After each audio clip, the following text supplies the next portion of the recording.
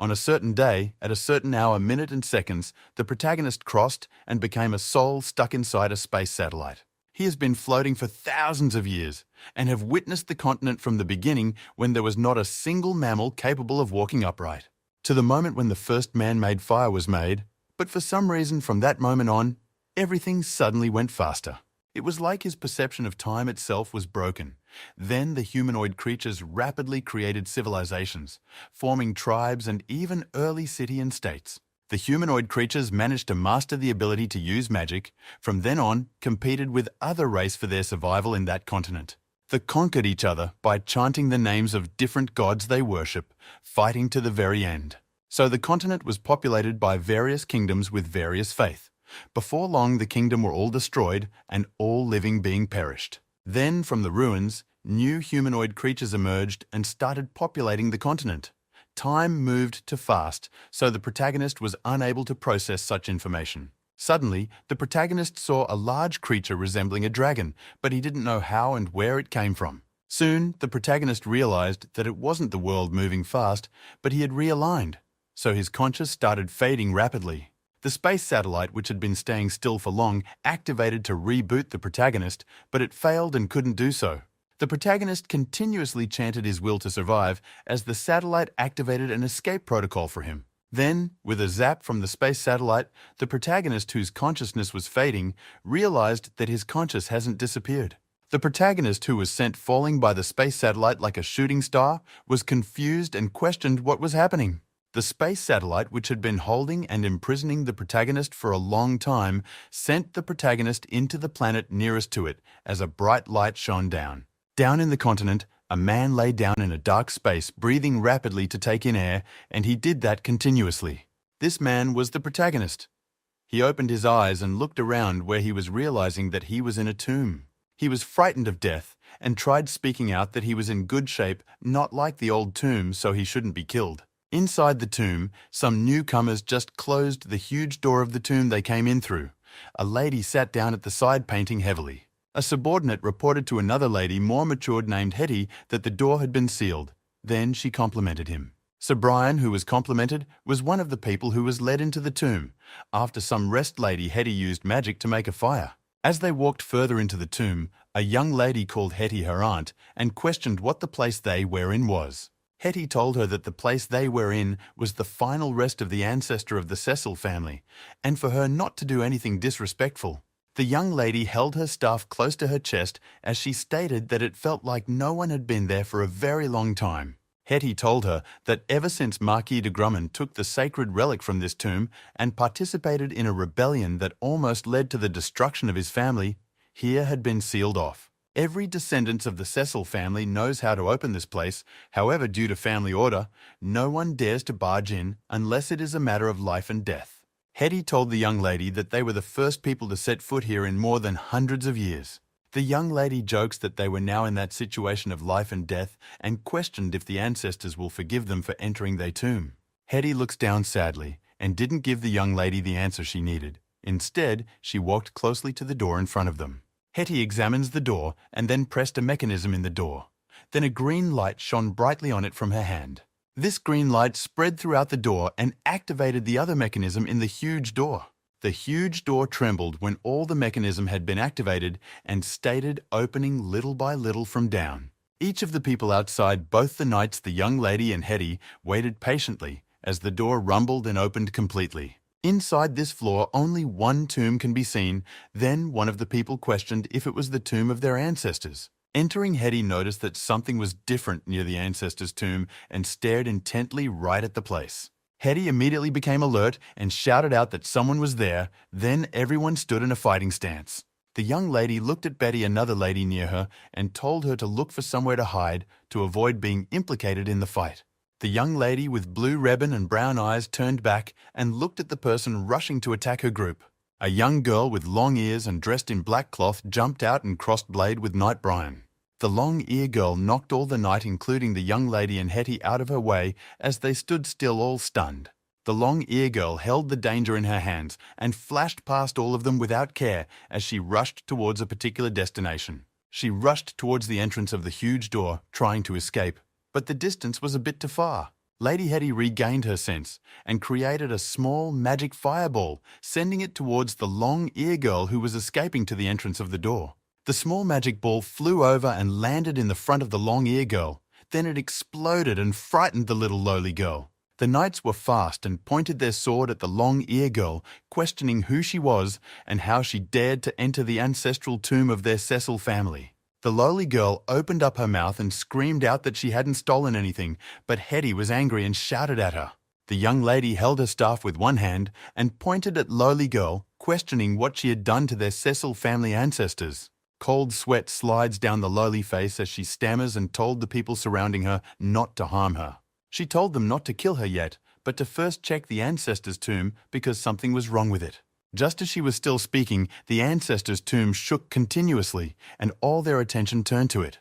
The young lady held her staff and watched as the tomb clacked, while Hetty prayed that the ancestor rest in peace since the intruder will face her punishment. The lowly girl stated that when Hetty was done talking, she might as well hold down her ancestor's tomb. Cold sweat slides down from the knight's face as they watched the ancestor's tomb, feeling that it was to horror-like. Just as they were all watching the ancestor tomb, a hand with black gloves on popped up from a space opened in the side of the tomb. This made the calm young lady jump up and used her staff to attack the tomb, shouting that her lord ancestor rest in peace. The cover of the tomb crushed down on the hand, making the person inside curse out, questioning who had hit him. Young lady was shocked and turned her head towards Hetty, telling her that she might have disrespected the ancestor because of her action. Hetty was stunned, but reacted very fast. She shouted for young lady to get out from the tomb as she activated her power ready to attack. But then she stopped and told young lady that it might be the resurrection of an ancestor due to the corruption of the sacred remain of the ancestor tomb by the monsters. Just as she was still speaking, the ancestor in the tomb, who was annoyed due to the attack from the young lady, kicked open the tomb cover with force. Then, right in front of all the people, the ancestor sat up, making them shocked and speechless, especially the young lady near the tomb. The lowly, sitting on the ground with a sword placed on her neck, stated that their ancestor had risen with a worried look on her face. This ancestor was none other than the protagonist who had just possessed the body of the Cecil family ancestor. He looked at his trembling hand angrily. Then, he looked at the young lady near him who was already shaking because he knew that she was definitely the one who attacked him. The protagonist questioned if she was the one who just smashed his hand, and the young lady, who was already scared, tearfully stated that she was sorry. Before the protagonist could say another word, the young lady jumped away from the tomb and hid behind Hetty. Hetty blocked the scared young lady and turned to the protagonist, asking if he knew who he was. The protagonist became serious and stated thinking of who he was, although he knew he had possessed the body of the Cecil family ancestor. The protagonist was shocked that he was still alive and questioned who he was. Then suddenly, a large information was sent into his memory. Those were the memories of the body he occupied, and through this memory he realized who he was. He touched his forehead and replied to Hetty that he was Gawain Cecil, the founder of the Kingdom of Ansu.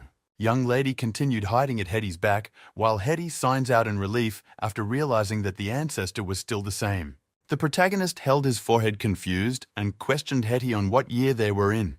The young lady hiding behind Hetty answered that the year was 735 of the Anso calendar, and he had been sleeping for over 700 years.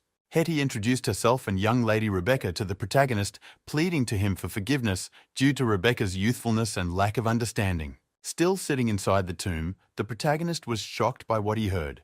He never thought he would one day have great-great-great-granddaughters. He felt that it was too unbelievable. He asked them to help him up as he tried coming out from the tomb. Lady Rebecca happily rushed forward, stretching her hands out to help the protagonist come out from the coffin.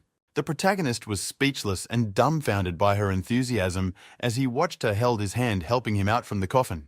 Hetty sweats for the young lady who didn't have the understanding of what was happening and acts recklessly in front of the ancestor.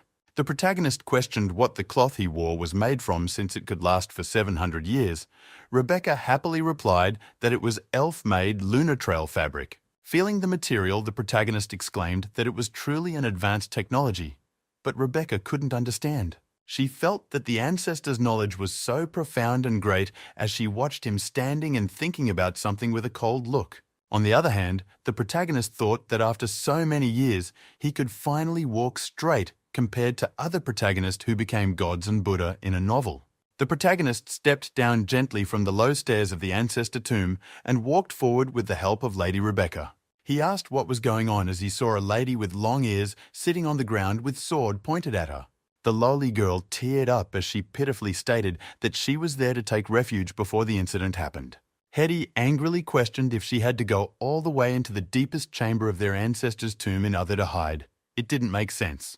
Hetty felt that the lowly girl had another motive for doing that, so she pointed at her and told the protagonist she was the one who disturbed his slumber.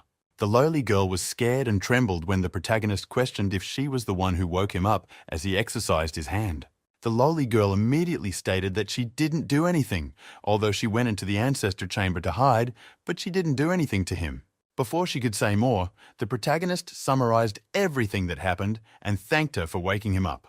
Everywhere became silent, and everyone looked at the protagonist dumbfoundedly. Hetty, who was expecting the protagonist to punish the lowly girl, was stunned. The protagonist further told them to let her go because it won't be good for 4 matured knight to apprehend a little girl.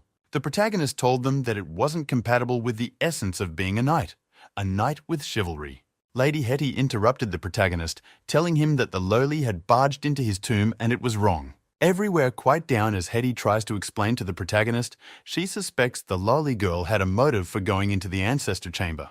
The protagonist told her there was no problem with letting her go since he didn't see any reason to hold her, and thanking her for waking him up is the best choice. Lowly girl was surprised and spoke out stating that he was the eldest among them, so he shouldn't go back on his word. The protagonist didn't think much about what she said. Instead, he questioned what the lowly girl's name was. The lowly girl smiled and stood up from the ground and placed her hand on her waist. Then she answered that her name was Amber. The protagonist held his chin thinking about the lowly girl name while inspecting her features from head to toe. After thinking for some while, he stated that she does look like some wood elf from the forest. Hetty interrupted before he could say further, telling him it wasn't time for small talk since they weren't safe there, and Rebecca nodded in agreement.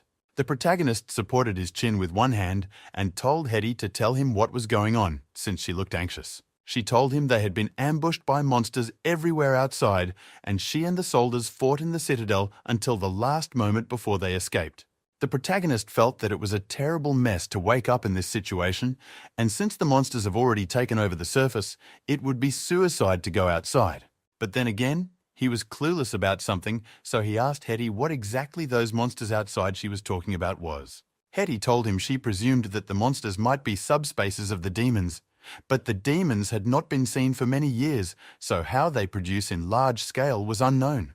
The protagonist was startled when Rebecca questioned if he couldn't defeat the monster outside with his strength. Rebecca's eyes almost began to flash as she stated that he was the most powerful knight in the whole Anzu kingdom and northern continent. Gawain Cecil, who was one of the greatest heroes, was known as the second founding legend who saved a lot of people when the empire was crumbling. The protagonist searched his memory and was shocked to find out that Gawain was a legendary hero. Although his life was short and glorious, he set out from young and became the youngest of the pioneering horsemen of his days. But such a glorious life was like a candle that burned too hot, and this legendary man exhausted his life in his last battle against the Dark Tide. And for who knows sake, the protagonist had possessed a person who is beyond compare. Rebecca was looking at him hopeful eyes, and even Hetty, who seemed the most matured and composed, was looking at him with some anticipation. But the person they were looking at was the protagonist, not Gawain Cecil. He told them he had slept too long, so he was unsure of how capable he was now. Gawain looked down at his hand. It was a hand of a warrior, thick and tough with calluses, but also with great power. The protagonist told Hetty and the others that they were not sure of how powerful the monsters outside could be, so it was smarter for them to find a way to get around those monsters. Rebecca immediately told him that the drawbridge had been destroyed and several other roads had also been blocked. The protagonist told them that the Cecil domain used to be part of the southern defense line of the kingdom, and there was a secret tunnel that can lead them outside, which was beneath the castle. Rebecca was pleasantly surprised and stated that if there was such a thing it was good to find it immediately. Then she asked the protagonist to lead the way. The protagonist coughed and stated that there was a problem, even though he knew there was a passage here. He spread out his hands and told them that he only knows how to get there from the castle, but not from that ancestral tomb. Rebecca was surprised and questioned why he didn't know the way out, even when he had stayed here for a long time. Everyone was speechless. The protagonist's face became dark as he wondered if Rebecca had an injury in her head when she fought with the monsters. He patiently told her he was dead, so he couldn't know how his grave looked like. Hetty's face grew pale. She had the feeling that this disappointing descendant would be the death of her ancestor. Hetty sighed and calmly stated that they couldn't go back to the same route, since it had been occupied by the monsters. The protagonist stated that they had to find another way out as he searched his inherited memory since it had been 700 years. The foundations, however, remain intact, and the entrance he mentioned should still be in place, so that should be fine. The protagonist extended his hand to a soldier beside him and told him to lend his sword to him for a moment. After taking the long sword from the soldier, the protagonist drew a sketch on the ground, though the sketch were drawn in a hurry, but the different section of the castle could be made out quite clearly. Rebecca looked curiously at the protagonist's sketch and stated that the wine cellar and the granary are still there, but she didn't know there was a third room. The protagonist chuckled and stated that it was not a room, but a compartment concealed between the walls and supports beams by some architectural tricks. He told her that the Cecil pioneers built it according to the demand of a stronghold during war, which can be used for emergency evacuation and as a supply route when under siege. He gave Rebecca a strange look and questioned if she really didn't know about this because it was the knowledge which was passed down in the Cecil family generation. Rebecca looked down embarrassed and stuttered, not knowing what to say as a reply. Hetty bit her lip with a troubled look and told the protagonist that they had failed to live up to his expectation. They had been through many things. After listening to what she said, the protagonist told her that once they left the tomb, they are going to give him an explanation of what happened in these 700 years. What's the most urgent task right now is to find a way from the catacombs to the secret passage. Then, Rebecca, Hetty and Brian squatted down and studied the sketch. Although they were familiar with the Cecil clan castle, but not familiar with how the tomb was constructed. Rebecca was frustrated. Even before the tomb was sealed 100 years back, the descendants of the Cecil family could only enter the tomb on a few rare occasions. Just as they were unable to find a solution, the lolly girl who stayed obediently in a corner suddenly spoke, stating that she knew where the secret chamber was. Immediately, everyone in the tomb turned their attention to the half-elf thief and she cringed her neck back. Hetty, Rebecca and Brian came very close to her and stared coldly at her. Hetty questioned how she knew about the secret chamber. Lolly girl was a little scared and stuttered, not knowing how to reply. She felt very intimidated by the trol's look. But seeing the encouraging look from the protagonist, she became bold and told them she came from that place. So she assumed it might be the secret chamber they were talking about, since she was asked she had to say it. The protagonist nodded and approved her telling her to lead the way since she knew it. The lowly girl patted her chest and stated that as long as the protagonist forgot about her digging his grave, everything was settled. Hetty glared at the blabbering lowly girl and spark flew in the air while the lowly girl looked up at Hetty proudly. Hetty was annoyed, so she grabbed her staff and started walking towards the entrance of the tomb. Lowly girl led the way in that front, and the others, including the three knights, followed her lead. But only the protagonist didn't follow, and that made Rebecca curious, and she called out to him, questioning why he wasn't following them. The protagonist whispered silently that he also needs to bring a weapon since the trip was dangerous, and the others have their own weapons. He stated that he had to get a weapon too, so he walked towards the coffin he came out from when he woke up. Rebecca called out to him, but he didn't answer her. Instead, he walked up and put his hand inside the coffin to pick up a sword. The moment he wielded the long sword, a familiar feeling aroused. It was as if every wrinkle on the sword fitted seamlessly with the lines on his palm. Rebecca's eyes widened at the sight of the black long sword, and even her voice shook as she stated that it was the legendary founder's sword. Hearing that, Hetty, who had already walked to the entrance, immediately turned back and stared at the sword in excitement.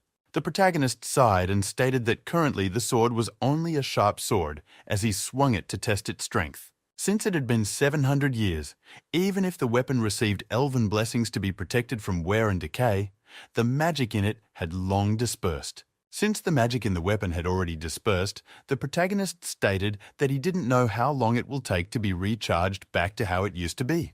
The protagonist remembered something and told them that he had a shield, and questioned if it was not buried with him. Then he turned and looked at the coffin. There was a small stone platform, but there was nothing on the stone platform. He questioned how he lost it, and Hetty had a grim face as she told him that his descendants, Cecil Grumman, took it from his tomb and lost it on the battlefield. She hesitated when she spoke. Obviously, there were many things that she left out. If not, she didn't know how angry the ancestor will become if he knows the remaining truth behind it. The protagonist called Grumman a disgrace and thought that luckily Grumman didn't go so crazy as to take his whole outfit from the coffin. After coming back to the stone hall from the ancestral tomb, Rebecca looks around, then waved her hand, telling Betty to come out. A little girl smaller than Rebecca came out wearing a skirt made of coarse material and holding tightly to a pan in her hand. Her face was filled with apprehension. Rebecca introduced How to the protagonist as the castle maid servants who was left behind by the first group of rescue, and when they saw her, they allowed her to join their group. Then, Rebecca wanted to introduce the protagonist to Betty, the maid with apprehension on her face when an accident happened. A small quick from above the thumb interrupted Rebecca's introduction, and everywhere became quiet as they wanted to know what was happening. The tomb shocked even more, making everyone inside tremble even more, and Rebecca and the others were unbalanced and startled. The protagonist thought in his mind that it was no longer time to talk. They had to escape from there, or they will die miserably if the stone fall on them. The protagonist held his sword firmly and turned to look at the lowly girl. Then he told her to lead the way immediately. The lowly girl, the great stealth user, professional manipulator of shadows, grave-digging and enthusiast girl had a wise saying. The part is right there. The door is nothing more than an illusory ornament. Put your mind and you will be able to open even the royal treasury. With a little shadow magic and some understanding of the ancient seals and a tiny bit of luck, the lowly easily broke the seal on the Cecil clan's ancestor tomb. Then, a passageway that even Hetty and Rebecca, the Cecil clan descendants, didn't know about, appeared in front of everyone, and they were all amazed. Perhaps celery did not exist in this world, but to Amber, opening the gate to the ancient tomb was something that did not even require celery. Everyone then follows the lowly girl into the passageway, which was built with rock and spirits subduing bricks. Then Hetty questioned if Amber was really just a thief. The lonely girl with more days to answer that she was only just a little bandit trying to make a living by stealing. Walking in the front, she stated that since she was the descendants of the forest elves, she respected the spirit of the past ancestors, so she will never do something like digging graves. The protagonist's expression changed to a look of scorn at her claim and questioned if she cared to explain why she was so proficient in digging grave. She stated that picking locks and breaking seals are basic skills for her clan, and it was not wrong for her to be proficient at the basic skills. At this time, Rebecca, who was walking in the middle of the team, suddenly asked if Amber was a resident of the Cecil territory. The lowly girl brows furrowed as she pondered before stating that she had been in the Cecil territory for several years but have never applied for full citizen. According to the Cecil territory rules, those who have lived in the territory for more than 3 years and paid their taxes on time are considered citizen. The lowly girl turned to Rebecca and questioned if she could be considered a resident of the Cecil family because of these conditions. Rebecca shook her head and told her that if she didn't apply, then she can't be considered a resident. Then lowly girl dragged her syllable and questioned why she asked. Rebecca seriously stated that she was the lady of the Cecil territory, so it is her responsibility to protect anyone from her resident territory. Lowly girl happily stated that she should have said that earlier, and Rebecca with a straight face replied that it was too late. The protagonist looked at Rebecca and then at the lowly girl and shook his head, although he woke up in a mess, but the feeling of being a human was much better than lying in a coffin. He then turned and looked at Hetty walking behind him. This lady was his granddaughter of who knows how many generations after him. She had taken furtive glance at him several times but kept quiet, and he knew she wouldn't speak, so he stated that if she had any questions, she could ask him. Hetty hesitated before speaking, stating that she still could not believe that he was alive and questioned if he really was the one. The protagonist stated that indeed he was still the same Gawain Cecil, the founder of Anzu Kingdom 700 years ago, but these does not prove anything, and even an historian can tell the same story. The protagonist looked at her and questioned if she was trying to confirm his authenticity. Then she looked apologizing at him, stating that he should forgive her for doubting him. Hetty stated that it was really something. Although she has heard stories of resurrection from the dead, it was another story to see it with 2 eyes. She have heard that Holy Night and Silver Moon elves can rely on holy light and mystical art to persevere them from death for decades. However, she have never heard of a human knight coming back to life, talk more of someone who died 700 years ago resurrecting. Although the protagonist had some idea of what happened, but pretended he didn't know, telling her that he himself didn't know how. The protagonist stated that perhaps it had something to do with the elemental blessing he received when he was pioneering, which might have changed his constitution. Although Hetty still had some doubt, but there was nothing she could do about it but to believe what he said. So she replied in a questioning tone if that was how it happened. Then she turned to the path ahead. She stated that there was airflow with a low voice and looked vigilantly at the front. The protagonist also looked ahead and nodded in reply, grasping the sword in his hand tightly as a vague feeling of uneasiness heightened his guard. Hetty stated that the magic felt different and they were probably close to the entrance, but there was some strange magic reaction in the front. She alerted everyone that they were close to the entrance of the secret chamber, and everyone became on guard. Knight Brian, who was walking with Lowly Girl at the front of the pack, seems to have sensed something and reminded everyone to be alert. Unsheathing his steel broadsword, he casually brushed his other hand along the blade, and the blade was illuminated with a bright light. Then he told the three guard to guide the rear. Though the passageway was long, it was soon led to its end. Byron asked the Lowly Girl which way it was when a crossroad with a more open space appeared up ahead. This was the intersection of the tomb and the castle's underground system. It was also the center of the network of ancient hidden passageway. Lowly Girl pointed to one of the path at the crossroad and stated that she came from that place, but it probably might have been occupied by a monster now. She told them the secret chamber leads to a well outside the castle, but it wouldn't be safe to go outside since monsters was roaming around. The protagonist looked at Hetty and questioned which road leads to the west, and that was the route he saw in his memory. Hetty drew a simple magic symbol in the air, and the symbol turned into a glowing ribbon. This glowing magic ribbon was blue in color. Then Hetty sent it off to look for the way leading to the west. The blue magic glow floated around before weaving and pointing to a certain direction on the passageway. The protagonist exclaims that it was over at the side. When he finished speaking, his voice fell, and he suddenly sensed danger coming. His sense was very sharp as he stopped speaking due to the danger coming from an unknown direction. Before he could even give it a thought, his seasony body had already reacted to the force coming towards him. The others were all shocked when they heard the loud sound. Hetty stood there looking at the protagonist, while Betty bit her lips as though she could be frightened to tears at any time. The protagonist raised the sword of Pioneer in a parring motion, and he immediately felt shock through the sword as though he was hit by a hammer.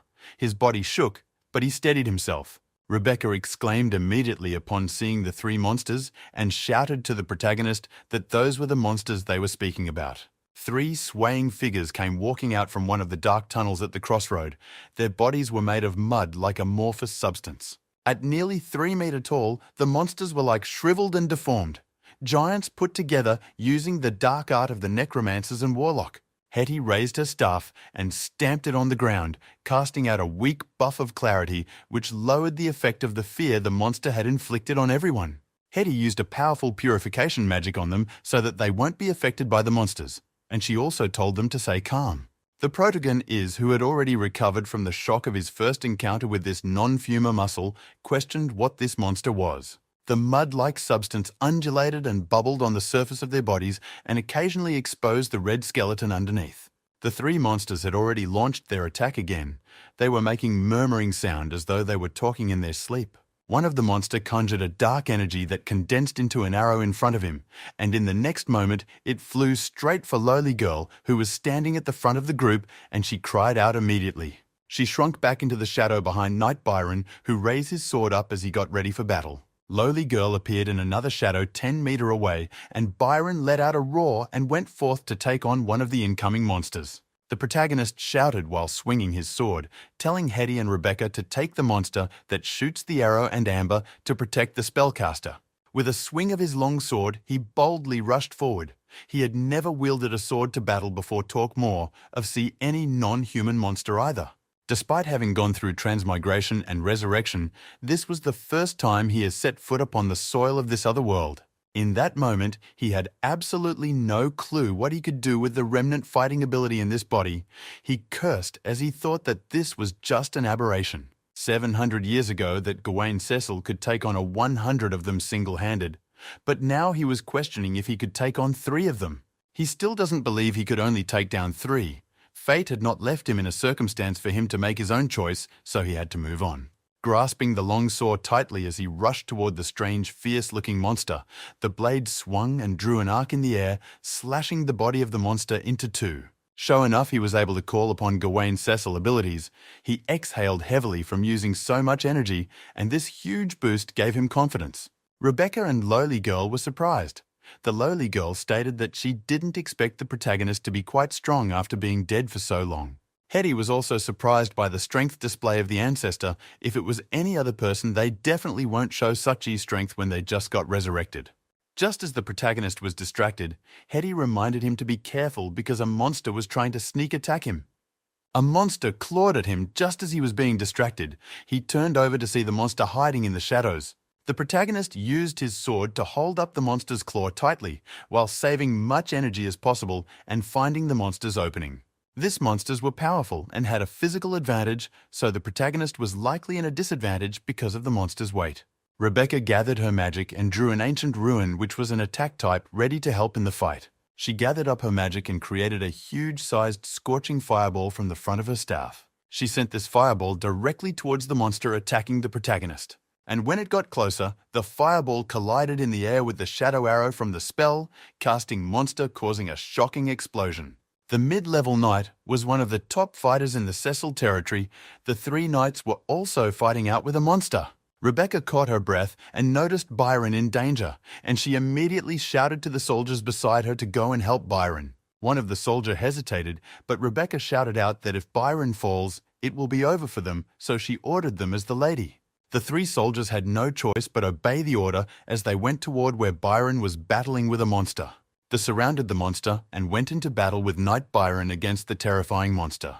The protagonist was gradually immersing himself into the battle, and the memory and experience that did not belong to him was rapidly becoming his own. His ability was also improving, and this process gave him a new sense of accomplishment. And when he slowly recovered from his immersion, he had beat the monsters to pulp. The monster claw passed over the protagonist's head when he was distracted, and he ducks to the side, then sent a counterattack. He sent his long sword piercing into the opponent's thigh, which showed that the aberration covered in flowing mud was invulnerable, and it could still be cut. The monster finally let out a murky howl, and its body fell uncontrollable to the side as it held its injured thigh looking at the protagonist with cold eyes. The protagonist attacked again to determine the monster's weak point, which was the abdomen, the lower limbs, and the lower back. Taking this chance, the protagonist shouted to Byron to try attacking their abdomen and lower limbs and to not attack the chest since there is no heart. He told them that attacking the weak points can significantly weaken the fighting ability of those monstrosities. Getting pointers from the protagonist Byron orders the other knight to hold it back so he could attack the monster's weak points. Byron's spirit rose and he first attacked the monster's thigh, stabbing it with his long sword.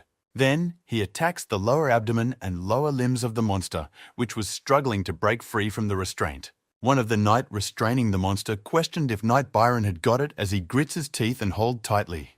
Byron smirked as he had a smile of victory on his face, preparing to finish the last attack and end the monster. Knight Byron gathered all his energy on his long sword and rushed to finish off the monster.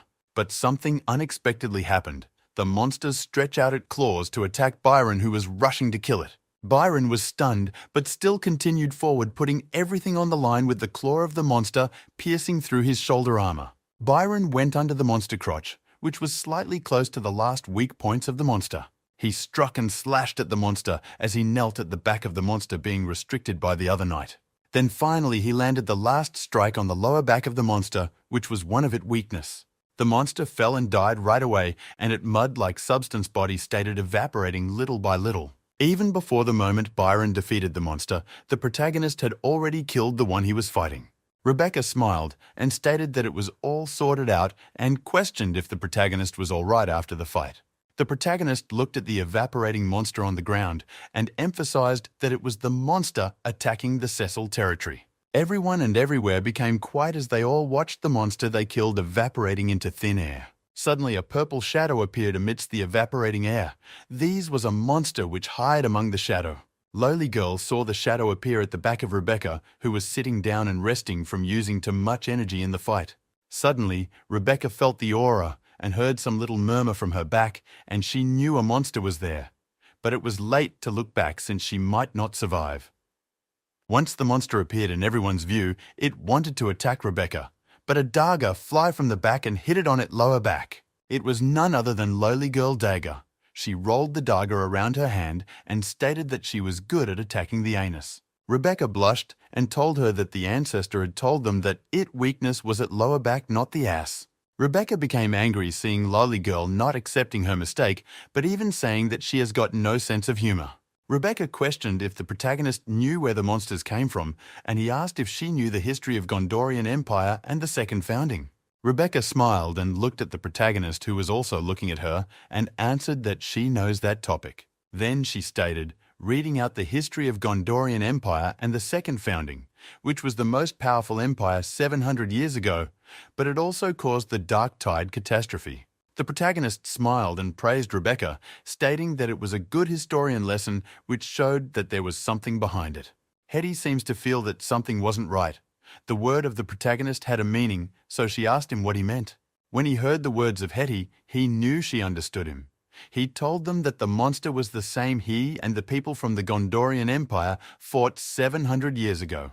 These monsters were born out of the demonic tide. After the collapse of the empire back then, a monster like that came and hunted the remaining survivors. Even after the founding of a kingdom, the monsters did not stop coming, so he and his comrade had been fighting these monsters for the past 10 years of their existence. Rebecca questioned if after 10 years since the founding of the Kingdom of Ansu, the monsters stopped attacking them. The protagonist smiled and patted her head, stating that it was after that did he die in the battlefield where the monster was flowing. As they walked through the passageway, the shadows of the people walking is illuminated at the wall by the side. Hetty questioned if the protagonist stated that the monsters that just appeared are the same with the one that appeared 700 years ago. The protagonist guessed they hadn't seen it for 100 years, and Hetty stated that the record of monsters started 600 years ago. Hetty looked down dejected and stated that those monsters had certainly been a nuisance in Ansu for a long time. However, ever since the elves race built the towers, these monsters vanished and became nothing more than a legend. The protagonist thought about something and stated that the Sentinel Tower built by the elves are not something that could easily be destroyed. Rebecca called out to the protagonist and stated that the matter had to be reported to His Majesty the King as soon as possible. The protagonist waved his hands and stated confidently that the king won't spare any effort and immediately send people to rebuild their territory due to the influence of the Cecil family. Hetty was stunned and her heart skipped. Then she called the protagonist and stated that she had something to say about the matter of the Cecil family. Seeing the downhearted look of Hetty, the protagonist knew that something wasn't right, so he questioned Hetty what was going on. Hetty, holding her staff which shone green colour, turned to look at Rebecca, who was also holding her staff which shone orange mixed with red. Both of them looked down, not daring to look at the protagonist, as Hetty told him that the honour of the Cecil family was no more, although he was still the legendary founder of the kingdom. She stated that Rebecca now holds the family head title, but she was only a viscount. Hearing that, the protagonist grits his teeth angrily. Then he looked at them as though he was looking at ants and questioned what the descendants of the Cecil family did and asked if they assassinated the king or rebelled. Hetty didn't look happy as she told the protagonist that so many things had happened in the past 700 years. AD today, the Ansu kingdom belongs to the second dynasty, and the Cecil family, which was one of the founder of the Ansu kingdom, ceased being an important vassal of the frontier and became a stigmatized outcast of the royal family. Rebecca told the protagonist that 100 years ago, the last king of Ansu who had no heir died, leaving the kingdom in turmoil. The royal family with others fought for the throne. She stated that in fact that it was Marquis Grumman who was behind all this, and because he didn't have the support of his family, he turned his attention to his ancestor. The protagonist held his head, feeling annoyed as he stated that it was these same Marquis Grumman that took his shield. Rebecca smiled and stated that he was right about Marquis Grumman being the one who took his shield, and from there, lost it. Marquis Grumman then imprisoned the then Grand Duke of the Cecil family and took that ancestor relic from the tomb in the name of the successor, and then proclaimed his support for Prince Tosh. The two people the Marquis Grumman supported died, and then he formed an alliance with one of the king's uncle. Then Duke of the North found a youth and claimed him to be the king's son. The North Grand Duke then used the youth as a leverage in the civil war, which ended in the misty moon of 636 in Ansu. and after the second dynasty of Ansu was established. Lowly Girl interjected that the fast lasted only a year, but it caused a complete restructuring of the kingdom, leaving no one on the continent unaware of the history. They further told the protagonist that the last person to ascend to the throne was a bastard, known privately as the Bastard Prince of War.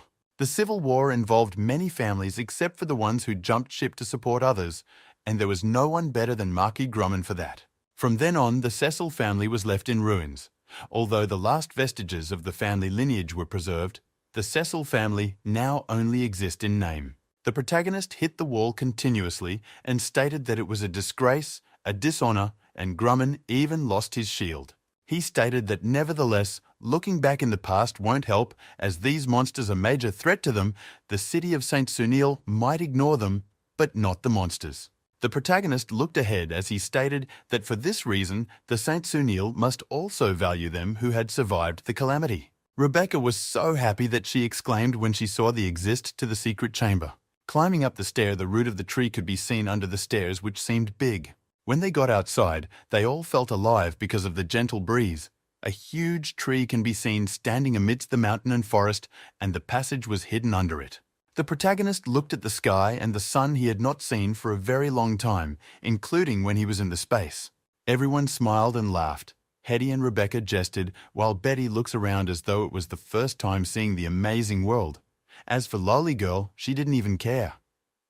The protagonist, who was still looking at the sky, realized something very important. He looked at the luminary in the sky. Then he exclaimed that the huge ball on the sky that was even as big as Earth was not the sun, but just looks alike. This was the sunrise, but it was completely different from the one on Earth where the protagonist came from. And this is because of the relatively low luminous and thermal efficiency of the star here, and the close proximity of the planet to it. That is why a massive sun appears. Perhaps it is not a star at all, but an emitting beam of light and heat. Alternatively, it could be something less scientific, but something more magical and enigmatic.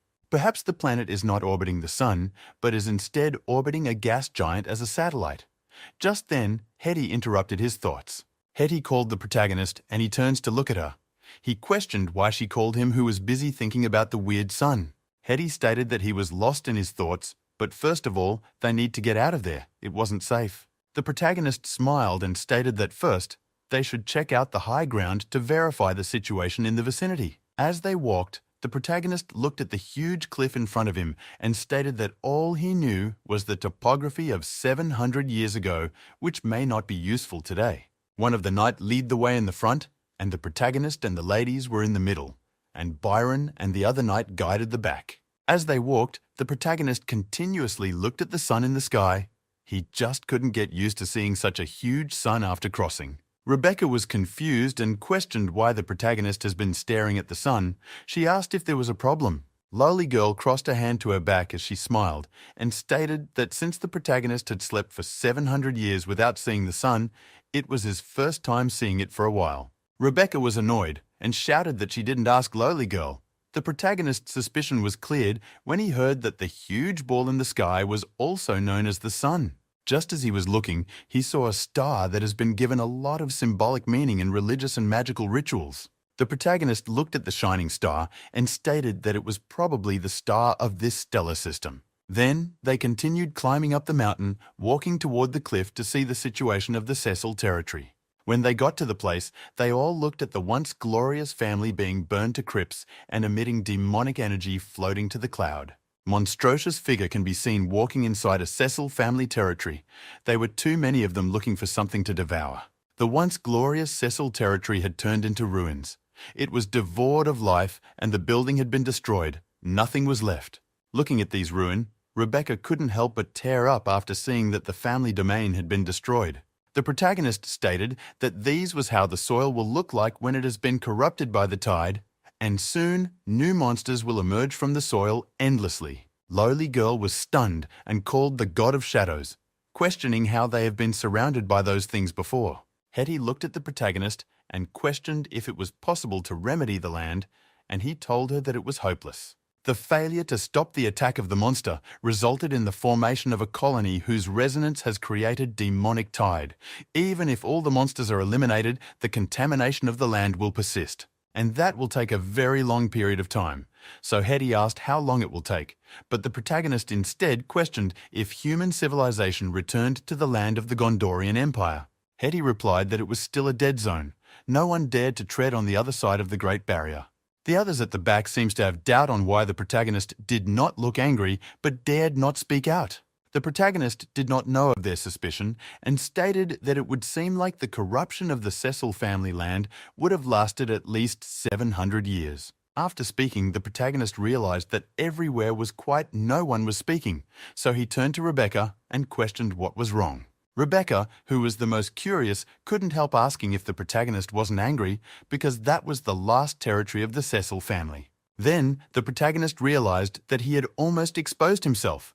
He cared because naturally one should be angry that all their hard work was all in vain. Then he coughed and cleared his throat, thinking of what trick to use so that you will not look suspicious. He slowly stated that there was no use dwelling on what had happened, it was not like it could be reversed. Then, the protagonist raised his hand up, putting up a hero pose, and stated that if the territory was gone, then it was gone, so they would have to find a new ground and start over. After hearing his word, all of them admired him, especially Rebecca, while the others were confused on what he meant. Lowly Girl thought that it was as expected of a legendary ancestor. His perspective and heart we are really different. Although the protagonist was legendary, but still nowadays all the land is partitioned, so she was questioning where the protagonist would go. The protagonist stated that there was nothing more to see here, so it was time for them to plan their journey, finding a town first and then reunite with the other people. He believed it was a knight named Philip that led the other group to escape, so he asked if they agreed on a location to rendezvous.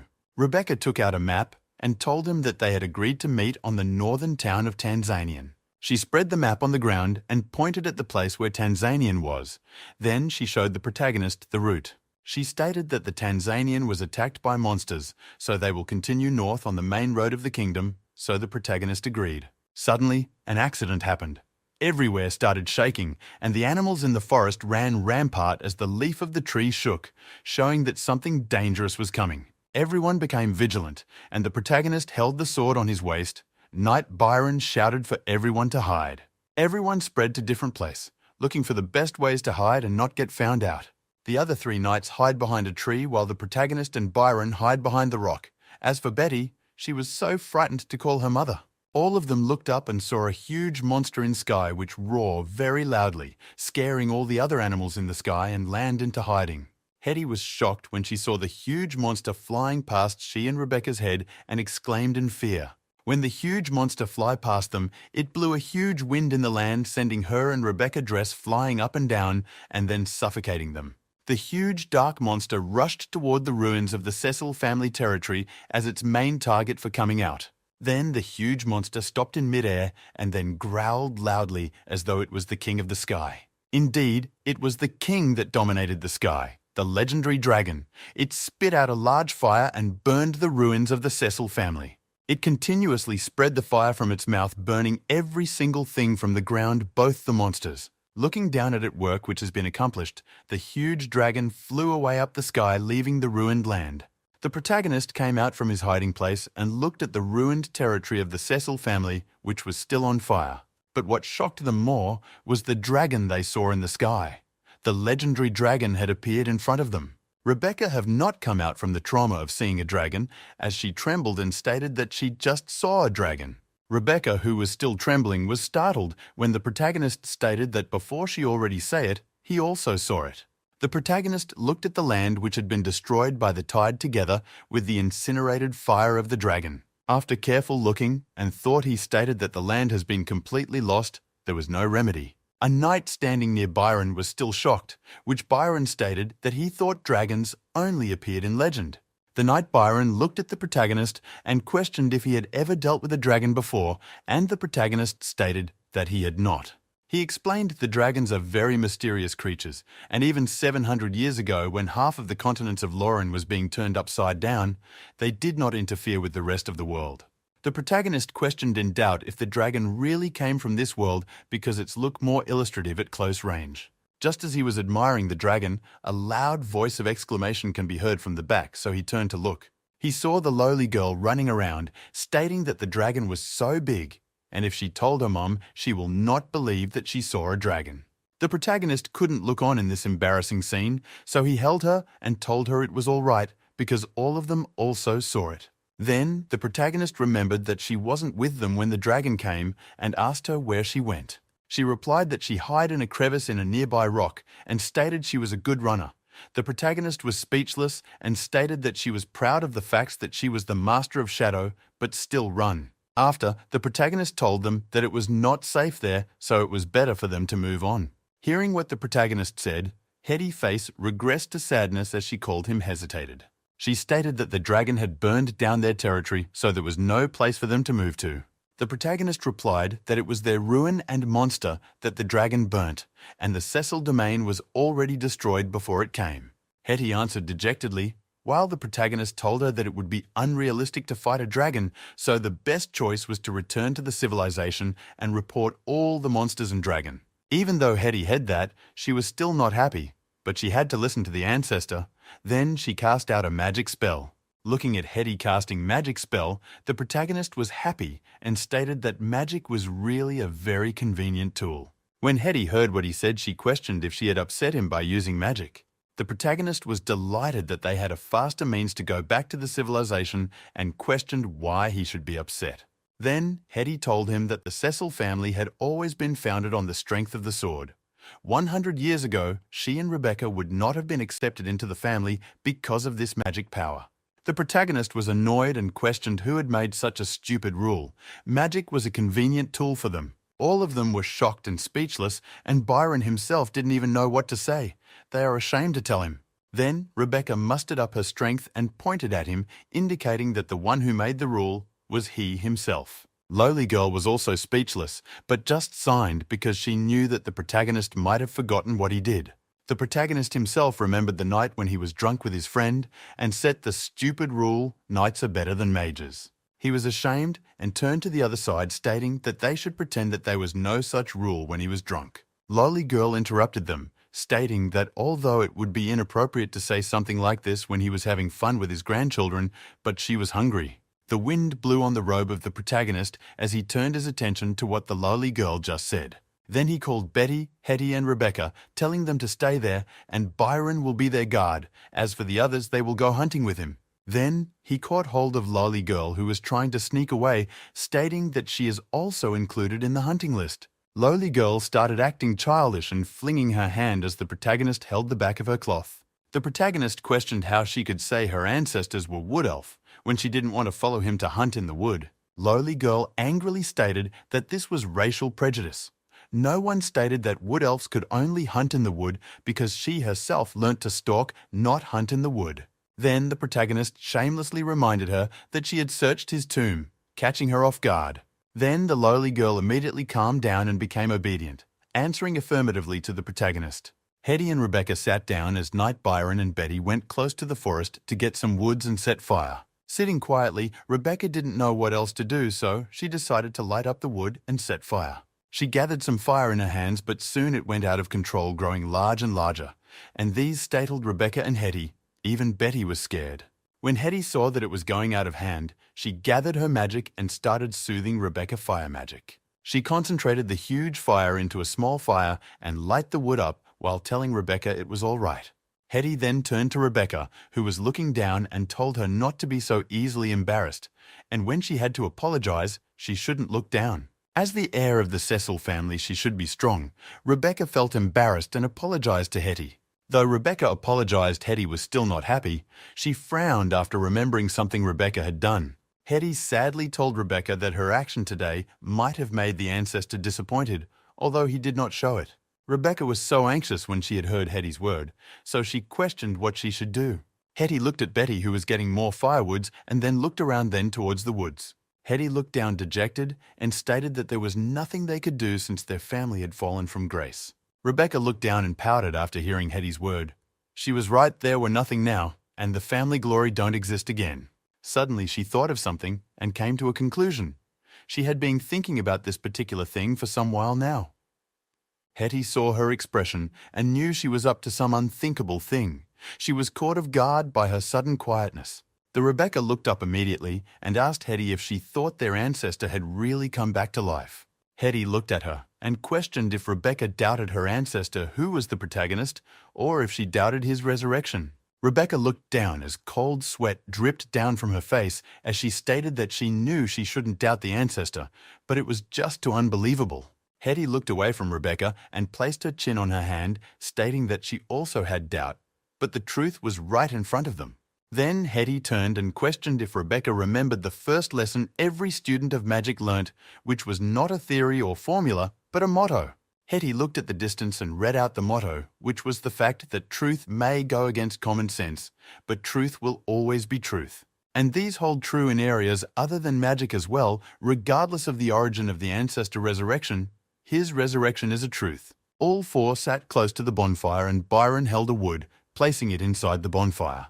Just then, the hunters came back carrying rabbits and wild boar, which was killed. Then, they started roasting the hunted meats with the bonfire, and everyone sat around waiting. After sitting down on a rock, the protagonist started conversing with Lowly Girl, stating that she had said she didn't know hunting skill, but she was as skilled as a grey elf in Mosso Wood. Lowly Girl replied that his story of grey elves must at least be several centuries old, and told him that grey elves don't hunt anymore, but are involved in herb dealings. She smiled and stated that she was not really a good hunter, although she was an half-elf who was raised in the human society by an old thief. Lowly Girl gave the protagonist some meat that was well cooked, and he collected it from her, asking what her skills were. She cringed her teeth and stated that although she didn't know how to hunt, but she at least know how to steal some chickens. Then, she happily stated that she learnt all those skills back when she was small, then continued chomping on her food. Just as she was done speaking, she was startled when Hetty stated that she was vulgar and unpleasant.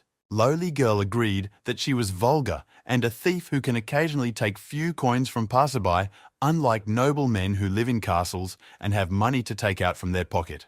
Hearing that, Byron, who was originally not at her back, appeared and swung his sword near her neck, scaring her out of her wit.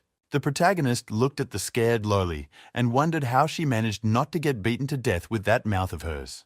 The protagonist smiled and emphasized that she must learn how to be a good fugitive. Lowly Girl, who was sitting on the ground, was in tears because of being targeted by everyone. She was quite miserable. But then her eyes lit up and her eyes moved when the protagonist stated that it was enough of the jest. He stated that it was time to put aside the class struggles, as they are now on the same boat. First, they needed to restore their strength. The mage also need time to meditate to restore their mana, then after that they can leave before noon. They had already spent one night underground and can't afford to waste the rest of the day. Then Rebecca raised her hand and waved at Betty, telling her to come over at their side and have something to eat. She told Betty to put down the pan on her hand because she wouldn't need it anymore. Betty looked up and stared at Rebecca, not saying a single word, so no one knew if she was listening to Rebecca. She looked at her mistress Rebecca, then at the pan in her hand as though in hesitation. The protagonist was a little curious, so he questioned why she kept holding the pan. Betty cringed her neck and stated that Madame Hanson told her she would be responsible for frying sausage and bread with the pan. The protagonist sighed and looked at the young lady with freckles on her face. Hetty cleared his doubt, telling him that Madame Hanson was in charge of the kitchen in the castle. Then she whispered to him that Madame Hanson had died back when the monster invaded the Cecil domain. The protagonist walked towards Betty and placed his hand on the top of her shoulder. He comforted her by emphasizing that the pan was hers and would be hers from then on. Then he told her that since it would be hers from then on, she could put it aside for a few minutes and go and eat. Seeing the protagonist comfort her, Hetty and Rebecca also looked at her and smiled, indicating that indeed the pan was hers. Knight Byron laughed out happily and Lowly Girl also smiled. Everyone had a happy look on their faces. Looking at the happy and smiling face of everyone, Betty knew she was not alone and her spirit lifted. A nameless forest appeared right in front. In this undeveloped region far from civilization, nameless places like this were common. Walking through the forest, the protagonist's strong physical capability and all his innate qualities enabled him to easily survive in the wilderness. Hetty and Betty are the most who suffered because they had weak constitution, but Rebecca's performance was surprising. The protagonist complimented her, stating that her physical fitness was strong and no worse than a soldier. She explained that when she was young, she used to run around like a boy, and her father thought she could be a knight. Just then, Byron took out his sword and a blue lump appeared on it. Then he stated that there were magical beasts in the forest, but not clearly strong. The lump of blue substance slowly became transparent at the tip of the sword and gradually dissipated in the air. The center of the forest definitely should have a natural, magical concentration of dark energy, although it would seem to be a very weak one. Lowly Girl bent down and looked at the grass on the ground, stating that the magical beast must be weak. She continued speaking, saying that since there was no visible variation in the surrounding vegetables, it means that the level of concentration does not ever affect the wildlife. The protagonist looked at the two wilderness survival experts with a bit of surprise and stated that they seemed to have a real knowledge about wilderness. Rebecca smiled and stated that before serving her father, Knight Byron used to be a mercenary. Knight Byron was proud of this but still acted modest and spoke calmly, saying that it was in the past. Lowly Girl, who was listening to the conversation, mocked Byron, stating that everyone also had a past. As they were talking, they already walked some distance towards the deeper forest. The surrounding trees were becoming denser, and the ray of light became sparse. Lowly Girl's eyes flickered in alert. She asked if everyone felt that it was getting cold. Hetty became serious and raised her staff, stamping it forcefully on the ground. She started chanting a mouthful of hard-to-pronounce incantation, casting the detection spell. Betty's eyes widened in horror, and she almost screamed out, but the protagonist stopped her. There were some white mist ghosts standing and watching the protagonist and the others. Hetty gritted her teeth and stated that the shadow in front was the mist wraith.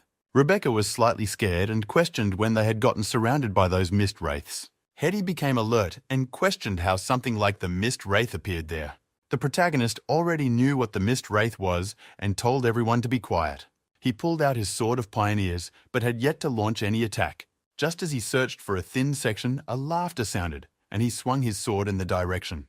The protagonist shouted for them to set fire on the misty one before it reforms. The illusory image, split into half by the protagonist, did not vanish, but started to form itself again. Realizing that the mist had its own consciousness, Hetty informed them of it. Rebecca's attack was much simpler. Fireballs of all sizes were sent flying towards the mist, causing explosions. The protagonist told her not to use Fireball, but to use a wide-range attack spell. But Rebecca yelled out that she could only use the Fireball magic spell at the moment. The protagonist was startled and exclaimed what she meant in shock. Hetty told him that Rebecca had only learnt Fireball, and it took her 5 years to do so. Rebecca flushed red in the face, frustrated by her ineptitude in magic. Then she started chanting a wide-range spell with all her might. She gathered the powerful magic energy, almost using up every effort in order to shape it. Then, with a wave of her staff, the fireball of washbasin size flew towards the densest part in the mist, causing an explosion. This sudden enlightenment before the battle resulted in a shocking turn of the tide. This extreme fireball caused an extreme explosion, and even the mist in front became thinner. Just then, one of the soldiers cried in fear and anger, and his eyes were blood red. The protagonist and others at the front turned and looked at the man, asking what was going on. Then he realized that the mist wraith negative energy had finally utterly defeated the soldier's spirit. The other two soldiers swarmed up and pinned down the poor guy who had gone mad. Suddenly blood, like dark cloud, gathered in the eyes of the two soldiers, pinning the mad soldier down. They were also about to lose their mind. Then the protagonist's thought was to wake them up. Seeing this, the protagonist immediately pierced his sword into the ground. Then he utilized the power that came from his body and used mind shock to wake the soldiers. The fear in the two soldiers' eyes quickly dissipated and they regained conscience. But the poor guy on the ground had been broken in spirit by the mist wraith. The protagonist looked around and became tense, questioning where Betty was. Lowly Girl stated that she saw Betty running into the forest as though she was sleepwalking. Then the protagonist realized that Betty had lost control of her mind.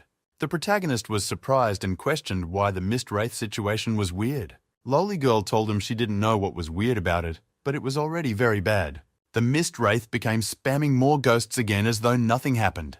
The protagonist logically stated that even if it was powerful, it should at least be weakened a little. He stated that they had previously determined that the magic concentration there was not powerful. Then he questioned why a mist wraith that even had intelligence spawned there. Lowly Girl was quick-witted and understood that he meant the mist didn't spawn naturally. The protagonist told her that it was not necessarily an artificial source, but something to sustain it. He emphasized that the thing sustaining it was nearby, but hidden from their sense and invisible. Lowly Girl stated that Hetty had already used detection spell to check. Then her eyes widened as she suddenly thought that it might not be on the plane they were in. Before her words fell, the protagonist saw her suddenly jump backward and disappeared. Lolly Girl was jumping and shifting from surface to surface. After some time, she disappeared completely. The protagonist immediately knew it was Shadow Walk and questioned where Lolly came from. Before he could come out with more questions, Lolly Girl appeared again from his back. Just when the protagonist was about to ask the situation, she grabbed him and pulled him. He staggered for a moment, then felt himself passing through a layer of cold, illusory barrier. When his vision regained focus, the surroundings had already changed. The colors on everything were gone. It was only black and white everywhere. He looked around and noticed that the forest had disappeared, but there were dry tree stumps on the ground. Everyone, including Hetty, was standing not far from him motionless, as if they were under spell.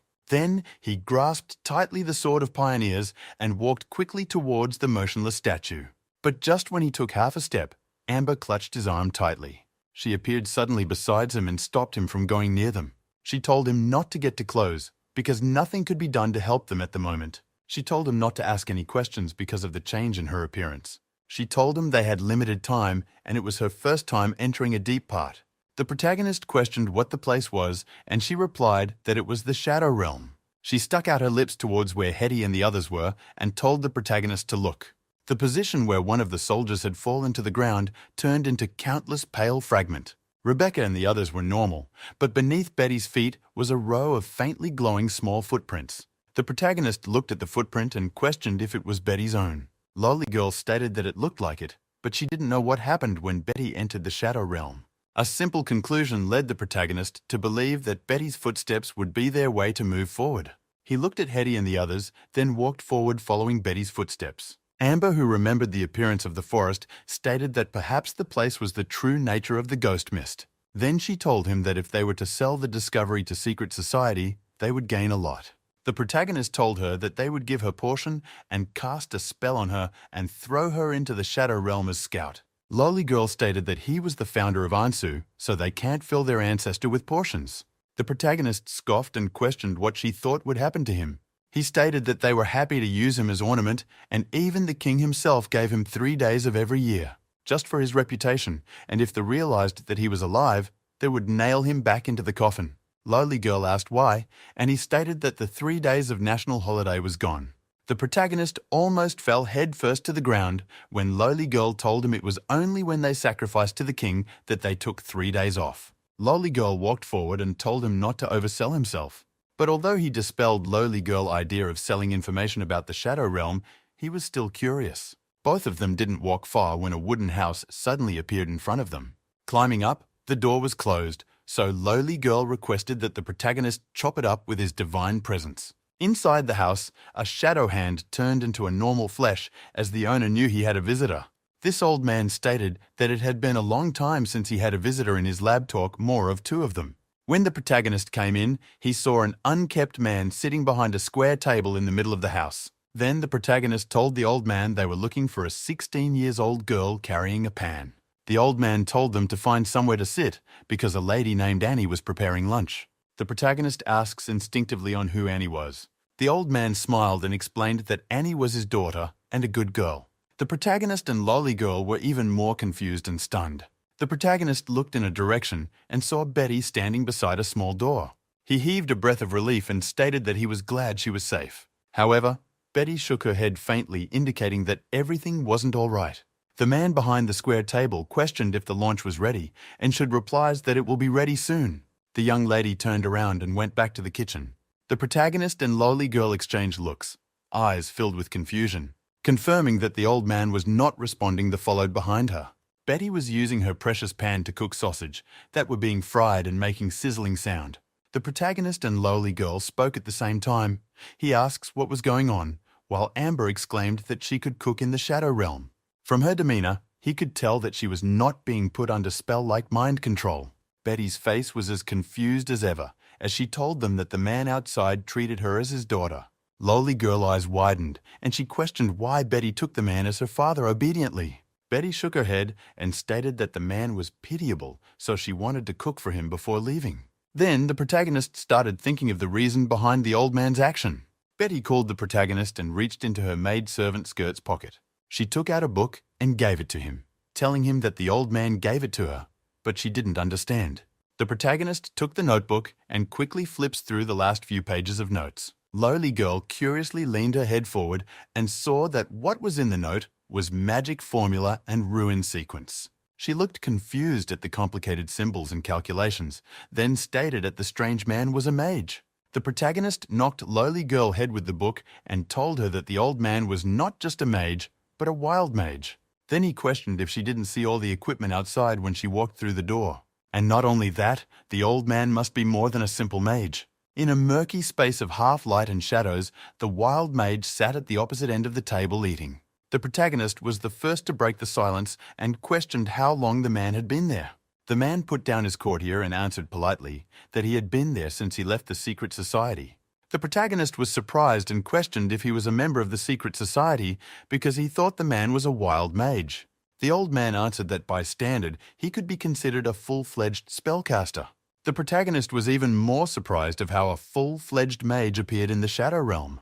The man explains that he was good at calculation but lacked ability to translate them into spell pattern. Even though he was originally the second-ranked member of the secret society, he was not welcomed in the society. Amber was bewildered and questioned if they kicked him out from the society. The man shook his head and stated that he left of his own will.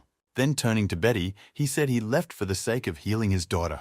The protagonist did not press the matter further. Instead, he stared into the man's eyes. Then, he told the man that he knew exactly what they came there to do, and they didn't have much time to waste. The man stiffened and trembled, stating that he didn't understand what they meant. Betty looked at him a little anxious, and the protagonist frowned. After a moment, he moved his hand from his sword and told the man he would give him a moment. The man bowed his head and continued to eat his in silence. He ate a mouthful of sausage before cleaning up the vegetable stew in the soup bowl with his bread. He attempted to stand, but was unsuccessful. In the end, Betty was the one who helped him up. She held the man by his elbow and told him she had to go off now. Then she shuffled over to the protagonist's side, stating that they were waiting for her. The wild mage's lip quivered, and at least he nodded gently. The man told Betty not to eat from strangers, to go to bed early and not fight with others. The light of reason faded from the poor man's eyes gradually. The poor man's body faded away slowly, but something that resembled a flame started to burn. The protagonist had been waiting for this moment. He knew the man was only talking gibberish. She unsheathed his sword of pioneers swiftly and pierced his sword through the man's chest. Everywhere started shaking, and the jar and plate on the table fell to the ground. Amber pulled Betty into her embrace quickly, and both of them were stunned by the scene in front of them. The fire in the mage body vibrated rapidly, and his transformation into an evil spirit was halted. The shadowy figure rapidly solidified before the flames consumed him, reducing him to a scorched corpse. It took half a minute before the body burnt into ashes, and a crack sound was heard from everywhere. After losing its master, the small wooden hut started the disintegrating quickly. Dragging Amber Girl and Betty, the protagonist fled the house hastily. The moment they were outside, the entire hut crashed down. The three watched as the house crashed down into debris. The collapsed wooden hut caught fire as they watched. The flames only lasted for a short while, as if a paper house had been there instead of a wooden one. As the hut crumbled to ashes, Lowly Girl suddenly pointed at somewhere in the foundation of the hut. The protagonist stared intently, and beneath the ashes, a shimmering light lit up. He stated that it was probably the mage's greatest achievements in his entire lifetime. He nodded his head slightly and told them that it was probably the spell that caused his fate. As he spoke, Betty's shadow begins to transform into floating pinpricks of light. The protagonist was startled by the sudden change of Betty. The pinpricks of light circled around twice before flying towards the protagonist and Lowly Girl. Lowly Girl told the protagonist that they had to flee because they were no longer welcomed there. Then the protagonist glanced at the ruins and tugged Lowly Girl as he barked that they should go. In the real world, Rebecca and Hetty, who had spent their power, were supporting each other under a tree. Knight Byron was holding himself as he told Hetty that the fog had cleared, and she sighed in relief. Suddenly a friction occurred, and the protagonist appeared outside the real world. After Hetty saw him, she straightened up immediately and said it was glad he was safe. Then she spotted Amber behind the protagonist and questioned if she didn't flee. Lowly Girl immediately retorted that she and the protagonist went to save them in the Shadow Realm and called her big-breasted old woman. Hetty's expression turned sour, and she pointed at her, stating that she was insulting a member of nobility. The protagonist cut in and stated that it was Amber's fault for calling her a big-breasted old lady. Everyone present fell silent, and Hetty was the most embarrassed. Rebecca raised a timid hand and questioned if the protagonist had pardoned Amber for the sole positive things she said. Hearing what Rebecca said, Hetty looked like she had nothing to live for, while the protagonist broke out in cold sweat. Then Hetty questioned how the protagonist managed to get into the shadow realm. After listening to the story, Hetty stated that shadow walking skill can only be used by high-level shadow mage or god's heritage. She questioned how she managed to do it, and Lowly Girl told her that she was the chosen of gods of shadow. Hetty told her it was not possible, because a god-chosen being cannot be slapped on the ground by Byron's ordinary sword. The protagonist cuts in and told Hetty to forget it and stop asking Amber questions. He told them he promised not to look into it, so when Amber wants to tell them, she will do so. Then he looked at the soldier's body on the ground and stated that they should first bury the dead. The protagonist stated that the soldier had put a brave fight and should be buried a warrior, but the two soldiers who survive were shocked. Looking at them, the protagonist was confused and questioned if he said anything wrong. Knight Byron walked over and told him the soldier was a serf, so he could not be buried as a warrior. The protagonist frowned and turned to look at Rebecca, questioning if it was so. Rebecca told him he gave them a chance to regain freedom. Then the protagonist took out a coin worth a mana and told them to bury the man. After the soldier was buried, the protagonist gave Hetty the old man's book, which explains how his daughter who was sick got a little better. But he didn't know why, after all his treatments, she got worse, and even the sun was laughing at him for his powerlessness. In the year 734, he discovered that something was wrong with the mana in the entire region.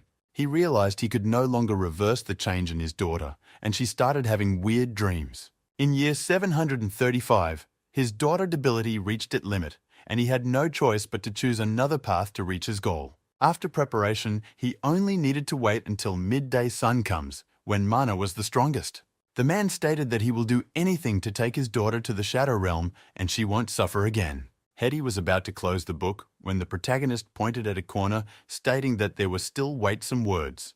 The man said that the mana was out of control and the sun was red, which showed that he mistook it for a red sun.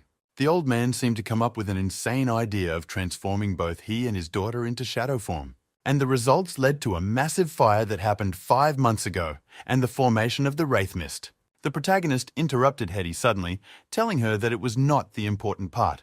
The protagonist stated that what he wanted was the 2 details mentioned in the notebook. It was about the dark red pattern on the surface of the sun and the large-scale red spots eruption. In addition, the old man mentioned a surge in mana. As a mage, Hetty and Rebecca could sense that. Rebecca agrees there was a surge of mana in their domain, but she felt that mana surge was normal. Hetty stated that the frequency of mana surge in recent times had increased, but not at the alarming level. The protagonist mentioned that in Gondor 1736, a large dark red pattern on the sun was reported from all over the empire. In the year 1738, they detected the largest red spot eruption, and almost half of the sun was covered with red spots. According to the records, almost a third of the babies born that day possessed innate elements affinity. There was a shortage of resonance stones in every newborn inspection bureau that day. The Court of Scholars thus declared that day the dawn of magic, but in that same year, something happened. The largest mana repository in the imperial capital exploded due to sudden appearance of chaotic mana inside the nexus. And in Gondor year 1740, the mana tide erupted and the most powerful human empire in history perished in a month. Rebecca stated in fear that if those monsters did not come from Gondor wasteland and were created naturally within the clan. Hetty completed her words for her, which meant that a new mana tide had began. Amber was the first to break the silence, stating that they might be overreacting a little. She stated that it was just a diary, and the protagonist agreed that they might be overreacting. Lowly Girl breathes a sigh of relief and stated that he had been dead for long, so his brain was still stuck at that period. Then she turned and said she knew the protagonist might have been traumatized due to the experience back then. Rebecca smacked her staff onto Lowly Girl's head and told her to mind her manners. The protagonist stated that no matter what the truth was, they had to report it to the king and see how much he believed. But the first thing to do was set up a foothold in the world. Even though the Cecil family had declined, it was much better. They thus made their way to the main road safely and even met a small caravan of traveling merchants. After handing them an adequate amount of money, which was done by Hetty, the crew finally put their worries of having to travel over hill and dale on foot. Lowly Girl smiled and stated that gold was the best business negotiator. The protagonist asked where the closest town was, and Hetty told him it was Tanza, which will take 7 days. Rebecca told him that Tanza was a new town, more or less born from the immigration of the Cecil.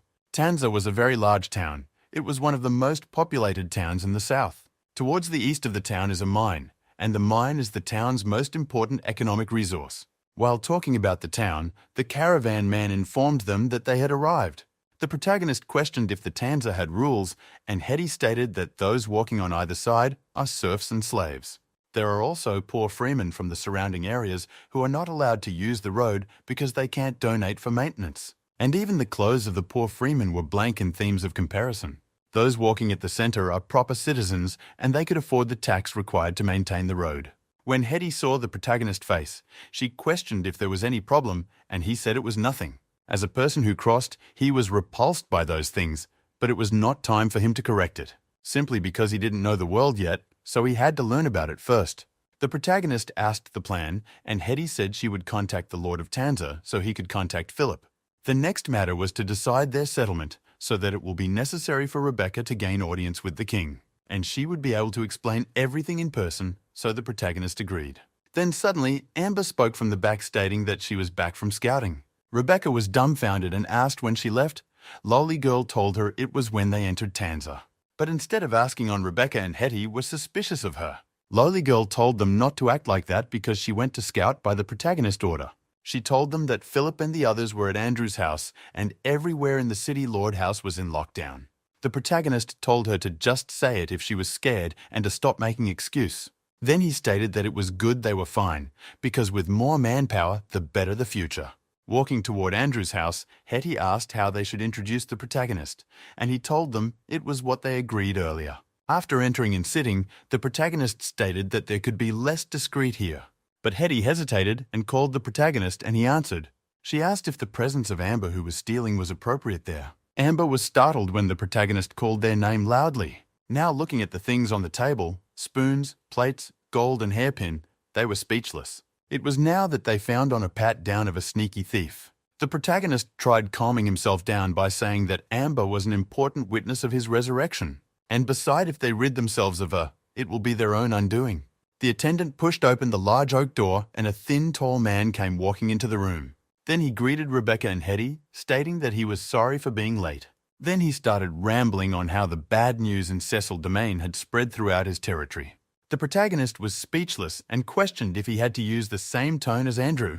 Rebecca questioned if nobles at that time didn't do the same, and he stated that they were not, because he was from Earth.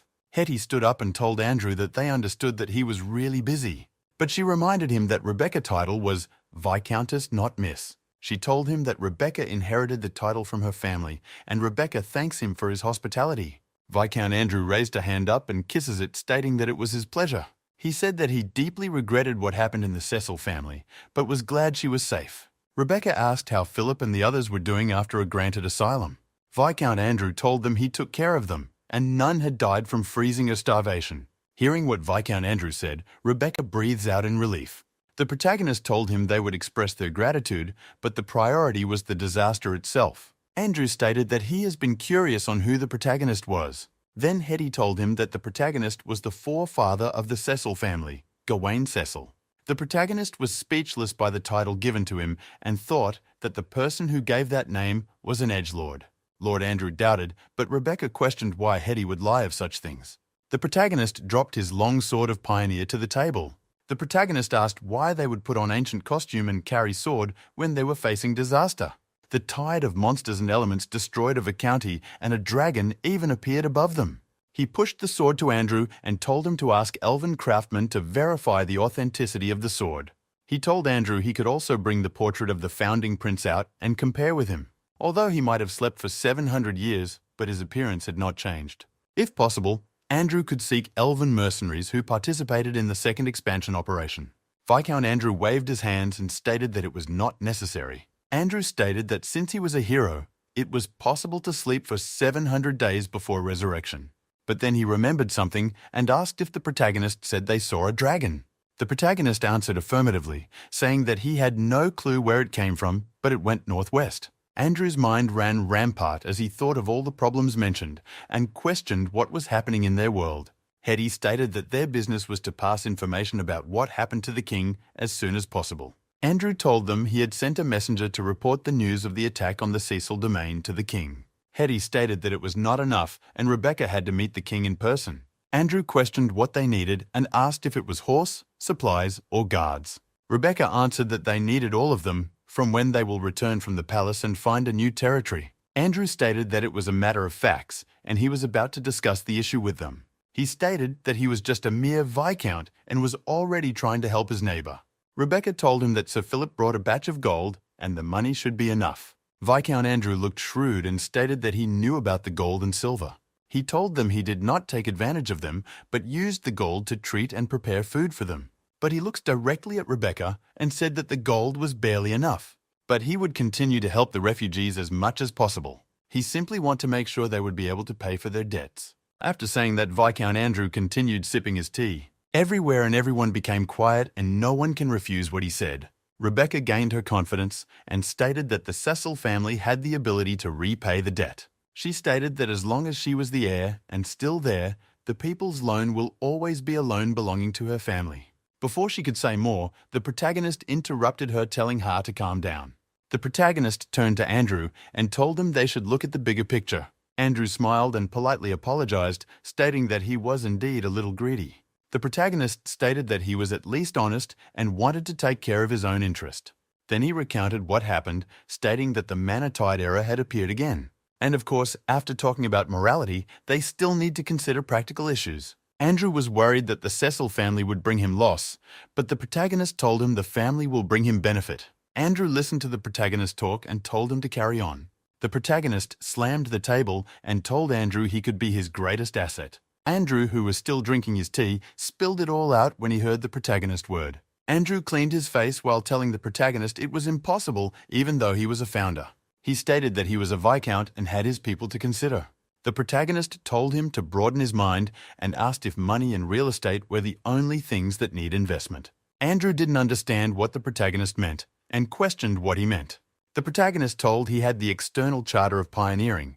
He, as Gawain Cecil, had the right to develop an unowned land, as long as it can be guaranteed to maintain a certain degree of control, and this development right was signed by the King Charles. And in fact, the decree was not signed to only him alone, but to the pioneering leaders. But he was the only one alive to exercise the decree. Those old geezers who signed with him would have never thought that one day he would come back to life. Rebecca timidly asked the protagonist if it was true, and he questioned who taught Rebecca history. Hetty told the protagonist that she was the one teaching Rebecca history, but she had a poor grade. Then she told the protagonist that the decree he mentioned had not been repealed. No one dared to abolish it. And not only had it not been abolished, but the historians and polymaths will write books about it. That meant his sudden resurrection will be a pleasant surprise to the people, and the decree finally came in handy. Andrew admitted that he had never thought of that before, and with that decree the Cecil family might be revived. Then he questioned if the protagonist knew how many unowned lands are there on the border of the kingdom. The protagonist told him that his descendants had told him about that on the way there. Basically, all the habitable area has been distributed, and only the forest, poisonous swamps, and bordering lands remain. Andrew questioned what his plan was and where he planned to go and revive the Cecil family. The protagonist stated that it was a good question and he would think about it. A pioneering Grand Duke who participated in the second development and maintained the decree will be a great investment. Andrew stated that if his decree was recognized by the royal family, he would be happy to provide help with his ability. That was the typical of a sleek, aristocratic speech, leaving no flaws and showing a degree of courtesy. Rebecca questioned if it was possible that the current king won't recognize the decree. The protagonist stated that even if King Charles came out to be his witness, the king will pray that he will die on the spot. Rebecca angrily questioned why they will do that since he was the founder of Ansu. Amber stated that it was because the royal family and temple will set to lose 3 days of holiday. The protagonist smiled and told Rebecca not to listen to Amber's nonsense because it was a joke he told. Then he turned and questioned if Hetty had figured out the real reason. Hetty told him that the king would honor the hero, but not wish for him to come back, so as not to be under his control. The protagonist stated that the things he had to think about are basically certain now, and that is to put his eternal charter of pioneering decree into effect. In the space, a satellite had been rotating and moving towards a location. After some while, the location was established. Hetty questioned the protagonist if the Viscount Andrew could be relied upon. The protagonist folds his hands to his chest and stated that he never even actually thought of that. Hetty told him that yet he discussed with him, and the protagonist told her he had to. He turned and looked at Hetty, stating that they had need of Andrew now. As for whether he was reliable or not, they didn't have any other options. At the side, Amber was listening and busy eating the apple she found. Rebecca asked Hetty if she thought Andrew would help the protagonist. Amber called her a silly girl and stated that Andrew will help for the sake of the benefits. Since Andrew took in the refugees, naturally he will want something from them, otherwise he could have just shot the gate and let the refugees perish. Although there are laws of mutual aid, but in this remote place, gold is worth much more than laws. Rebecca was confused and questioned how a thief like Lolly Girl knew so much. Amber stated that it was obvious that nobility mostly adept at advancing their own interest, and Rebecca was angry. Knowing that Rebecca won't be able to use her fireball in there, she told her to cast Ice Bolt if she can. Before she could finish speaking, her hand together with the grape she was holding were frozen by Hetty. Just then, Betty came in through the door and told the protagonist that Philip was there. Then, a young man walked into the room and called out to Rebecca and Hetty. He stated that it was good to see that they were safe and sound. Rebecca immediately smiled, and Philip greeted her respectfully. She rushed towards him, stating that it was thanks to him that the soldiers and civilians were saved. The protagonist smiled and stated that Philip had done a good job and asked how many of their people survived. Philip seems to have already guessed the identity of the protagonist. The protagonist was startled when Hetty started praising him with many titles. The protagonist told her to stop because the titles gave him chill when he heard them. Philip knelt down and stated that the protagonist was the paragon of all night. The protagonist interrupted him before he could continue further and asked him to tell him how many people survived. Philip told him that when they broke out that day, they were more than 1,000, but later on, they were only 900 because a lot perished. The protagonist asked him to tell him exactly how many people and who these people are. He told the protagonist that there were 873 people in total apart from him. Hetty smiled and complimented Philip for his hard work. He had done his best. Rebecca's body shook when she heard that they only had 873 people out of the hundreds of thousands. At the same time, in Viscount Andrew's chamber, a huge tower stood firmly. The Viscount was writing a secret letter to the king directly about the Cecil family condition. Because every nobleman in Ansu were the royal family direct vassal, so they had the right to communicate directly to the king. Andrew told the king all the situation happening in the Cecil family, including the fact that the protagonist had resurrected. After putting a special mark on the letter, he rolled it up and meticulously sealed it with wax. Then he told someone to send the letter to the Argent Citadel immediately, and it must arrive before the Cecils. That he told the person to go to the vault and return the gold and silver they collected from the Cecil family. Andrew was a cunning man, and since he had the largest asset, the protagonist, the silver and gold was nothing to him. He didn't want to get on the bad side of the protagonist, so giving back everything was the first step. Viscount Andrew thought carefully and hopes that the protagonist from 700 years ago understood sincerity. As the day quickly turned to night, the protagonist stood at the balcony watching the stars and special celestial body. Amber's voice suddenly came from behind him. She stated that he always looks up to the sky every day.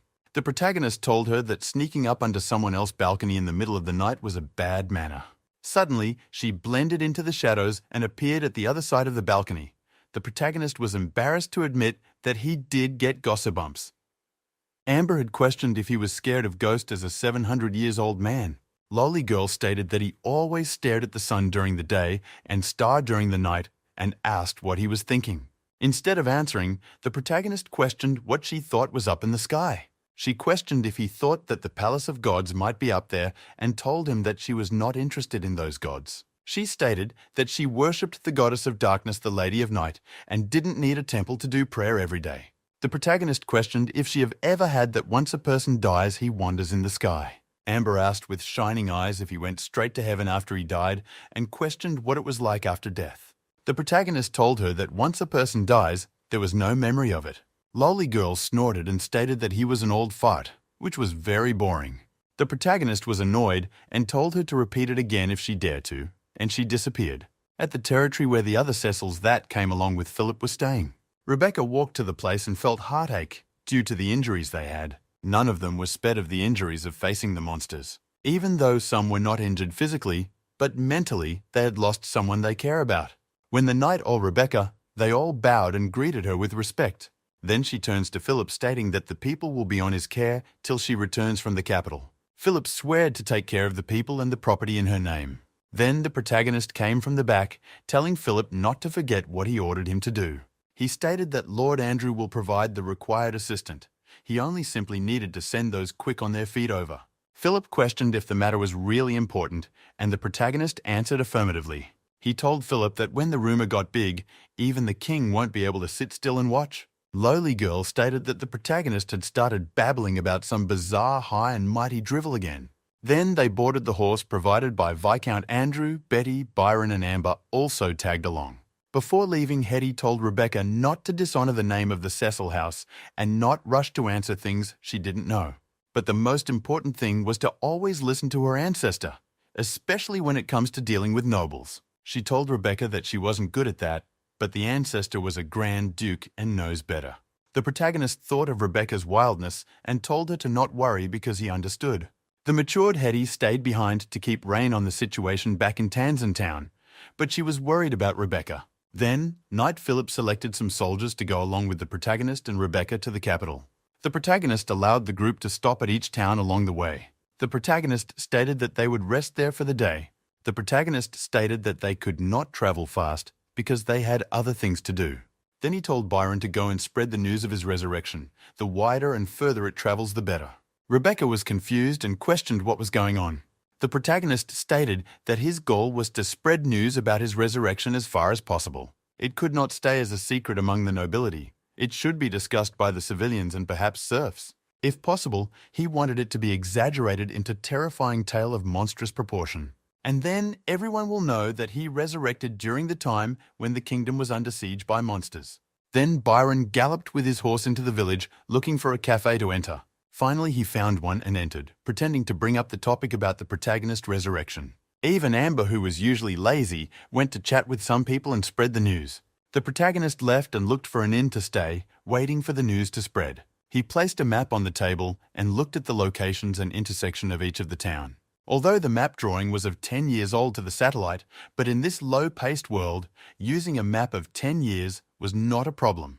The protagonist stated that it seems like his plan was proceeding without a hitch. Then Amber jumped in from the window, telling the protagonist that the mission has been accomplished. She jumped down from the window's railing and walked to all the protagonist. Lowly Girl stated that he was looking at the map again and asked how many times he had done so.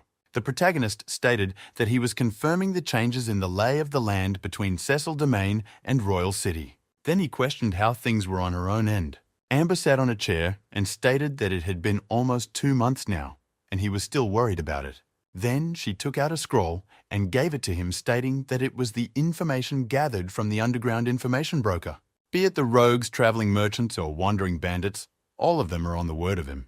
There are about 100 versions of the use of his resurrection within the royal city, and no one will be surprised if he wanted to take the throne. In the royal city and in the royal palace, everywhere was splendid and pretty compared to the hut and bungalow in Tanzania.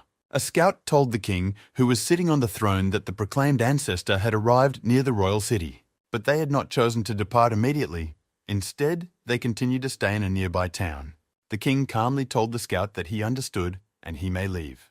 Then he touched the ring on his hand, stating that the protagonist sure is taking his time to travel to the royal city. His advisor by the side told the king he was afraid the protagonist had other motive for doing so. The king stated that he knew the protagonist was buying his time and drawing attention to increase his bargaining power.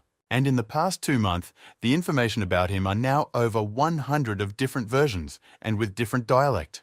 The advisor stated that through that method, they would not be able to fulfill the plan they discussed earlier. So now they can only do one thing, and that is to meeting the protagonist personally. Outside the palace, both nobles and normal civilians gathered near the street to see the legendary Gawain Cecil. The advisor told the king that the one entering the city was not the 17-year-old Viscountess of Cecil family, but the Duke of the South. The king told his advisor to treat the protagonist very well and accept all of his requests. The prince of the royal city, standing by the side, questioned his father if he thought the resurrected ancestor was fake or real. The king, with his composed demeanor, answered his son that it was not important. Although Andrew had sent him a letter and they received evidence, but whether the Grand Duke was real or not, they would have to see how things unfold.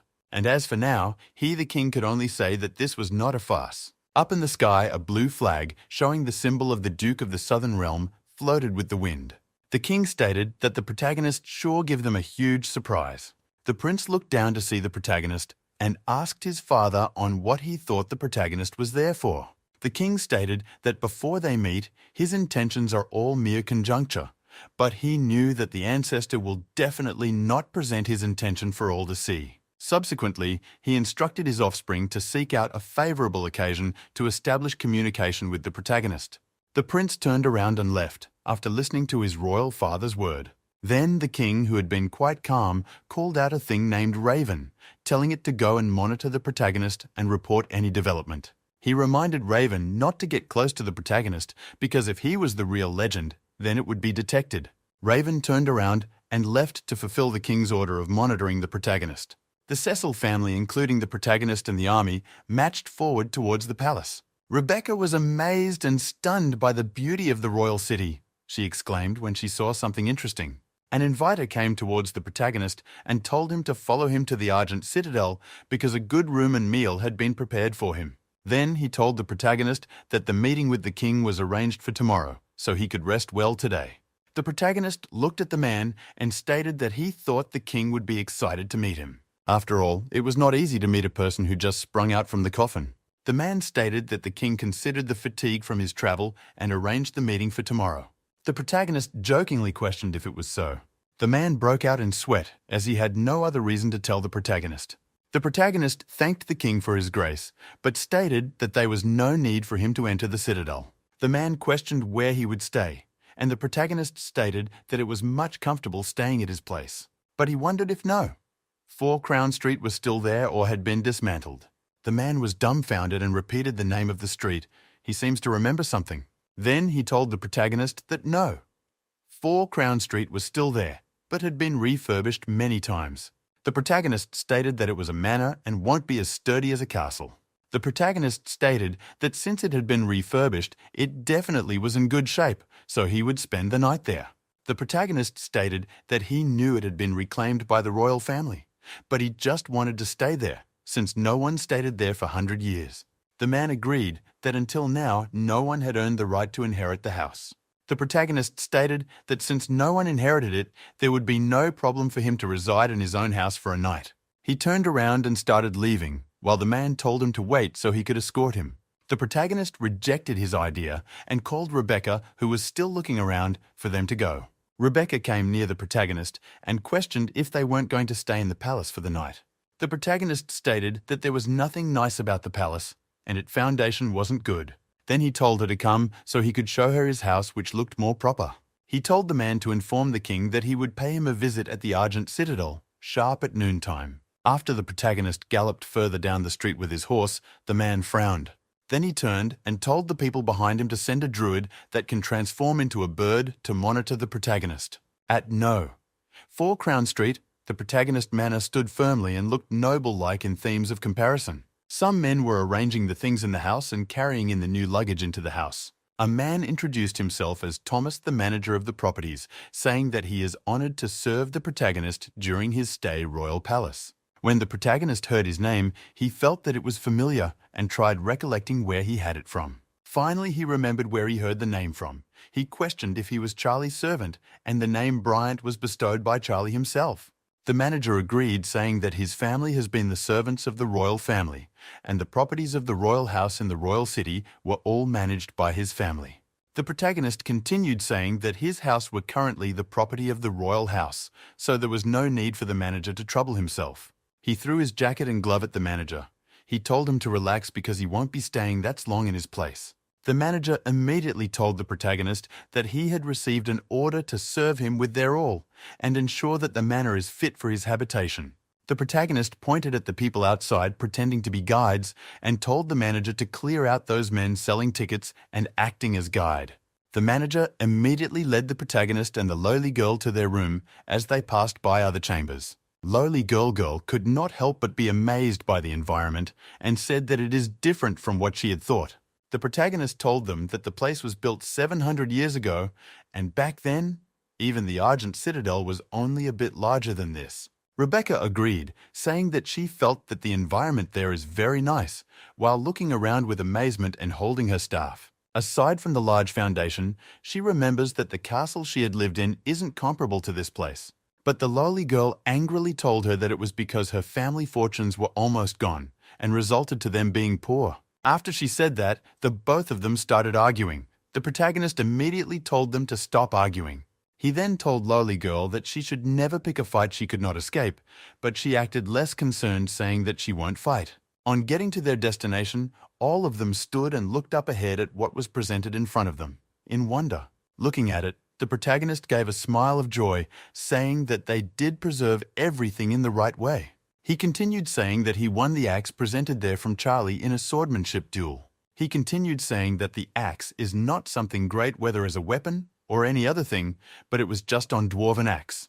The protagonist also explained the axe, saying that it had large strength, and most human soldier wield the axe in each hand as if it was nothing. Rebecca, who was right beside the protagonist, asked if he was referring to the founder king, King Charlie.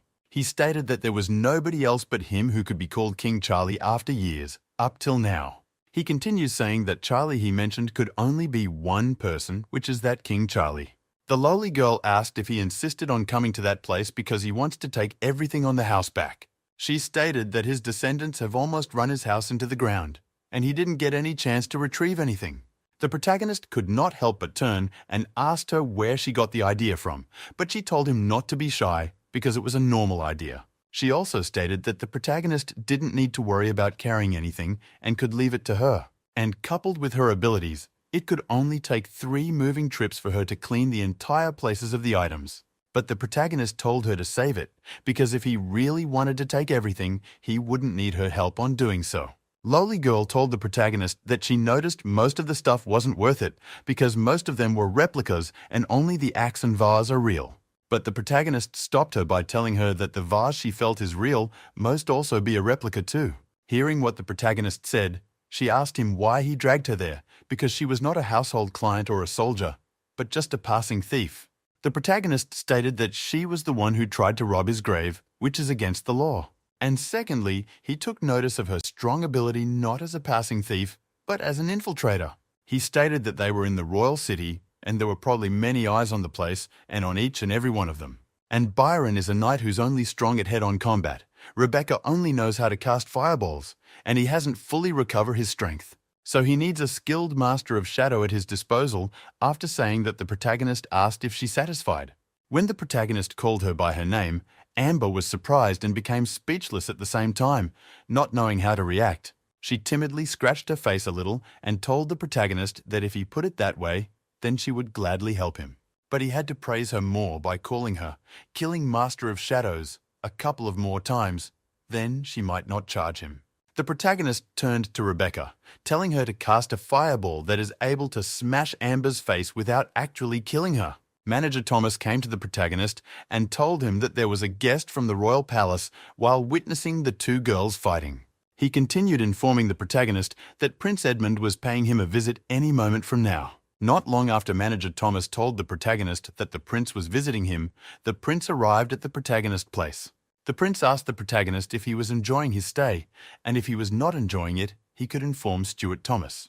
But the protagonist told him not to worry because there was nothing more comfortable than him living in his own home. He stated that they preserved the place because it looked identical to 700 years ago, and they even reconstructed his favorite tea spot. The prince told him that maintaining a hero's residence is akin to protecting their royal family honor. But the protagonist told him that he might be dead for 700 years, but he was only 35 when he died, which was not much older than the prince. He stated that before, they were more straightforward, but today, people need half a day pomp and circumstance before anything is started. The prince told the protagonist that his royal father thought that he would be hard to talk to. Amber stood at the corner, listening to what the protagonist was saying to the prince, with a smile on her face. The protagonist, on the other hand, told the prince that he would go straight to the point, also questioning if the prince was there to scope things. The protagonist stated that the reason the king sent the prince was to seek out what he wants after rising from his grave. But the prince told him that it was not his father's intention, but his own because he is intrigued by the intention of the protagonist's visit. The prince questioned if the protagonist was at the royal family because of the benefits of House Cecil. Immediately, the protagonist agreed, saying that he was there for the benefits of House Cecil, but the key point was, which part? And from his point of view, there are many things he could ask for, most directly the hereditary dukedom and the southern domain. The prince told him that his descendants inherited his title, but as there ran afoul the kingdom laws, they were unable to retain their titles and holding. But the protagonist told him that if they were to go by the word of the law, his descendants can only fully inherit his title and holding after his death. And when he was alive, only his eldest son had the right to a noble rank below his, and is only limited to the exercise of legal authority. The prince was stunned and didn't say anything after hearing the protagonist's word. Amber stated that the protagonist was even more shameless than she is. The prince stated that when the laws were created, no one considered that he would come back to life. The protagonist stated that if he were to discuss the matter of Cecil House inheritance using the law, there are just too many loopholes, although no one asked for laws of inheritance to revolve around him being dead or not. The prince sighs and stated that it was all right, and he understands. The prince stated that the protagonist mentioned people if 709 years ago being straightforward, but now he felt that he was harder than his debate tutor. The protagonist stated that he did not only live through the savage times, but also the pinnacle of Gondor's glory, so they should not be looked down on. When they were barbaric, they drank blood, and when they were cultured, they could name a wine 36 times, each name with a quatrain tied to it. The prince asked if they could talk in detail about what the protagonist and his father will discuss at noon tomorrow. Then the both of them toasted in silence and savoured the red wine. After some while, the prince walked towards the entrance of the door, leaving the building. Rebecca told him she thought it would be hard to deal with royals. Then the protagonist stated that it would not be hard for him to do so. He told her that the prince's behavior was opposite to what he showed them. He did his homework before coming over. The protagonist patted Rebecca's head because he knew she did not understand the two-faced human behavior. The prince first came as though to visit a noble lord's. Then he noticed his behavior and how he spoke and quickly became easygoing and humorous. And that made the protagonist willing to talk with him. That itself showed the greatest ability of the prince. When the protagonist saw the confused look in Rebecca's face, he told her to stick to studying the 4-spell chant. Rebecca teared up and asked the protagonist if she was a little too dumb in that aspect of speaking with royals. The protagonist patted her head and stated that everyone had something they are good at, and there was no point of forcing it. The protagonist stated that, to be honest, he had little love for such intrigues. Raven watched as the protagonist told Rebecca he preferred the bunch back then when they threw caution to the wind as they fought for survival. In a classic room, everything seems blank with no shining colour. The protagonist opened the door and came into the simple dressed room. Then he looked at the desk in front of him with doubt. They seemed to be a square line showing that something was inside. The protagonist seems to know everything about the desk and subconsciously pressed a button under the desk. Then the desk creaked and opened, showing a small box inside the secret layer of the desk. When he opened the box, some crystals and a rune formula was inside. He thanked goodness that it was still there. The rune item was circle in shape, with some strange, weird language and symbols written on it. The protagonist picked it up and exclaimed that he had gotten the key. Suddenly his mind alerted him of danger and he instinctively reacted. He draws out his long sword of pioneer and questioned who was there. A shadowy figure appeared at the other end of the room, stating that the acuity and reaction were familiar. Then the figure spoke calmly that it was him.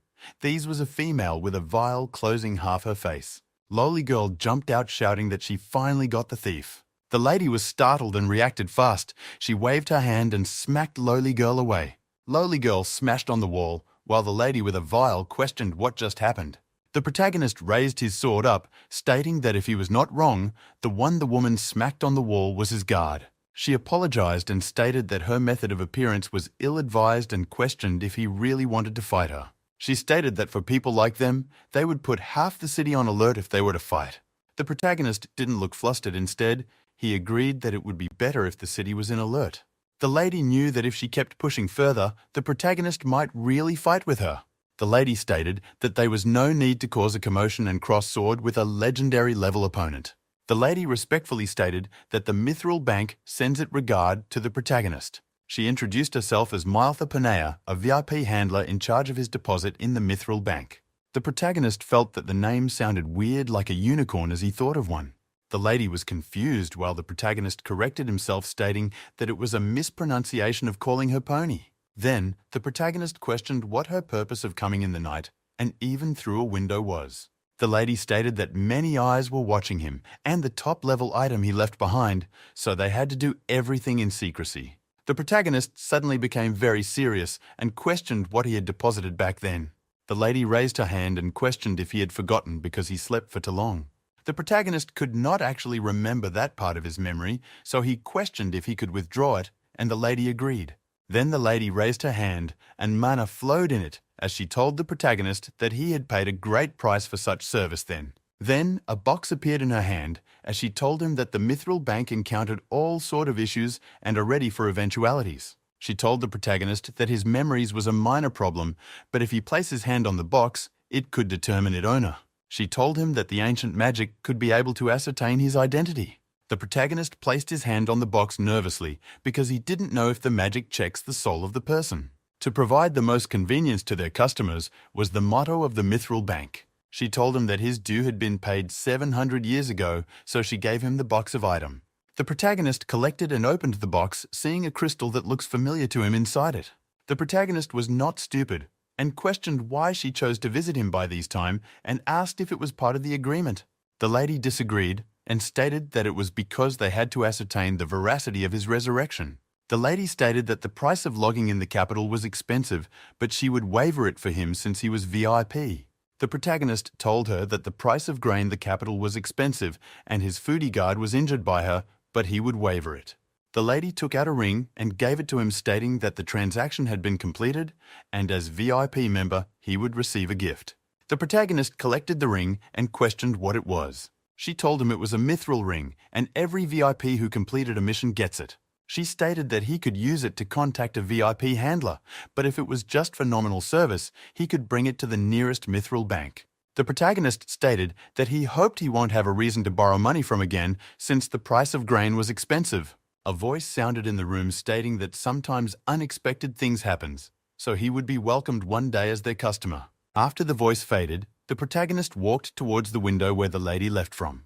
The protagonist was shocked and startled when Amber appeared in front of him, stating that she just saw a thief. The protagonist's mind reacted quick as he could and smacked Amber away. Amber smashed on the wall again. After suffering from being smacked by the lady, she was smacked again by the protagonist. She felt despair and turned with the bruise on her face, questioning why with a pitiful look. The protagonist questioned how he would have known she would suddenly come from the window instead of the door. She stated that she was a thief, so it was against her job to go through the door, and he didn't even talk about injury fee. The protagonist stated that he didn't have money now and would pay her once he have them. Amber retorted that he was the one who said it. Then he told her to call Rebecca because he needed to see her for something. Amber questioned if the foundation of the Cecil family was actually inside the crystal on the table. The protagonist told her that if she stayed a little longer, he would smash her into the wall again, and this time with his sword. Amber humphed and left to complete the mission the protagonist gave her. The protagonist watched as she left while also thinking about something. Now he was thinking about the secret behind his resurrection, or he could call it possession. He had thought it was a coincidence that he was shot down to this world into the body of Gawain Cecil by the satellite. But now he realized that his coming there was a mistake, but Gawain Cecil resurrection was not. Now the most important thing he needed to understand was who he was. Just then, Rebecca came through the door and questioned if he was looking for her. Then the protagonist turned to Amber and told her to guard the door, and if anyone comes in, her pay will be forfeit. Amber was annoyed and retorted that it wasn't as though he had paid her before. Then she jumped outside through the window, and the protagonist questioned why she had to follow there. The protagonist stated that Amber was indeed not wrong, but he had something to tell Rebecca. Then he turned to her and stated that what he wanted to say was not about the division of inheritance. Rebecca looked at the item in the protagonist's hand and questioned what it was. The protagonist looked closely at the item and answered that it was a key and wanted to continue speaking when he was interrupted by Amber. Amber screamed out thief and stated that she had caught him again. Both the protagonist and Rebecca looked at each other and prepared for battle. What they waited for did not come. Instead, it was Amber dragging a man in black into the room. The man in black seems to be unconscious as he didn't react when Amber was dragging him. The protagonist was puzzled and questioned how she captured him. He asked if she subdued him in combat. Amber suspected that the protagonist thought she did something bad to the man and asked why he had that look. Amber stated that she might be weak in head-on combat but was strong when it comes to shadows. She told them that the man was showing his shadow step when she kicked him out. Rebecca bends down and checked the man's pulse, while asking if the man was not gone for good. The protagonist stated that they would either be reduced to a bumbling fool or die. Suddenly the man moved around and frowned from the pain. Then he opened his eyes in confusion and exclaimed when he saw the protagonist and the others. The protagonist grabbed the man's cloth and started questioning who he was, why he came there, and who sent him. The man turned and saw Amber, who was having evil thought on how to interrogate him. Rebecca asked what she was stealing in the dungeon where she learnt to interrogate, and she told her that she took some disposed items. The man was surprised when the protagonist removed his hand from his cloth. The protagonist told them that the man was a royal shadow guard among elites, and Amber can brag of capturing one for years. The protagonist questioned if the royal shadow guard had been reduced to just sneaking around after some years. The man was puzzled while the protagonist asked him if he wanted to know how he could tell. He slapped him and told him that he was the first trainer of the Royal Shadow Guard. He created and named their version of training. Amber questioned how a knight like him taught people how to infiltrate others. The protagonist told Amber he trained them on the matter regarding physical abilities and dual-wielding sword. She asked why they need to be trained in dual-wielding sword technique, and he told her it was to take out all witnesses. He told them that for an infiltrator of Ansu, being detected while infiltrating was the true start of the mission. Looking at the man, the protagonist stated that it seems like the man didn't complete the training program. The man was shocked when he discovered that the protagonist was the one who made the hellish training.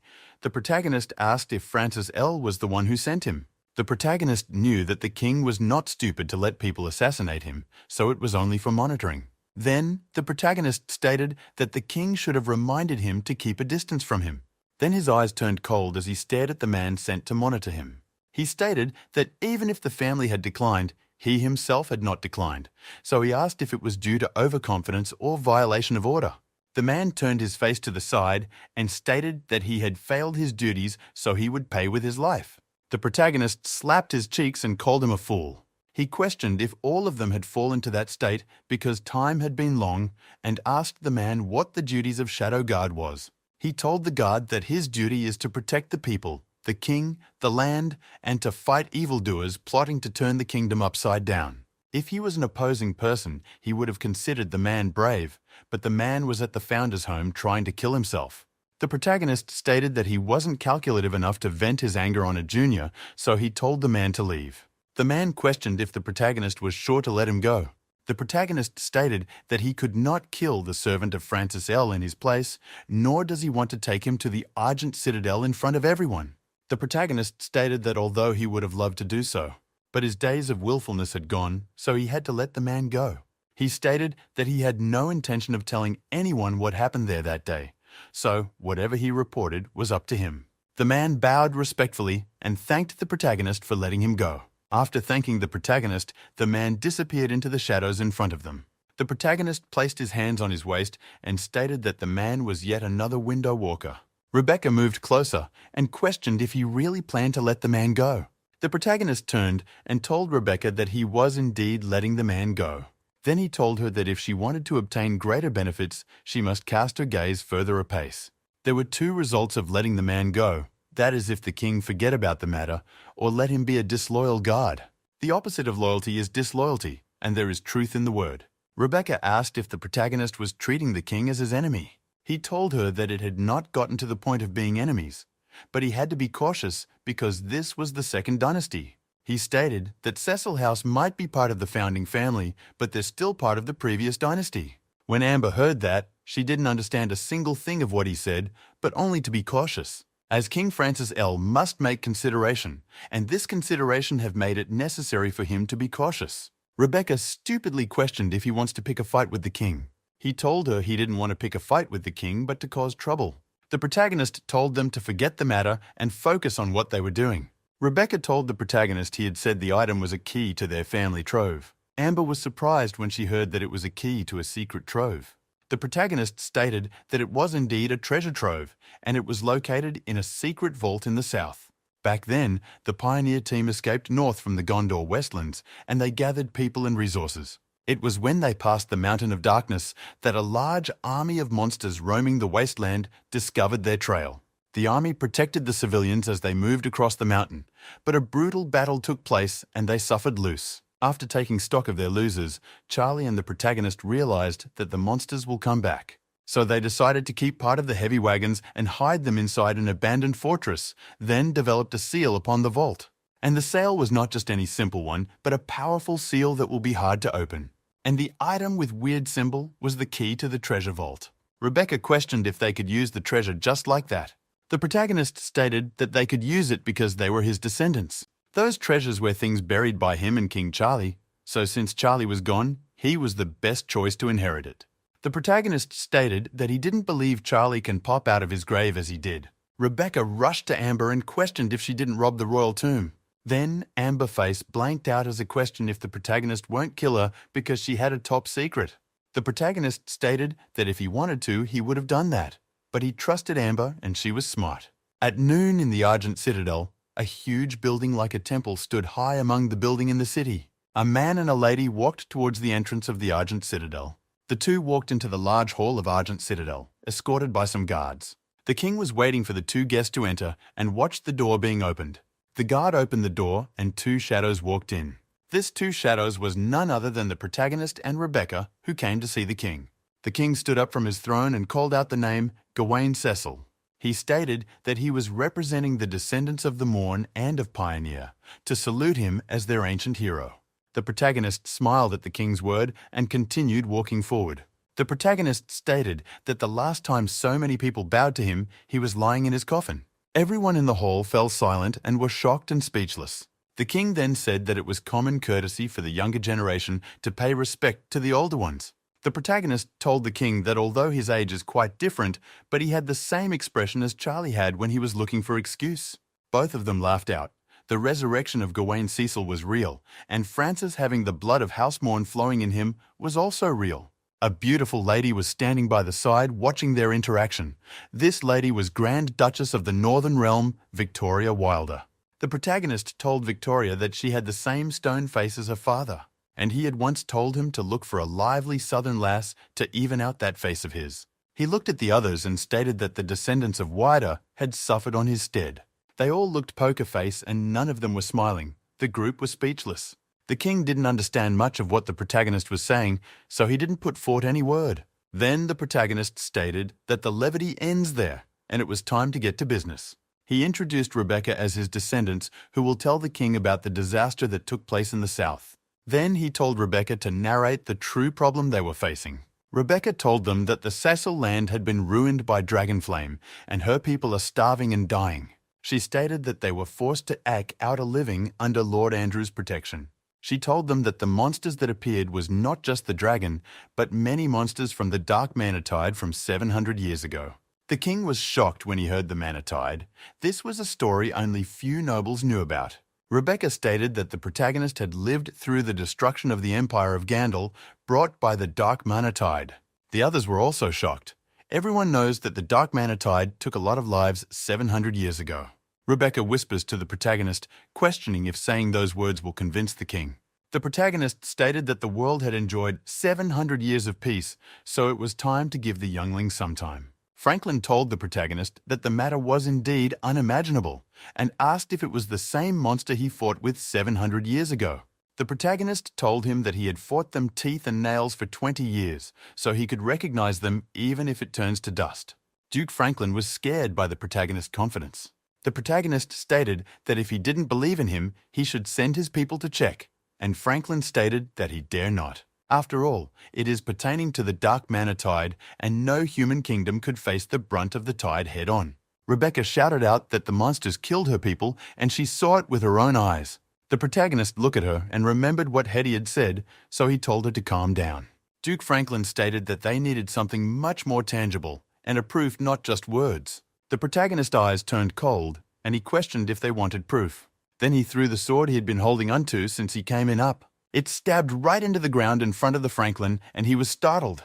The protagonist told them that the sword was the proof they seek. When they checked it, they saw that it had been corroded by Dark Manatide aura. Just then, two soldiers carried a heavy box into the hall and walked in front of everyone. Then they poured out the helmet and weapon inside it to the ground. The king was startled and questioned why there were arms and armor.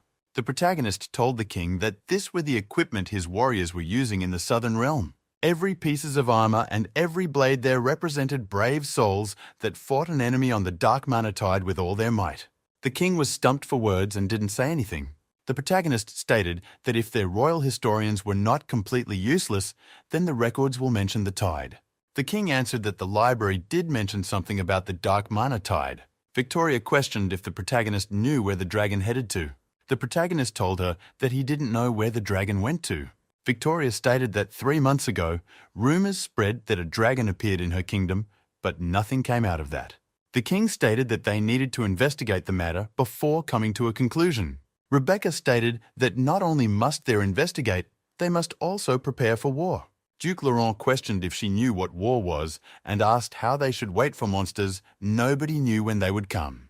Rebecca stated that it would be for the better. Laurent stated that it would be impossible because the local nobility will revolt. Then, Laurent spoke out they couldn't send out their warriors, and because of his greed, he overlooked a lot of things. Victoria told the protagonist they would certainly take his words serious, and if there is news, he will be informed.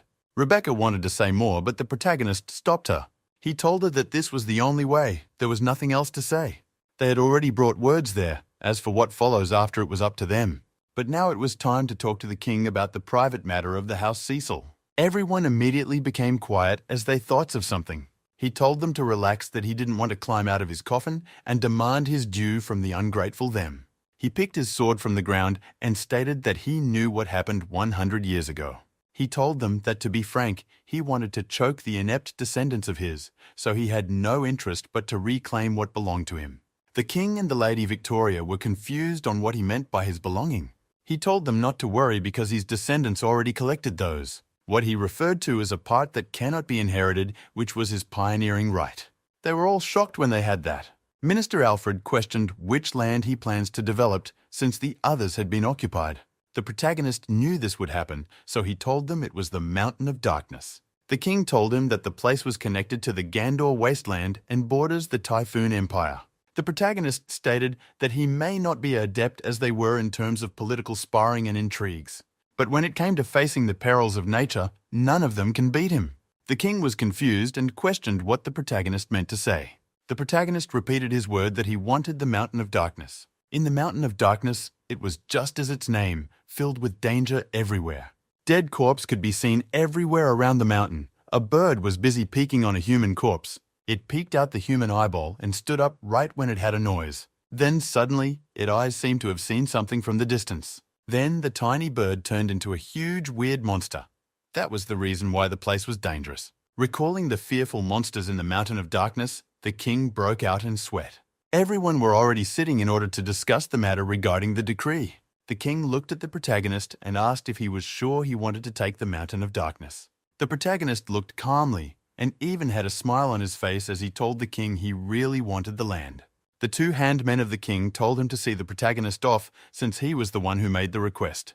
The others were also gossiping, stating that the protagonist had not fully woken up from his slumber yet. The 2 handmen of the king told him that it was an opportunity to send the protagonist farther from the royal city. The king was finally persuaded and swiftly collected the stamp of royal and raised it up. Then he loudly stamped the royal seal on the document. Then he rolled the document up and gave it to the protagonist, telling him he was done. Leaving the palace, the protagonist opened the document to see. The protagonist was still looking at the seal stamp of royal on the document. Andrew told the protagonist to pardon his bluntness and stated that he was afraid the spot he chose was unsuitable. Unclean wind blow every Brumaire and the serf and civilians will have no way to fight against the beast in the mountain. The protagonist stated that the unclean wind can be warded using poultice and magic. He stated that they would be able to stand on their own as long as they lived through the year first. Andrew stated that he respected his decision, but he should remember their initial agreement. The protagonist stated that the Cecil house will never forget the debt. The protagonist suggested to give 1 or 2 of the antiques as security, and Andrew was confused. Rebecca was excited when she heard the protagonist word, while Hetty was speechless of Rebecca's behavior. Andrew stated that he trusted the founding hero's credibility and questioned when the protagonist planned to depart. The protagonist told him the sooner the better as he mounted his horse. The Viscount Andrew then told the protagonist to excuse him and continue his journey. Then the protagonist called Rebecca and she answered him. He told her he wanted her to do a census, grouping the population by family name. Then she would need another independent list showing their skill. Both Rebecca and Hetty were confused on what serial number and census was. Both were stunned when the protagonist asked if they had never done census before. Rebecca stated that Hetty was in charge of everything within the castle. The protagonist was shocked when he found out they were ruling by mood swing. Hetty questioned if he and the king used that method to calculate population then. The protagonist remembered when Charlie called him and told him his maths was awesome. Now he realized that Charlie was ruling by mood swing and on whims. The protagonist stated that if it was 700 years ago, things should change now. The protagonist questioned why they had not made any improvement at all after 700 years. Both the ladies ran away with speed to do the census ordered by the protagonist. The protagonist stated that they would depart once their provisions and supplies are ready. Then they galloped and left for the mountain of darkness. As they walked, they saw little birds in their nest on a tree watching them. The soldiers were already getting tired and swayed time after time. They traveled over hills and even walked through some rivers. The protagonist was leading in the front, while Hetty was at the side. They all continued galloping forward with their horse through the river. Hetty stated that it seems like they had become pioneers in history tomes. The protagonist smiled and stated that they are pioneers. Hetty stated that she meant the Great Reclamation 700 years ago. He told her to have confidence because every time they step into the unknown, that itself is a great journey. He told her that each endeavor was equally great, and they are about to do the same thing as the ancient ones. And perhaps they might even build a new age, a new world rule. Amber, who was sitting in a moving caravan, stated then the protagonist was right. The protagonist laughed out when Amber told others to give him a round of applause. Soon the group got to the mountain of darkness. Hetty questioned if he was sure of what he wanted to do. The protagonist stated that he was going to retake his inheritance. At another place, a woman in all white stood in front of a portrait. This woman was Lady Victoria, who just spoke together with the protagonist in the palace. A dark female wearing all black told Lady Victoria she looked tired. Lady Victoria stated that the founding duke had been really resurrected, and she is afraid the king will become even more disobedient from then on. Lady Victoria stated that what she wanted was Ansu kingdom property, not power. Then she told Maki, the dark girl, to take down Lord Cecil's portrait. After all, hanging a portrait of a living person isn't appropriate. In the mountain of darkness, some shadows could be seen walking through. A slash was made and some grass were ripped off the road. The protagonist and his companion were looking at the forest surrounding as they passed. Amber stated that the lineup was small because they are treasure hunting in a dangerous place. The protagonist stated that it was dangerous, but most mutant monster rely on the chaotic mana to survive. And so the northern side they came from was safe for now. When they reached a place, the protagonist told Rebecca to use her fireball. She immediately activated and gathered her fireball, exploding the ground. A huge hole was made, and they all entered to see a vault in front. Rebecca and Amber exclaimed when they saw the huge door. Byron raised his hands to his head to see the size of the door. Right close to the vault was a sword embedded in the ground for years. The protagonist walks close to the sword and held the handle. The protagonist knelt down, and Rebecca questioned what was going on. Holding the sword, the protagonist thought of many things. His face turned cold. He closed his eyes and thought of the war and death that appeared. That day, the people fought very hard with the monsters. But not everyone was able to get up after the war. 16th Company Care lays there in eternal rest. He told Byron that this place was the place they were in charge as rear guards during the crossing of the Whitewater River. They were unable to break through and had to retreat there. It was a pity the Mana Tide raged on, and he was unable to retake the area while he was still alive. By the time the Mana Tide receded by itself, no one remembered this place. He told them to follow him, and he would take them to have a look and see what their ancestors left behind. Then he opened the vault, and they all walked into it. Amber asked if there was any ancient magical monster from some other dimension or magic traps there. The protagonist told her she was a grave robber and was afraid of a 1,000-years-old ancient facility. Amber told him it was different, because no one knows what will pop out from the ancient facility. The protagonist told her he was still just a person after coming back to life and was sorry to disappoint her. Right in front of them, a door appeared at the other end of the passage. This door was created with a very strong steel, a rare one. Amber exclaimed and questioned if what she saw was an entire slab of violet steel. The protagonist told her to take whatever crazy ideas she had off her mind, and for her to wait for him to pay her salary. Amber called him a stingy old coot. She was still leaning on the door when the protagonist activated it. The door to the treasury opened and was as big as a palace door. The protagonist told them to come into the treasury. Then he used the magic aegis of John Lee Wind, while Amber was a relentless person. She was busy trying hard with her dagger to scrap out pieces of violet steel, but instead her dagger bent. Inside the vault, the first thing clear to see was the golden batch of money. Everywhere around had gold and some steel locked box. Rebecca and Amber, who had not seen such quantity of money, lay on it. The protagonist used his sword to open one of the box. He picked up a crystal and told them that it was the most valuable thing there. The crystal was imbued with low-level barrier and explosion magic. It was unbelievably an advanced weapon. Rebecca and Amber rushed from where they were and lay on the crystal, stating that they were rich. Byron was surprised that such riches lay silently on the border of the kingdom without anyone knowing. Rebecca stated that with the money, they can pay off their debt and get other things. The protagonist stated that they could not use the money directly. If they took a coin of 700 years ago to business, fools can tell they're struck gold. Rebecca questioned what they should do since they were in dire need of money. The protagonist stated that they needed to melt the antique down and turn them into bullion or ansu coin. Amber stated that the coin are 700 years old antique. The protagonist agreed and told them they were only going to melt a small portion to ease their more pressing need. Amber started pouring the gold on her body, stating that they were rich. The protagonist picked her up from the gold coin and told her to calm down. He told her that the money was not hers but his. Plus, when compared to the future, this treasure trove was nothing. The future, everyone started thinking about how the future will be. Amber sat on a hill watching the preparation done by the people down. The people were busy making tent and taking care of some cardboard. All the properties they brought when they came was laid on the ground. The protagonist walks to Het and told her he had something to tell her. He told her to look at the people working there. Instead of focusing and completing their job, they were busy boasting. Hetty was surprised and didn't know what to say about it. She apologized to the protagonist, stating that it was her responsibility. The protagonist told her that it was not her problem, but those people's attitude. Rebecca and Hetty became silent after seeing that the protagonist was not happy. Rebecca told the protagonist he could not ask much from the civilians and serfs. The protagonist slammed his hand on the table and questioned if building a tent wasn't so complicated. Hetty stated that only military soldiers were strict with encampment, and the civilians and serf would never be able to do it.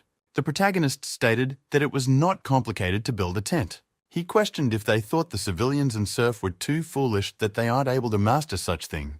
He told them that while there was still daylight, they should gather everyone together. He said heard that he, Gawain Cecil, will be enacting new laws. Outside the tent, when the sun set, everyone gathered together. A hand opened up the curtain of the tent, and the protagonist walked out dressed in new clothes. The protagonist looked at the people gathered around the tent. Hetty told him that his people were waiting for him. Then he climbed on top of a desk so that the people could see him. Then he shouted out to the people of the Cecil domain. He stated that he knew all of them knows who he is, so no more introduction. Then he stated that all of them should know that his word can act as Cecil's law. And while the law can give them protection, it demands their obedience. The protagonist stated that they were developing a new domain.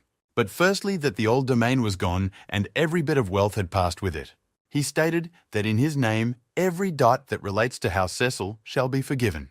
The people were stunned and questioned if it meant they won't pay any longer. Rebecca was surprised and called the protagonist to be sure. He told them that secondly, all serf had a chance to gain freedom, and that is true labor. This surprised not only the people, but even Rebecca, Hetty, and Byron. The people doubted what the protagonist said. He continues speaking, stating that they will build fence and camps that day, and if they completed it, they would have meat to eat. The people were surprised to hear that they would have meat to eat if the six completed their work. Even before the protagonist finished speaking, the people dispersed to continue their work. Hetty questioned if the protagonist meant what he said. She said that if they go by his intention, there will no longer be any serf on the Cecil domain. The protagonist questioned what she thought was wrong. Rebecca stated that she didn't feel that it was wrong to abolish the serfdom. Her father told her that a serf will grow lazy without a whip, but whipping is not the best solution. The protagonist smiled and stated that she had good insight. Hetty and Rebecca laughed when they heard the compliment of the protagonist. Amber stated that she did not expect the protagonist to have a generous side. Instead, the protagonist stated that all of them had read the history tomes and known how the powerful empire of Gandor was. Amber stated that it was due to the dark mana tide. The protagonist told them he had a feeling the mana tide will be up on them soon. Then the protagonist pointed at somewhere and told Amber to look over. He had no intention to joke at all. The monsters were his nemesis 700 years ago. History was just like a mirror, and he had seen what hell looked like. He had seen empires far more powerful. The upper-class masters of magic sat inside the castle watching the fireworks. In the face of the mana tide, the empires was vulnerable. In the face of the mana tide, everyone was the same. In the face of the mana tide, there was no freedom nor servitude. So they needed to change all of that, not just serfdom and not just for themselves, but for all the life in this world. It won't do them any good if they are left out. Hetty whispers that the protagonist had a daring spirit of a pioneer from 700 years ago. The protagonist told them that a backward age of ignorance will find it difficult to escape the shackles of gravity, with no right to even look up, much less the future and vast stars above that await their unraveling their secrets. On the table, a map was showing the intersection of each place in the Mountain of Darkness. Byron entered to see the protagonist staring at the map. Byron questioned if they needed 10 persons' portions of meat, because even if it was the size of walnut, everyone will be happy. The protagonist told him to let the chef do the preparation of the food right in front of them. Byron stated that he was not quite sure of what the protagonist's intention were. The protagonist asked Amber if he were to ask her to paint a wall with no payment, what was she to do? She told him that she would first steal from him and then hire someone to draw the wall and use the rest of the money for booze. The protagonist stated that it was his folly to try to talk sense with a disgrace of a creation like Amber. Before Amber could restore, Hetty came rushing in, calling the protagonist. Hetty told the protagonist the people had completed their task quickly and efficiently. The protagonist told her she just needed to trust him on that and asked her to come and look at something. There were some document books on the desk, and Hetty asked her what it was. He told her it was something the Gandor Empire lacked during their days. Amber questioned if all the pioneers were monsters in the art. He told her that the pioneers then could draw a map of a kingdom with closed eyes. The protagonist questions in his mind when the production of ballpoint pen would start, since the quail was a pain to write with. Outside, the civilians, serf and slaves were all working hard in order to earn some meat to eat.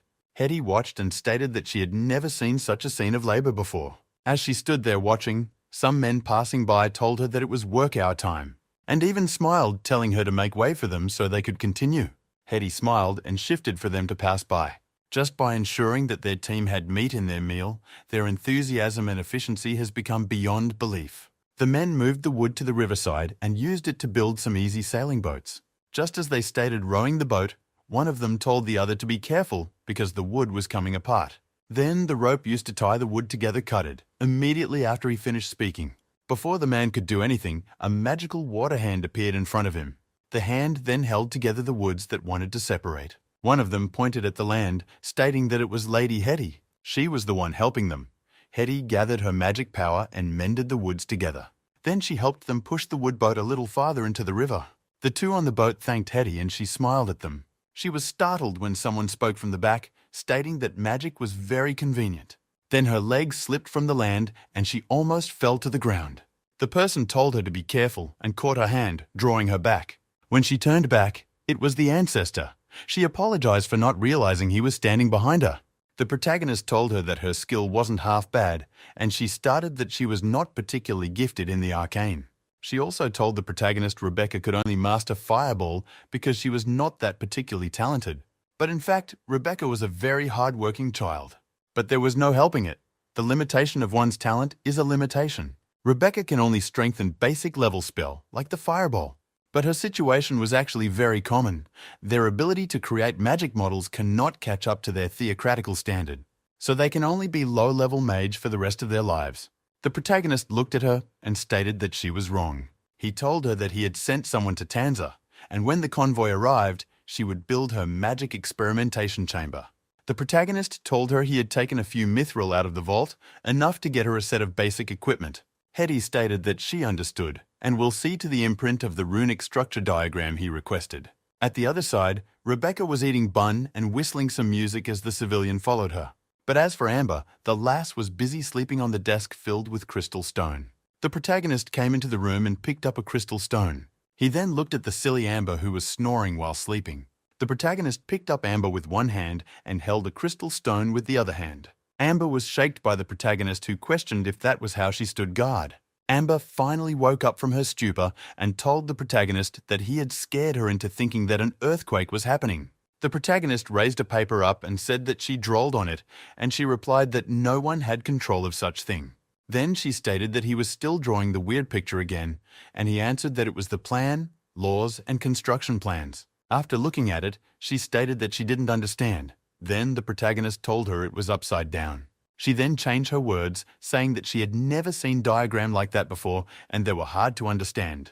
The protagonist told her it was the reason she needed to study, so she should go and learn from Rebecca or Hetty. Then she stated that she didn't like dealing with nobles, but the protagonist told her he was a noble. She told the protagonist he didn't act like a noble, and he told her she didn't act like an elf too. She told him she was raised by humans and they didn't know how elves acted. Then he told her to keep quiet. Then she disappeared and told him to go and study his stone. Outside, many tents had been mounted on the Darkness Mountain. The protagonist looked at the crystal stone and broke it into pieces. Then he picked up a small knife and cut open his finger with it. Then he held the big crystal on his hand and dripped the blood on the other hand on it. After waiting for some while, the protagonist stated that it didn't seem like it was doing anything. But just then the crystal started glowing and humming. Then the power in it rushed and entered the protagonist's body. The protagonist cursed when his consciousness came out from his body, and he questioned if he was ascending again. But fortunately, his consciousness went back into his body and he breathed heavily. His consciousness continued to merge with his body as he sweated. The crystal stone no longer shone or hummed as it did in the beginning. It was as though its power had been taken. The protagonist, resting on the chair, questioned what just happened because he saw something. When his consciousness left his body, he saw a satellite map. Looking at the map and status window in his mind, the protagonist questioned what it was. The pupil in his eyes were red in color, as the status window was reflected in them. The window had stated that there was an increase in activity on Giant Planet, and alert level had increased to level 4. Before the protagonist could think more, he was teleported outside the tent beside a civilian. The civilian didn't think much and questioned the protagonist on what the red planet was. The protagonist looked up at the red planet. It was exactly the same red planet that was causing the dark mana tide. Rebecca, who was still eating bun together with the two civilians, were confused when they saw the red planet. Byron and the other knight were also surprised to see the red planet.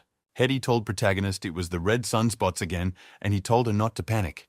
Then he looked up to the sky, and it seemed as though his eyes had penetrated the sky going out of space. The system gave him new data, stating that the giant planets had returned to normal.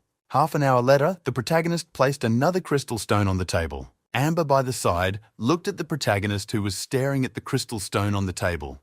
The protagonist was thinking that what just happened was perplexing. Then the protagonist turned and looked at Amber. He suspected she might steal the crystal. Amber was startled and questioned if the protagonist was already showing the noble color.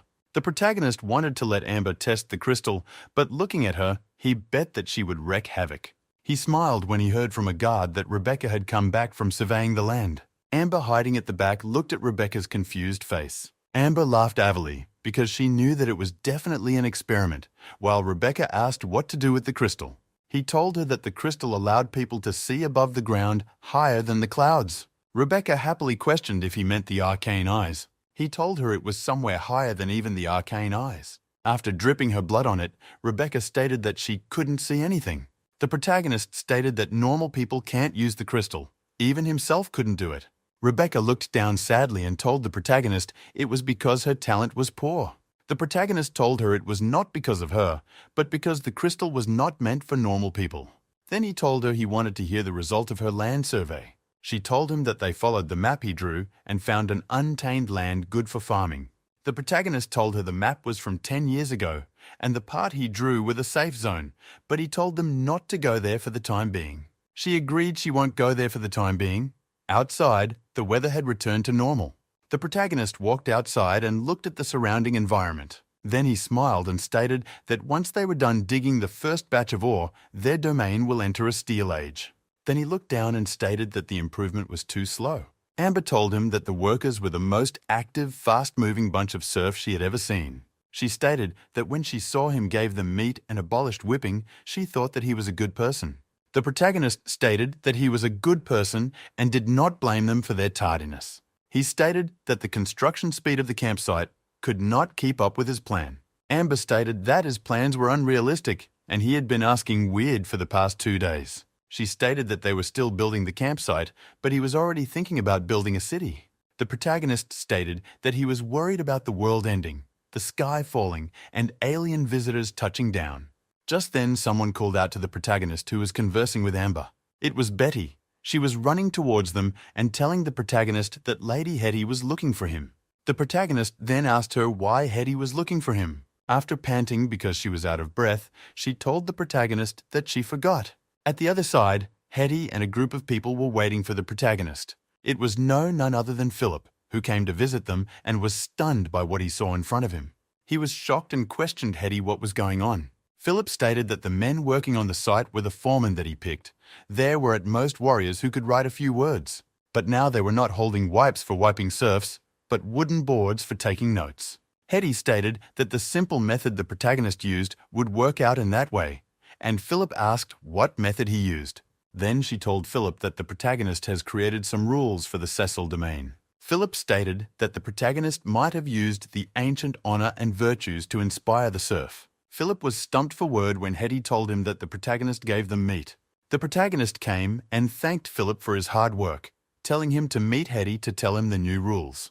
He also told Philip that Sir Byron will provide new equipment for him, and Philip questioned what equipment. The protagonist stated that it was definitely a good stuff. Philip was timid when he heard the protagonist word. Then he went to meet Sir Byron. Entering the equipment building, he met Sir Byron and was given some equipment to wear. Philip was surprised to have received an enchanted sword, which was enchanted with elemental resistance warding. He also got an enchanted armor, which was also very precious equipment. Not to mention that the military that the protagonist formed are using crystal from 709 years ago. As for Amber, she was busy using the so-called ancient crystal to play around while listening to the murmuring. At the other side, Philip was using the equipment he got to envy others. When Amber saw that, she mistakenly threw her crystal into the river. She was so angry that she glared at the protagonist and Philip while making sure to dry the crystal up. Philip stated that the equipment were all precious and the enchanted equipment could not even be found in the Cecil domain. Amber had an evil plan and picked up the protagonist's crystal, trying to throw it into the river, but was caught by the protagonist. The protagonist ignored Amber's babbling and told Philip that good steel should be used very well, or else it would be left there to rot. Philip knelt down and told him that his family had always worshipped the god of warriors and knight, Kale, and never carry wealth around. The protagonist smiled and stated that Philip was a very interesting person. Philip stated that with the enchanted equipment, they would be able to fight with mutant monsters. He told the protagonist that if they produce more, it would be good, but the protagonist told him that the equipment could not be produced again. Philip was confused and asked why it could not be produced again. The protagonist stated that it was because they will lose one when they use one. So Philip asked what they should do. The protagonist stated that they just need to create their own equipment before they lose more. Just then, Betty came and told the protagonist that Rebecca was looking for him. He asked why Rebecca was looking for him. The protagonist already lost hope of Betty's bad memory, so when he heard that she forgot, he didn't react much. The red sunspot, as was recorded in Gawain, Cecil memory showed that whenever the red spot appeared, the mana in earth surges. Inside the smithy, where all different type of equipment are forged, the protagonist walked in. It seems like the smith man was trying to forge a new weapon, as the metal in the steel pot boiled. It was poured down and flowed through in a straight sword line. The protagonist asked if the smith man was the one who made the furnace. The protagonist touched some symbol drawn on the furnace, as the smith man told him he was indeed part of the people who forged the furnace. He stated that he made half of the furnace and the other part was made by his apprentice. Rebecca told the protagonist that Hammer the Smith Man was the best smith in the entire Cecil domain, and he inlaid the arcane on the furnace. Looking at the arcane, the protagonist realized that using Magus didn't require any talent or knowledge to use. Then the protagonist stated that since Hammer still had some ore, he asked how many weapons he could refine from the furnace in a day. Hammer told the protagonist that if he had enough ore, he could be able to refine 30 kilograms of iron in a day. But the man was shocked when he heard the protagonist say it was little, so he asked why he thought so. The protagonist told him not to be afraid, that he was the lord that protected him, not a bandit that will kill. Hammer answered affirmatively, but was still nervous about what the protagonist would say. Hammer told the protagonist that 30 kilograms was already the limit they could produce every day, although his furnace looked big outside but was narrow inside. Plus, Every time they finished work, they had to let the furnace rest for an hour. To let the ruin rest, they had to chill the furnace. And with all that going on, 30 kilograms of iron was the limit for the day. The protagonist questioned if he just stated that he needed to let the runes cool down. Hammer stated that especially the fire rune, if it keep in contact with fire for too long, it would break, and that would result in the furnace being crippled. The protagonist asked what if they made the furnace big. Hammer told him it won't do because the runes can only bring so much heat. So the protagonist asked if the thing restricting the production of more iron was the runes, and Hammer answered affirmatively. The protagonist wanted to consult Rebecca, but she questioned if there was anything important he wanted her help for. Looking at Rebecca's attitude, he told her to forget it. He would rather consult Hetty.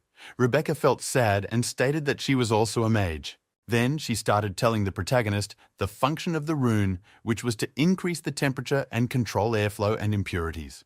But if they could engrave a true magic matrix on the equipment, its efficiency will increase very much. She told him that both she and Hetty could engrave a true magic matrix on the equipment, but the smith man and his apprentice can't use it. Indeed, the world was where magic was the primacy of strength, but common folks are unable to use magic matrix. The magic matrix needed an energy source and a driver that can manipulate magic. Then he suddenly thought of something and stated that he got an idea. The protagonist questioned if they needed to engrave all the energy supply potion of magical matrix into the furnace. Rebecca stated that dismantling a magic matrix and using it part by part, she asked the protagonist if it would even work. The protagonist stated that it was just an idea he thought of. He will talk to Hetty about it since she's much an expertise. Meeting Hetty, the protagonist told her his idea, and she stated that it was brilliant but difficult to operate. She stated that the output of mana is a delicate thin, and if something goes wrong, both the matrix will be ruined. Plus, the efficiency of a self-charging matrix is also a problem in itself. After listening to her, the protagonist told her to take a look at the plan he drawed. Hetty questioned if he knew how to draw magical matrix, and he told her to check and know what she think about it. She looked at it and stated that it was the basic of rune, and the level of magic is no more than level 2. The protagonist smiled and told her to magnify the drawing. When Hetty magnified it, she exclaimed and was surprised by what she saw. They could further refine the energy from the floating element that way, and this will allow the basic runes to absorb energy at a higher efficiency. This was an effort that exceeded the limits, a miracle made of the most basic level 2 rune that will have the Archmage exclaim in awe. Then she turned to the protagonist and questioned what the genius of a magical matrix was called. The protagonist brought out a book and stated that its creator gave it a name, Mana Network. Then Hetty realized that it was the diary left behind by the wild mage. The protagonist told her he studied everything inside the notebook. It was worth at least have a Duke's Demens. The protagonist told her that the wild mage daughter contracted an elemental disease, but to cure her, he used the Mana Network to recharge his daughter. For a down on his luck wild mage to create such a thing, which discarded all the complicated structures and pushed simplicity to its utmost. Hetty then asked who the task of deploying the Mana Network inside the smithy will go to. Just then, Rebecca, who had been listening, raised her hand up stating that she could do it. The protagonist agreed, but when she questioned if he would beat her up when she messed it up, he simply stated that it was better if Hetty did it, but Rebecca still wanted to give it a try. She still stated that the magic matrix was interesting and there were many good things about her. Although she can only cast Fireball, her theoretical and calculative skill are top-notch. The protagonist turned to Hetty and questioned what she thought. Hetty agrees that Rebecca's theoretical and calculation skills are indeed splendid, but her character was not composed. Rebecca immediately shouted out that she was composed, but her behave tells the other way around. The protagonist then handed the task of deploying the Mana Network in the smithy to Rebecca. She immediately became happy, while Hetty stated that she still needed to guide the serf and civilians who had just arrived and excused herself. Amber stated that the protagonist seemed happy teasing his great-great-great-great-granddaughter. The protagonist glared at her and thought in his mind if it would kill her to not run her mouth. Amber stated that him saying that Mana Network was worth half a duke's wealth, then she started having an idea to steal it. The protagonist told her that if everyone could use magic or borrow some, the technology would definitely be valuable. Amber questioned if he was saying that the magic matrix allowed anyone to become a mage and asked if the protagonist was having a heart stroke. The protagonist stated that if a mountain ape smashed a brown bear skull apart in a slap, it's definitely powerful. Then if a human smashed open a brown bear's skull with a warhammer, it was also powerful. Now he wants to use the Mana Network to forge a warhammer. An old man came into the room and greeted the protagonist respectfully. The protagonist patted the man and asked him to tell him how the land was. The old man told him that the goddess of harvest had blessed the land. Since half the planting season had passed, they could still plant sweet roots and flame leaves. The protagonist asked what they do to maintain soil fertility and increase production. Hetty told him that if they could get in touch with the 3 ladies in the church which belonged to the goddess of fertility, it would help them. The protagonist stated that he never thought he would need to beg the gods and deal with them in other to plant. Hetty told the protagonist that with the provisions of food from the emperor, it was enough to feed them. The protagonist stated that they won't have only 800 people forever. He planned to purchase serf and recruit knights. The old man told the protagonist that aside from the divine arts, they can seek help from the druids. The druids are known for making alchemic potions. While they are not as effective as divine arts, they are better at preserving soil. The protagonist asked where they could find the druids, and Hetty stated that the Cecil house had never contacted them. Philip stated that the druids are close to all sort of elves. Then all of them turned to look at the so-called wood elf standing under the tree. The protagonist told them to forget about Amber, who was a disgrace to all elvenkind. Just as they turned to leave, Amber stated that she seems to know a druid, and they looked at her. The protagonist looked at her suspiciously and asked how she knew about a druid. Amber stated that she was still an elf, because druids originated from the elves. The protagonist asked if she had stolen something from the druid and was now worried. Amber stated that the protagonist was insulting her skill. She had never been caught stealing things. Then the protagonist gave her golds and told her to settle the matter with the druid, and the balance was hers. Amber picked up the gold bag and told the protagonist that he was really generous. Then the protagonist told the old man to give him a detail of the other problems the land have. The old man stated that the elevation is higher than the riverbed, so it will be different to draw water for irrigation. They need to either dig a ditch from upstream or dig a well. The protagonist sat down and started drawing something. Hetty and the old man could not help be curious on what it was. He told them it was a watermill, and the river will flow beneath it. Then the current will flow against the wood, filling the tank. That will return cause the mill to turn, bringing the full tanks upward. It is then repeated continuously, bringing water to higher ground. The protagonist stated that sadly there is no bamboo there. Otherwise, building the watermill would be much easier. The protagonist called Hetty, who was lost in the beauty of the machinery. He told her he wanted to know if there was anything to put further. The old man stated that if they build the watermill by the Whitewater River, it will be affected by the river and become unusable during dry season. But if they were to divert a separate ditch from the side, then during the dry season the water will flow according. After that, did the old man realize he had overstepped his boundary? The old man trembled and told the protagonist to hear him out. He had done that subconsciously. Instead of acting angrily, the protagonist asked the man if he could write, and the man answered that affirmative. The protagonist told the man not to worry, that being able to read and write was not against the law. The old man stated that he may not be confident in anything else, but when it comes to working the land, he had outstanding skills. Since the old man was literate, he could be able to understand the new rules he had Hetty announce. Then the protagonist asked if he would be able to measure the land and track production if he gave him a form. The old man was surprised and asked if the protagonist was telling him to be a supervisor. The protagonist smiled and told him he was not just only going to be a supervisor. He plans to let the old man manage the entire food production of the reclamation project. This was a job, not a title. The old man could not pass it down. If he didn't perform well, someone else will take over. The old man was surprised that the protagonist wanted to make him his steward. But a steward job is not just in charge of food, but other things. Hetty questioned if the protagonist was really going to let the old man be in charge of his farm. She stated that although the old man was literate, but his birth wasn't that of a noble and might mess up the upper echelon's rule. The protagonist smiled and asked where the upper echelon of society she speak of was. Then he told her to look around the surrounding environment. He told her that this was a barren land without anything, so she should toss all of the rules of nobility and commoners to the scorched land of old Cecil. A low-born famer can be a manager. Then he questioned if she knew what he did back when he was young. She told him that he was a knight among knight and the first model knight. The protagonist told he was a squire and only started learning martial technique at the age of 15. He faked a recommendation letter for himself and went on his journey, where he finally met Charlie, who was dealing with a bunch of refugees. Then he told Charlie he had been studying for many years, and Charlie replied that they would call themselves knight. Nobles are not born. Back then, only people who managed to gather all of the wealth were called nobles. Hetty was surprised and questioned if it was that simple, and he told her it was that simple. Just then, Betty came running toward the both of them. She came close and the protagonist and Hetty that Rebecca was looking for them. The protagonist asked if she had forgotten why Rebecca was looking for them. Betty did not forget this time and told him that Rebecca wanted to start work, so she wants them to see the result. Hetty was confused and asked what work Rebecca wanted them to see. The protagonist and Hetty broke out in sweat when Betty stated that she forgot. As for Rebecca at the other side, she was directing some men to carry some box to somewhere. Just then, the protagonist and Hetty came over, and a guard greeted them respectfully. Rebecca exclaimed when she saw that the protagonist and Hetty had arrived. Protagonist stated that he was there to see her progress, and it looked like she was confident.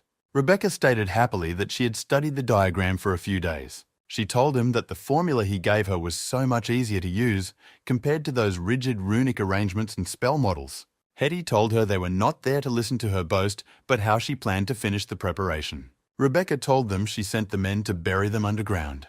The protagonist questioned how she would do it, replied that she was drawing and calculating as she went.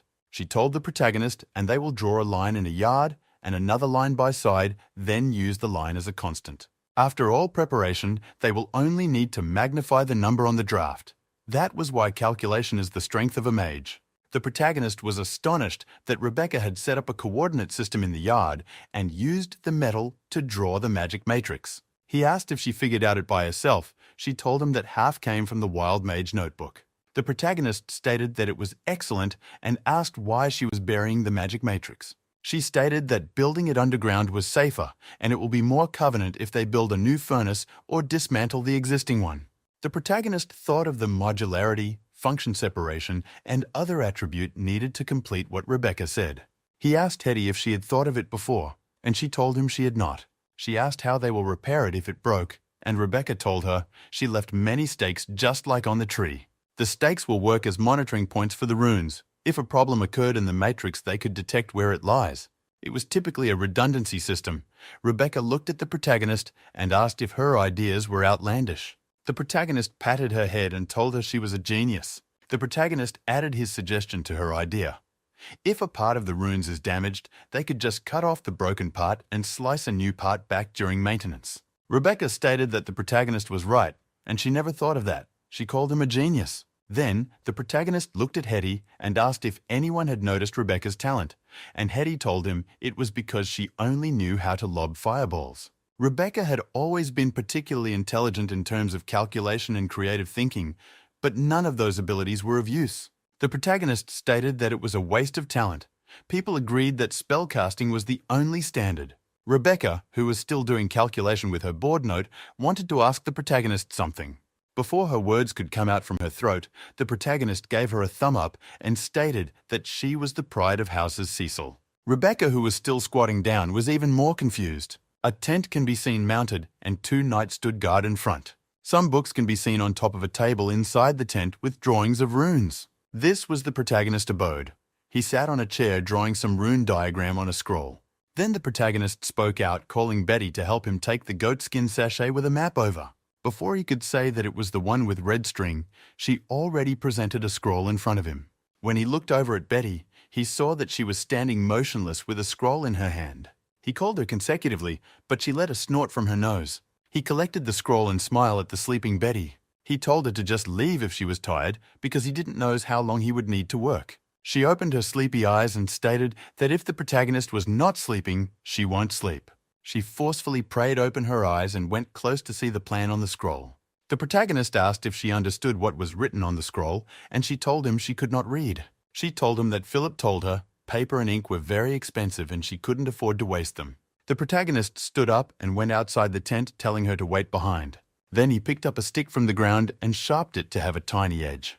The protagonist continued sharpening the stick to be even more thinner. After, he gave it to Betty, telling her to practice on the ground first.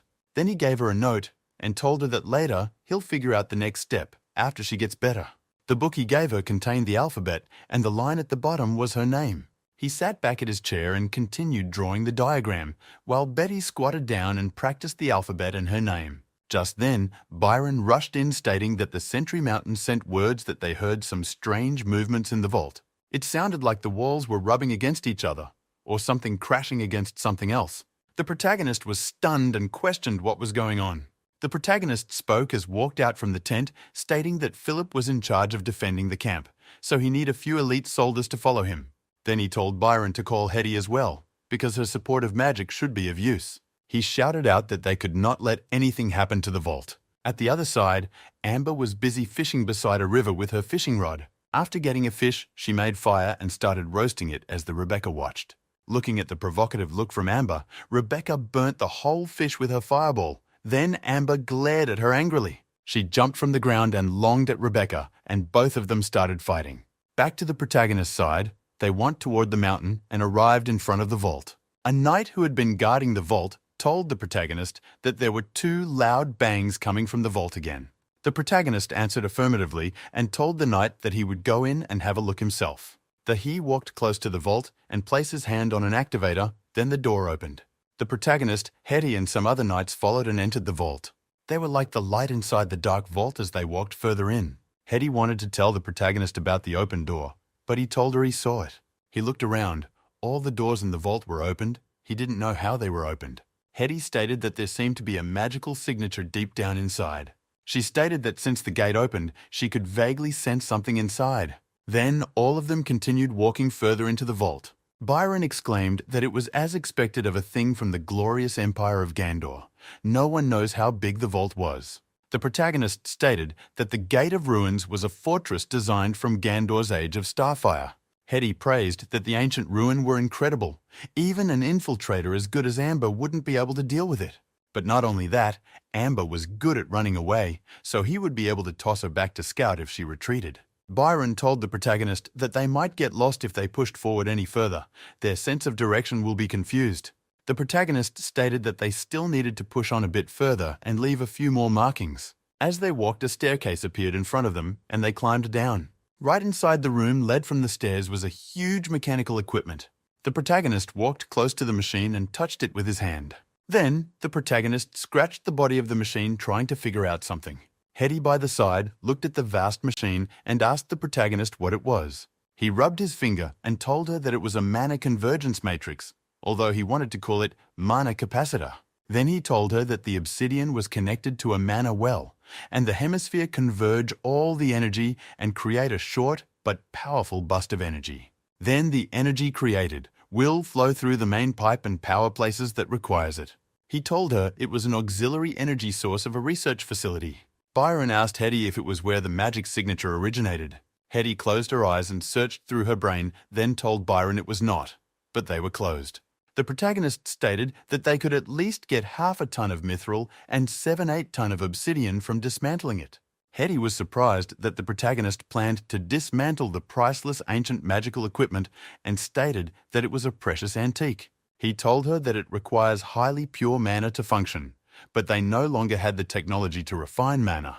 Hetty answered affirmatively and told them it was time to continue. The passage ahead was still very long as they continued walking. Hetty used her magic to cast a light particle spell. The light grew brighter and floated up in front of everyone. Then it flew away towards a direction after feeling something. At that moment, it appeared in front of a symbol which looked like eyes with blue pupil. Then it went through the door of the eyes symbol. The protagonist and the others had followed, so they opened the door with the eyes symbol. They all walked in to see the magic light Hetty made standing in front of a metal ball. This metal ball was placed in the center of the room, indicating how precious it was. Hetty told the protagonist that the magical signature came from the ball of metal and asked if it was made by the Gandor Empire. The protagonist stared at the metal ball for some while and told her it didn't seem like. Rather than being created by Gandor, it was more like the Gandor Empire was studying it. Byron was surprised and asked if the entire facility was created to study the metal ball, then questioned why Gandor Empire will spend so much efforts to study the ball. Then he turned to the protagonist and asked what they should do about the metal ball. Later on, the team expanded some effort and carried the metal ball outside.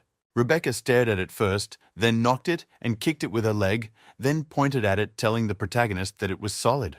The protagonist stated that indeed it was solid but unbelievably light. Then Rebecca asked if they should cut it open. The protagonist told her not for now, since the Gandorian did not destroy its outer layer, but studied it. Then he told Rebecca he had something else he wanted her to do. Rebecca was happy as she told him she was free. He told her to use the metal ball as a formula to smelt the rocks into cement. Just then, yet again, Betty rushed towards the protagonist and the Rebecca. She shouted out that Amber came back from her journey. She told them that Amber, who went out to get a druid, came back with a dirty old man. The metal ball was ignored by the protagonist and others as they went to find Amber. Entering the house, an old man with a long beard holding a large bowl used as a cup was sitting down. The protagonist was seizing the man up, thinking in his mind that Amber was quite capable. Amber stated that the masons and carpenter were already living in Wooding House, but the protagonist was living in a tent. The white-beard man asked Amber if she was sure that the man sitting in front of him was Gawain Cecil. Amber told the old man that she personally excavated the protagonist's tomb, so it was real. But then, the white-beard man said something that made her question if he wasn't a druid. Before the man could speak, the protagonist welcomed him into the domain of House Cecil. The man spoke in a flattering way, stating that he was honored to be able to serve him and his holdings. The protagonist and the man spoke at the same time. He asked about the druid. The man asked about the antique. The protagonist was confused when the man mentioned antique, while the man was wondering who the protagonist was calling a druid. Knowing that she had caused trouble, Amber bends her head down to avoid the eye of the two. The protagonist and the white beard asked if she cared to give them an explanation. Amber told the old man it was a misunderstanding, that the protagonist was the 700-year-old antique she dug up. The protagonist held her ear and asked where the druid was. She told him the man was the druid she sought. The white beard then puffed in anger, stating that when they were coming, he felt that something sounded fishy from Amber. The protagonist felt that he had grown old by 100 years and asked the man if he meant he wasn't a druid. The white-beard old man spread his hand and stated that he was not. Yet he could be. The seed on the man's palm grew into a youngling plant. The protagonist stated that starting from that day, the man will be the Cecil family druid and will be compensated. The old man stated that he was also good at barbecuing and asked if the protagonist wanted to hire him as a chef. The protagonist told him there was no need because he already had a decent cook. He told the white-beard man that they would provide both tools and materials. The man told the protagonist his name was Piedmont Laurent. At another side, Rebecca was worriedly looking at something in her hand. Looking at it for consecutive time, she stated that it didn't look like a building material. Then she pointed at the bigger one and told the knight to take it to the protagonist. The knights carried it off and came to the front of the protagonist. The protagonist looked at it and asked if it was the cement she smelted. She told him she followed his instructions and the item solidified quickly, but looses and brittle. The protagonist picked up one of the cement and it brittles. Then he cleared his hand. Rebecca felt that she had disappointed him, but he told her experimentation was a long and arduous process. He told her he would provide a formula for different types of rocks and soils. Rebecca immediately brightened up and told the protagonist that she understood.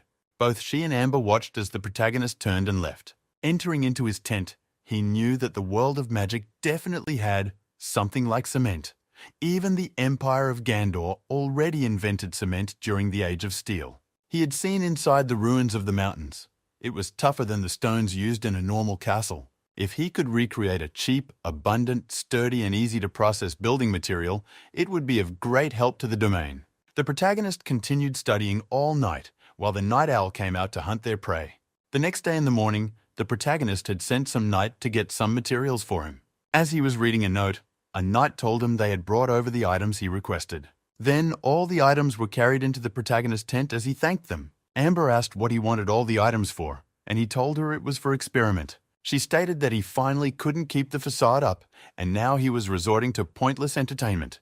He turned and glared at her, obviously annoyed by her words. The protagonist held her ear and she cried out in pain.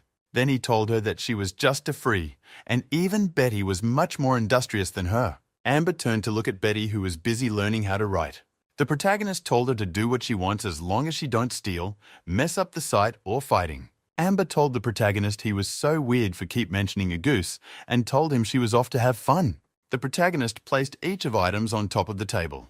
Then he held his chin, stating that it was time to start his experiment. And so year 735, Nevos day 4623 of the pioneering project.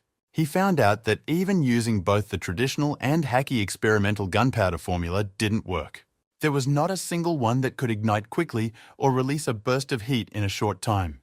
The hacky formula could only cause it to burn quietly in the air, and the flames were dim and weak, no better than burning chaff. So speaking of which, that experiment failed. And so year 753, Nevos day 45, day 22 of pioneering, he used chemistry formula. There was no electrical current in the wire.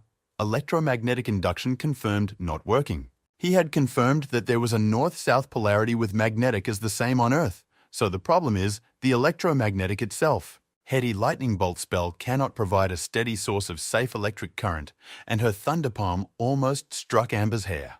And so year 735. The experimentation was still going on. Hetty had never heard of coal, and the same goes for the Druid. The experimentation of steam engines requires a large number of combustibles before they can set up the experiment, but the good news was that they can still create charcoal. The Typhoon Empire created a type of burnable rock, but it was not coal. It seemed to be a type of seawater sediment. He went up and asked if there was a person who could help arrange the entire elemental table. Everyone remained silent.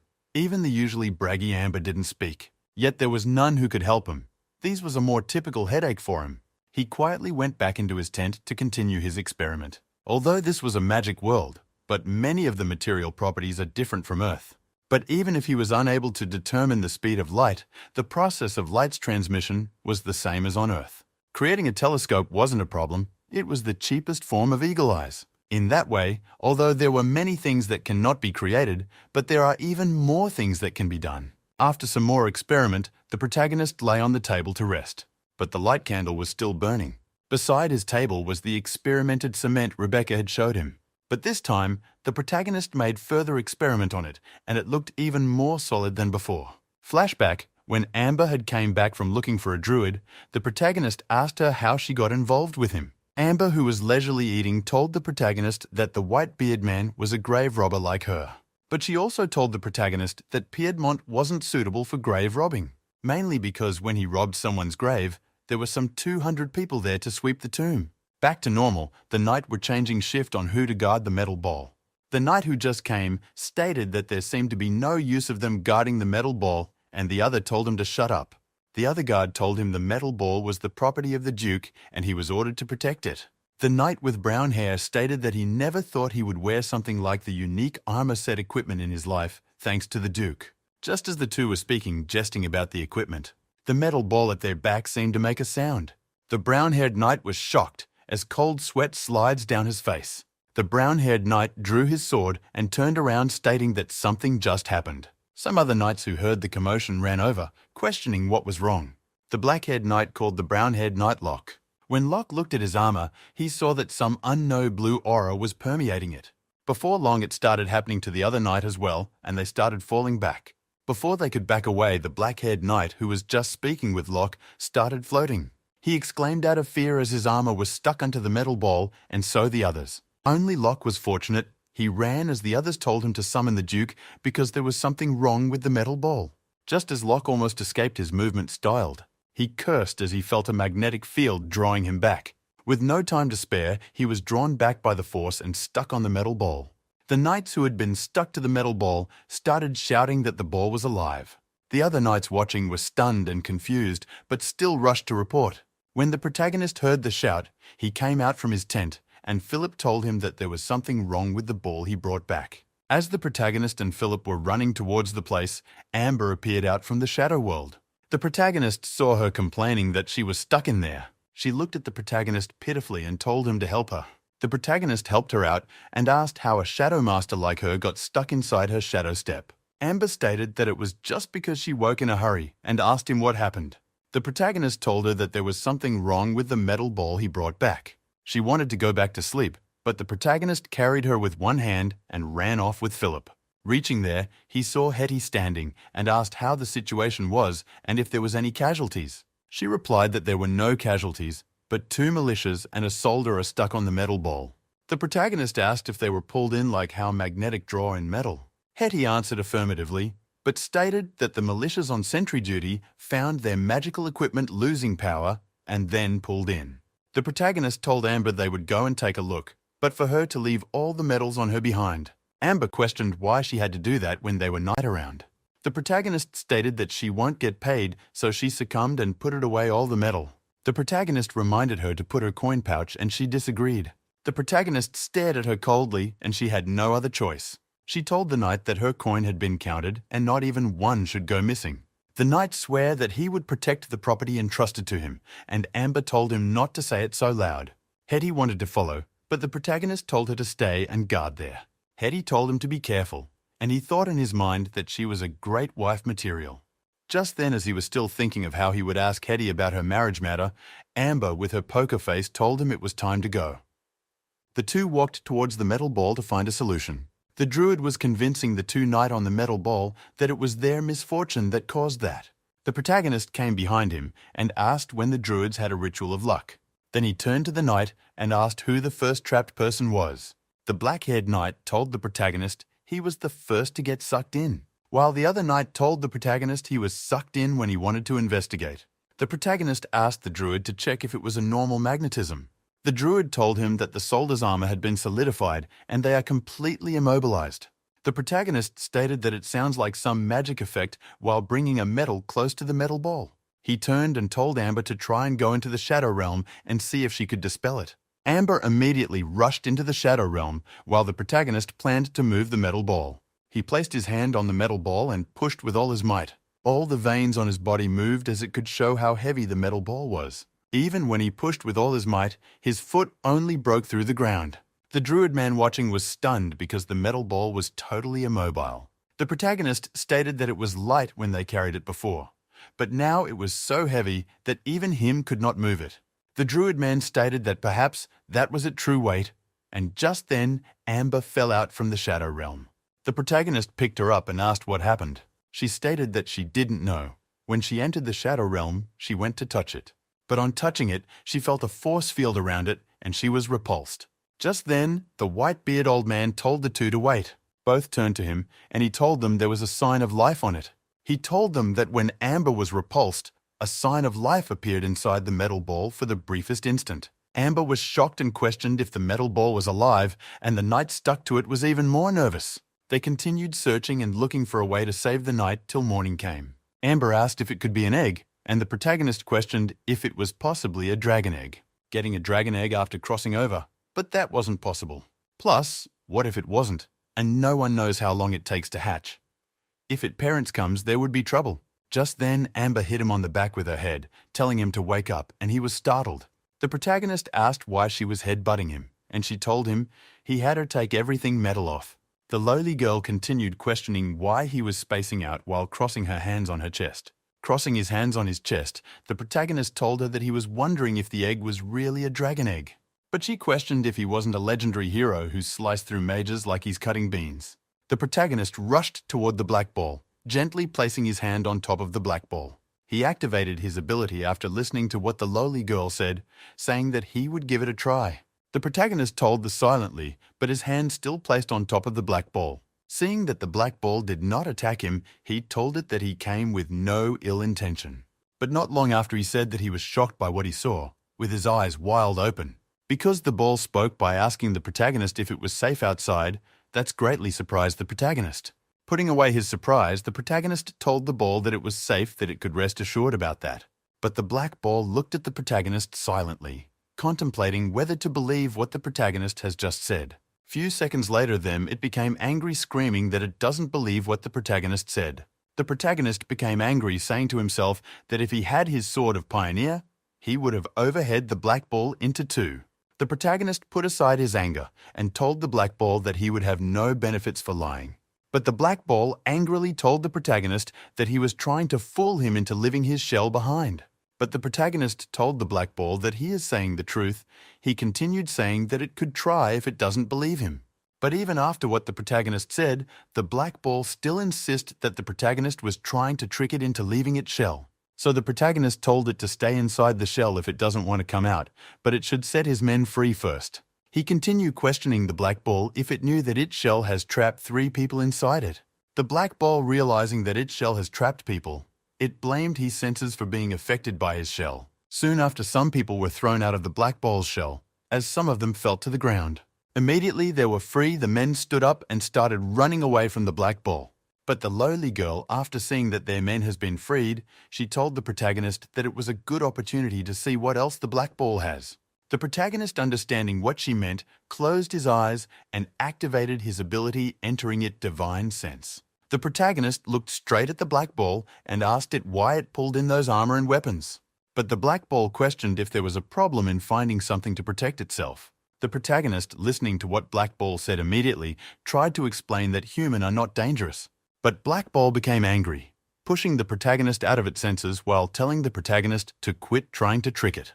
The protagonist, after being pushed out of the divine sense, gently pulled his hand away from it. Seeing what happened, the protagonist could not believe he lost to a ball and wondered if it really is a dragon egg. As the protagonist was in deep thought, he noticed the lowly girl acting so sneaky towards him. He asked if she is all right, but she told him that she saw his face change, so she thought he was going to self-destruct.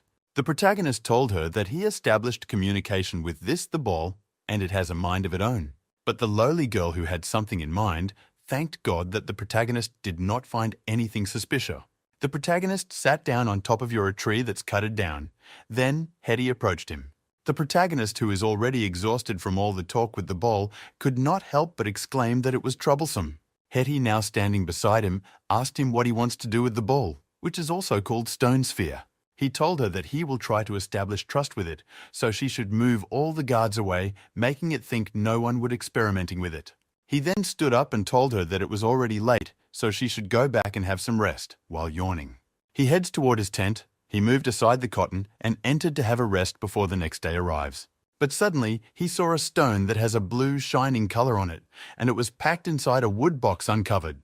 Picking up one of the stone, he realized that it is the failed products of Rebecca cement smelting. He immediately closed his eyes, trying to sense what was inside the stone. And just as he had thought the little light coming out of the stone are mana crystals and has magic reaction. He left the stone for the next day so that he could rest for that night, so the next day. He went toward a shop and gently opened the shop with his hand. Entering inside, he told Hetty that he had discovered something new, so she should have a look. The protagonist immediately poured out all the mana crystals he had extracted out of the stone and to the table. He continued telling her that he found something interesting inside the mana crystal he has just pulled onto the table. She immediately agreed, saying that she could sense it because it had a magic reaction inside of it. The protagonist agreed, then asked her if her crystal resonator could determine the mana crystal structure. She activated her ability, telling the protagonist that she will infuse it with mana to see what would happen. After the checkup, she told the protagonist that it can absorb mana from external sources, convert the mana into a stable form inside it. The protagonist finally came to a conclusion that it is a man-made crystal that stores mana inside it. The protagonist picked up one of the crystal while saying that they are constantly glowing, so he asked what their self-deterioration rate is. But Hetty told the protagonist to wait while writing down something on a book and saying that she need to perform more experiments. She brought out a ruby vessel and told the protagonist to place the mana crystal inside it so that she could try drawing it mana out. The protagonist agreed, saying that the mana crystal not only needs the ability for input and storage, but also needs an output. Hetty moved her magic power toward the mana crystal, trying to extract the mana inside it. But the mana crystal inside the ruby vessel slowly started to disperse, leaving the vessel empty. Hetty was surprised after seeing the mana crystal dispersed inside the ruby vessel and also confused at the same time. Watching all this happen, the protagonist concluded that their experiments seems to be a failure. But before he could continue, Hetty exclaimed that the experiment is successful. The protagonist questioned if the matrix was strong when it drew out the crystals disintegrated, but she told him it wasn't. Because the crystal has an innate flaw, so the matrix could not be strong when the crystal disintegrated.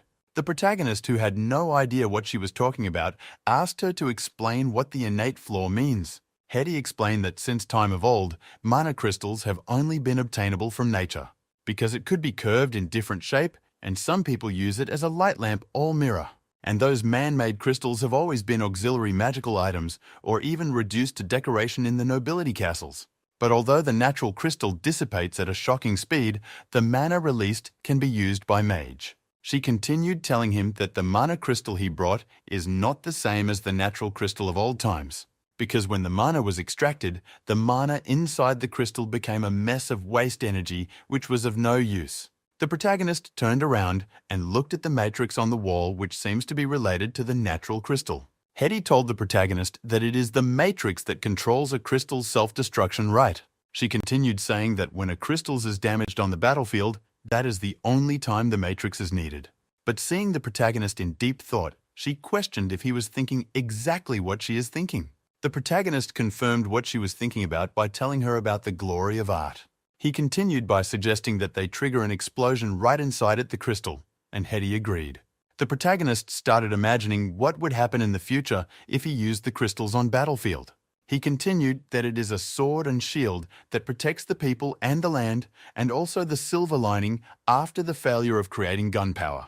Hetty, on the other hand, not knowing what the protagonist was thinking about, said that he looks very happy. He agreed, saying that he's very angry, questioning whether she knows it will be of great use to them in the future. She agreed, saying that if it was properly processed, it could be an explosive-type magical tool. The protagonist who was living told her that he would ask Rebecca how she managed to create those mana crystals. But as he was about to leave the door, Hetty stopped him to tell him something. She told him that Rebecca is a very hard-working child, but she had never been praised much since she was young.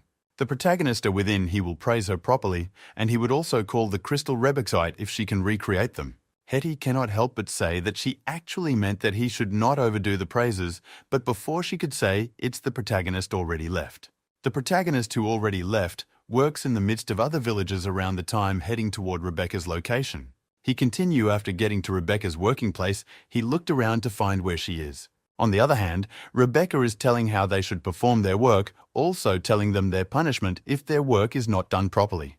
The protagonist, hiding behind a wall, listened to how she leads all the workers on how they should do their job properly. He could not help but say that she is really a very hard-working child, but he would like to see the new furnace first. He started heading towards the building where the furnace is kept, so that he will see the new products Rebecca had made. After seeing the furnace, he prays it inward because the improvement is great. Whether it is the result or the machine itself, they were perfect. What Rebecca saw the protagonist, she rushed toward him, and he told her that he was looking for her as he praised her. I continued saying that if she hadn't created it well, he wouldn't have left things behind in order to meet her. He told her that she should have some confidence, reminding her that he had told her she is the pride of House Cecil. Rebecca, who was not praised since young, seeing that the protagonist praised her, she became so excited. Unable to control her excitement, she lost control over her strength, resulting to her breaking the building roof. After breaking the roof and flying out, the worker immediately went up the roof and started rebuilding it. Rebecca finally returned. She stared at the protagonist, innocently asking if he needs any other thing. The protagonist turned to Rebecca's new iron project and questioned what it is for. She told him she had designed an activation equipment for the common and to turn the furnace on or off. As she spoke, she walked to the project, pressing her leg on its side iron and telling the protagonist that it is on button. Soon after, the new furnace project turned on, and on it is a curved design.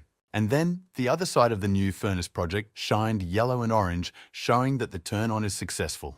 Rebecca also went on to press another side button on the new furnace project, telling the protagonist that is the off button. Like before, the furnace machine switched curved design on its outer layer. After showing the protagon is what she had built, she asked him what he thinks, and if it was simple enough. Not giving the protagonist an opportunity to speak, she told him she already gave it a name, which is Runic Trigger. The protagonist clubbed at what she said as they returned back to the workers' tent. Inside the tent, she asked the protagonist if he was going to use the crystal for explosives. The protagonist agreed, and telling her that he had named it Rebekit, since she managed to create it. But she became shy and told him that only great people put their names on what they built. But the protagonist continued saying that she built those crystals, and that makes her a great person.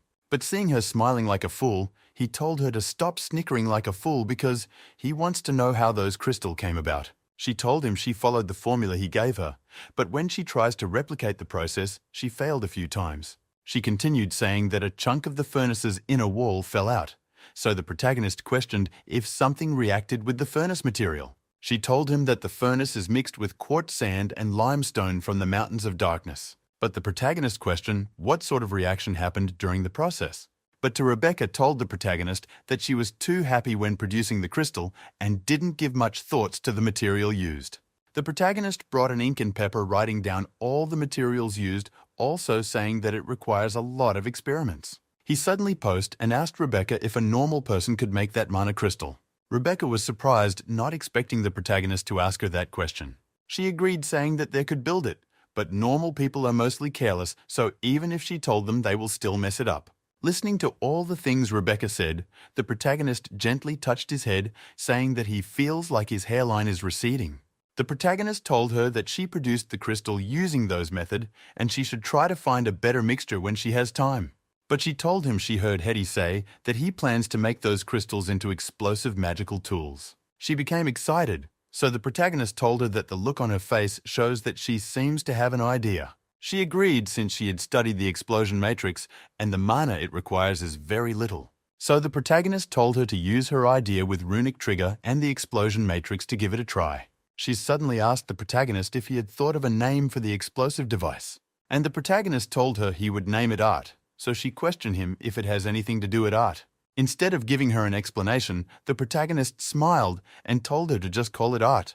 While in the midst of the forest on one of the trees is a red apple hanging in a tempting way. Suddenly, a huge wind seems to flash past the tree as the apple disappears with the wind. A wind light could be seen jumping from one tree to their other, making people unable to identify who. Finally, the sound of footsteps could be heard as someone jumped down from the tree and landed on the ground. Biting into the apple, the lowly girl thought that the place is different from Badlands the protagonist talked about. Playing with the apple in her hand, she felt that coming to this forest is like coming back home. The lowly girl also realized that entering the Shadow Realm is getting easier and easier. But that was not a good thing, and she's not a mage talent person, so they could only be one possibility. The word is changing, and some kind of power is causing the barrier between the Shadow Realm and the real world to weaken. Nice standing beside a tree and facing their camp, she wondered if she should tell the protagonist on what she found. But even if he is interested in bizarre things, do you want that if he would experiment on her? The protagonist, who had no idea that the lowly girl is talking about him, sat on his tent and writing down something. The lowly girl suddenly opened a barrier in front of the protagonist sneakily. But before she could touch the protagonist's stamp, which is on the table, he stopped her and told her not to talk to them. Grabbing her on her ears, he told her that the stamp is the only thing on his table that is what something. Surprised that the protagonist found her, she questioned if he is even human and how his senses are so sharp. The protagonist told her that she has been eyeing his silver seal stamp for a few days now, and he noticed it. So she told him that she just got a bold ideas and won't actually dare to carry them out. The protagonist closed the book he was holding and told her that she had tried 12 times now, and each of those times he sent her flying. He told her to say what she has in mind, since there was still an hour before lunchtime, means there is something worth mentioning. He continues saying that he's using her lunch break as a clock, so she should hurry up and say what is troubling her. She told him that it has been getting easier to enter the Shadow Realm, and she found it out 2 days ago. The protagonist was surprised when he had what she said, but she asked him why he was just standing like that. So the protagonist told her that he didn't expect that she will talk serious business with him for the first time. The protagonist continued saying that the first time they met, he remembered her saying that it was the first time she went deep. But the lowly girl told the protagonist that that time she was spouting nonsense, and that time it wasn't easy to enter the Shadow Realm. The protagonist, hearing the hands they have to drink half a bottle of Shadow Portion, so she was dead drunk when he met her. But she told the protagonist that she is serious, because she could accurately tell the Shadow Realm is closing in on the real world. The protagonist then questioned what would happen if those two collides, but she told him that she doesn't know and it won't be anything good.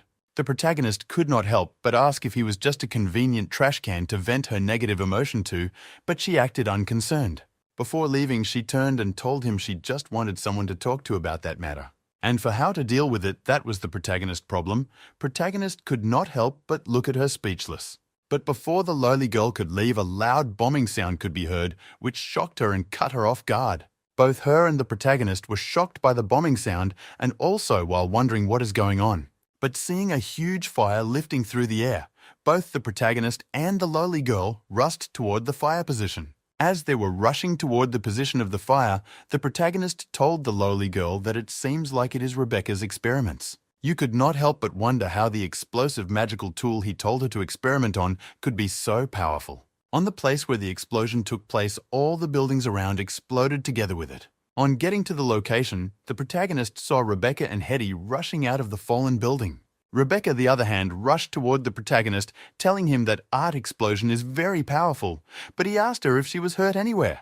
Hetty and the other, and activated her healing magic, which made a bubble-like sound around her hands and healed themselves. Then she told the protagonist that they are fine and continued that the effects when a large number of crystal is set exceed their expectation. Splashed is flashed the remaining healing potion on Rebecca's face, saying that she placed 2 experiment samples caused twice the amount of crystal at the same time. But the bet I made her rejoice telling the protagon is that twice the amount, twice the art would increase the amount of fun for the experiment. Seeing her act like this and say all this, the protagonist could not help but shake his head, saying that she won't be able to escape a beating from Hetty. Rebecca, seeing the protagonist close his mouth with one of his hand, asked why he was looking at her like that. But he asked her if she could take a beating. She agreed, saying that she often fought with wolves when she was little, not to realizing why the protagonist asked that question. She continued explaining about the runic trigger, saying that Hetty said that the crystal didn't have an energy convergence structure. So the protagonist told them to repair the lab first, then they would tweak the experimental method as well, because doing indoor is simply dangerous. Hetty immediately agreed to what the protagonist said and told him that it will be done just as he had said it. But before the protagonist could say any other thing, a guard rushed toward him, calling him. The guard continues saying that the people searching for limestone in the mountains run into mutants. This surprised the protagonist, but before he could say anything, the guard continues saying that one person already died in the mountains. Inside a room lay many injured people who were being treated with medicine by a mage. The herbal medicine are being grounded with wood and applied in the wounds on their body. One of the people trembling explains that after they enter the mountain and turned west, they run into the monsters at a fork. And they were red-colored demons, and they run straight into a few of them mistakenly. You continue saying that they run as fast as the legs could carry them, but one of their partner was grabbed by the monster, so he fell till he died. One of the soldiers there asked how many monsters were there, also questioning where the westward fork is. He continued asking him how they managed to escape, because those monsters are very fast, but the man has been interrogated, trembled terrible. So the protagonist told the man not to interrogate them like that because they will trip over themselves when they are anxious. He went on his knees and asked the 2 people who are still conscious to come down and tell him how they managed to flee from the monsters. He told the protagonist that the monster pursued them, but the mountain part was narrowed and they got stuck. That was how they managed to escape. Hetty walked close to the protagonist and asked the man how many master they run into, telling him to be specific about the number. The man told her that there were 3 monsters at first, but when they were being pursued, they became 4 monsters. Hetty immediately confirmed that they saw only a portion of the monsters, which means there were more of them hiding. After listening to everything said, the protagonist would not help but wonder how those mutants appeared and where they came from. As they discussed, the doctor handed the already brewed herbal medicine today, injured men to drink. He then told the protagonist that after the men drink their brew and have a purification spell casted on them, they will be back to normal. But the old man told the protagonist that they were on employer-employee relationship, so there was no need for him to thank him that much. He continues saying that the people outside were already afraid because they heard about the monster's attack, and he can't heal that, because the 4 people came back screaming, so the whole had about it. The protagonist turns to Hetty, telling her to stop all of the exploration and gathering jobs for the day and distribute foods as normal. The protagonist then give Byron an order to increase the patrols, also to inform Philip to arm all of the new recruits and let them guard the camp. Hetty and Byron left the protagonist to complete the task they were given by him. The protagonist crossing his hand on his chest, he turns to the lowly girl about to give her own task. But before he could say anything, the lowly girl asked him if he would smash her to the ground with his big sword if she disagreed to obey him. The protagonist agreed, also saying that it would be a blow that would have her permanently stuck in the ground. On hearing what the protagonist said, she angrily agreed to obey him and go to wherever he wants her to go. But before she could leave, the protagonist told her that he's not done talking to her, also that he would be going with her. Seeing how surprised she is when she learns that he was coming with her, the question if she has forgotten what his job was 700 years ago. The lowly girl remembers that he was stuck in his tent, drawing designs and studying weird alchemic solutions for so long, and that he was also in charge of fighting the monsters at the kingdom's frontier. The protagon is placed his hand on one of the injured worker, trying to comfort them after they had witnessed the monsters in the mountain. You told them that if there are only 3 or 4 mutants roaming around, he would deal with them when they get there. And if they is one of them, both him and the lowly girl can safely retreat with all of them. However, he needs them to lead the way to search for the mutants monster, since they might remember the road. But the two men started crying, screaming that they don't want to die because those monsters would eat them. The protagonist angrily told them that it is an order. He continued that he will do his duty and protect them until they return safely. But the two of them said at each other, not quite believing what the protagonist said, saying that they might probably be pushed toward the monster. The protagonist, in their face filled with disbelief, got down on his knees to give them another motivation. The protagonist began by telling them all his past victory 700 years ago, showing that those monsters are nothing to him. And if the monsters were to really come, the men being beside him will be the safest place to stay. The two young men became terrified with all the things the protagonist had told them and said they would obey his order. They prepared and started heading toward the mountain where the monsters can attack their workers. On their way, the two injured workers were already exhausted, even though they are not getting to their destination. Upon not seeing any monster, the lowly girl could not have but ask if those monsters could have left. The protagonist told her that they do not know how the mutants act, and beside their instincts of attacking, their movement are of no purpose. And if the essence any human or magic in their sensory zones, they will charge, but if there is nothing, they will continue to roam about. The lowly girl jumped very high until a high rock and questioned what those mutants are exactly. What is the protagonist product? It was hard to say, because there is a theory that mutant are transformed humans who were corrupted by chaotic mana. Hearing the protagonist's explanation, she was surprised he didn't know where monsters came from, even though he has fought them for 20 years in his past life. To her, it seems like those experts in the kingdom's interior aren't reliable, since the protagonist couldn't even answer where monsters came from. But she suddenly sensed something and jumped down, saying that there is something down there. On reaching there, she saw a purple claw used as a door, so she called the protagonist and the others to come closer. On seeing this, the two workers were terrified when they had the protagonist say that the mutant monsters seems to be closed. The protagonist immediately grabbed the hold of his sword, ready to kill any monsters that come their way. He pulled out the whole long, huge sword in front of him and stood firm while his two workers trembled on the ground in fear. He looked ahead and saw purple gas everywhere and told the lowly girl, "That's the mutant monsters are over there." And those mutants' creature seems to be injured because its bone could be seen exposed with the purple skin pathed. And on its shoulder there were horn around it with a sword which will stopped until the mutant monster's body. It stood with bone grown on different parts of its body, and its purple skin looks like that of a slime that would wear off. The lowly girl immediately activated her own magic ability, opening a barrier ready to fight off the mutants. Landing behind the protagonist, she told him that there are 4 mutant monsters behind those purple gas. The protagonist is immediately so that he will face them head-on, so she should find an opportunity to stab them in their back. The lowly girl agreed with the protagonist, stretching out her hand, giving a thumb up, saying that he should be on his mark. After she was done counting 1 to 3, the protagonist raised his sword up high and rushed towards the mutant monsters. In the middle of his run, he jumped up to the sky, vanishing from the spot he was standing on, which surprised the mutant monsters that were expecting to see him attack them. The mutant monster in the front looks around at the location the protagonist was standing since he couldn't find him. The protagonist, who was already close to one of the mutant creation, slashed his sword downward, making a huge splatter of stones. The mutant must have immediately lost towards the protagonist and roaring loudly. Amber, on the other hand, used her shadow skill to spy on the monster she would sneak an attack on. On getting a target, she jumped out of her shadow skill and attacked the monster from the back with a dagger. The slash killed the mutant monster immediately after it was attacked because it didn't notice her.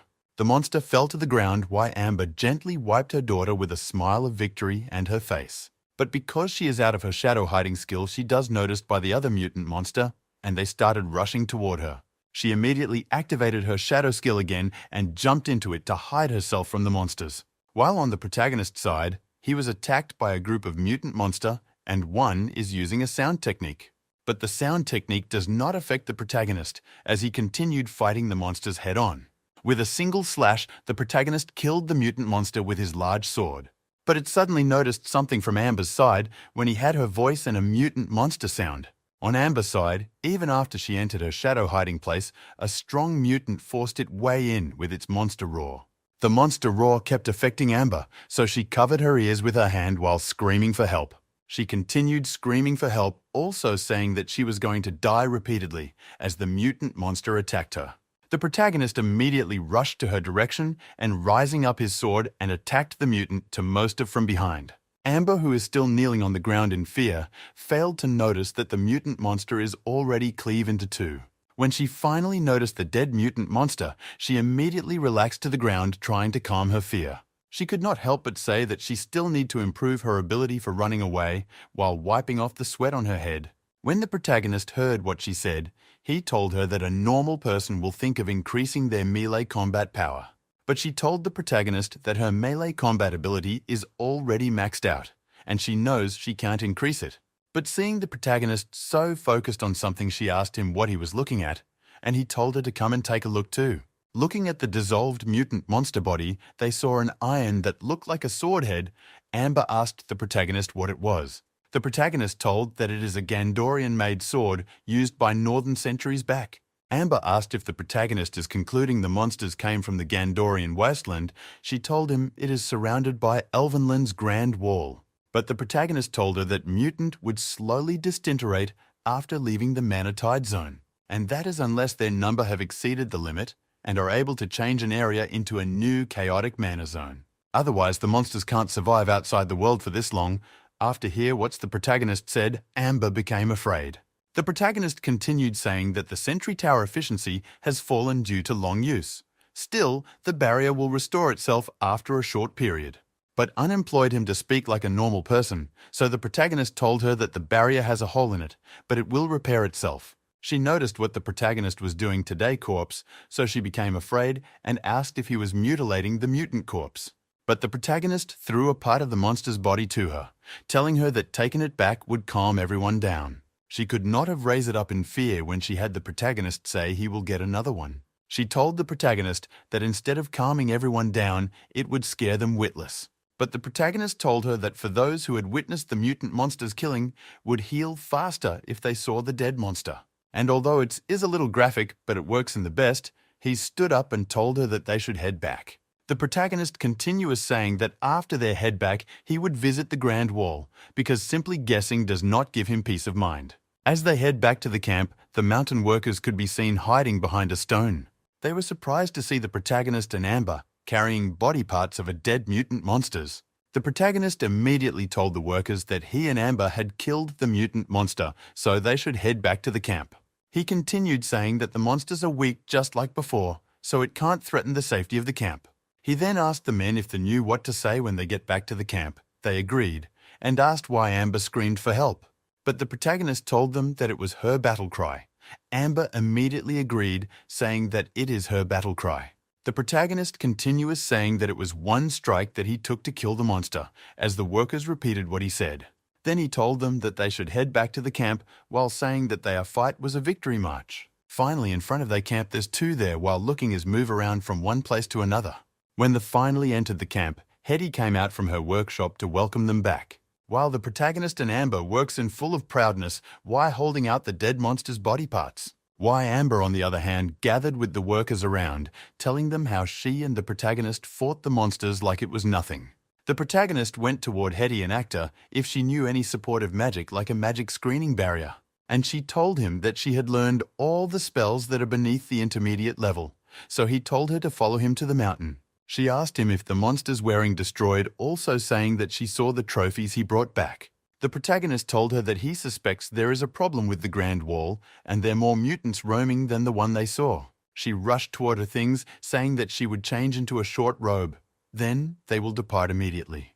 While Amber begged to finish her story about the fight to the people, soon they were standing on top of the mountain. As they work, Amber asked the protagonist if he knew that there are many more monsters and asked if he saw them. The protagonist told her that once the monsters' number exceed a certain threshold, they would bring with them the mana tide's corruption. She asked if the monsters didn't sense any life, would they stand aimlessly, and the protagonist agreed.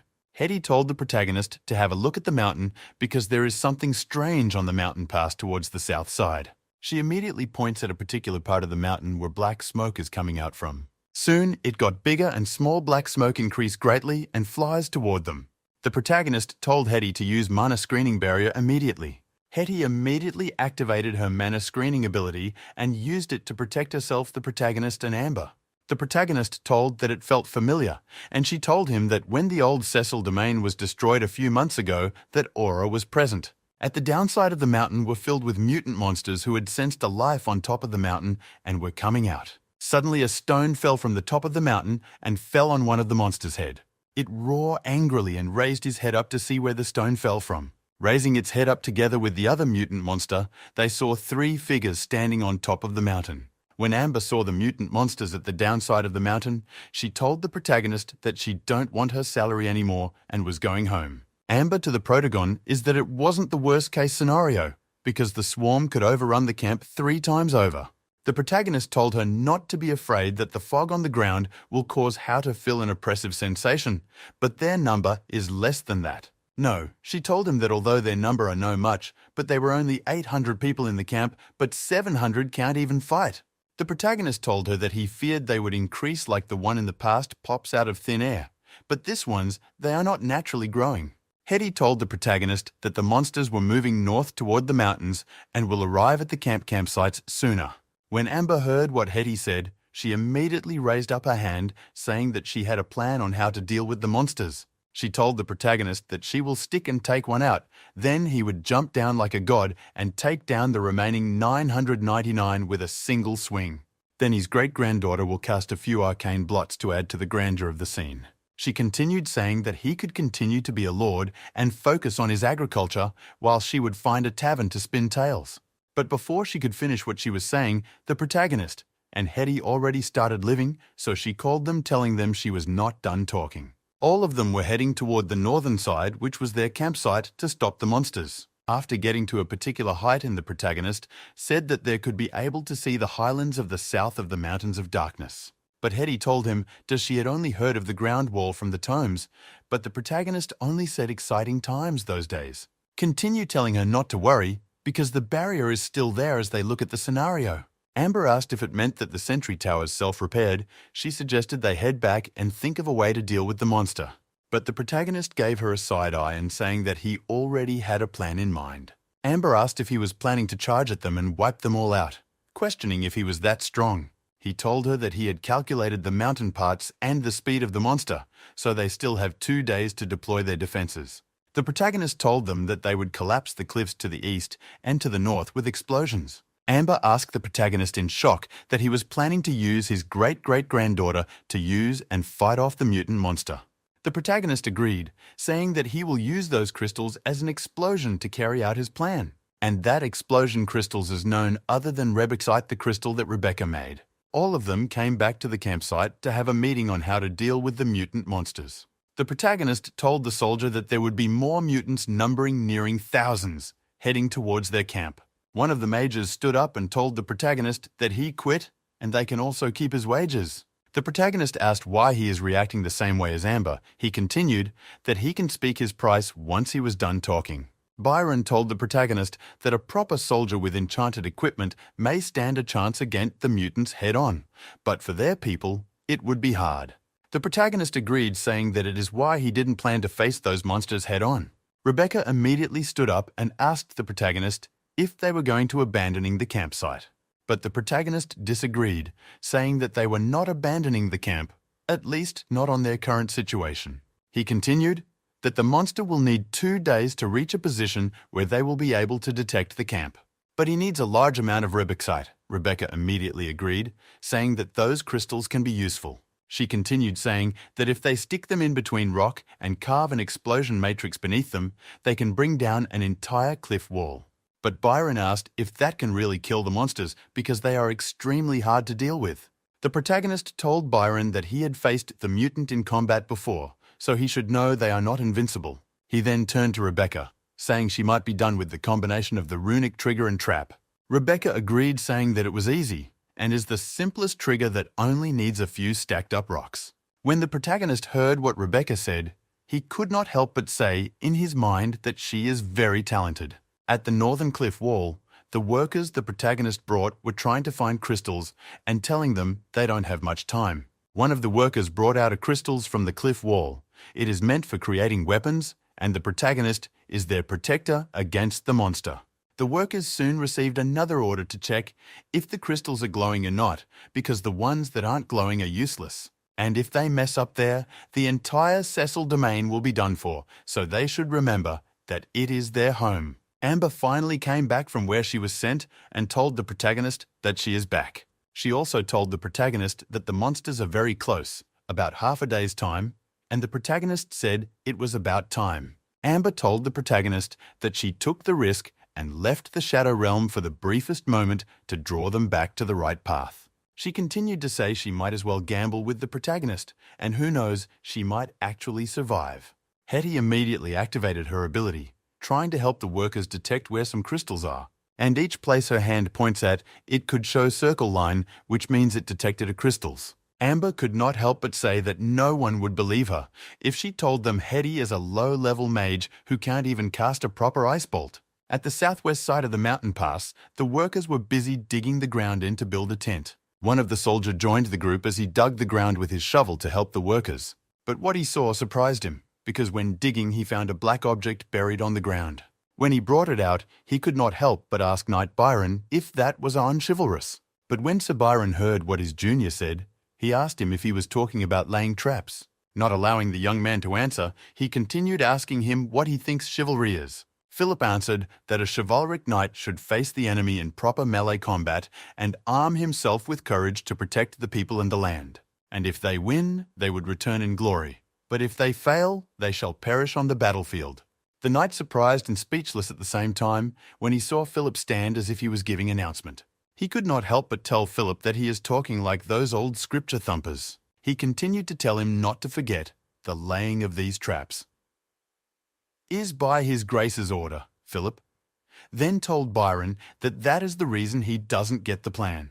The commander touched his jaw and said that the total fits with the notion of chivalry, just like the counter-cavalry formation on the battlefield. Only the strongest of foes would walk out of it alive, and if he were to fight those who cannot even get past that, then it an affront to chivalry. Philip, the conclude that the traps are used to weed out the weak from the strong, and Knight Byron agreed.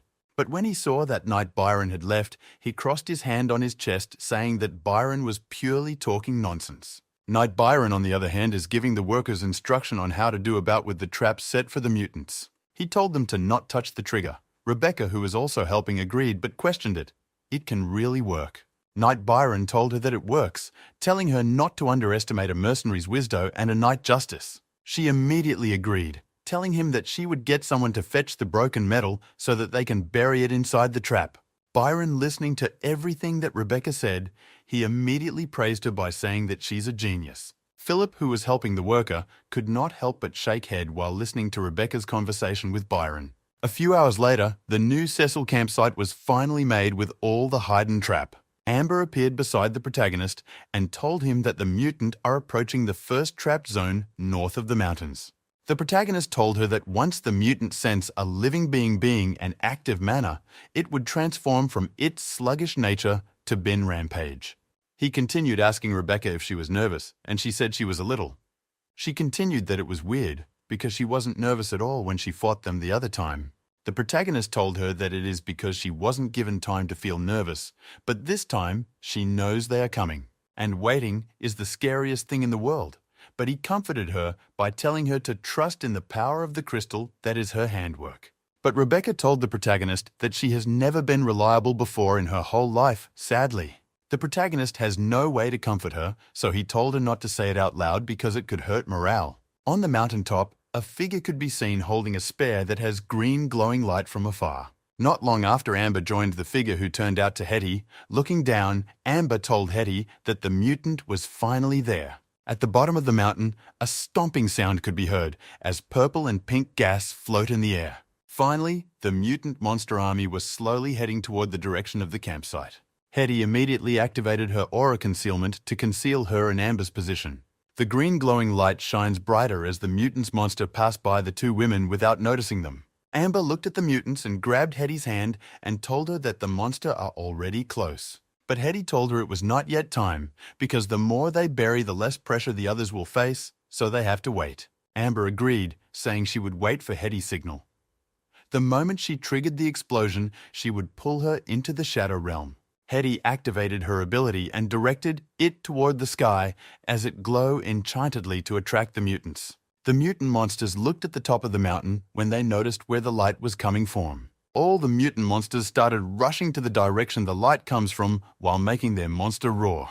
Hetty and Amber stood on top of the mountain and watched the mutants trying to climb up the mountain. The mutants, on the other hand, try to climb up the mountain while climbing on top of each other. Hetty immediately formed a formation activating her ability, while Amber sits beside her doing nothing. When the formation is finally performed and ready, she casted it upon the mutant's monster. Soon, Amber activated her shadow skill. She and Hetty immediately disappeared into thin air. The formation lined up on the wall, while the mutant's monsters tried climbing up the mountain and stepping on each other. One of the mutant monster had already gotten to one of the enchantment as it tried to crawl past it. Immediately, the mutant body touched the formation. It immediately exploded, causing the other formation to explode at the same time. Most of the mutant monster were killed by the explosion, while they once that are still alive fed on their dead mate's mana. Shortly after the explosion, another explosion could be had as all the traps became fully exposed. The protagonist, on the other hand, stood a little bit far from the battlefield and watched how the explosion went off. Because they were not too far from the place, the smoke coming from the explosion could reach the protagonist and Rebecca's side. When the sound of the explosion finally stopped, Rebecca opened her eyes and questioned if the battle is over. But the protagonist moved his eyes to his right, wise, saying that the fight was not yet over. He continues saying that those that aren't obliterate will absorb the mana released by their dead comrades. And since the explosion that side was over, there will soon be heading towards their location. Soon, mutant Monsterov could be seen rushing out of the big smoke caused by the explosion on the background. As they run, body parts and pieces of flesh could be seen on the floor, which belongs to the dead mutant monster. As the monster run around toward the protagonist, one of the mutants suddenly stepped on a gummy flesh of their fellow mutant. Not long after the mutant stepped on its fellow dead monster, that place exploded and destroyed the monster. All monsters started running away, but most of them got sliced into pieces by the explosion as it tries to run away. Some of the most of which body has been sliced into crawling on the ground while making their monster sound and stretching out their hand. Most of the soldiers that were with the protagonist saw this sin, became disgusted and terrified. They stared at the monster which body has been sliced, but it was still alive. Their eyes could not help but shake. The protagonist realized that blowing the mutants up, although it felt good, but if the target is a swamp of fools, eat effect will be greatly affected. And it won't help in raising his men morale. The horrifying scene would only scare them instead. Byron immediately laughed, saying that those mutant monster are weak and foolish, telling the other men to look at how they are blasted silly. He continued saying that a good part of them even got stumped to death by their own kind before they could even crawl over. He began saying that he wondered how they got scared by those silly mutants while asking what Philip thinks. But inside, he was praying that Philip could help him complete what he was going to say in order to raise the men morale. Philip immediately said that knights should not laugh at the weak. Their current story state is only because of the wisdom of the protagonist. All the soldiers immediately agree with Philip and questioning why they were afraid of those mutant monster. The protagonist could not help but said that Baron and Philip have talent. Especially Philip, he may look all serious, but he's a proper man. The protagonist immediately announced that they should leave the celebration for after they were done with killing the mutants. Holding up his sword, he told his men to draw out their blades too, so that they would fight with the mutants. When the mutant monsters notice a life around the immediately charged towards the protagonist and his men's position, it became a war between humans and monsters. Immediately the protagonist told his men to charge and the mutants. The men, after charging towards the mutant monsters, immediately started saying that it is their second clash. And their first time was at the old Cecil domain destroyed by dragonfire, so everyone should survive as before. And at that time, they were using normal iron weapon against those invisible regenerating mutant monsters, slicing through one of the mutant most, or they continued saying that this time was different from the last time. And the battlefield, both the men and the monsters were fighting against each other to save their lives from being endangered. Byron told the men not to charge too far ahead, not go past the fences, and they should not step on their own trap. One of the mutant monster whose body was chopped off but the head is still moving, got killed soon after being noticed. And it was the protagonist who used his sword to kill the mutant monster when he noticed the head was still alive. The protagonist turned and looked at his men who are fighting off mutant monster way larger than them with their sword. But the most of suddenly stopped fighting against them and turned to another direction, which confused Philip, who was currently on a fight with one of them. The protagonist was surprised when he saw them only facing on that particular direction without even caring about the people around. So he concluded that there seems to have a new target pictures why they were rushing to that particular direction, not attacking the people there. Byron could not help but question where they were going to answer, asking if their enchanted ammo was not holding their attention despite being filled with mana. The protagonist immediately checked the direction that's the mutant monster we're heading towards, not finding the mana-filled armor attracting.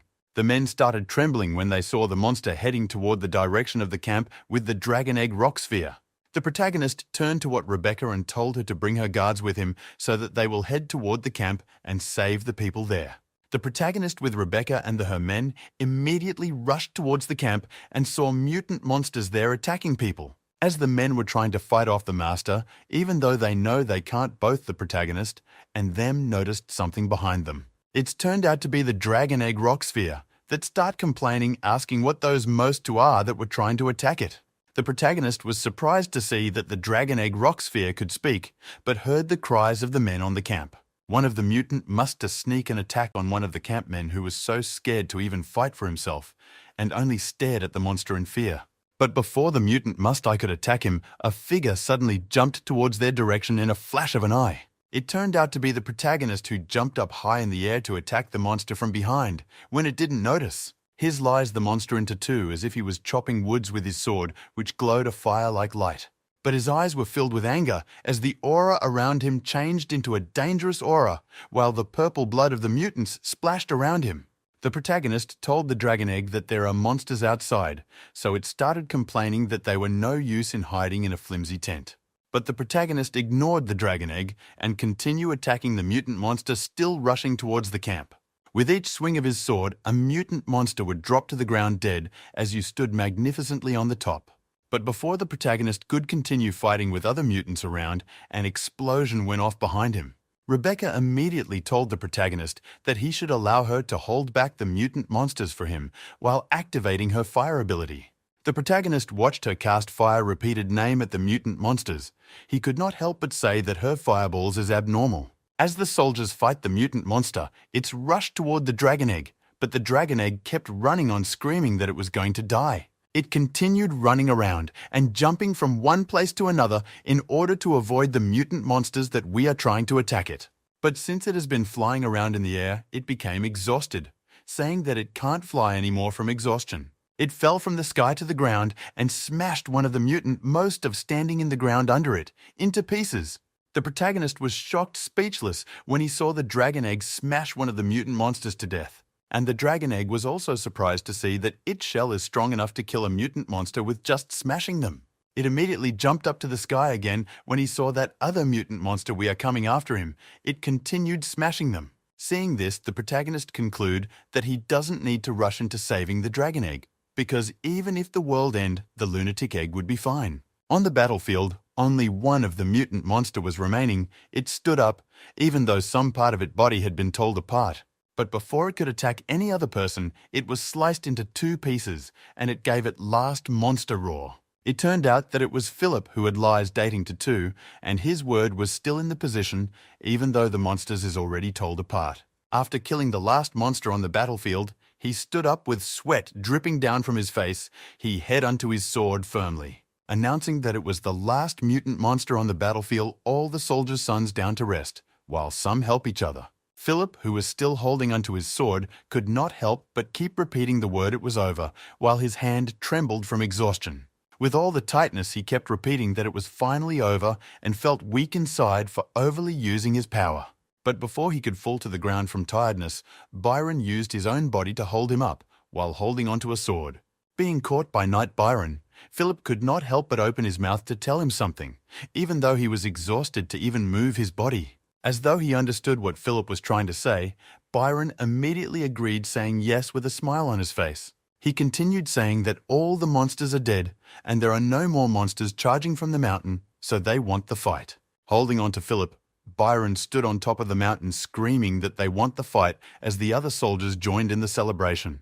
They continued saying that they will send the world back to the camp, informing everyone there that they want the fight. They immediately rode on their horses heading back to the camp to announce their war victory. On their way back, one of the soldiers raised up the Cecil House flag, waving and screaming that they won. On getting to the campsite, he jumped down from the horse and continued waving the flag and telling the people there that the one won the fight. He continued saying that under the protagonist command, the monsters have been totally wiped out, and the warriors of Cecil fought 1 against 10, and that victory shall enter the sagas.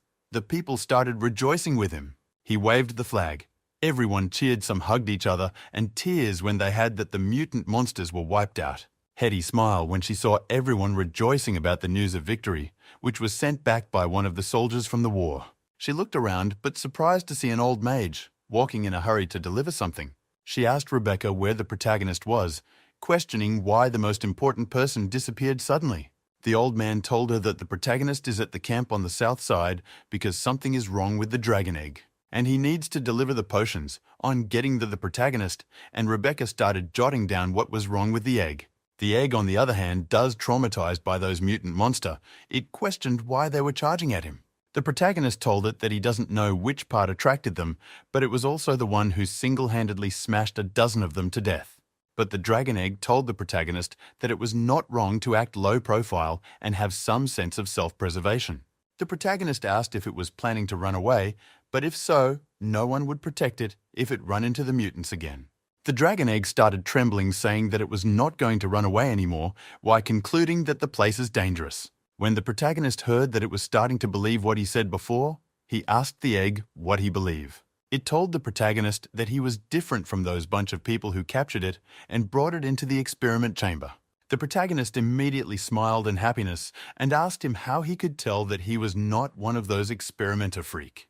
And it told the protagonist that he didn't see a single Magitech cannon on a camp that big, so they can't be those experimenter freak. The protagonist was disappointed when he had what the dragon egg said, but Rebecca felt that what the egg said made sense. Amber suddenly appeared beside the protagonist, saying that if she was him, she would have chased away her disgraceful descendants the moment she climbs out of her coffin.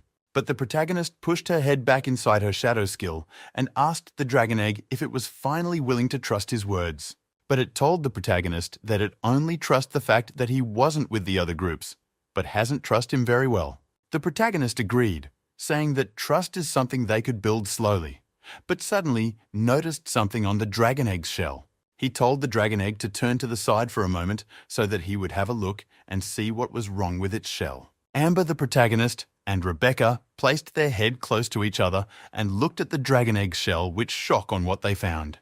The dragon egg, seeing everyone watching it so closely, could not help but ask what was wrong, questioning if there was anything on its shell. Rebecca told the dragon egg that the shell seems to have cracked and asked if it hurts while poking the crack. The dragon egg told them that it might have been caused by the falling from a few days ago on the battlefield. The protagonist questioned if he should find a mason or a smith to help the dragon egg mend its shell. The dragon egg told them that there was no need for them to call anyone because it was about time for him to get out of his shell. Amber told the egg to wait a minute so I should go call more people over while disappearing into her shadow realm skill. The protagonist was confused when she disappeared, but the egg asked if he should come out or not. The old mage and Hetty came into the tent while the old man said that the dragon egg was hatching. Amber agreed, saying that is the reason why she calls them and to ask them if they know how to raise a dragon hatchling. The dragon egg immediately started trying to force it away out of its shell, which resulted to more crack appearing on the current shell. Everyone excitedly watched the dragon egg as it cracked its shell, waiting for it to finally be born into the world. The cracks increased drastically on every part of the dragon egg shell, and a crack sound could be heard. When everyone saw the huge cracks on the dragon egg's shell, they became excited, waiting for the moment the crack will fall apart. But they were surprised by what they saw, because a shiny and flashy light blinded their eyes as they stared at it. It turned out that the shell just fell off, and there was another shell that is more shinier than the shattered shell. The old mage became angry when you saw that hatched and became another shiny egg. He questioned if the egg hatched. It agreed, saying that you already hatched out of its shell. The old man, angry, told the egg that he thought it was a dragon's egg. Rebecca talked to the old mage clothes, drawing him closer to her, so that she will tell him what she thinks about the egg. She whispered into his ears that the sphere is an eggy because it can't hatch out of its shell. Sphere Egg was surprised when they started calling it an eggy, and it has no idea that means.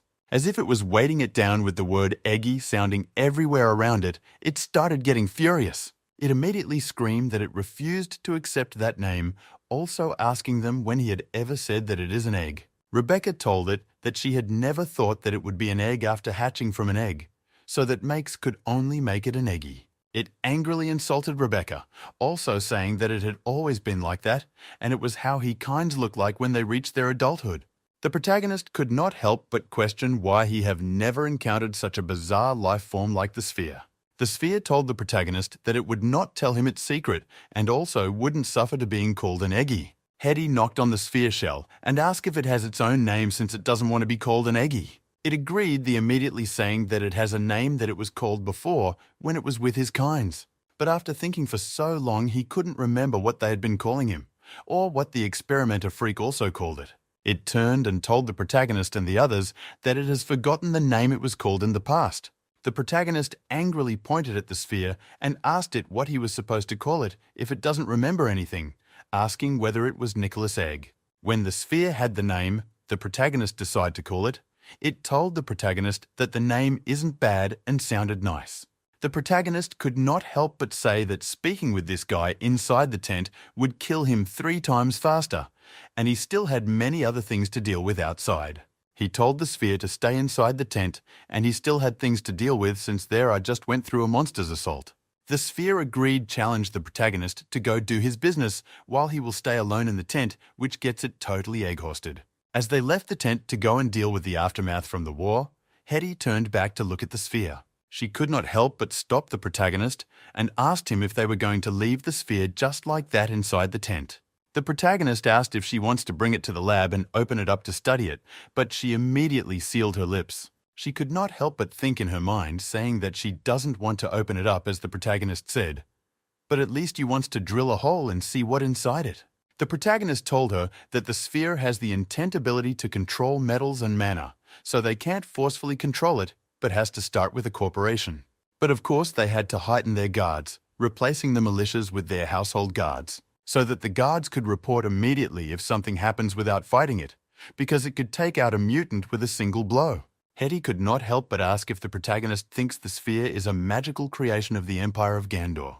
The protagonist agreed with what she said, even though the Empire of Gandor isn't omnipotent, because even the Arcanists and Puppet Meisters of the Age of Starfire could never create a magical being of such intelligence. He immediately told Rebecca to forget about the magical experts in artificial intelligence. He continued saying that artificial beings of such intelligence has never appeared in any of the kingdoms or races across their continent. But he was interrupted by the old mage, who kept exclaiming why the egg wasn't a dragon. Not noticing the protagonist, the old man kept screaming angrily, "Why was the egg not a dragon?" repeatedly. Amber asked him why he was so hung up about the sphere not being a dragon egg. The old man told her that if it was a dragon egg, that means that a dragon would hatch out of the egg. He asked if she knew how much money she would make by just taking its shed scales, or drawing a bit of blood. The protagonist appeared behind him, and that his line of thought is enough to get him hung 40 times, so he should just tell him about their wounded soldiers. He told the protagonist that he doesn't have to worry about the wounded because he has sent his best batch of potions there. He continued telling the protagonist that he thought that even though his plan worked, he would end up with a bunch of dead soldiers. The protagonist told him that he underestimated Gandorian equipment and soldiers from that age are very hard to kill. The old man told the protagonist that he heard most of the armor and combat crystals are damaged in the battle. Soon he would be left with nothing. The protagonist told the old man that he should not worry, because they have better weapons. And to top it all, they even have an even better train of thought. He smirked while pointing at his head. Amber suddenly appeared beside the protagonist and asked if he meant those exploding crystals he used to make the traps. The protagonist agreed to what she said, immediately saying that she was getting his point why carrying her up. Amber told the protagonist that those crystals are powerful, but are very restricted in their usage and lack a safe way to detonate them. She continued saying that when Hetty detonated them, it almost scared her to death, complained and insulted Hetty. When Hetty heard what Amber said, she asked if it was her that Amber is calling a big-chested but brainless person. Amber was surprised to see that Hetty was behind her and had everything she said behind her back to the protagonist. As they were arguing with each other, the old mage was busy thinking of hatching a dragon egg, while Rebecca listened to the girl argument. The protagonist, on the other hand, was in deep thoughts thinking about what Amber had said about the explosion crystal. He concluded that any new things are bound to have flaws in them that they had not noticed. And now that they have dealt with the mutants, it's time to focus on those flaws of the explosive crystals. That the other side, a skeleton is nailed on a wood with a nail on its forehead. All the skeleton nude on the wood has nails on the forehead, and the shape of their bone is different from that of a human. A tent to be seen beside bonds of dead mutant monster skeletons as the workers there were moving the corpse. All the people from the Cecil house gathered around from an announcement about to be given. Hetty immediately activated voice amplification, the amplify, so that anything the protagonist said could be heard. The protagonist immediately rested his sword and stood beside one of the mutant monster skull. He immediately called the people of Cecil Domain, and his voice could be heard because of the voice amplifier. He told them that he has 3 announcements to make, so they should pay attention closely to everything as he say. First, he swung his sword to direction of the dead mutant monsters' skeletons. The sword still pointing at the skeletons of the mutant monsters, the protagonist told the people that those are the monsters that destroyed Cecil Domain. The people terrified, and some of them were covering their mouth when they heard what the protagonist said. The protagonist continued telling them that those mutant monsters are the ones that slewed their kinsmen. And not too long ago, they were the same monsters that threatened their lives on the campsite. Using his leg to stomp on the skull beside him, the protagonist announced that they have finally defeated them. He continued saying that it was a direct blow and an overwhelming victory. The 1,000 mutant monster they fought were 10 times the numbers of their guards. The protagonist finally declared that even though the mutant number were 10 times the number of their guards, they never managed to step into their camp. The people immediately started rejoicing after the protagonist announced their war victory. He questioned if all of them know how powerful and terrifying those mutant monsters when they fought against it. And they should know that those mutant monsters are not invincible, nor are they undefeatable. The protagonist placed his sword back on his waist sword sheath so that he could continue speaking with the people. So in order to celebrate the victory, after the day's work is done, everyone in the camp would have meat stew and white bread. He continues saying that they would also have beer shipped from Tanza. Everyone in the camp started rejoicing. Secondly, he would like to thank every single person who contributed to the defense of the campsite. When they heard this, the people were confused and started questioning what the protagonist was talking about and why he was thanking them. Raising his head up to the sky, the protagonist continued telling them that the land is not only his dominion, but it is also the home of all of them, including himself. Everyone started climbing up the stairs to meet the protagonist. The protagonist told the people that the ones defending the land, and not only him and his army, but everyone because they had contributed to it. Pointing to the yellow-haired old man, he told the man about all the waste he had smelted and crystals he picked. Pointing at another man who had a scar on his face, the protagonist told him about the wooden boxes he had made and runes he had engraved. Turning over to an elderly woman, he told her about the herbs she had picked and the clothes she had washed for the soldiers. Then, an old man with brown cap, you also told him about the holes carved along the walls of the mountain of darkness and the trap dogged along the mountain paths. He continued telling them that all their contributions have protected their home and also their lives. The people started talking about the soldiers, and Night Deer remembered. Some say the knew while some don't. The old man the protagonist talked about before not help but turned to look at the soldiers the people were talking about and found out he was standing in front of one. He became terrified thinking that the protagonist would punish or attack him, but a hand was suddenly shouldered. The protagonist told everyone to come over and stand on the line that Mason is standing on. He continued that the line was reserved for them, saying that those are the most industrious of craftsmen and the best of their people. So he shall fulfill his promise to them. Handing them a box, the protagonist told them that they were originally serfs, but now they are freemen and could own their own property and use their hand to earn land. He continued encouraging them not to waste their freedom now that they have it, while opening the box that shows a badge. All of them are free, so they would be awarded newly developed land in advance and will be granted a house for their own once they are built. And due to their vigilant courage, Sir Byron means to instruct them in ways they could build their now free life. And if they agree to that, they could be able to start as a knight squire, as a bag day is being pinned to one of the people clothes. He continued telling them that the bronze medals are not currency, and they won't be able to exchange much even when smelted. But it is a mark of honor. Just like how Knight received his knighthood, the yellow-haired man stood firm and looking her ahead. Some people immediately question if they have the opportunity to become a knight themselves. Before they could continue that discussion, the protagonist told them there was one last thing, but it is regarding the Domain's army. When it was the Domain's army turn, Philip could not help but say that it was finally their turn to enter the stage. He said that he need a professional elite and well-supplied army, and he will do away with separation of the militia and household guards. And all soldiers would undergo a new unified training regiment. Unlike the personal armies of the nobles, he would be providing salary for all of them. Philip could not help but ask Sir Byron what is the protagonist meant, and Byron told him that it meant something good. The protagonist continued saying that all adult men have the duty to undergo basic military training during slack seasons. Most of the people started complaining, saying there was no difference because they will need to work themselves out during training and labor.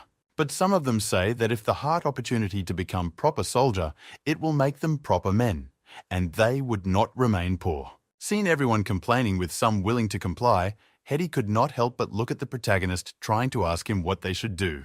The protagonist told her that military reforms are not something that can be accomplished in 1 or 2 days, but it is something that he must do in those 2 days. Hetty agrees to what the protagonist said, and told as long as he had plans for it, then they could do it. The protagonist suddenly raised up his hand toward the direction of all the people, telling them that for now they have to do one thing, which was for them to celebrate the great victory from the war against the Cecil domain and mutant monsters. On a tent were many people sitting inside waiting for the meeting to begin, also waiting for the panganist. Amber, on the other hand, is sneaking around trying to hide for someone.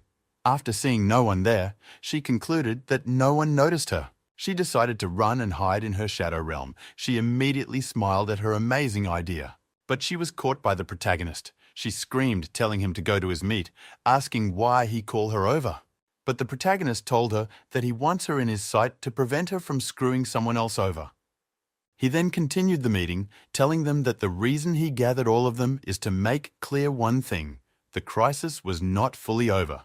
Rebecca could not help but say that she thought they fully beat those mutant monsters at that time. The protagonist told them that they have just beaten them once. He questioned if they think the monster won't return. The people on the meeting table heard what the protagonist said and were surprised, speechless. Philip could not help but think of what the protagonist said, while Byron also has his own thought. The craftsmen that were also at the meeting could not help but go into deep thoughts because of what the protagonist said. Rebecca, on the other side, was surprised and speechless, while Amber was less concerned. Hetty fell silent, as though she was thinking of a plan or solution that could help them in that situation. She asks the protagonist if he hasn't ascertained the completeness of the Grand Wall. The protagonist told her that it's repaired itself, but who knows when it will break down again, so their victory can't put them at total ease. He continued saying the Grand Wall is aging, and they need to make preparations for its next breakdown. Amber immediately told the protagonist that there was nothing to talk about because all they need to do is run away. The protagonist said that once the Grand Wall collapses, the contamination will spread across the entire continent, then there will be nowhere to run to. Philip could not help but say that if the trap weren't as efficient, or if the monsters weren't lucky in triggering the trap, the battle results could have been the total opposite from what had happened. Slamming his hand on the table, he said that the mutants' individual physique are far beyond ordinary humans. And as their number increases, the aura their emit will be enough to kill every living thing in a large area, so their victory isn't that reassuring. The protagonist agreed, saying that they can't be blinded by the victory because the camp is still weak and they were far from establishing themselves. Everyone will surprise when they heard that the protagonist wants to talk to them about the next phase of their plan. He listed the buildings of walls, stockpiling food, increasing population, increasing steel production, and asked how the progressing of smelting cement are. But Rebecca became embarrassed and told the protagonist that it is still unsuccessful. She started explaining to the protagonist the situation with the smelting cement. She told him that the furnaces have been committed to the production of crystals lately, so the progress for cement is very slow. The protagonist smiled at her explanation and concluded that Rebecca saw the light at the end of the tunnel. The protagonist told her to leave a group of people for checking quality, and he would leave the new warehouse for her to store the crystals produced. Rebecca immediately agreed to what the protagonist said and also said that she would work hard. The protagonist then turned to an elderly man there and asked him how the development is going. He told the protagonist that he had developed 100-hectare farming ground to the east and west and planted sweet roots, so everything is fine. Because the plants are growing rapidly so they can expect a harvest before Nivose comes, the wood have a surplus of foods. The protagonist told the man that he is the supervisor of agriculture, so there was no need to call people of his rank sir. also telling him to address himself as the Lord or by his noble title, and the old man agreed. An old mage whispered, telling the protagonist that it rare enough for someone to call him an amazing name. The agriculture man told the protagonist that there is something he would like to seek his permission for. He hoped to develop the lake north of the Whitewater River. He thinks it would be good to put that place to work. He continues saying that meaning people are worried about the monster incursion, so if they develop the other side of the river, it would ease the people's worry. The protagonist agreed immediately, saying that before the development, they have to build a bridge. He turned to Hetty, saying that they can't rely only on a few raft for the building. He then told her to take notes. And as for the population, he asked Hetty what she thinks about it. She told him that the easiest way is to purchase serfs. But doing so requires a sum of money, and they might not be able to purchase the number they need. The next one is to accept refugees. Because of some problem at the south, there are many refugees with no place to live. And many nobles see refugees from other domains as livestock cheaper than serfs because they leave after being given some food. But the problem are apparent too, because if they let a land number into the domain, it will probably cause many security problems. Amber immediately say that if people could leave and work in peace by following the law, then a good number of louts would try to find a job. She continued questioning if they think people choose a life of thievery knowing that it's either starving or getting whipped. Hetty was surprised when she heard what Amber said, so she stopped to think about it. And the protagonist told Amber that she looked like a beauty when she speak fact. But when she's lazing about, she looks sorry. Amber immediately told the protagonist that she is not joking, but the protagonist told her to keep quiet so that he could continue the meeting. And thinking that he can't speak carelessly to Amber, a disgrace of an elf, while Amber had other thoughts. The protagonist continued saying they need a detailed long-term plan to increase the population, so let them talk about the progress with steel production. They all started discussing the plan together as each person brings up their own suggestion for the phase plan. There a conversation continued, but they were still inside the tent to lay out all the plans. While on the ocean side, a ship sailing, with some seabirds flying around it. The ship, if closely looked at one, could see that it is not just a normal ship because of how expensive it looks. On the white oak on the ship, there is a golden status in front of the ship, a symbol of a priestess praying. And the upper deck of the white oak, one could find the praying chamber inside the ship.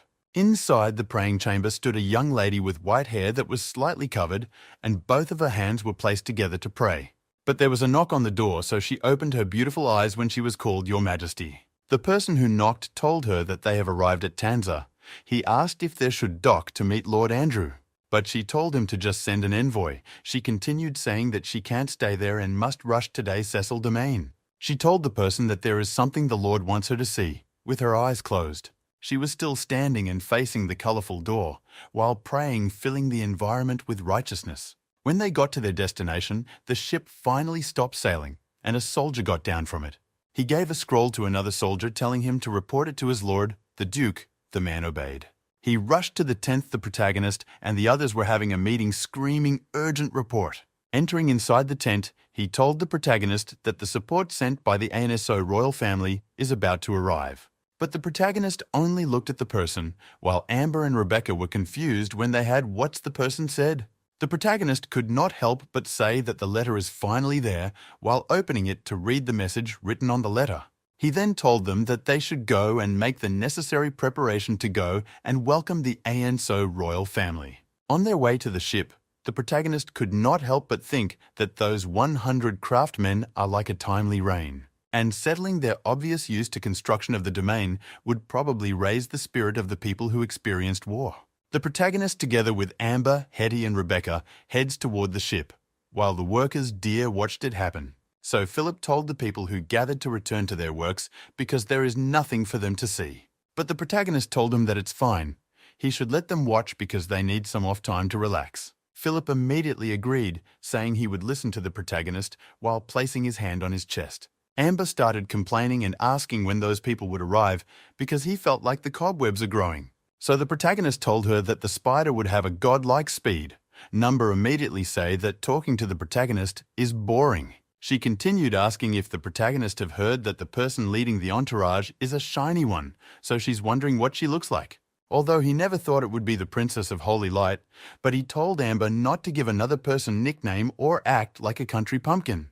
The protagonist could not help but wonder about the princess because it seems like she had never participated in any politics activity. Amber cite and say that novels like the protagonist are a conniving bunch, and everything they does is to scour for any hidden schemes. Not long after she said it, her and Hetty were already having a fight, so the protagonist told them to stop. When he heard the sound coming from the sea, he turned around and saw that the ship had arrived. In front of the ship stood a beautiful white-haired lady, who is known as the Princess of Holy Light, and behind her so stood a man and a woman.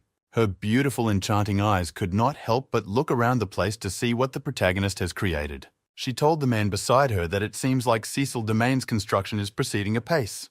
But as she was saying that, she suddenly noticed something from the protagonist Cecil Domain environment. She activated her eyes enchantment technique to see the situation inside the Cecil Domain, and her eyes glowed blue. Her sight saw the houses built by the protagonist workers, but she kept searching for something. As she was searching, she noticed a purplish light glowing out from one of the tents in that place. Clearing her eyes to see clearer, she looked closely at the purplish-pink glowing light emitting beside one of the tent. She was surprised to see that it is the bones of mutant monsters that must piled up inside the Cecil Domain. The man beside her could not help but ask what those things are in the king's name. She told him that 2 months ago, the protagonist issued a warning to her father about the Manatide and mutants, but it didn't grab his attention. He told her they need to report it to the king. She agreed, but told him that with that, the situation would become even tougher. He asked if she was talking about the East, and could not help but say that it is an absolute disaster. She closed her eyes and ended the conversation by not answering the man on her left-hand side. They finally got down from the ship, and there were many people standing outside to welcome them. The people started calling her a beauty goddess. Some said she looked even prettier than her portrait. But the protagonist focused was not on the presence of Holy Light, but on someone else there, which was the young lady standing beside the Princess of Holy Light, because she's giving off a different color than every other person there. Amber immediately woke him up by asking him what he was looking at, or could his sense of aesthetic screwed. Amber continues saying that there is a beautiful princess, but he is not looking at her, but looking at the side. He told Amber that the lady at the side looked like someone he knew in his past life, so he took an extra glance. Looking at the young lady, he wondered if Amber or anyone else notice, or can none of them see the difference in the woman? The protagonist put his thoughts at the back of his mind and pulled out his sword, holding it in front of himself. The clearing that him as the new Cecil Domain welcomed to the princess, everyone bowed respectfully, but Amber is less concerned. The princess immediately say that it is a great honor for her to meet the hero of 700 years ago. She continued asking if she should speak with the protagonist in the manner of speaking with her elders. But he told her to speak like their equal. He continued saying that everyone should rest first, and it was not proper for them to stand outside and talk. The princess, listening to the protagonist's proposal on work, passed him saying that she would accept it. The protagonist on the other side looked at the young lady, saying that with his experience, he had never seen a being like that. He wondered if it could be an elemental being, and based on everyone's reaction, it seems that she looks normal to them. The princess told Mr. Kane to take their guards to rest, but the man tried to tell her something. She stopped him, saying she have no need to worry for her safety in the domain of the founding Grand Duke, the protagonist. The princess introduced herself as Kane Laurent, the vice-captain of the First Royal Knight, and introduced the young lady as Shandy. The protagonist told Hetty to bring the craft men and soldiers to rest, and he would take them on a tour of the camp after that. Mr. Kane walked toward the protagonist and asked him what bones on the southern shore of the Whitewater River.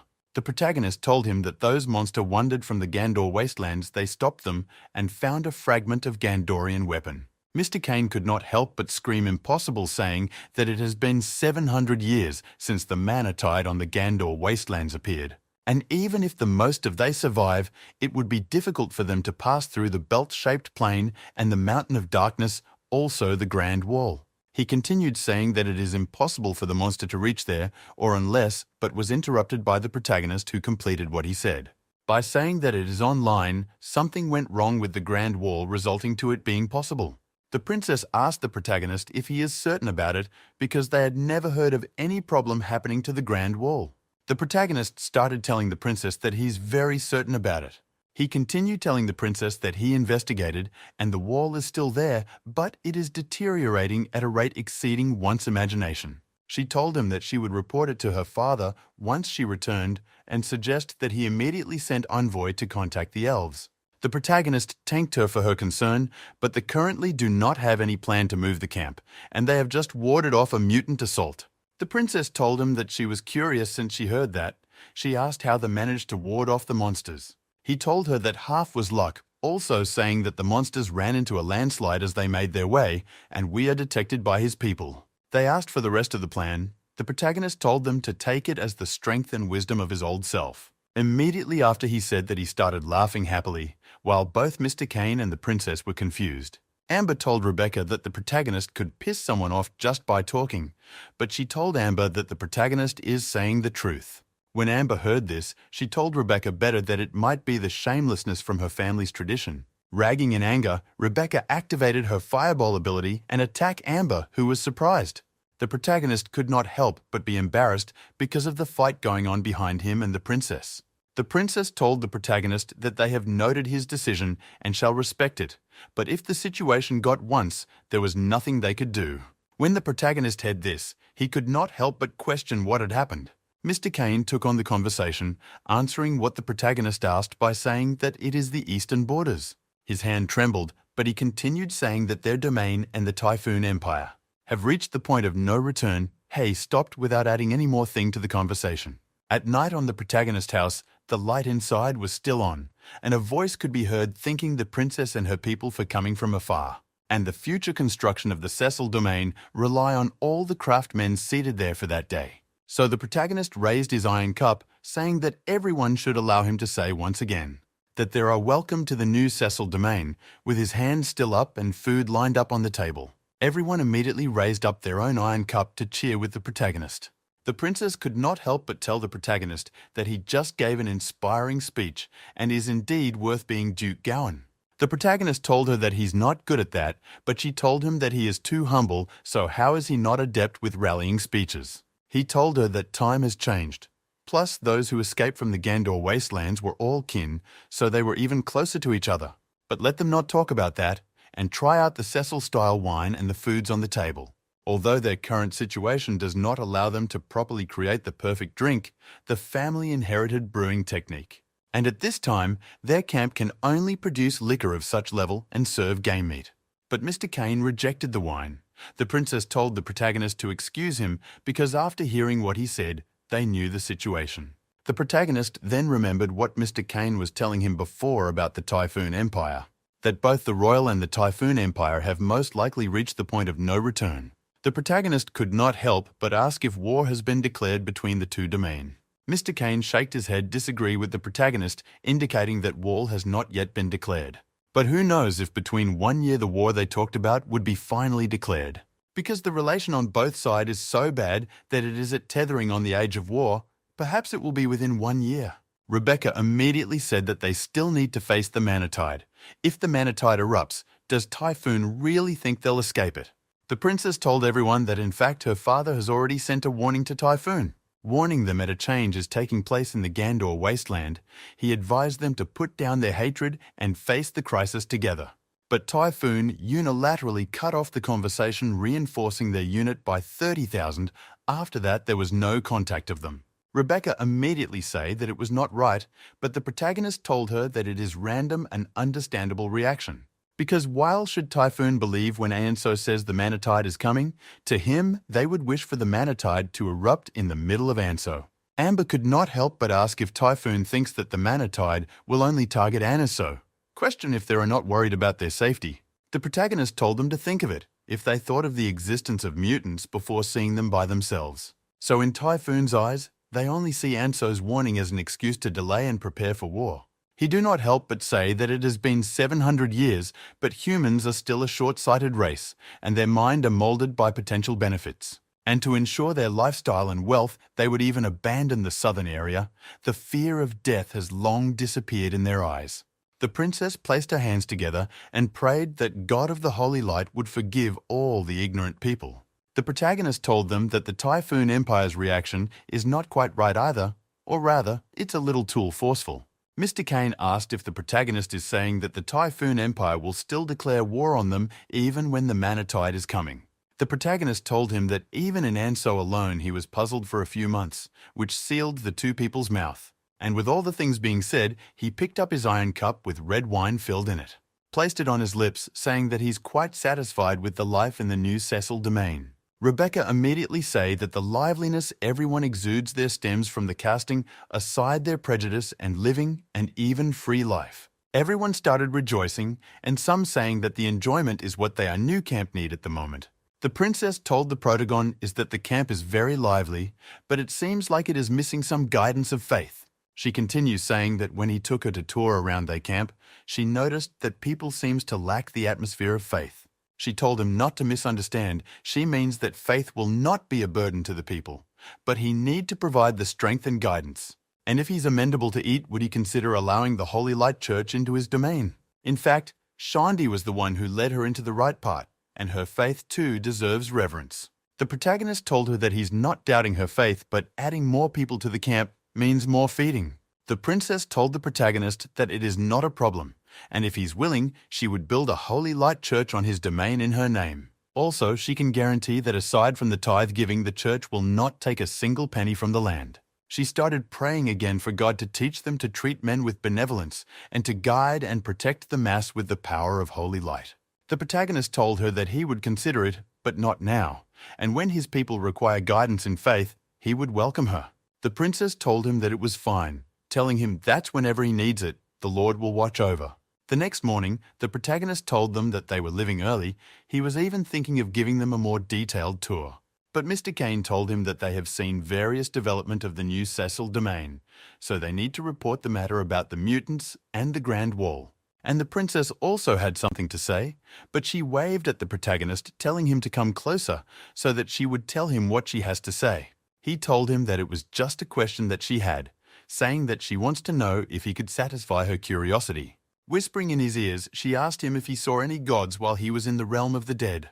The protagonist became speechless when he heard the silly question coming out from the mouth of the princess of Holy Light Domain. But she was looking at him with sparkling, innocent eyes, expecting him to say something very exciting about the gods of the dead. So he told her that maybe he wasn't fully dead back then, so the gods did not take him for a dead person and ignored him. She thanked him for answering her question, also saying that she would pray for him and his domain before the Lord. She finally turned and entered the ship as it started sailing away, as the protagonist and the others stood there bidding them farewell. The protagonist smiled as he watched the ship sailing away, also remembering the last conversation he had with the princess. The protagonist told the others that they should head back now that the princess and her people really left. He turned to Hetty, said that she has been meaning to ask him something since last night, right, so she should go ahead and say what she wants to know. She called him but stopped and started wondering whether to say one she wants to say or to forget about it. Hetty asked him why he refused Her Highness Veronica's aid in building a church in their domain. Because the priests of the Holy Night Chart have the ability to heal and also calm the heart of the people, and their domain needs such medical personnel. The protagonist questioned if she thinks that there are good intention behind that. But she told the protagonist that Princess Veronica is known to be honest and faithful, and she would not allow her ties to stay in her faith. But the protagonist told her that she may not do so, but it doesn't mean that others from her ties won't, like the two people she brought along. One is an inner court count of House Laurent of the East that was personally ennobled by the king, and the other is a priestess of the Grand Cathedral of Holy Light that never leaves Veronica's side. Amber said that she doesn't like the Church of the Holy Light. Rebecca asked if it is because she kept stealing stuff from them. Gandorian calendar year 1740 is when they found the mutant. Most of that kept regenerating itself. That time, soldiers fighting the monster wondered what it is, so that decide to run away instead of killing it. As they fight the mutants, the soldier realized that his equipment is reaching its limit, so you need to finish the fight fast. He striked the mutant monster with his long sword, preparing to repeatedly attack the mutant. But to his surprise, his sword was already at its limit and broke into in front of the mutant monster. In a moment of despair, his life flashed in his eyes. He watched the mutant in shock and fear. The mutant monster grabbed him and lifted him up with one hand, but shock was still displayed in his eyes. He screamed out in pain and for help, but the mutant monster was still holding him tightly.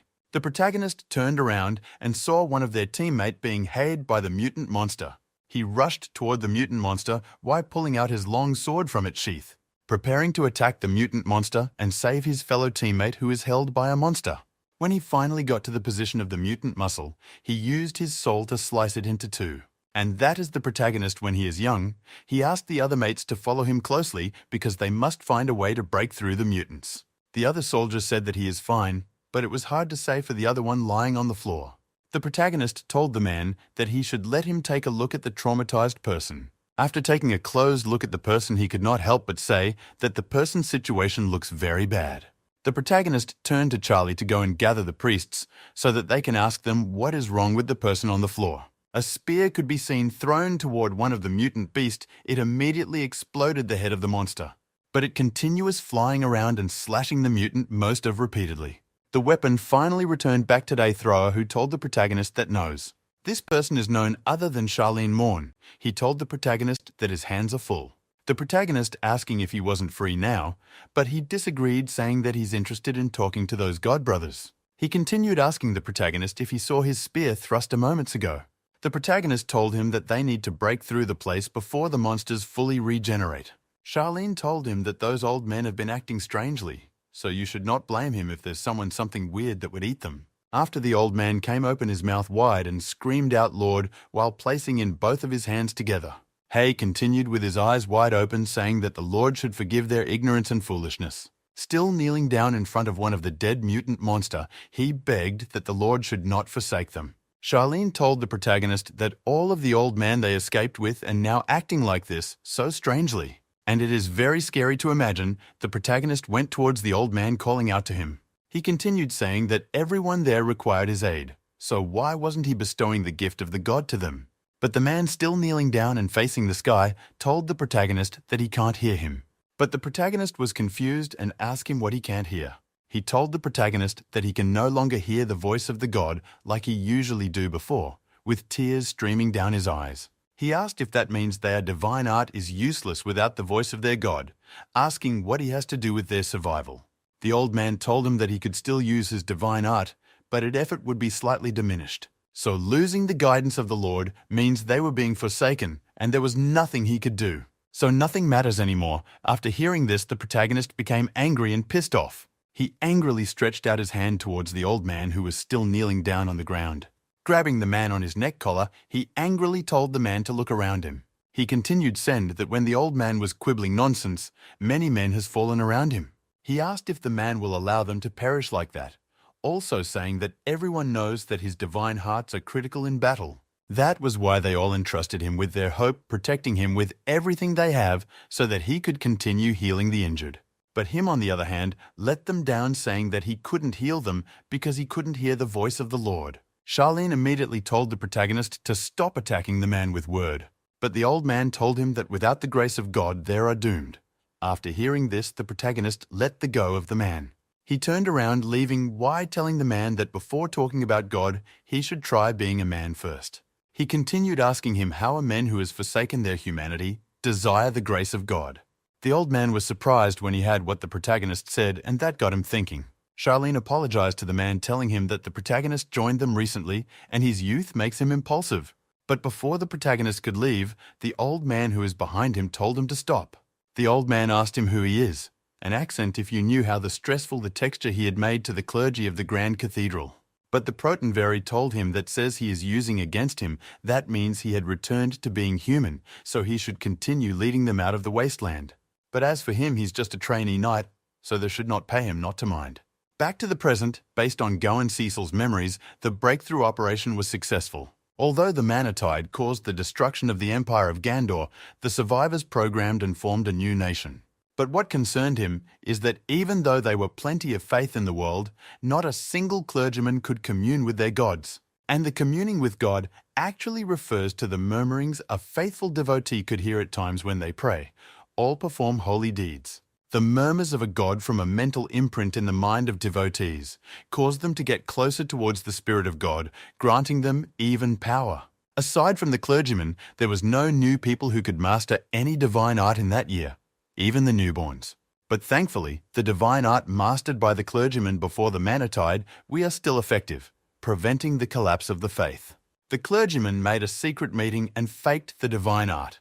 In the peak of the ancestors, the god finally gave a new oracle after an attempt to commune with them. None that 700 years has passed the friendship agreement between the countries built by Survivor is no longer there.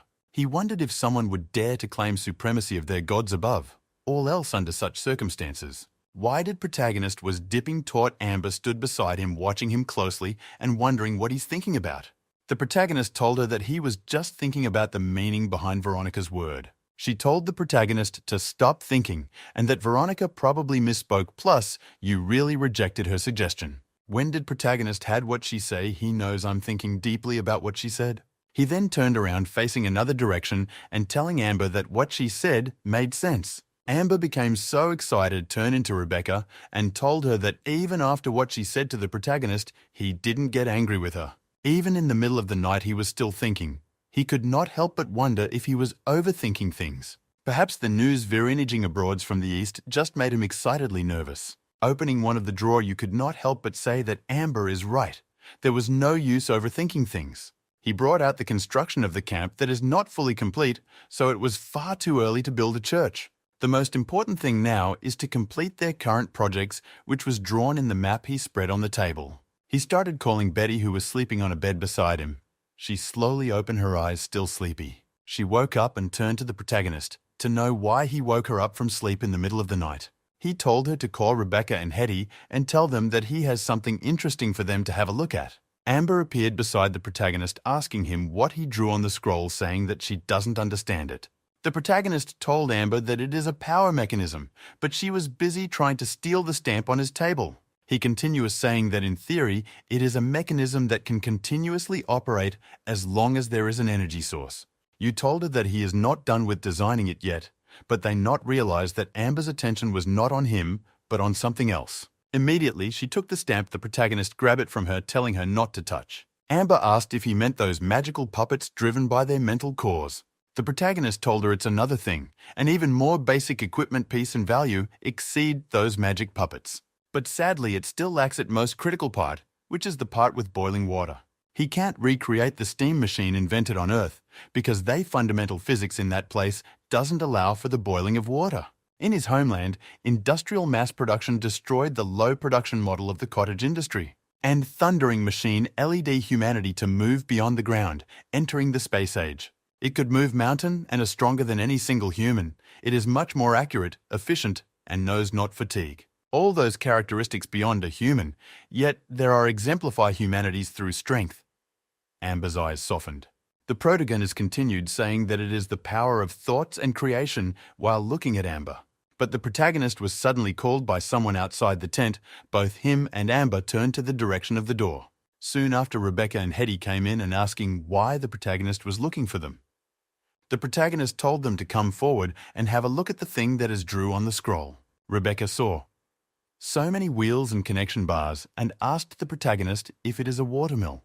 The protagonist told her that it is a type of machine that can use the most basic magical unit to operate and can provide reliable power. He told her to take a look at the connecting bars and wheels, pointing that the structure there is a crankshaft, and it allowed repeated motion in a straight line to convert manually with the spinning wheels.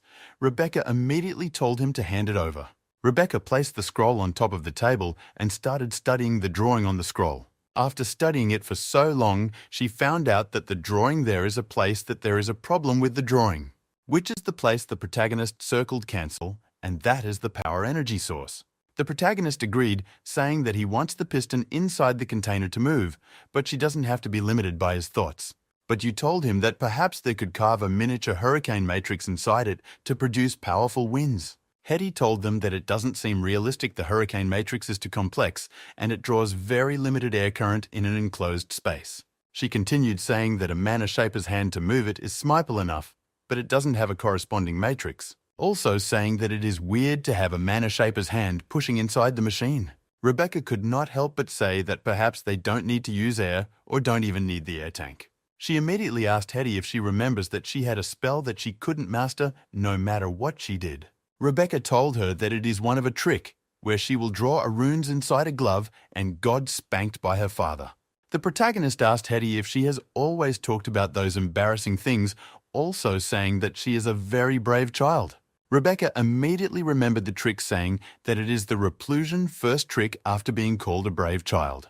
And a trick is a basic technique that even a trainee mage could be able to cast. For example, the dyeing spell. It could dye a target's hair into random colors. And aside from dyeing someone's hair, there is no damage at all, and it would only last 2 hours at most. And the model of those trick and so simple that a young child could understand. But its usage is very singular, much like preschool education. However, if someone was unable to even master the tricks, then it would be extremely embarrassing. And Rebecca is one of the people who couldn't master it. Replusion is one of the precursors for force field magics and a variant of the trick mindshift. Hetty agreed, saying that many magical traps like the automatic door for floor trap are powered by replusion magic. However, no one have ever thought of using those forced to power standard machinery. And if they only need the repulsive matrix, they can get rid of the air tank, leaving a protective cover to prevent foreign objects from falling. Hetty tell them that they could carve the matrix on one side of the base for it to propel the piston, questioning and how the propelled piston would return to its position. The protagonist pointed at the flywheel, saying that it's connected to the crankshaft and the piston. It would spin, pushing the piston back to its original spot. Hetty immediately said that when the piston returned to its original spot, the repulsion matrix will also cancel out the useful force.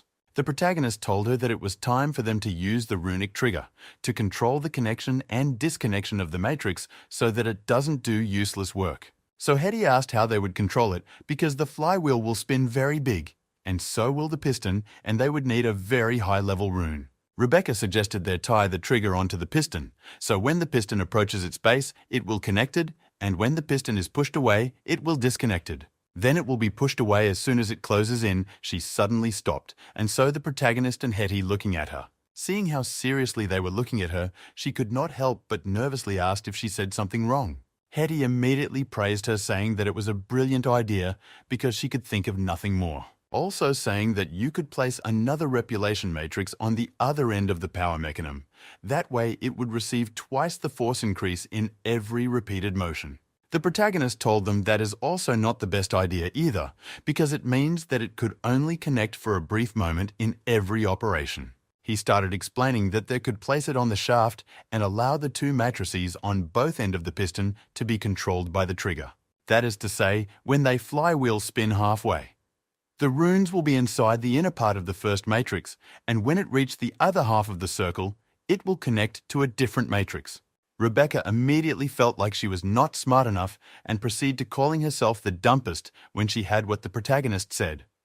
The protagonist told that she is not dumb because the replusion matrix is her ID and he and Hetty only improved its basis. But Rebecca told him that he was the one who came up with the machine and also had a better idea. The protagonist told that without her inspiration, the blueprint would forever stay as one and the idea will remain an idea forever. He told her that she is amazing, but she could not help but ask the protagonist if he really meant what he said. Both the protagonist and Hetty smiled, saying that she really is an amazing child. Hetty then called the protagonist and told him that their project is brand new, so he has the right to give it a name. The protagonist looked at the drawing on the scroll and thinking of what to call it. Finally, he said he would call it the Mana Engine. After discussing about that, the protagonist started scrubbing another thing on a new scroll and looked very serious and focused on what he was drawing on the scroll in order to make no unnecessary mistake. As is scribbled on the scroll, he passed from time to time to check what he had drawn and what he hasn't. The three girls were in front of his table, waiting to see what he had been scribbling on this scroll. Finally, he told him he was done. He called it a second-generation machine blueprint. On the scroll lay a circle machine that has fan at the top. Amber could not help but ask the protagonist what was actually inside his brain for drawing such a thing. But Rebecca raised up her staff and attacked Amber, telling her not to insult her ancestor. After fighting with Amber, Rebecca asked the protagonist what must inside his brain the exact question Amber asked. Soon after she asked that she bow down her and apologized to the protagonist, saying that she spoke without thinking again. Amber on the other side told the protagonist that he hasn't even finished talking about the first generation blueprint and he's talking about the second generation. She continued saying that whether it is the principle or structure, they don't look anything alike, and he probably had a bunch of draft in his head. The protagonist became surprised when he had Amber say what was actually in his mind. But he told her that they are just rough ideas, and its principle is actually very simple. Hetty agreed, saying that it is indeed simpler and, in theory, very feasible, however it won't be easy to make it. She started the problem, so the protagonist told her that they should increase its diameter and increase the distance of each repulsion point. But she told him that rather than distance in them, they should increase the anti-magic structure between the matrices to shield them from interference. The protagonist knew that the cheapest one are precious material used inside magic materials. If they were to use them, the price would be horrifying. The protagonist then told them that they should just slowly study it and consider it an accumulation of techniques. But first, they need to finish the piston-type prototype and hand them over to Hammer. And his apprentices, they could be able to make them by hand. He also told them not to worry about the cost of the prototype. They agreed and saying they would leave first. He then turned to Betty, telling her to put away those blueprints he was holding in his hand. He continues saying that he will send a carpenter to make for her a small writing table. I need to be sent to her tent in the evening. Together with some writing materials, when she heard that, she started trembling. She immediately bowed down till her head was almost reaching to the ground and thanked the protagonist, saying that he's the greatest. Amber, who was beside the protagonist and saw all this happen, said that she found it weird. She continued questioning if the protagonist have a fetish that revolves around someone like Rebecca. Climbing on top of the table, she places both of her hand on her waist, saying that nobles likes putting their hand on their maids. The protagon is immediately pulled her by her ears and asked her what she is talking about while she whines in pain. The protagonist continues saying that he likes the fact that Rebecca drives to learn and improve herself, so Amber should clean her mind a little bit. But Amber, with her hand, saying that the protagonist already told her that her mind is clean most of the times. The protagonist started explaining what he meant by that when he saw that she misunderstood him. He told her that her mind is clean and empty with no knowledge or skill to speak of up there. Amber, realizing that all those while the protagonist was not praising her, she could not help but questioned him. But the protagonist told that to move out of the way, she asked if he was going to get a good grub. Then he should get some for her. He told her that he's going to speak with the big iron ball because it has copped itself up in the tent for so long, so it would be willing to speak with him. She immediately turned and started living, telling the protagonist to count her out. She wasn't going to meet the big iron ball, but the protagonist grabbed her at the back of her clothes, telling her that she was coming with him to meet the iron ball. Also saying that it was not the first time that she was saying she wasn't coming with him to meet the ball while still holding her at her clothes. But she activated her shadow skill, disappearing from the protagonist and saying that she would go and get grub from Betty so he should go by himself. Watching her disappear, the protagonist could not help but say that she called herself his bodyguard when she always leaves him behind. Inside the iron ball tent, the voice could be heard saying that it thought the protagonist had forgotten about it. It continued complaining that the one standing guard are those pig-brained soldier. The visitors is either an old man or the protagonist, or Hetty. It told the protagonist that it would have left in the morning if it wasn't for the promise it made. The protagonist told it that he came to have a proper talk, but he wants to ascertain something first. He asked the big iron ball if it was someone or sphere from another world. On hearing the protagonist's question, the big iron ball fell silent, not answering the question immediately. The ball told the protagonist that it was him who brought it back, but the protagonist told the ball that that is not what he asked. The protagonist continued saying that the ball must have come from a very far place, and it could think, talk, and control magic metal. The ball told the protagonist that he's ignorant. It continued asking the protagonist how many things he had seen in life. The protagonist knew that the ball is right, because only a few high nobles or great knights are giving the luxury of casting their gaze to the outside one. The rest mostly live with their eyes blinkered, but he's different because he's not blinkered. The protagonist told the ball that he had watched the world evolve for countless years, but those carbon life forms will not give birth to an alloy sphere. The protagonist stretched his hand towards the ball, but the ball panicked and asked the protagonist what he's doing. It continued saying that the protagonist is just a little too different compared to all of the other living being in that world, saying that there are some of the things that the protagonist does wants others to know, so he can only tell it. Both the protagonist and the big iron ball spell silence for a few seconds. The iron ball shaked away the sweat on its shell and told the protagonist that it doesn't want him to know its secret. But the protagonist minded and looked at it where they asking it where it came from. He continued asking how the ball ended up in that world, also questioning how long it has been there. The ball told the protagonist that it didn't know what he means, also saying that the protagonist mind is running little wild.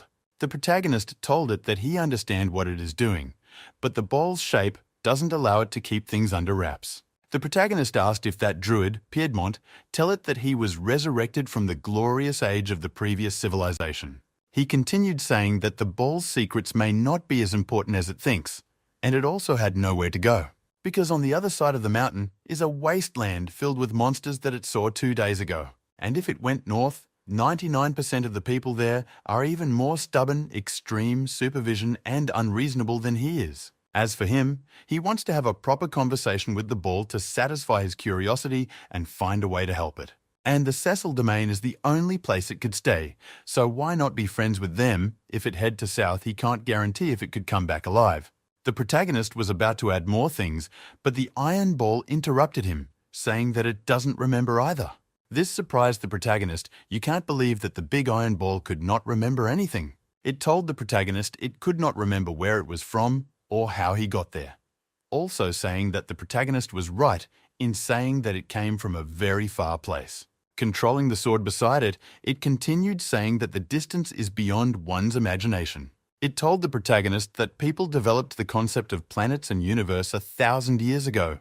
Then it got straight to the point, saying that time people studied it, also discussing if it came from other planets and if it said that his planet distance further than a galactic unit. It had no idea how many universes stand between that world and the world it was from, and the forgetting of its memories due to the crossover. The protagonist remained it that its head it didn't remember what his homeland looked like, so how is it sure it crossed the dimension of the universe? It told the protagonist that although it lost his memory, but he haven't lost his sense, the law of physics in that place are different from his own universe. The protagonist could not help but think that having a partner who had crossed over like him is really exciting. He continued saying that even though it was just a ball while looking at the ball who used 2 swords to make hands for itself. The protagonist questioned if it was sure it crossed universes, or have it considered that the law of physics are perhaps unbalanced. The iron ball told the protagonist that it had already considered those things, but it impossible. The protagonist was surprised when he had the ball's explanation and how it realized that it was no longer in its universe, but in another universe. It continued saying that talking to humans isn't easy at all because it has to explain a lot of things. Everyone there is both ignorant and arrogant at the same time.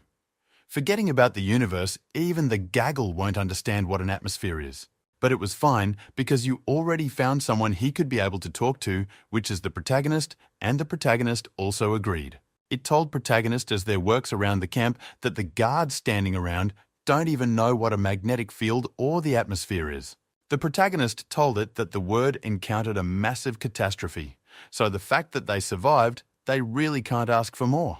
But the iron ball told the protagonist that it feels like the surviving carbon beings of his civilization are all weirdos. It continued saying that Druid Piedmont is not okay because he talked about one thing for 2 days and advised it to admit it was a dragon egg. It went on saying that Hetty comes with strange arcane tools to work on it. She even tried to persuade it to allow her scrape some reside of it for study. It told the protagonist that she's scared. It also saying that Hetty is insane as those mages from before. The protagonist told the ball that Hetty is his granddaughter, so the world told him to educate her properly or she would go insane. The protagonist changed the conversation asking the ball how long he has been in that world and how many years he was there before he was captured by mages. The protagonist was told that the creature was caught and learned human language in the lab. The protagonist asked if those mages never found out that it was a living being. When it heard the protagonist's question, it blushed and said that it was extremely careful when it comes to that. It said that when it arrived in that world, he used rock and met out to create a protective shell around it and the living no sign of life. A mage discovered the object and brought it to the lab after observing peculiar occurrences, leading them to conclude that it is an ancient artifact. After their first stage of studying it, they prepared to cut it open. An order came that they were not allowed to take any local test sample on it. The protagonist told it that they suddenly got an order to leave the facility and leave all their samples behind. The ball asked the protagonist what was wrong when he repeated what it had said about the order and leaving the facility behind. The protagonist remembered that he investigated the abandoned site and it was empty and there was no sample left behind. But the ball told the protagonist that although he doesn't know why, but he saw something when they moved it between labs. It saw something that looks inhuman, but he knew that it was once human.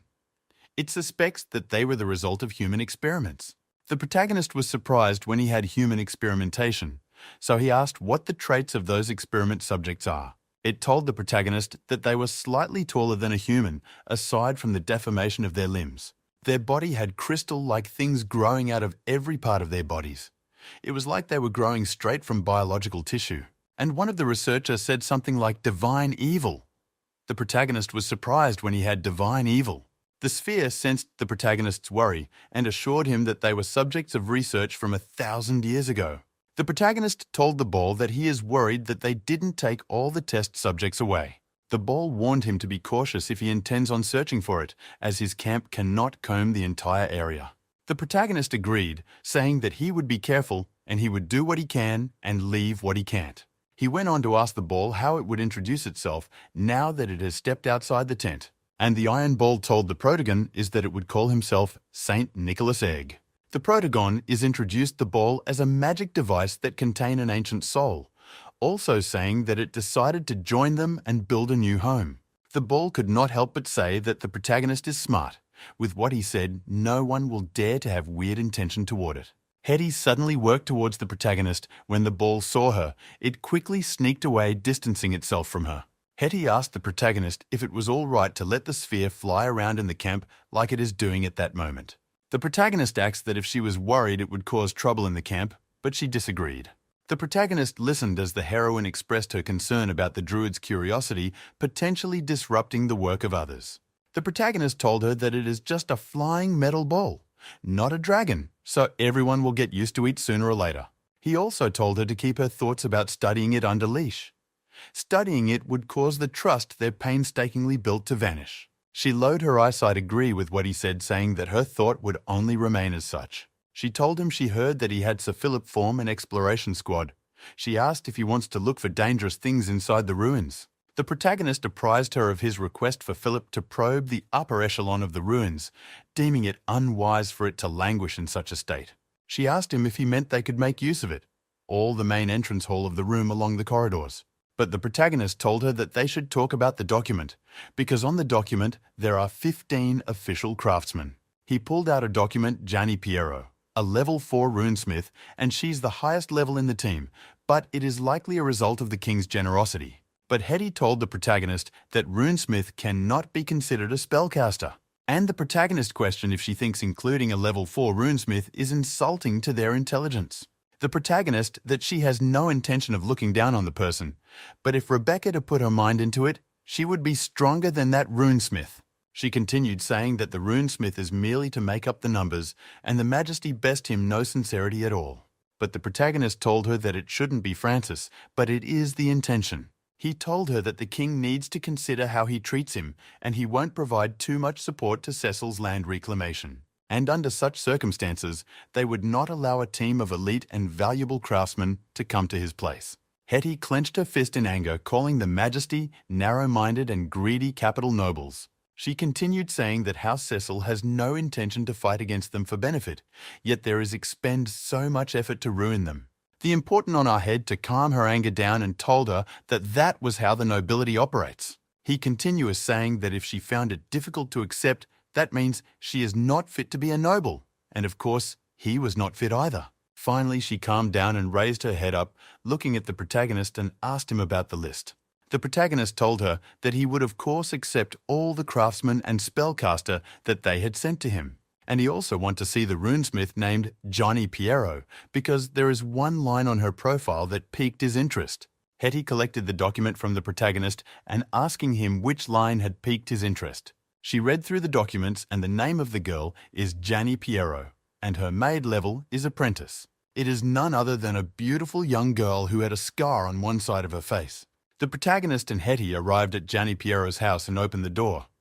She was surprised when she saw them, and also terrified that her mouth opened wide, but no sound could be heard coming out from it. The protagonist mined and asks her if she wasn't going to invite them into her house.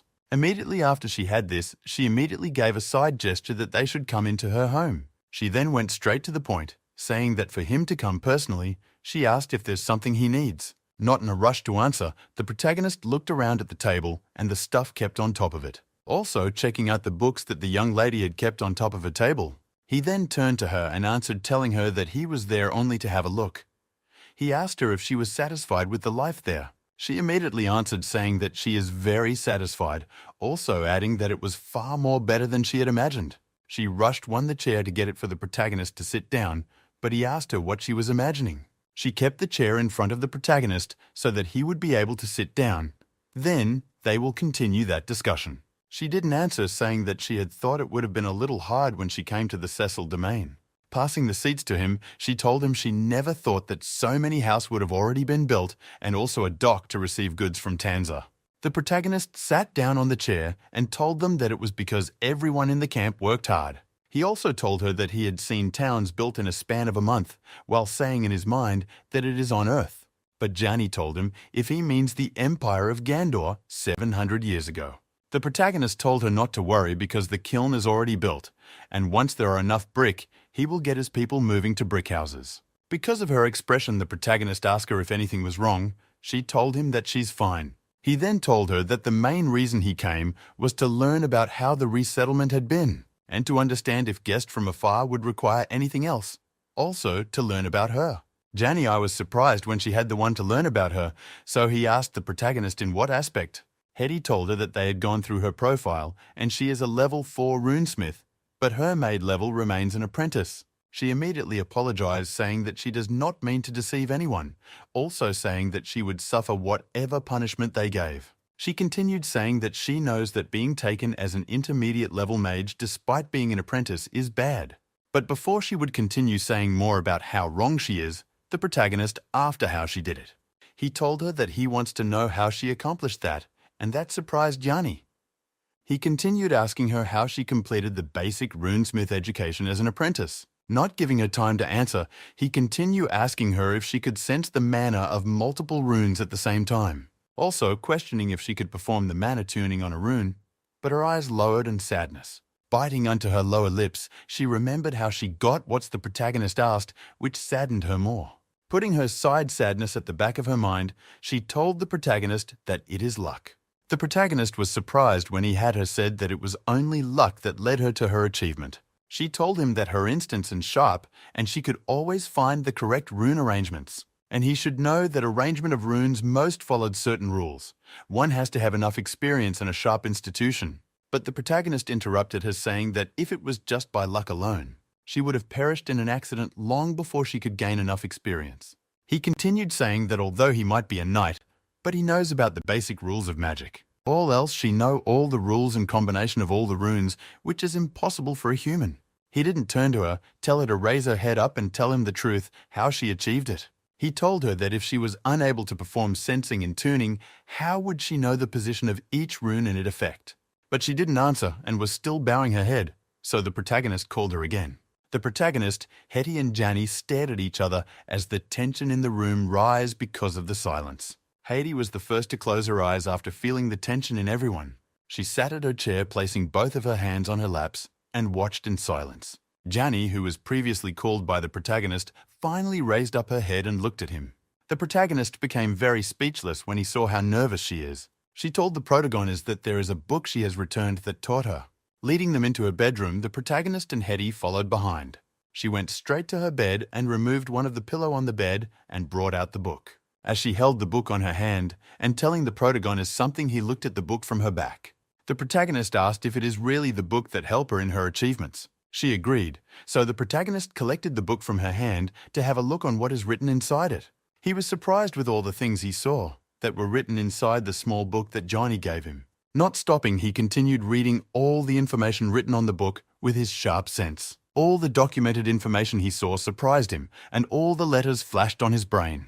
His eyes could sharply notice each and every letter on the information written on the book, and his hand never stopped flipping the book and getting more information. He continued flipping the book, and finally the protagonist could see the end of the book. But before he could reach the ending of the book, his eyes caught sight of a small paper. And on the paper, he saw he equals sign 1.66, so he stopped to take a look. Then he turned and asked Gianni in surprise if she was the one who came up with all those things. C disagreed, saying that it is not all of them and she only wrote part of the notebook. But the rest of the notebook is a legacy of predecessors. The protagonist agreed, saying that they are at least 4 different handwriting on the notebook. He then turned to Hetty and asked her if she have the Wild Mage's notebook with her. She agreed and brought it out, saying that she was studying it theories about runes in the past 2 days. The protagonist could not help but think that the first quarter of the notebook has the same handwriting as the Wild Mage's notebook. Yanni asked if the protagonist meant he knew the owner of the notebook. The protagonist told her that he had met the person before, and since she has the book, she must have also met him. She told the protagonist that it already exchanged hand 3 times by the time she got it. She excitedly asked the protagonist where the owner is, since he had met the person before. He told her that the person is dead, and the notebook he has is his only legacy, including the one she has. Yanni immediately became sad when she heard that, while lowering her eyes to the ground. The protagonist told her she said the book has exchanged hand thrice, so where are the previous owner? He also asked if she could contact them, but she told him that they are all dead. The second owner died during an adventure, and the third owner, the one before her, was Mr. Ravencroy's, and he died in a mission assigned by their master. And the constant E = 1.66 is his legacy before he went on the mission. As for the first author of the notebook, he sold the book at a low price to an NSO mage to fund his travel. And the second owner, he left word on the notebook stating that he hoped the book would help him discover the truth of the world. But unfortunately, he died during his adventure. In the end, the notebook ended up in her master's possession. So the notebook was picked up by Mr. Ravencroy's from a pile of trash outside the Mage Tower. As for her, she only came to know Mr. Ravencroy's a few years later. She continued saying that she wasn't selected as a mage attendant when she entered the Mage Tower while trembling. She also said that the reason why she entered the Mage Tower was because her hometown suffered famine. That time her family were about to starve to death, so they decided to sell one of the children to a person mage in exchange for food. They drew lots to decide, and of course she was the one selected to be sold. The passing mage took her, and the stick used to play the draw fell on the ground. Her family sold her for 2 sacks of grain to the passing mage, but she doesn't hate them. After all, it was the only way for the rest of the family to survive. That was how she separated with her family. She watched as the carriage moved further away. And she believed that everything she did was just for her family's survival. But even though it was just for her family, it still hurt so much, so she cried. Because she knew she was taken to the Mage Tower as an experiment subject. But she had no idea what awaited her, and she was not alone, but was with other sold children. And every few days in the Mage Tower, a child would be taken away. Some comes back alive, and some did not. But even those children who did return were manic and weakened. And even though all this happened, she had never thought of escaping the Mage Tower even once, because someone told her not to run away, or she would face consequences scarier than death. And that was the only person who made her have a little bit of hope. He was none other than Mr. Ravencroy's, who always smiled at her, even though he couldn't bring her out. He would bring some hot meal and also comforts her to eat it while it is still hot. She eats the food while he stood beside her and watched her eat peacefully, and it puts a smile on his face. He would tell her to eat faster because the food won't taste good if it turns cold. But she asked Mr. Ravencroy's if it was her turn to get experimented on. He told her that it will be all right and that everything would be over soon, and she sobbed. After she finished eating, he told her to follow him as they passed by the cells. There she could see manicked children. She walked and they made weird noise, and it made her feel nervous. They finally got in front of a huge door, and Mr. Ravencroy's told her that they have arrived.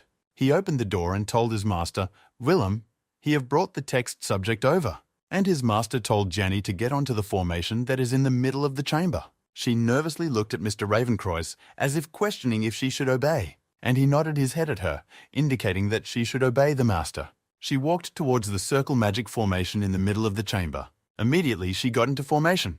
It activated and surprised her. Even the master, Willem, was surprised to see that the formation activated and glowed green. As she stood in the middle of the formation, it started circling toward her and a crackle sound could be heard. She was suddenly struck by a lightning that came out of nowhere inside the chamber. She had one side of her face and screamed out in pain, with tears dripping down from her face. The master then told Ravencroy's that he should not take her back to the dungeon, but send her to the apprentice hut instead. He continued saying that it is because she is no longer a test subject, also no longer a mere object lacking a name, saying that from now onward he would call her Piero, but she was still trembling in the ground. also reminding that he had exchanged 2 sacks of grain for her, but blood were flowing from Janny's face. That was how she grew up with Mr. Ravenkreutz, who took care of her when it comes to feeding or any other thing. She told him that he doesn't need to share his food with her because he used to take care of himself too. Even though an apprentice's food isn't better by much, she told him that it still tastes pretty good. But he told her that she was joining the tower evaluation, so she should eat more to perform better. She told him that their master already knows that she's a waste of space because she had weak sense of magic. And tomorrow's evaluation probably be a show. But the young man told her that she should not worry, because even if she can't pass, their master will still allow her to live as a mage apprentice just like him. But you should remember not to drink the enchantment portion the master would give her, because it can forcefully push her into becoming a level 1 maid, but the process is extremely painful, and many people have died during the enchantment process. And even if it is successful, she will be stuck at level 1 mage. He brought out an enchantment book and told her that he wants her to continue to decipher the notebook with him. He told her that he drank the potion and his life is at an end, but he can no longer take any step forward as a mage. And she is his last hope, and the only hope for the concept of mathematics. So let them use mathematics and logic to control those runes. Perhaps if they could do it, the master would change his opinion, and there would be more hopeful their studies. So she continued writing an enchantment on the floor. And their master, Willem, stared at her as she scribbled something on the papers laid on the floor. Without looking up, but eye environment, she continued writing down all the things she had learned on forming a formation. After writing everything down, she started reading each of them to know if there was any mistake in her formation. After not noticing any mistake on the formation, she whipped off the sweat and her forehead and told the master that she is done. It was now time for her to activate the formation to know if it actually works. After activating the formation, the papers that were on the floor started glowing a golden color. Both her and Mr. Ravenkreutz were looking at the papers and the formation with hope that it works, but they failed to notice that their master's expression is not that good. Finally, all the papers on the floor flew up into the sky, glowing a golden color, and the formation was fully activated.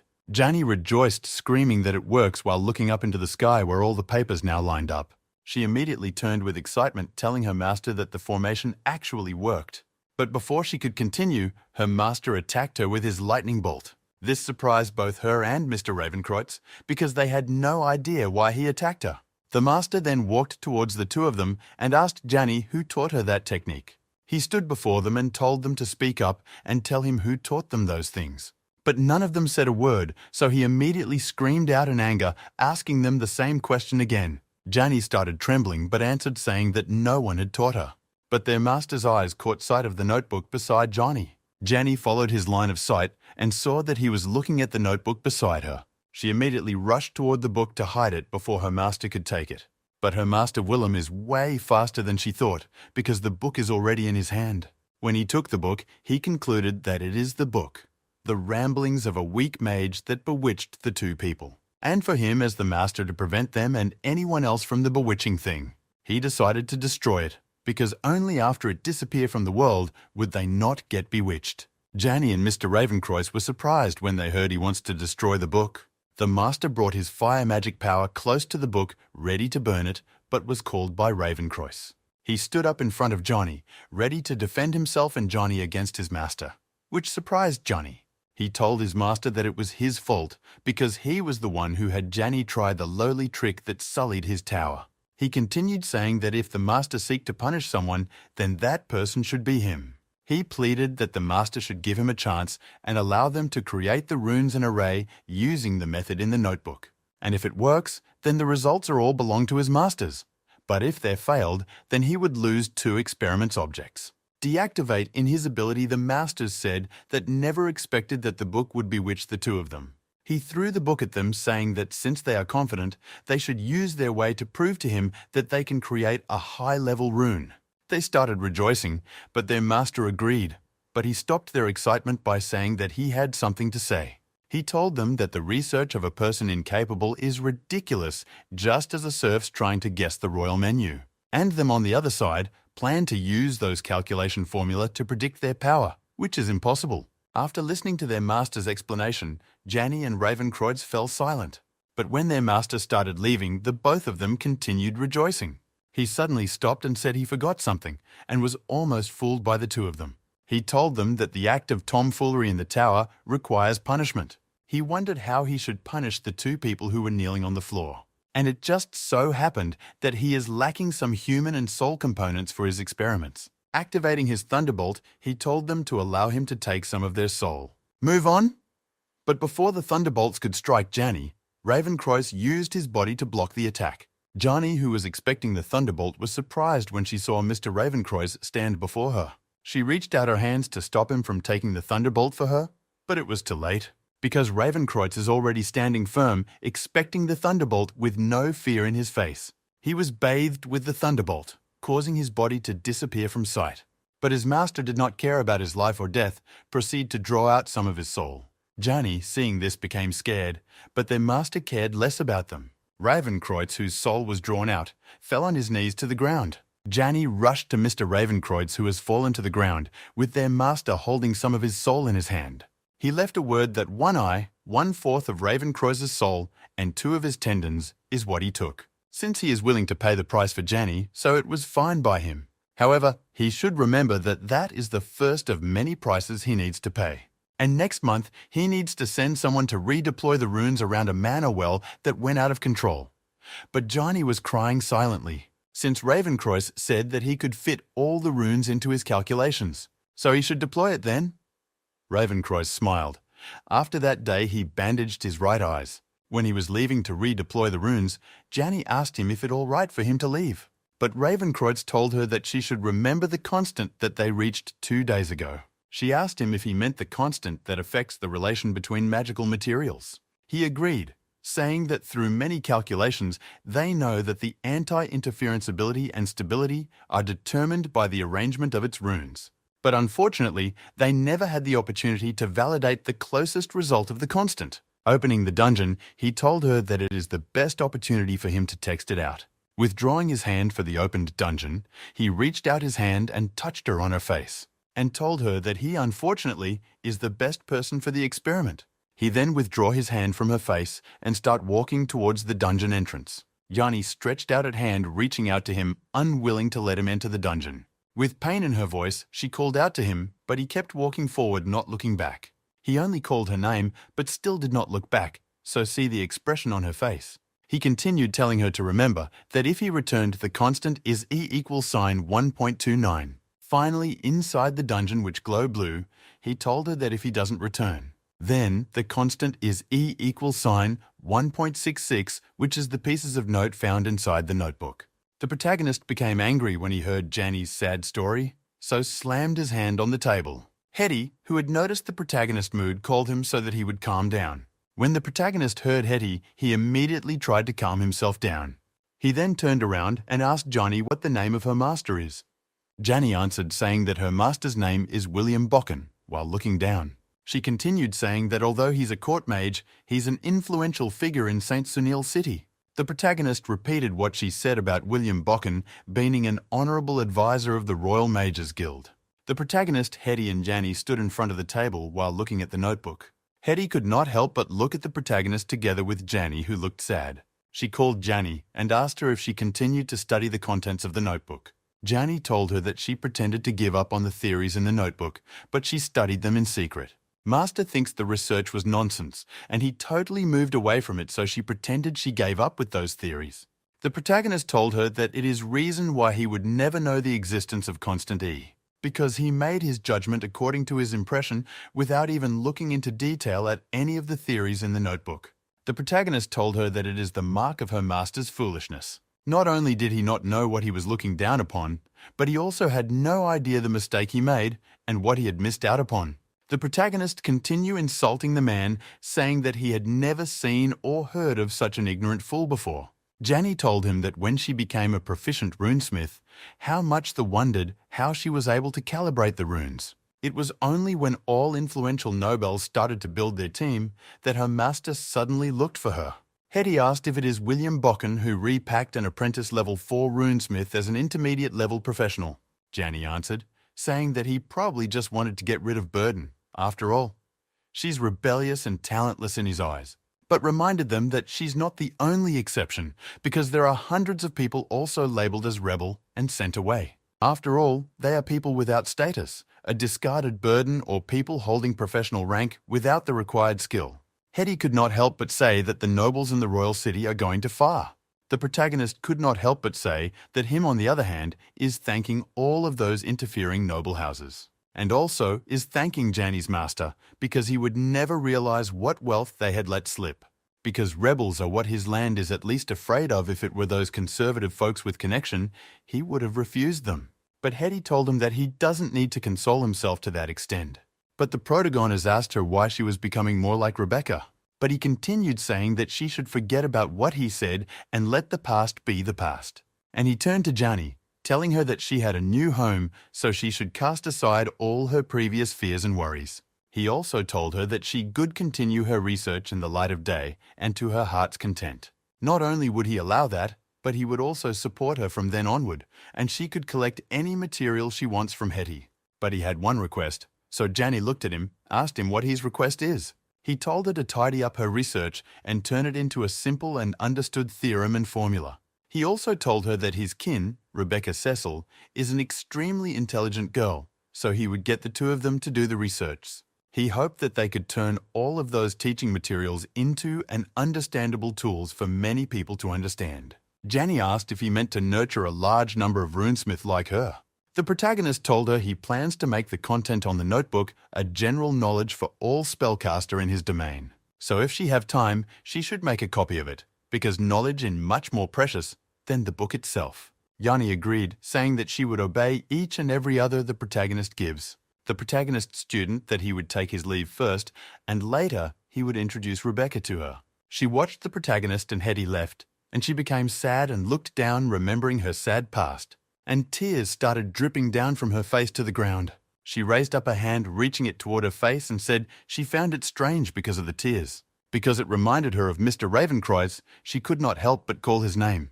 Touching the scars parts of her face, she could not help but ask why it hurts. She continued saying that she wasn't supposed to feel pain because it has been 5 years. Since Mr. Ravencroy's died, she couldn't help but say that humans feel pain, with tears dripping down her face. She knelt down on the ground, still crying and holding in onto the notebook very tightly, calling out Mr. Ravencroy's name in sadness and also in anger of what happened in the past. And she voted that she would not let his debts be for nothing, still kneeling on the floor, on a seemingly cloudy weather with a bright sunny day. The protagonist and Hetty stood beside a tree and watched the sunset, Hetty saying how silent the protagonist is. She could not help but ask him if he is angry. Instead of answering, Hay saying insultive word while slamming his hand on the tree beside him. Hetty, seeing how angry he is, she asked if he was referring to Janny's master. The protagonist agreed, saying that the thoughts of that man being the same race as he makes his stomach turn. Hetty agreed, saying that the mage, William Bokken, is an utter fool. Both Janny and Ravencroy's both obtained visible results, but their master fully ignored the results. Hetty told the protagonist that that man is blind, but the protagonist disagreed with her. He told her that the man simply just adhered to how things operate at his level of perfection. He asked her why she thinks that William Bokken ignored the results Janny and Ravencroy's obtained. Hetty asked if it is because Janny and Ravencroy's capabilities were poor and their research was not credible. The protagonist told her that the reason was because of Janny and Ravencroy's identity. He continued saying that there were slaves and were also serfs apprentice, so that was enough reason for him to see the two as something different from him. And the only thing he noticed was that his slaves defied his orders. Hetty asked if there should write a writ of protest to the king, and with his standard as a duke, the king will do something. But the protagonist disagree, saying that he dislikes protest because it is pointless. Since the people were already at his domain, the king would not be afraid of his protest. Hetty told him that it is because he observed all of the necessary rules and etiquettes, so no fault lies upon the king. The protagonist agreed, saying that the rules and etiquettes of the nobility, everyone knows about it. Holding onto the document very tightening, Hetty asked the protagonist about their matter then. Saying that she was trembling, he told her not to fear or think about it, because the rules and etiquettes won't protect them indefinitely, with a smile on his face. Rebecca, on the other hand, was writing something on the floor when she saw her feet. She turned to the direction of the leg and was shocked to see the protagonist standing behind her. The protagonist touched her hair and told her that you already gave her a set of writing tools. So why was she writing with a twig? She told him that she was practicing on the ground first before she would use the ink on a paper. The protagonist told her that the way she was holding the pen is wrong and that writing on a paper is different from writing on the ground. But she must practice how to hold the pen if she wants to get better at writing a paper. He instructed her how to hold the twig, telling her not to put so much strength into it. He also told her that it was all right if she wrote small because she had only just learned it, so she should take it slowly. Rebecca listened to each and every instruction of the protagonist and wrote down what you wanted on the ground. Raising both of our hands up, she rejoiced that she was finally finished in writing on the ground. Should I look at the word she scribbled on the ground, which meant Betty loves this place? So the protagonist asked her if she loves the place. She immediately agreed, loves it. Looking at how excited she is, he could not help but ask her why she know the place. She answered saying that everyone's saying that it because everyone at that place is very nice. She started listing the names of each and everyone in their camp who are nice, such as Philip and others. And the protagonist went on to ask her if everyone else like it as well as she do. She agreed, saying that after all they were done with the work of the day, and they said something. She stopped to think about how to put what they had said to the protagonist while scratching her head. She told him that they said he is powerful, honorable, noble, and a man of his word. He can also protect everyone on the battlefield. And more importantly, the protagonist had ensured that everyone is well fed. The protagonist could not help but look with emotion flashing through his eyes when he heard what she said. He could not help but say that getting people well fed is enough to gain their loyalty in that age. Putting his thoughts at the back of his mind, he asked Betty if she wants to go to school. But Betty looked at him with confusion and asked him what school meant. He told her that it is a place to learn how to read and write, and normal people can learn runes and magic there.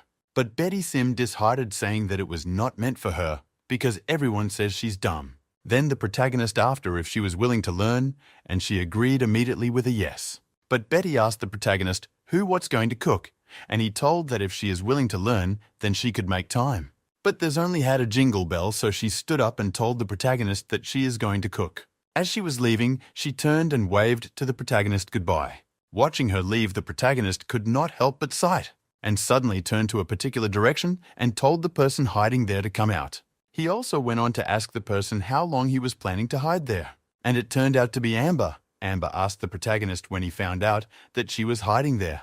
The protagonist told her that it is the moment she learned on a pillar there and made face at him. He also asked if she thinks Knight's perception is poor, but Amber suddenly disappeared from where she is standing. Number told him that she thought he would be focusing on teaching Rebecca and won't notice her. She stared at the protagonist as if she stared at him as if she saw something on his face. But instead, she's surprised he noticed her. The protagonist, on the other hand, breaks into cold sweat, wondering why Amber was looking at him like that. He could not help but ask Amber what she was looking at, and also questioned if there was something on his face. She looked so touched and told him that he is such a weird noble. The protagonist was surprised when he heard what she said. He turned and looked at her. Amber told him that she was just curious, and the whole talk was about making everyone literate, wasn't just a load of hot air. The protagonist looks down and asked why she think it would be just hot air. Because in fact, not only was he not joking, but you also want to summon Hetty and Rebecca immediately. The document A brought out from the drawer, he told Amber that he wants to talk to them about the matter in the document. Few minutes later, a loud voice could be heard from the tent. The protagonist and Amber was there staying in. Hetty, who already saw what was written in the document, could not help but said to offer education to every single civilian, including serfs. And he wants to include it in the law that everyone should receive an education like their pay taxes, he agreed. The protagonist told them that he wants everyone in the domain to be able to read and write. Rebecca immediately say that it won't be easy to turn an illiterate civilian into a knowledgeable, well-learned person, because that will mean they need to teach for literature, mathematics, history, and geography. And even if they complete the basic fundamentals, they are also art, etiquette, heraldry, and other difficult stuffs. A person would need at least a decade or two to complete all those courses and lessons. Hetty told her that it was not everyone who needed 10 years to study those things, and Rebecca hasn't even learnt it. But Rebecca told that she remembered her teacher telling her that she had graduated. So she started wondering if she had not graduated or what was her teacher lying to her. Hetty told her that the reason her teacher said she had graduated is because he was not match for her. The protagonist told them all to stop, that they are straying further away, and they misunderstood him. He continued saying that the education he speaks of is totally different from the nobility education that they know of. A type of education where you find famous tutors, tutor to teach lesson day in day out, and produce a dozen of young masters and young ladies. But it won't work there, so what he needs is very simple and easy to accomplish. Children who can't perform labour are to receive half a day of education, and the other half will be left for them to help their parents at home. Hetty concluded that the lowest standard requirement is for them to be able to read, and that means the teacher only need to be of that standard. She turned and asked the protagonist what will be the use of such basic education. But Amber interrupted, saying she meant what the use of civilians and serfs learning how to read is. When Hetty did not answer, Amber gave her a side eyes asking if she was right. The protagonist smiled at Amber and nodded his head while looking at Hetty. He told them that being with literate allows them to understand things better, and it also allowed them to get jobs and become more useful. He then called Hetty by her name, and she became startled, but was still holding on to the document. The protagonist owner that some people can never become a mage, a knight, a priest, or awaken a supernatural talent. But many might learn through gaining the required knowledge. At least the fates would be a bit fairer to them. Hetty asked him if he was actually intending to include the runic theories in those classes. The protagonist laughed and said that it was just upper intermediate stuff, so why not add it? He told her to remember all the formulas and theories inside the notebook. What part of it requires magical talent? After thinking, Hetty answered that none of them needs magical talent, but were all pure calculation. The protagonist agreed, saying that the notebook had proved an idea he had once before, and the fact that runes and magic all have rules, and the most conclusive rule of all. Placing his pen on head, the protagonist said that they require intelligence and not the strength. But Hetty asked if the masses are equipped with the needed intelligence that the protagonist talked about. The protagonist told Hetty that the fact that her tone hesitated means she knows the answer. He asked her in the days she has spent with the people if she is still unsure that they are like him and her. Hetty immediately told the protagonist that she would go and select a few people with the ability to read and write to serve as basic teachers. The protagonist told her that she should remember it is the most basic of reading and writing because they have to continue the construction of the domain. Hetty immediately bowed to the protagonist, telling him that she will watch everything get to done. Rebecca interrupted them by asking what they were saying about the rune theories because she doesn't get it at all. The protagonist told that it is normal if she doesn't understand because she wasn't with them in the morning. The protagonist told Rebecca that he had found a new friend for her and has specialty the same as hers.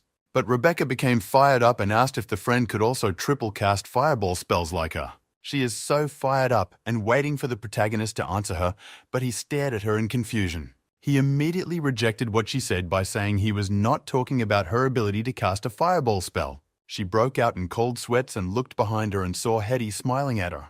The protagonist told her that the friend he spoke of isn't for her to cause trouble with, but she is there to assist with her research. He told her that's the person's name is Johnny Piero, and she is talented in the matter of mathematical calculation.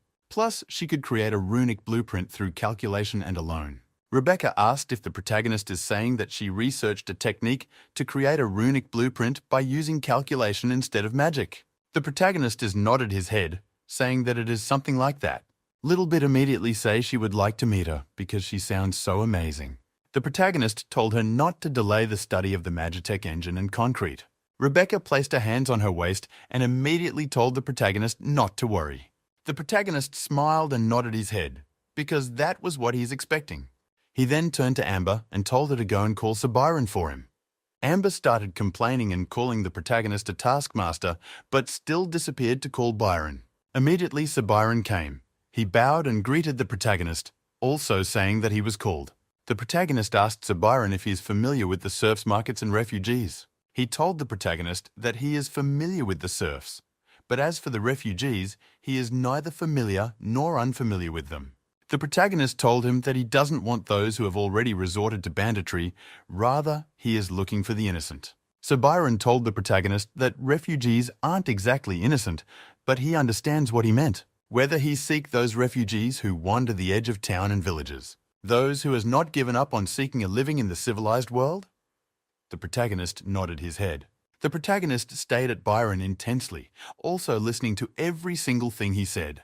Byron suggested that they issue a mercenary contract in Tanza, saying that they are purchasing a large number of slaves. And it won't be much more expensive than communicating a deal with the Nobels. But Hetty said that it would be a monetary loss for those mercenaries if they sold slaves 30% less than the market rate. So Byron continued saying that they need to add an additional clause like no servitude agreement. Hetty was surprised when she heard what he said about the new agreement to be added, so she could not help but look at Rebecca, but Amber said she understands what Byron meant. And the protagonist told them that if that is the case, then the mercs would be snatching up refugees to sell as slaves. He stopped and looked at everyone around the table to know if they were listening to him. He told them that a healthy serf with a complete servitude agreement will require 20 to 30 florins. Aside from the cost of purchasing the serfs, the slave master and many other masters would collect their share for the money as well, causing the price to rise to more 10 times the original price. But the refugees have no cost and no one will protect them because they have no identity. So no one will notice if they go missing or die. The protagonist told them that if those serfs were to be killed or taken away by other slave master, they won't be any compensation. Even so, there are people who send contracts out to purchase those cheap unregistered slaves. And that is an unspoken black rules, and they actually refers to refugees. Hetty, who is hearing that for the first time, could not help but say that there was actually something like that. So Byron told her that not only does it exist, but it is also everywhere. Because in some black-hearted mercenary circles, those refugees are called gilders with legs. Hetty's view of mercenary was different, so Byron told her that it was long ago. He also continued saying that a mercenary's hand is destined to be stained forever. But the question is how stained it is. He then turned to the protagonist and asked him what he wants to say on the matter of the contract. But they were surprised when they had the protagonist say that he had no plan to skimp on it. Because if they use even means to save some coin, the depth they will bear on their conscience won't be easy to repay. So if they need to purchase serfs, then they would use the normal process. But he has only one request, that everyone coming to his place to understand that no matter what they were in past, they will follow the law in his domain. And if Byron also have another channel, it is best if they can get news or where the refugees congregate. Byron immediately placed the sound on his chest and told the protagonist that he would obey his order. After their discussion, Rebecca, Byron and Hetty bid farewell and started leaving to complete their current task. When did protagonist saw that they're already left, he breathing the sighs of relief. But Amber kept staring at him with his eyes closed. He asked her what she was looking at. She told the protagonist that she thought he would have been chosen the more pragmatic approach. But the protagonist told that she is calling herself a pragmatist before, and him too is a pragmatist.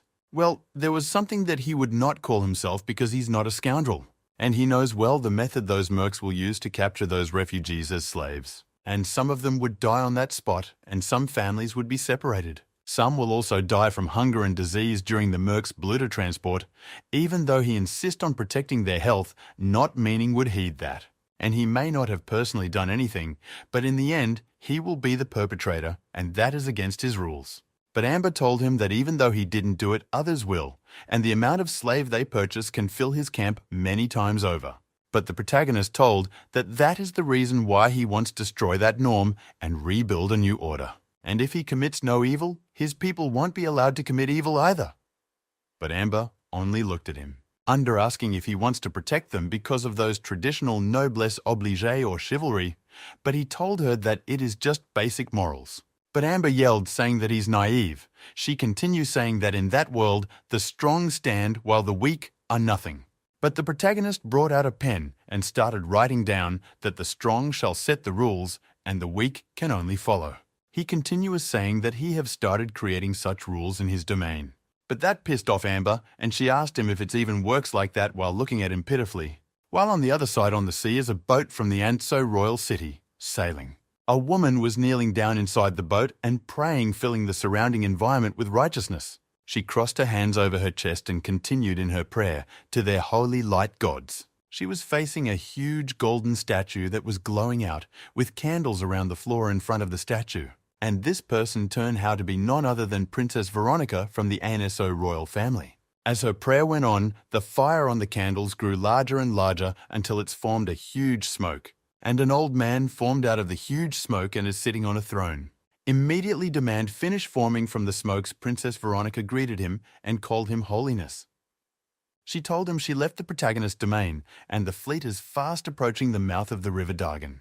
The Holiness asks the princess if everything went well when she went to the protagonist's domain. But instead of answering immediately, the princess asked the Holiness if the protagonist is his enemy. She started explaining that the protagon was indeed a 700 years legend and not an evil spirit who stole a hero's body. The Holiness told her that the protagonist is not his enemy, so she told him that she's relieved to hear that. She done bout and told the Holiness that the righteous path of the Lord would be spread across the world. The Holiness told how to return to Cathedral of Holy Light, to prevent the corruption in the world from affecting her pure light. Still kneeling in her praying position, the princess watched the candle melt to the end and smoke flowing up, before she completed what she wanted to tell the Holiness, saying that the protagonist is actually a person without faith, before she started discussing with the female statue that was also crossing its hands. She continues saying that the protagonist is not only faithless, but is also wary of the part of the holy light. He is neither a servant of the light nor a minion of darkness, which she found really interesting. While at the capital of the Typhoon Empire, Ardent, where their people reside on, the majestic building stands as Bridge flies around the sky, showing it mightiness. An old man stood on top of one of the tower in the Typhoon Empire, slamming his hand on top of a stone. He cursed. He then called their great emperor, Rosetta Augustus, a majestic man who steps on others like stone. He continued telling their great emperor that a great wall will soon commence between them and the Ainso royal city. And their imperial majesty is determined. He repudiated the advice of the anti-worm minister and exiled the dovish count, Winterfrot, out of the imperial palace, and that doesn't seem normal, although he's not worried about the direction of the war. But the army of Typhoon is like her reformed administration, full of vigor.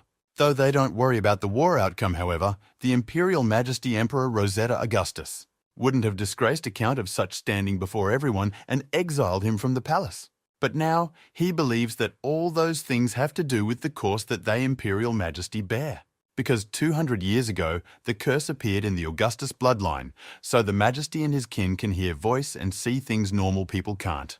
Both the majesty and his kin has obtained forbidden knowledge by means beyond a normal person comprehension. Eventually, what was left for them in the world will be a mad husk after their mind is dragged into the unseen and unheard realm. And apparently his imperial majesty has developed the signs of madness. He told one of his subordinates to prepare a carriage because he would like to meet Count Winterfort. At the other side, Nicholas Egg tells the protagonist that his methods in which people create items are beyond his imagination. The protagonist told it that it is because the law of physics is different. The protagonist also went on asking Nicholas Egg if it knew the reason why it was able to survive within the world's material structure. But the egg told the protagonist that it doesn't matter, since it can't even remember its own name. The protagonist asked the egg if it still remembers its homeworld, its surroundings, law of physics and history. The egg told the protagonist that he didn't even remember what it has forgotten. That is why memory loss is terrifying, and the only thing it remembers is some basic common sense. But it belongs to another word.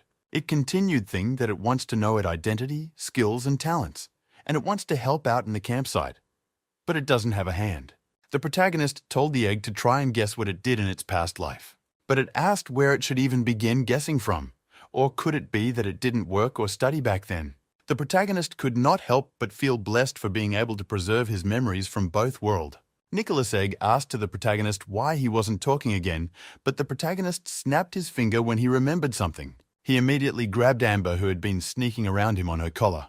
He told her that she could control metal and the flow magic, and he has to use those two abilities. After he lets go of her, and I asked him how he got the golden coin he's holding, because it belongs to her. As the protagonist and Nicholas Egg were busy discussing, Amber watched the protagonist nervously as he toyed with her coin. Nicholas Egg told the protagonist that it noticed the barrier from its place is gone, so it can affect the energy called magic. The protagonist asked if it is using a magnetic field to affect the flow of magic. It agreed, but said that unfortunately, although it can sense magic, it can't cast spells like the mages. But the protagonist asked if it is sure that the magnetic field it spoke of is the magnetic field understood in that world.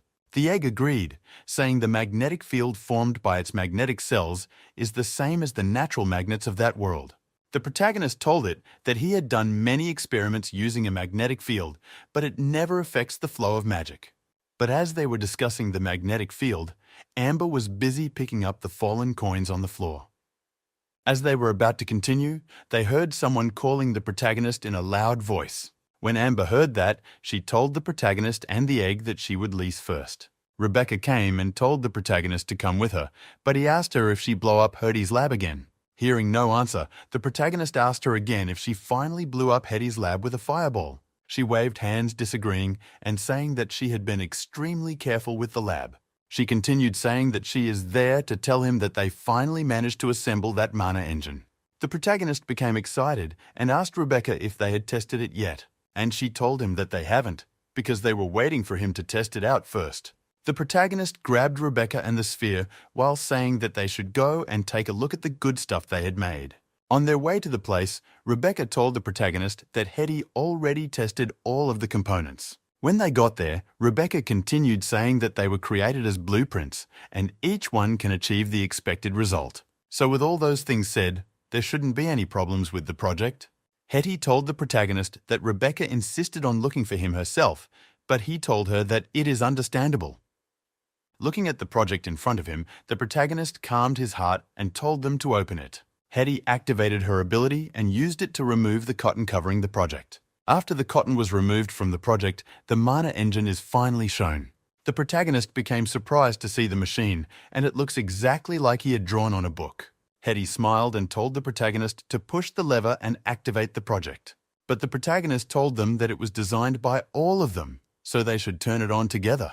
All of them, the protagonist, Hetty and Rebecca, placed their hand on top of the on button. Hetty could not help but feel touched with what the protagonist said. Rebecca immediately screams excitedly that they should count to 3 before turning it on.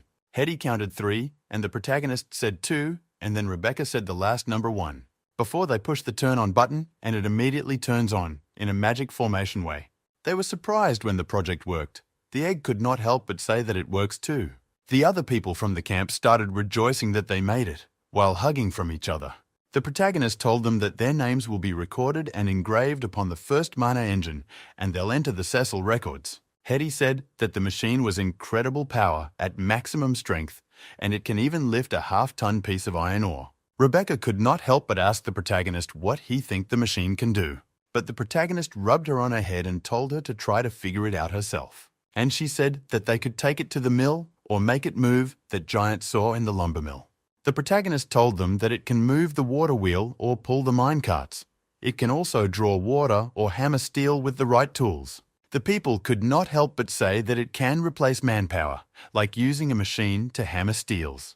The protagonist said that deploying the mana network isn't expensive, and they have the blueprint, but producing the machine is a problem. It's mostly because those parts take too much time to create, but they have to produce more of them. Nicholas Egg immediately interrupted by saying that it has something it could like to say. Rebecca immediately rubbed her hand on the body and asked the Eggy what ideas it has.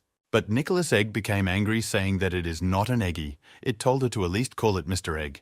The protagonist told it not to mind Rebecca, and it told the protagonist that it finally knows what it can do, which is to control metals. Nicholas Egg continued saying that it could help them to do their blacksmithing. As he was saying this, it started melting one of the pieces of iron at that place, and the pieces of iron it was melting is been transformed from metal into a human figure. After the human figure was formed, it turned out to be the protagonist, and it surprised the protagonist. The egg told the protagonist that it is much more efficient in making those things. It also went on to create a statue for Rebecca and threw it at her, and also for the other. One of them could not help but say that it has a powerful ability and wondered if they would be in the future. The protagonist, who was shocked, is still looking at statues, saying that the face and the expression and the hair looked exactly like him in a more efficient way, and that was a great surprise to him. He could not help but ask the egg how precisely it could be when creating those things. It answered that it depends on how many things it is making at the same time, and there would be errors if it makes hundreds of things. And even the most complicated component in the protagonist camp is nothing but a child's play for to it. The word child's play could not help but flash in the protagonist's head over and over again. The egg asked the protagonist what was wrong, but the protagonist ignored it and brought out a pieces of paper. After writing something down, he told the egg that he will entrust the first industrial machine tooling to it, and what he wrote is the master plan and appointment letter, while saying in his head that Nicholas Egg would be the shining jewel of the Cecil's industrial crown. Although Nicholas Egg's speed is fast, it is no match for the production lines, but it can create machine tools. The machine tools of the industrial era, it could help with that. Hetty and Rebecca, who were looking at the protagonist, could not help but ask what was wrong with him. But the protagonist said that with a high-precision machine tools, they could create all kinds of machines. He then turned to the egg and asked if it would be his director of the machine production. And the egg agreed immediately, saying that it finally has something to do. The protagonist told the egg that the first task is to create 3 more mana engines, because he wants to use them in the mines and other activities. He turned to the rest and told them not to worry because their skills will remain useful. And the new department requires a new name. He also told Nicholas that the director of machinery has equal rank as the director of steel, hammer, and they would call the new department the Cecil Machinery Factory. Hetty told him after they left that he is usually stern-looking, but he actually smiled that day. And the protagonist told her that it is likely due to his square face and his beard. He touched her on her shoulder, telling her to forget it, because he is heading southwest so he would see her later. The protagonist saw what the druid wrote. He wondered if he had forgotten that the people cannot read. Putting that at the back of his mind, he reached out his hand about to knock on the door. But the door was open, and the druid told him that he had been waiting for him to come. The protagonist wondered if the druid actually managed to learn divination. But the old druid told the protagonist that he saw him walking over as he was resting against the window. After welcoming the protagonist inside his house, he asked him if he was interested in his luck-changing ritual. The protagonist told the druid that he is interested in his alchemic potions and the process of blessing them. The druid became surprised and asked if the protagonist came here just because of that. The protagonist reminded the druid that he said he wanted to increase the production of agricultural potions. The druid told him that it was not easy, but the protagonist said it's fine if there aren't any results, but he would like to check on the progress. The druid told the protagonist that creating potion isn't hard and most of the potion requires cheap base materials. The druid told the protagonist that he heard from Amber about the labor system that he had created, like process splitting. He continued to say that for potions to unleash a wondrous magic, like effect, one needs to infuse mana into it. And that step requires a druid's ritual. He then started praying to the protectors of life and great spirits. Finally it is done. So we told the protagonist that he freshly made catalytic potion for plant growth. The protagonist wondered if that old druid just fooled around with the last verse of the prayers. Because if he remembers correctly, the prayer the druid uttered is part of the teachings of the heart of the forest druidic sect. The druid was surprised when the protagonist said that, so he asked the protagonist if he knew about it. But the protagonist told him that he had only read it in a book. But he has a question. He asked the druid if the druidic arts born is from the divine arts. The druid immediately said that it is a question a few ask, and fewer understand druid history to that extent. He continued saying he forgot the protagonist lived 700 years ago, so he can't use common sense to evaluate an ancient like him. He then told the protagonist that he is correct because the druidic arts originated from the ancient divine arts of nature. In the beginning, it was purely religious, however. As time passed, many religions disappeared, and the ones that survived either became a heretical sect or transformed into other forms like the Druids. The protagonist asked if he originally worshipped the spirit of nature, which lacked a specific form, and we told the protagonist that nature's gods appear in any form, and each sect believes its interpretation to be correct. And every sect follows a rule that all Druids are of the same source, no matter where they came from, there are brothers and sisters. The protagonist could not help but say that the transformation from the divine art of nature into the Druidic arts happened during his time. The Druid agreed, because after the fall of the White Star, the sects slowly separated from each other. The protagonist then asked if the last step of blessing the potion is the remnant of the original divine arts of nature. But when the Druid heard the protagonist's question, he fell into deep silence. The protagonist stated that it was the Druidic arts, the most special magic in the world. 3,000 years ago, the Druid were unified sect, however. Due to upheaval, the monolithic sect became scattered.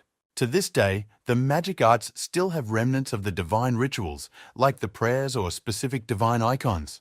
But in reality, the divine arts portion had long lost its practical use. They were more of a cultural and spiritual legacy. The two powers were originally two entirely different things.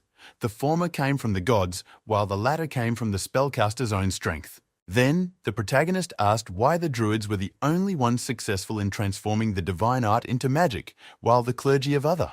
The druid looked at the protagonist and told him to spare him the question. It was not like the protagonist didn't know his capabilities. He told the protagonist that just learning to be a druid took his entire life, so he had no time to study other things. Then, the protagonist asked him how he ended up learning how to cook, do divination, and even babysit. The protagonist stated that he also heard that some adherents of the god of holy light tried to alter the divine arts and studied the power of a mage to activate the holy light. And those people ended up being incinerated. The druid answered that it was something the Church of Holy Light purposefully propagated. The protagonist stated that a druid using magic to create miracles was fine, but the clergy of the Church of Holy Light was reduced to cinders. Standing up, he questioned what was the difference between those two instances. The druid draws his cap down and stated that it was because their god was generous. Then he opened one of his eyes and stated that the god of Holy Light was petty. The protagonist walked close to the window and stared down. Amber, who had entered the room when the two were chatting, smiled warmly. The protagonist picked her up and shook all the things she stole out, while asking the druid if their god was generous even when they messed their prayer. The druid smiled and stated that he had another explanation. The protagonist tossed Amber away through the window and told the druid that he wanted to hear his thoughts. The druid stated that he thinks it wasn't humans who stole the power of the gods, but instead, the gods cut off powers that originally belonged to humans. The protagonist looked at him intensely. If the gods really took the power of humans, it would be had to survive. The druid smiled as he sighs, telling the protagonist he said that because the domain of Cecil was far from the center of religion. He also stated that, aside from the druidic divine arts, all other divine arts are kept as an absolute secret. The clergy of those churches can only perform their divine arts based on the situation prescribed in their scripture. 3,000 years ago, the Druid were clergymen, and the usage of divine arts was much different than other sects, requiring strict adherence of the rules. But after the fall of the White Star, no one could use the divine arts. Instead, magic became a method to bring back the miracles of nature that should have disappeared. He asked the protagonist why he thought it was like that, but the protagonist didn't speak. Then the Druid stated that the administrator of the Druids had probably gone offline. The protagonist then told the druid that his thought weren't something a low-level druid or a half-baked antique appraiser would say. He stared at the druid and stated that he was afraid even the scholars with their heads full of religious and magic history would have those thoughts. The druid told the protagonist he should not have broached the topic in the first place because it was nothing but trouble. The protagonist stated that it was not like he was going to use it against him. He told the druid that everyone had their secret, him and the druid. Then he mentioned Amber. She immediately sank down from the window. The druid told the protagonist that although it was nothing outlandish, but there was something he disagreed with. He told the protagonist that the history of the druids was no secret, and neither are their divine arts nor their magic. The wisest of those knew about it, but no one spelled it out after all. They're just a far away from the ethereal god. In another side, at the Cecil domain in the surf buffer campsite, a hand can be seen scribbling some words on a huge book. It was none other than Hetty. She sat down there stoned and asking the name of the serf in front of her. The three serf in front answered together stating that their name is Holm, and Sam. Hetty felt an even more headache. That was the third Sam she had met for the day. Then she asked for their skills. Stated that he was good at taking a beating. Holm said he could eat while patting his stomach. And lastly, Sam said he was strong. She told them to go in and report to the knight, and after some observation, they may live in Cecil domain. Hetty was so tired as she sighs and punched her shoulder, then closed her eyes to relax and called the next person, but she heard a rustling sound and opened her eyes. She was shocked to see that it was the protagonist who was standing in front of the desk. She wanted to stand up and greet him, but he told her to sit down. He stated that the registration work for that day was almost done, and asked her how it was. Hetty's face changed as she told the protagonist that she was getting more convinced that they need the organizational management he mentioned. She never thought that form filling would be so tiring. Now she wanted nothing else but to delegate it to someone else. He told her that things would get better when more people became literate. She stated that he devised a large organizational structure for her, but over half of the position were vacant. The protagonist asked if there was only serfs and bonded laborers that registered. Hetty flipped open a file and told him that there are refugees too, a family of 3. She told him it couldn't be helped, because those 3 didn't know the truth about the place they were in. The protagonist stated that he would have Sir Byron spread the word through his channel. Hetty questioned what he meant, but was interrupted by a loud laughter. Byron was among some people drinking.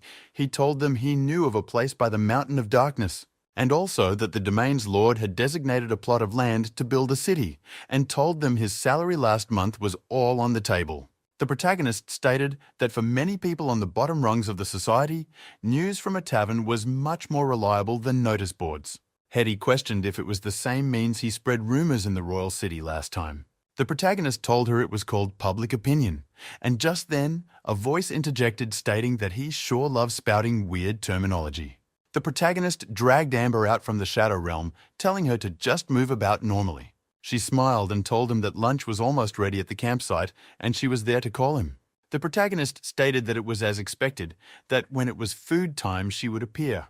But before he could say more, he felt a man of fluctuations. At the same tent where Hetty was registering the names of people, a young man who was taking the shift for her was asking a weird man in front of him his name. The blonde hair guy told the man to not just stand there shaking. He shouted loudly for the weird man to say his name. The blonde hair guy became enraged when the weird man didn't tell him his name. He shouted if the weird man didn't understand common tongue, but to the weird man he couldn't hear the blonde hair guy's voice anymore. Then the weird man's eyes got a tint of red in his pupils, and his expression changed. Soon the blonde hair guy realized that something was wrong with the weird guy. The weird man trembled and some purple lines started appearing on his body. The blonde guy shouted to the guards, telling them that something was wrong with the man. The protagonist rushed over and smacked the man on his face and it started swelling. He looked at his hand and saw some sparks of fire on it. The face of the weird man swelled and became disfigured without recognition. The protagonist immediately smacked him to some distance and he exploded in fire. The protagonist shouted that the knight should bring out all the group they just registered. The exploded bone of the weird man sank into some woods. Amber placed her leg on the blonde-haired man's face and he shouted in pain. The protagonist told them to lock the place down and not let anybody unauthorized enter. Hetty worriedly asked if the protagonist was all right. He told her an explosion of that level can't hurt him. Then he asked her if there are any traces of aura at the scene.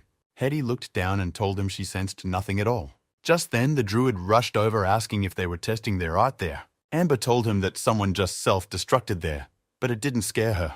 Hetty told the druid that a pitiful slave was turned into a living bomb by some foul magic, and he was clearly alive before he exploded.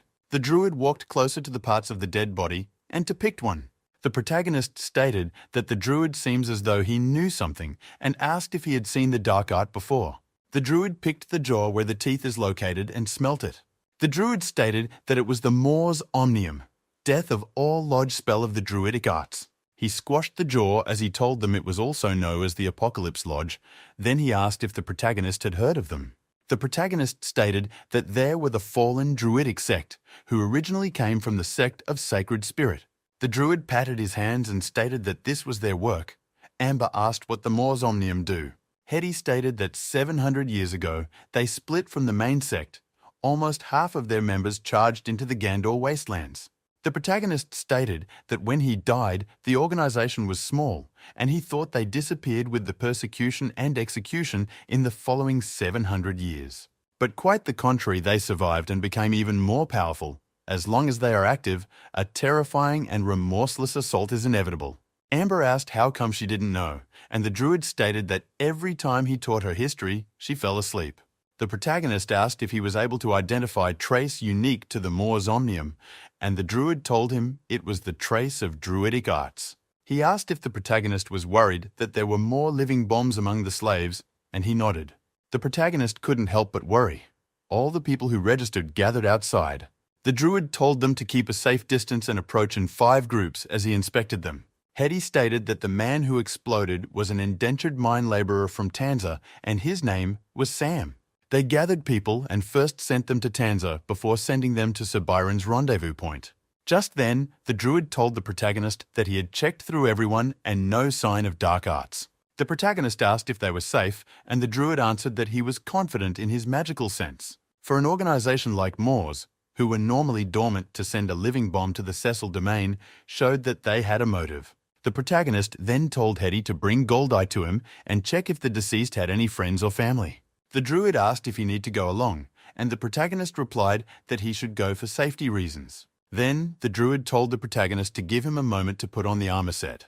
The protagonist asked Goldeye if he was the one who brought the serf, Sam, there. Goldeye folds his hands together and answered the protagonist affirmatively. Then he stated that he was just an honest businessman and had not associated with any dark art practitioner. Philip stamped his sword on the ground and told Goldeye to answer what the protagonist asked. The female lady by the side trembled and asked her brother what will happen to them, since Sam was dead. The brother told her they were just slaves. He was afraid they would be whipped and starved. When the protagonist heard those words, his face darkened. Then the druid told him there was no hint of druidic art on Goldeye. The protagonist asked if Sam met with anyone or eat anything before arriving. Goldeye replied that he didn't met anyone. Amber came out and threw her dagger, rolling up as she told Goldeye he better be honest. Then she grabbed the dagger and told Goldeye that they had mages and druid there. Then she proudly pointed at herself, stating that she was a master of shadow. When Goldeye heard that they could pull out his soul and interrogate it, he trembled. Amber told him not to cause more trouble for himself, and he sweated even more. Goldeye was already at his wit's end and told the protagonist that there was something special about Sam. When the protagonist heard special, he asked the Goldeye what he meant. Goldeye told him that Sam was originally supposed to be sent to Viscount Andrew, but Byron paid a lot and took him. The protagonist asked if he sent the serf who was destined for Lord Andrew's castle to him to make up the number. Goldeye told the protagonist that Andrew needed a slave and Sam was skilled in different aspect. He told the protagonist that if Sam was sent to the palace, it would have been a life-saving thing to him and his family. The protagonist stated that it was because Byron added 4 more silver that he sent him on board. Then he turned and asked the 2 siblings of Sam if they noticed anything weird about him. The young brother of Sam told the protagonist that Sam would sleep off when speaking and even when standing. The druid questioned when the situation stated happening. The sister answered that it started about 7 or 8 days ago, not more 10 days. The protagonist asked Hetty when Byron had spread the news of them needing people. Hetty told him it was about 4 days ago. Then the protagonist realized that Sam had been acting strange before arriving at Tanza. So speaking, him being sent to the Cecil domain was an accident. Hetty stated that their neighbor might be in trouble, and the protagonist stated that soon their neighbor's trouble will be theirs. The Mors Omnium originated from the Druids, and a living person was not only their spell-casting regent, but also a host to spread plague. The protagonist asked the Druid if he thought the Mors Omnium will spread the plague in Tanza. The Druid replied that the Mors Omnium don't think the same as normal human, so they had to prepare for the worst. The protagonist told Goldeye to leave, but avoid going to the north for the time being. Goldeye answered affirmatively and stood up and left. Then the protagonist turned to the 2 siblings of Sam and showed his condolences. He told them that Sam's remain had been collected and will be buried in the graveyard near the forest. He told them that they will leave well in the Cecil domain from then on. Tears slides down from the male's face when he had the protagonist stated that they only had to fight for their freedom. Finally, the 2 siblings went out from the tent, going towards the surf campsite. Amber told the protagonist she thought he would give them freedom as restitution for their brother's death. The protagonist looked at her and questioned why he would do that. Then Amber said it was because he was kind and benevolent, because he was a good person. The protagonist told her he was not running charity there. If he were to give them freedom, someone else might murder their kin to change status. He told her those 2 needed to earn their freedom with their own hands. He enacted a system to ensure validity, so he must also follow it. He wanted them to realize that freedom doesn't come easy, and maybe one day he would outright abolish slavery rather than slowly progress towards it. Amber was shocked that the protagonist had ideas like that and asked when he would do it. He replied that it was when everyone realized that even the children of slaves and serfs can create fireball powerful enough to kill the king. Then he told her to prepare for them to go to Tanza and see what the Mors Omnium was all about. Hetty told the protagonist to be safe, because the heretics are merciless. Philip told Hetty not to worry with his life. He swore to protect the protagonist. Philip felt ashamed when the protagonist stated that he was not even a match for him, and he still wanted to protect him. Plus, when the time comes to deal with the heretic, he was the easiest to fool for them. Philip didn't seem to understand and told the protagonist that he still requires more training. Hetty asked where Rebecca was, and Amber told her Rebecca asked them to wait, that she was preparing something for them. Just then, a huge smoke can be seen from a distance and a voice calling the protagonist. It was none other than Rebecca. She was running so fast, shouting that she was coming. When she got there, she told them she was sorry for making them wait. Amber told her that, if they waited any longer, the heretics will have babies in Tanza. When Amber asked what she was doing, Rebecca proudly stated that she prepared something that they might find useful. The protagonist and Amber bends down and looked into the huge bag. The protagonist put his hand inside and brought out an item that looked square in shape. Rebecca told him it was supposed to be part of his finished product report, but she didn't expect something like the heretic to happen. She told the protagonist he had asked her to think of how to delay explosions using a runic trigger. However, its structure is too intricate and different to process, so they can't mass-produce it. The protagonist asked if Nicholas Egg was the one that made it, while Amber ran off to the river. Rebecca replied that it was Metal Ball who made them, but she gave him the schematics. As for Amber, she ran and threw the explosive into the river, waiting for it to explode while closing her ears. The protagonist stated that Metal Ball was incredible and asked how Rebecca got the delayed detonation. She told him it was through using wind as gear wheels and connecting rods. She showed him something on the explosive and told him it was really simple.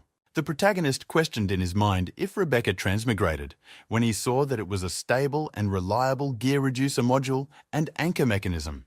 Hetty asked her where she got the idea, and she told him she seriously studied his design for manor engines. Then the protagonist asked her about the reliability of the product. Rebecca stated that she had tested it a few times and in various environments from high to low temperature. She told him that at the very least it won't detonate prematurely. Then she told him that the metal strip by the side is its safety lock, and if removed and the button pressed, it would start ticking. The protagonist patted her head and stated that she did a good job, and he would be sure to praise her when he came back. Then the soldiers, Amber and the protagonist, started moving for the journey. Rebecca called Hetty and asked her if the protagonist was being ironic when he said he would praise her when he comes back. Hetty looked at her and asked why the protagonist would do that. Then she remembered what happened when she bombed her experiment house. Then she made a funny face and stated that the protagonist always said he would fix her once he's back. Hetty laughed and told her that he wouldn't do so. It was just that they were too narrow-minded to recognize her talent. Rebecca asked if she was not being ironic too, and Hetty answered she wasn't. The protagonist had finally reached their destination. He told the others they should dismount and walk. Then the druid told them if they noticed the town was already under lockdown.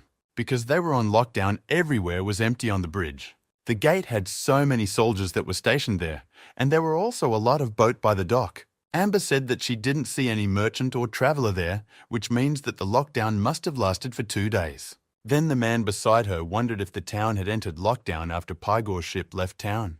And by the look of it, they are only restricting the exit and entrance, and also the order inside the town was normal. He also said that Byron was a merc, and the situation cannot kill him at least.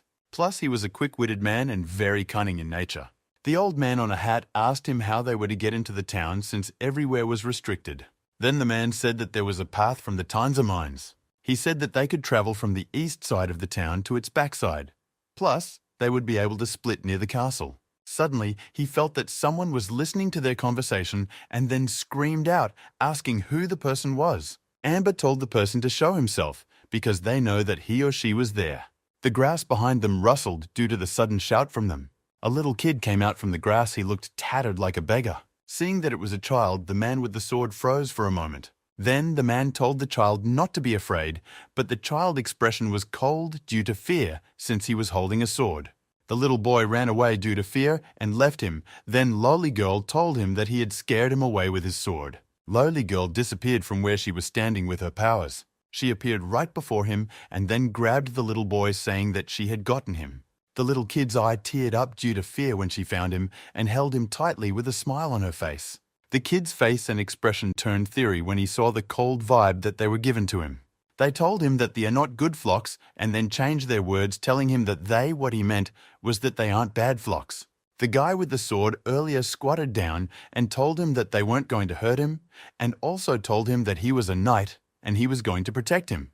Their boss asked the kid if he was a child from nearby, and I asked him why he was wandering around in the forest. Seeing that he wasn't replying, Lolly Girl wondered if he was a mute. The man on a white bird held the boy's face and then instead at his mouth, trying to figure out why he wasn't talking. Then he gave them a reply telling them that the voice tongue has been severed for at least 2 years. Their boss wondered what crime the child could have committed for them to give him such punishment. The man told them that it was done precisely and then treated using magic, and he didn't commit any crime. He was probably a personal servant. And then the boy started making gestures and little noises while pointing to something on the man's chest. The man asked him if he had seen the emblem on his chest before. And then the boy nodded his head vigorously, telling him that he had seen it. And then the boss asked him where he had seen it. The boy started making gestures trying to describe where he had seen it and then pointed towards the wood. The protagonist told them that they should follow the boy into the woods. In the carriage, they asked him what he was doing back there. They told him to go to the south for protection and also wondered if he wasn't only mute, but also deaf. The protagonist told him that if he was his attendant, then he would have kicked him and then called him a brainless brat. The protagonist slowly opened the door to a room and then told the boy that he was quite energetic. Inside the room, a man blocked the sun that was reflecting on his eye since he has been in the dark for a while. The protagonist told the man that they were still guessing about his life and death outside and didn't know that he still had the strength to curse. The man that was sitting down was shocked when he saw who was standing before him. Seeing the protagonist, the man called out his name, Lord Duke. The man stretched out his hand immediately and told the protagonist not to come closer because he had been cursed by the cultist sorcery. Due to the curse, the man had green vines spreading on his body, and he was injured too. The others were speechless when they saw the state he was in. The protagonist slowly gazed at the man that lay in front of them, injured and cursed. The blonde hair man cursed when he heard what Byron had said. Byron said that he discovered the cultist, and the cultist also discovered him, so he didn't win. He asked them how they knew where he was. They told him that a dock turned into a bomb, and it sent them a signal. That's how they knew where he was. Byron told them not to waste their effort because he can feel that the cultist was powerful because his curse was corroding his flesh and body and even his spirit. The druid told him that he shouldn't make up his mind yet because his double eye version is because his eye was swollen. The druid told them that he can still be saved because it's just a neurological curse. The druid said that he might not be able to defeat the person who laid the course, but he meant to be able to cure the cause that he had left behind. The druid said that it seemed that the person that laid the curse looked down on Byron for him to use such simple curse on him. Byron confirmed that the man started to hate him when he knocked him away. The protagonist asked what is the situation in the Tanzanian town was. The town has been put under martial law and they can't get in at all. Byron said that he was about to talk about it 3 days ago because everything was normal in the town and nothing happened, except the fact that Viscount Andrew purchased a lot of slaves, which was on the news. Then he said that 3 days ago the martial law was suddenly announced in the castle, and it say that the cultist has been found sneaking into the town. Also, he mentioned that by the time he started contacting the second group of slaves, the martial law ban caused a lot of trouble. So he went to the castle to ask the Viscount Andrew to sign a charter which is completely within the rules and normal. When he walked into the castle hall, he felt like dirty atmosphere and talked with Viscount Andrew and had a secret whisper in his voice that did not belong to him. He realized that the situation was not good and prepared to make a righteous retreat like an upright knight. As a result, when they were halfway through the retreat, they were discovered by a guy in black robe. The protagonist asked him how he escaped while the white hair guy continued trying to remove the curse on him. He said that he was fighting him fairly. As a result of the fight, he was hit by the cultist magic and fell into a cave behind the castle. There was a pool in the cave and he was able to save his life. Also, after finally drifting out of the underground passage, the exit was right next to the mill. Amber said that the good luck seemed so fake. Meanwhile, the protagonist thought of the fact that there were a lot of tunnels in the underground of the south, which was built by him back then. The blonde hair guy asked if they should enter the castle of Viscount Andrew, which the protagonist agreed on. He asked Byron what happened to the children after that. He said that he originally wanted to go back to the territory and report, but after he was injured by the course, she was saved by the child. He also said that he is a mood and probably the slave of a certain chamber of commerce bus in the city. Then he told them that the little boy found him water and food, otherwise he wouldn't have lasted that long. The druid jokingly mentioned that the first thing that they had from him when they came was to curse others. Then the knight said that there was no way since the curse on him has started to get out of control. He also said that he later tried to jump into the river, but he fished him back out again, and looking at his skinny size, he didn't expect that the child was quite strong. The druid told him that the course was no longer a problem. He said that with a smile on his face. Hearing what he said, the man and the child were extremely happy, and then he ruffled his hair. After the curse was removed, the protagonist asked him if he can stand and lead the way. Then he requested for weapons and equipment because she was going back to settle the score with them. After that, he was all dressed and ready to go into fighting and lead the way for them. The boy gave out a ruffle sound with his eye wide open. Lolly Girl then asked what they should do with the kid as she held his hair while he shook in her hands. The man asked him if he can wait there for 3 days because they have something important to do. They told him that if they returned, then he will be able to come with them. They also told him that if they don't return, then he should follow the river south since there was a shelter there for people, and then they gave him something. It was a blue clothes. He stayed at the clothes that was in his hands, the blue clothing emblem on it, and then they told him that if he shows them the emblem, then they would take him in the lonely and dense woods that was silent, the midway to a particular place, and then saw an entrance of which they were looking for. The old man with them peeped, and then say that the south had a lot of weird things buried underneath it, and it was amazing. One of his colleagues popped up behind him with a scary face, and they asked him if he counted him as something buried too. The old man ignored demand, told him that it was time for him to take the reins, and then threw something in, and then told him to lead the way. One of his colleagues raised his hands, saying that you want to lead the way, but then his boss cutting him off, telling him that he would lead the way. He slowly made his way down from the tree and then landed on the ground. He brought out a stone that illuminates light to flash at the part they were going to work into. Then he confirmed that one of his colleague Piedmont was correct because a natural tunnel made into man-made tunnels runs deep. Then he flashed the light up, telling them that they can come down now since it was safe, which Lolly Girl hastily did. He told them that if it was one of the tunnels that was dug for war, then it will be very deep. He also told them that if the tunnels weren't deep, the refugees sheltering in them would be affected. Suddenly he had a rusting sound and then flashed his light closely to one part there in the tunnel. To get a better view, she went a little closer and flashed her light. And then they entered a hall that was quiet with straight-up roads. Lonely Girl behind him looked around her while the leader concentrated on the road ahead. Then she opened up and said that something was not right because their architectural style is very different from the tunnels of their crypt. Then the boss said that it means that he wasn't in charge of the tunnels. Constructions wondered who was. Amber said that place reminded her of the ruins in the Mountain of Darkness. Byron agreed with Ember and also say that since he was caused, his mind was pretty foggy and he missed that. The protagonist wondered if that is part of the reasons why the ruins in the Mountain of Darkness is part of the larger ruins. He also wondered if it could be the fortress inside the Mountain of Darkness and underground tunnel there are connected. They also wondered if they connected them by cutting through the north side of the mountain, the Whitewater River, and the entire forest belt of the mountains. Also, to cut through such large swatches of the land is not a mean feat, and the amount of materials a machine needed must have been massive. Suddenly, he couldn't help but think of something, and it was something related to the divine sin Eggy mentioned earlier. Suddenly, Lolly Girl waved at his face to get his attention. She asked him what he was thinking about and if he just spaced out. He said that it was nothing, and also said that judging by the location, they were probably under the Whitewater River's riverbed.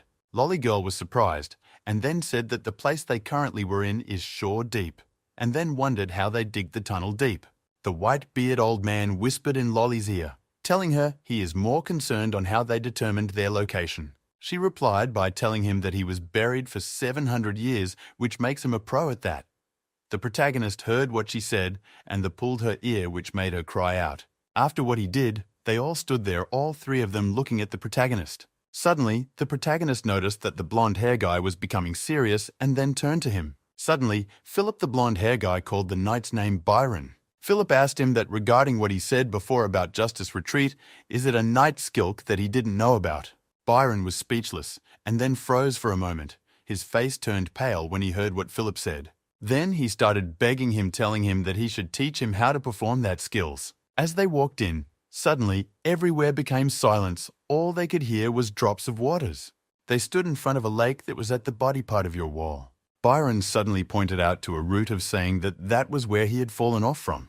The protagonist asked if there have been any earthquakes in this generation in recent years. Philip replied by telling him no, and then said that he heard from people who live in Tanzania town that they occasionally heard strange sounds like beaks crying from under the Ming. Suddenly the protagonist wondered something and then said that Byron's law was really good, then he should really thank the goddess of faith for surviving. Byron told them that going up from there they can see the east wall of the castle, but the entrance to D Cave is almost straight and full of soft soil. Then the druid raised his hand, snapped his finger, and said that it was up to professionals to handle the rest. The tree branch on his hand initially dried off. As the one on his hands dried off, all the remaining tree branches started to squeak and shake, and then slowly started drying off. After he was done, he now made way for them. Outside of the cave was the walls of the castle stood there in the woods. They saw that no one was at the corridor, and then the archroom is also deserted. Amber noticed that no one was there in and outside of the castle. She said that no one had pruned the yard in months and weeds and shrugs were almost covering the roads. The protagonist was concerned of Byron and then told him that he hasn't recovered, so he should wait for them. He left 3 crystal grenades for self-defense and then asked him if he had memorized the usage. He told the photogonist that it doesn't feel good to revealed as a nuisance. The protagonist told him that he has made great achievements and fought bravely, so he doesn't want him to die because of his recklessness. He looked at the granite for self-defense that has been given to him with a soft look. Everywhere inside the castle was calm and was also bushy on some parts. They walked into the castle while sticking to each other closely to avoid dangers and to be alert. Suddenly Philip sensed something, and then his eye trembled in fear. He felt like something was staring at him, and then he grabbed his sword lightly when he heard some weird sounds. He told Ember that there was some evil air there. She jokingly told him that he should shout holy light, and then the next second she was going to chop it off. The protagonist told them to keep quiet and also reminded them that Philip was a follower of Kyle. Kyle was the god of warriors and knights, and also the god of war, and he's a very powerful god. Although he wasn't the god of holy light, his divine powers also has ability to resist decay and detect evil. Philip told them that the plants were growing too much and something was probably wrong. The protagonist told them that they should avoid that plant, let them slip past it. Suddenly Amber something and then turned around. She was speechless for a moment while she stared at the plant. Amber's eyes shook while her pupils shrink in fear as she noticed something. She could see dangerous creatures lurking around the castle in the leaves. She wanted to scream out, but Philip quickly closed her mouth with his hands. Hands of the dead came out from the floor, stretching out and trying to grab onto something. This were people that has been killed by the plants, their faces, their hands, and everywhere displayed in horror.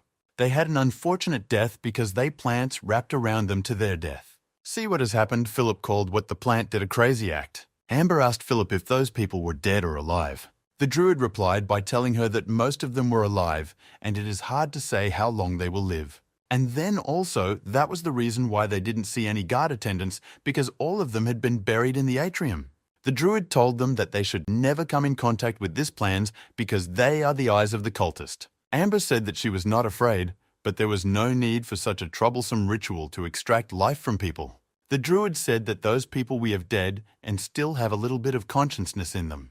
He also went on and tell them that he suspects that the cultist was extracting the minds of those people. When Amber heard that, she wondered if something like that can actually exist, the extracting of people's thoughts. The druid told them that it was not easy to deal with an extraordinary powerful person, but all of those guards were ordinary people and have no ability to resist magic. And it seemed that the cultist doesn't just want to kill a few people dear, he has a purpose, he was gathering information. They came to a stop in front of a large door that had a symbol on it. The protagonist slowly surveyed the symbol in front of the door. He was speechless for a moment and found it quite strange, and then they slowly opened the door. He brought out his sword to be prepared to move into the room in case the door opens. The door slowly opened, and then he stood and crossed his hands in front of him to counter any attack that might be launched unaware. When the door opens, he's too there with his sword in his hands. He said into the room calmly and cautiously to avoid making much sound. When he got in, he felt a very powerful force on him. All his entire body froze, they were no longer listening to him. His entire body shook with fear because being unable to control one's body could lead to death. He felt that he was in a sea conscience of an entirely different creature, but something way more powerful or someone if possible. He stood there stranded, having no idea of what to do while his body was being controlled by someone else. He could see a palace with a lot of pillars and felt like he was getting closer to the door. But instead of getting closer, it seemed like his conscience was getting far away from the door of the palace. He was slowly being sucked into the conscience more and more and finding it hard to escape from it. He could hear voices that kept on saying all things would eventually perish. and the protagonist's subconscious instantly agreed to the fact that everything will eventually perish. Suddenly, the protagonist came back to his senses. After what had happened, he was speechless for a moment, and then wondered what exactly had happened to him. He stood inside the hall and everywhere was silent. He was literally in a daze for a moment without doing anything as he surveyed his environment. Inside the hall, there were old pictures of old paintings around the walls and the halls. He turned to his subordinate and saw that they were fine. Then he wondered if he was the only one that was affected by what had happened. Amber came up behind him and asked him what was wrong. He told her that he seemed to have encountered an illusion, but it's only lasted for a moment. The druid told them that there was indeed magic power dissipates and most likely the aura left by the cultist. The protagonist told them that they have to be careful because they might be a magic trap there. The druid jokingly said that the protagonist was either cautions or has weird power and he can feel it. He said that he can feel the magic powers that was twisted in there, but none of the breath is active. Philip decided to chant a spell while holding his sword tightly. Suddenly his sword illuminated a golden light. Once the amount of the power needed on the sword had emerged, he opened his eye to cast the spell. With the power generated here, he was able to detect where their breath was gathering, and then he pointed towards the direction. The protagonist and Amber turned towards the direction that Philip had pointed to. Then he held his sword tightly as they all made their way towards the door. Suddenly, Amber looked today west and saw a painting there. The face on the painting had a dead, pale face with no emotions on it. Amber shook her head because she was scared. Meanwhile, the protagonist looked at it like a portrait that is affected by magical environment. Then, thinking about his own portrait, he wondered why that person has not hung it yet. Then Philip said that he can't be able to sense declare aura of the cultist there. When they got to the door, they put agonist slightly pushed the door open. Inside the hall, someone was seated at a chair in the middle of the hall on an altar. Their expression turned pale for a moment when they saw the person there, and then they were sweating profusely. The protagonist's expression also switched as his gaze turned serums, staring intently at the person. The person on the seat seemed all dried up and was turning grey. He looked like someone that life has been sucked out of and all skinny. He kept on saying weird things that was not understandable. The protagonist and his subordinates slowly made their way towards the old man on the seat. They all stared at him in confusion and wondered why he was acting like that. Then Druid told them that his mind was trapped, but it's not serious. He can be able to break the spell. And he reminded them that if he was to break the spell, it might alarm the cultist, so he told them to be prepared. The protagonist nodded and also told him to go ahead with it. He pulled out something and then opened it up and poured it on his head. Suddenly, purple lightning started coming out from his head and eye. His sight started becoming a little bit clearer, and he could see the two people that were in front of him, so he stretched out his hand towards them. But seeing the person in front of him clearly, he started to panic. His pupils trembled. He screamed when he saw the person standing in front of him, and then he shouted that he was in his shadow. Suddenly, something behind them broke into pieces. A powerful, terrifying force appeared right above them with a scary expression. It flew in a very high speed towards them, trying to attack them. The first to go is slowly turned around while their force was fast approaching. The protagonist rushed and grabbed the man that had been rescued away from the chair and away from the place that the force tried to attack. Because of the attack, it had broken the chair that was in the middle of the hall into pieces. A shadow slowly emerged from the force and then told them that he was in their shadows. Amber attacked the invisible force with her powers. Suddenly, the being flew up, leaving a streak of purple aura away from Amber. Then the protagonist said that if a legal profession doesn't hide in the dark and throw ball lightning, it would have to run out and assassinate the knights. The protagonist asked the shadow if everything will eventually die by painting like his. Then the protagonist said that it was a legal profession that doesn't hide in the dark and throw ball lightning. Then the shadow then asked the person affected by the tri-voice. The protagonist then asked him what voice of truth he was talking about and then asked if it was the magic he had left on the door. The protagonist explained that when they opened the door and came in, they would hear voices in their head. Then Philip agreed, saying that he did hear it. Then he said that it was unfortunate because just as he was about to chat with it, the voice disappeared. He asked the shadow if it went crazy with just one sentence that he had said. The shadow was angry. I told him that he violated the iron law of the dead because he had returned from the kingdom of the dead. The shadow then rushed towards all of them to attack them immediately. It started attacking the protagonist and his subordinates with his own subordinate. Then it started putting life into the trees around which twisted and started forming into an army. Seeing that it was an army that was being formed, the heart to prepare for the worst of it. They stood and watched as the trees that had been formed into armies rushed towards them. Each one of them started attacking. Philip held his sword while the druid also started casting some spells. Then the druid suddenly pulled out a beans plot and then threw it out. It landed right in front of the trees that were armies and then exploded. As it exploded, it created vines which then ties up the trees while the trees screamed out to be free. He screamed out telling them that for them to destroy the trees that they should destroy the cause that was in the mass of the rotten leaves. He also reminded them that they shouldn't let the venom splash into their eyes. The protagonist kept on attacking each and every tree with a serious expression. The shadow just stood there and watched as the protagonist attacked each and every of his tree army. And with the way the protagonist was fighting the shadow, concluded that he should be able to know Gawain Cecil. As he fought, he thought of the fact that he had shouted so arrogantly few minutes ago. As a result, the shadow refused to take action and then created his armies. Also, he probably must have guessed that Cecil was in a weak state after his resurrection, so he was testing his strength. And the shadow was also taking risks. This were all the protagonist's conclusion. He kept on slaying the trees that were attacking him repeatedly without any sign of weakness. He decides to go out with a fake expression of exhaustion and fatigue so that the shadow will attack. Suddenly, the shadow then decided to launch an attack. The shadow threw the attack at the protagonist, taking advantage of his illness or weak states to kill him. Seeing the amount of force coming towards him, the protagonist smiles because that was exactly what you wanted.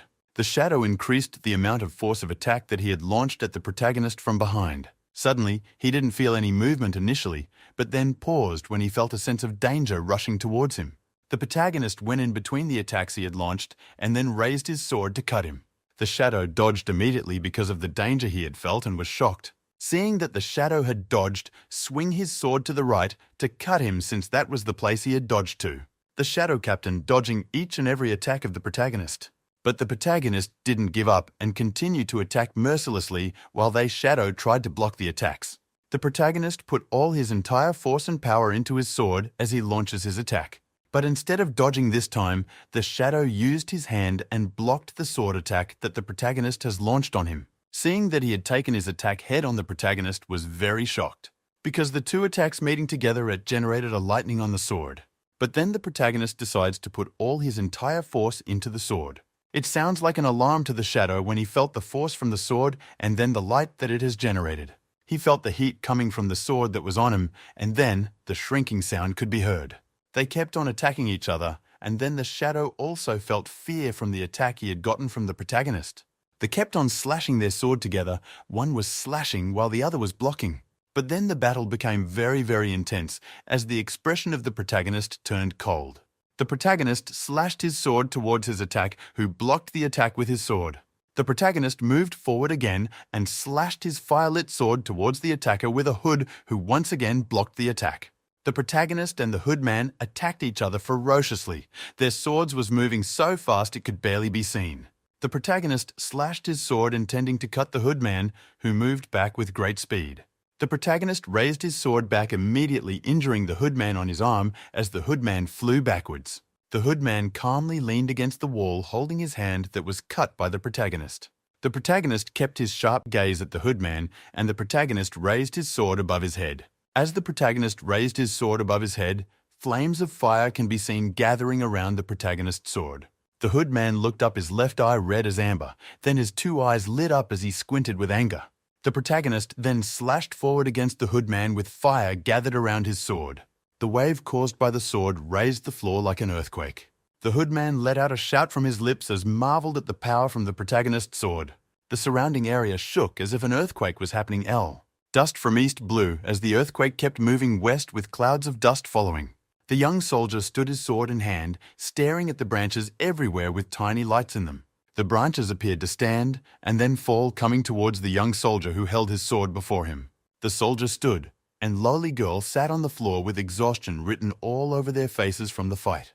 The young soldiers looked by his side, seeing the protagonist coming, asked him if he was the one that destroyed the cult. The protagonist kept coming forward as he answered the young soldier with a no.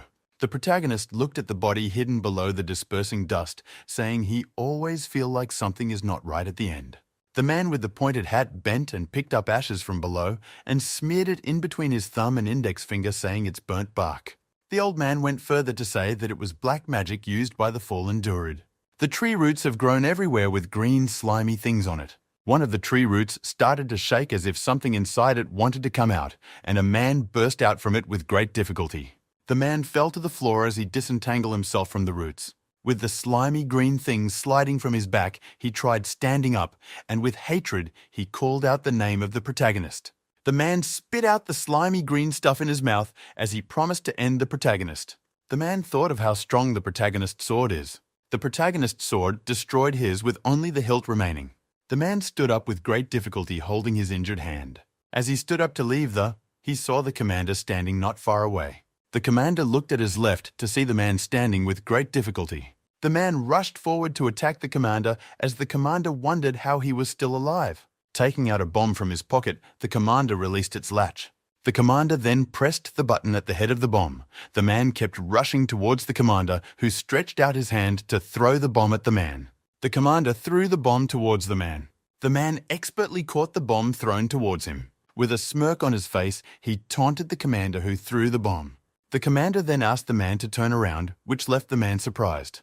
The man looked at the bomb in his hand with fear in his eyes. Light started coming from different places with the bomb, the man's eyes with great fear written on it.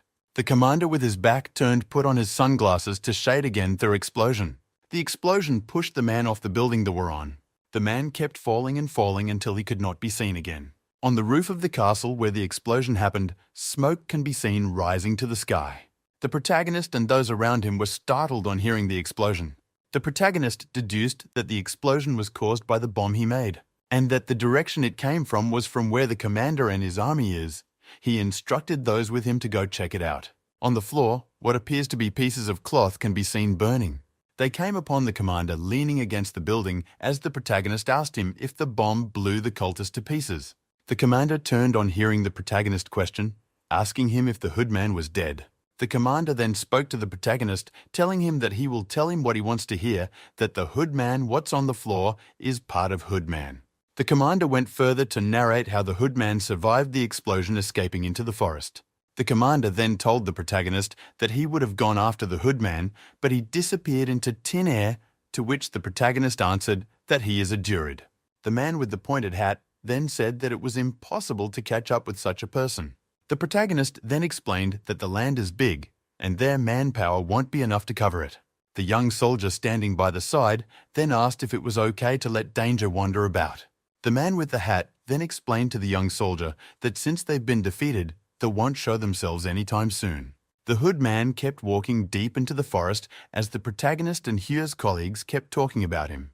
The protagonist then let out a sigh from his lips. The protagonist then said that at least they were able to stop the unrest in the area they are in. The protagonist then gave his companions beside him instructions and turned to the lowly girl, telling they would go back to the lobby. The eye of the protagonist caught a light among the debris on the floor. He turned and walked towards it. The lowly girl then shouted at the protagonist, telling him not to go further. The protagonist, not paying any heed to her, walked forward and picked up a ring still attached to the detached finger of the hoodman. The protagonist took the ring out of the detached finger as the lowly girl came to stand beside him, looking at the ring in surprise that it's still intact. The protagonist held the ring between his thumb and index finger. "Bring the ring close to him." The protagonist peered into the hole. The protagonist then inserted his hand into his pants pocket looking for something. The protagonist then brought out a similar-looking ring, at which the lowly girl behind the protagonist laughed, looking at the ring, asking the man if the ring was a symbol of love between him and the hoodman. The lowly girl continued to question the protagonist on what his relationship with the hoodman was. The protagonist then turned angrily to the lowly girl, threatening to hit her with his sword. Raising the ring to his face, the protagonist reasons that the ring might be a mithril ring. The lowly then placed her right index finger on her head as she thought where she's heard that word. She suddenly opened her eye in shock.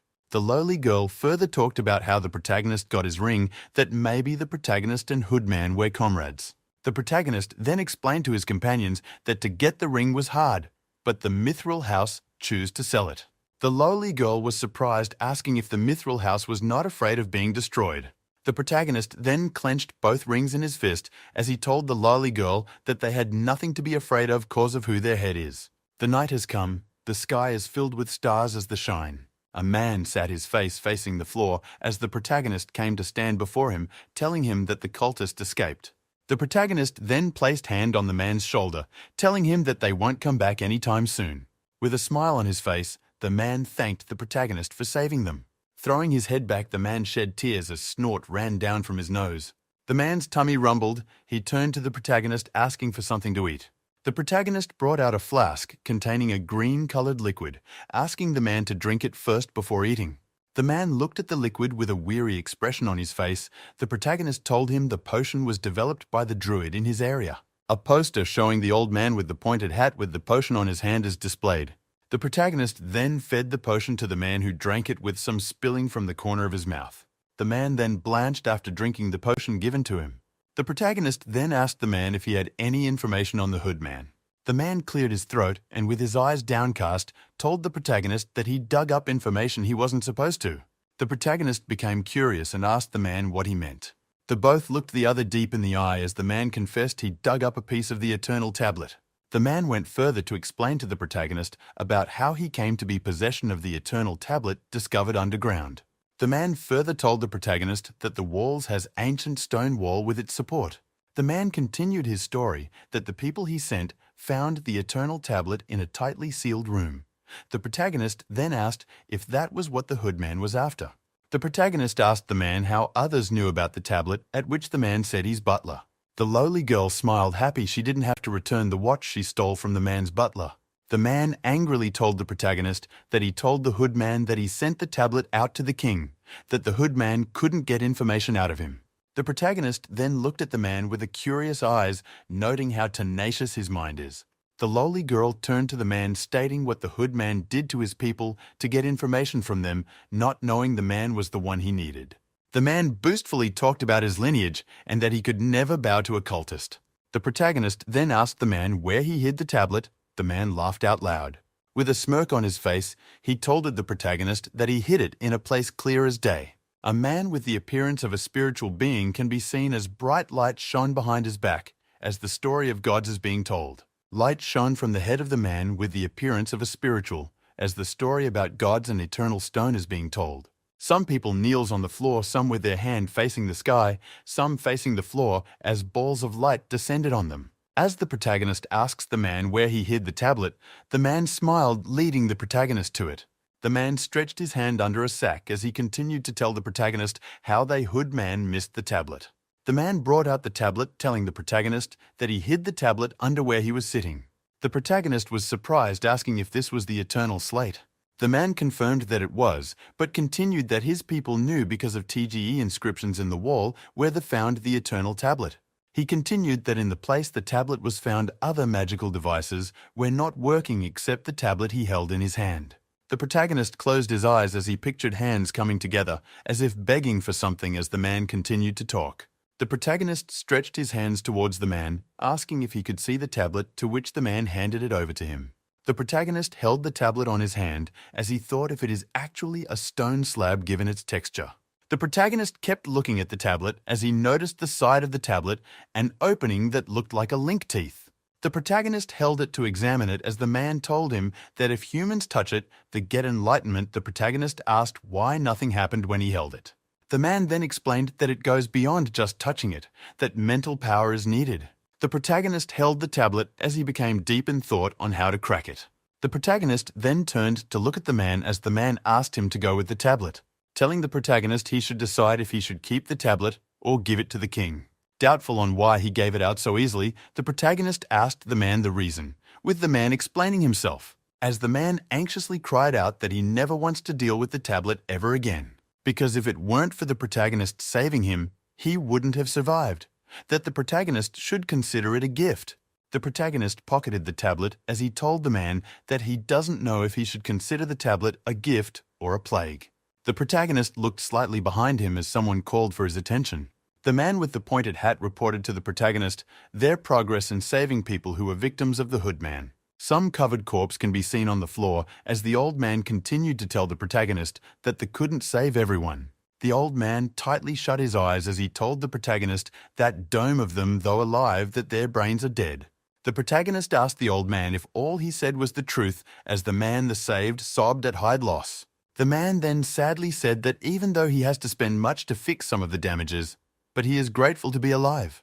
The man held his head in despair as he thought about his little girl who was a victim, but grateful for his sons who were not. The man looked up with wide eyes as the young soldier told him that his daughter was still alive, but her brain was heavily damaged. A young girl can be seen wondering as the young soldier said that it was up only to the gods if she will recover.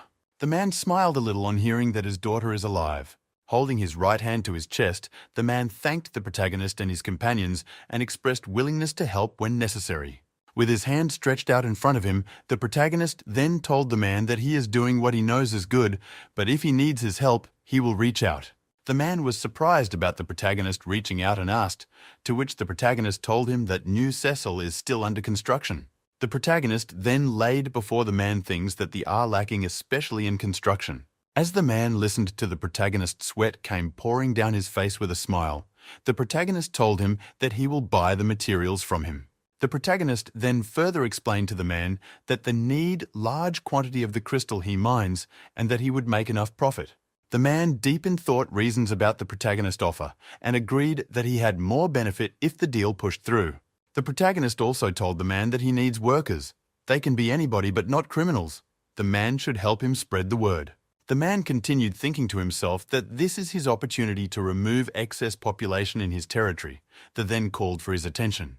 The protagonist told the man that he needs people who can read, write, and understand mathematics. The protagonist and the man shook hands as they came to an agreement. Then the protagonist mentioned the ruins that the miners found. He explained that there were research centers.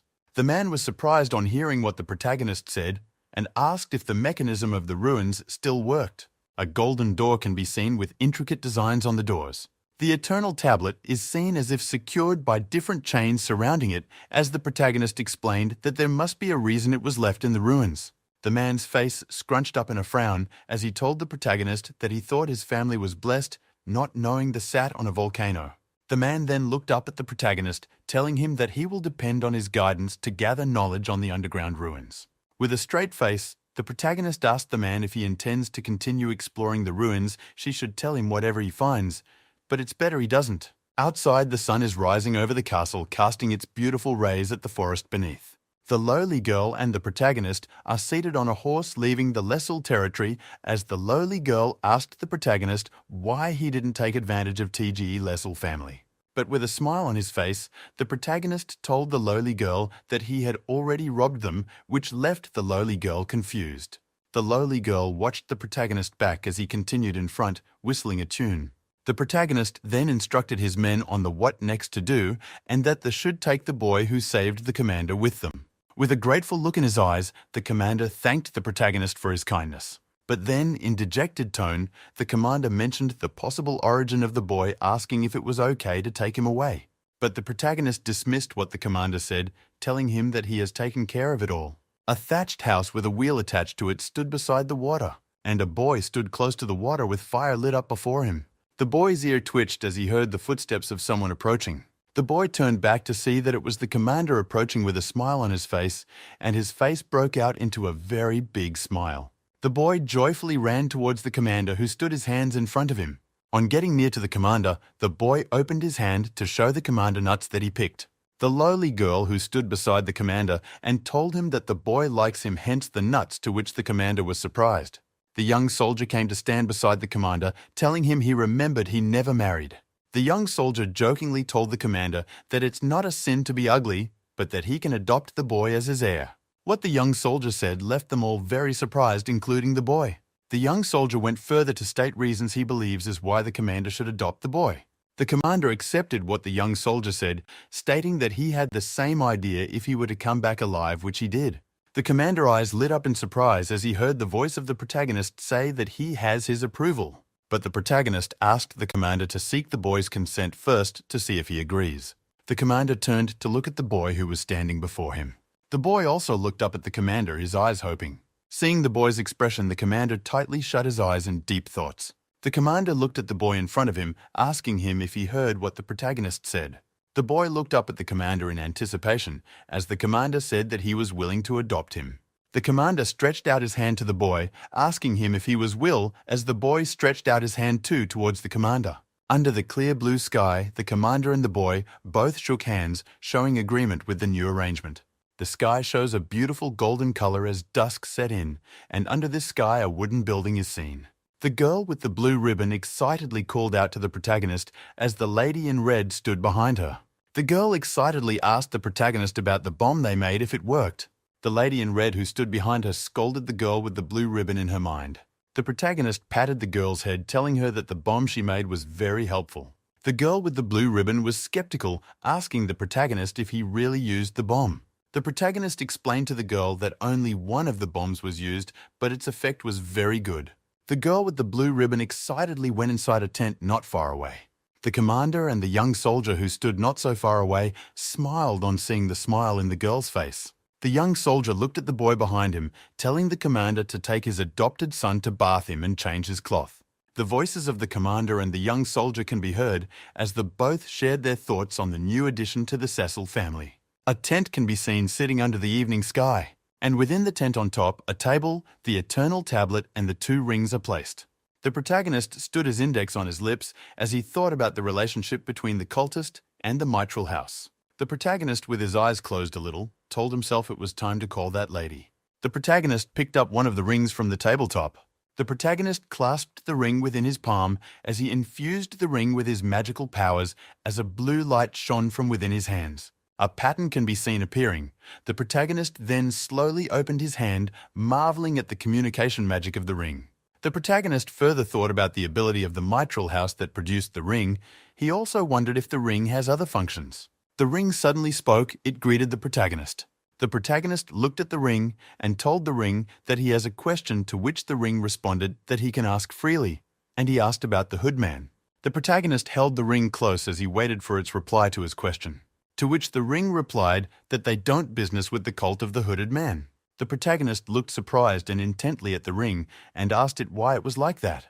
The ring explained that the cult were psychotic in thinking, caused the belief in the destruction of everything living.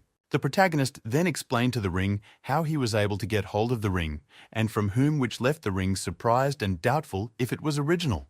The protagonist explained that TGE ring is exactly like his, so it should be real, but he can check the identification to know for sure.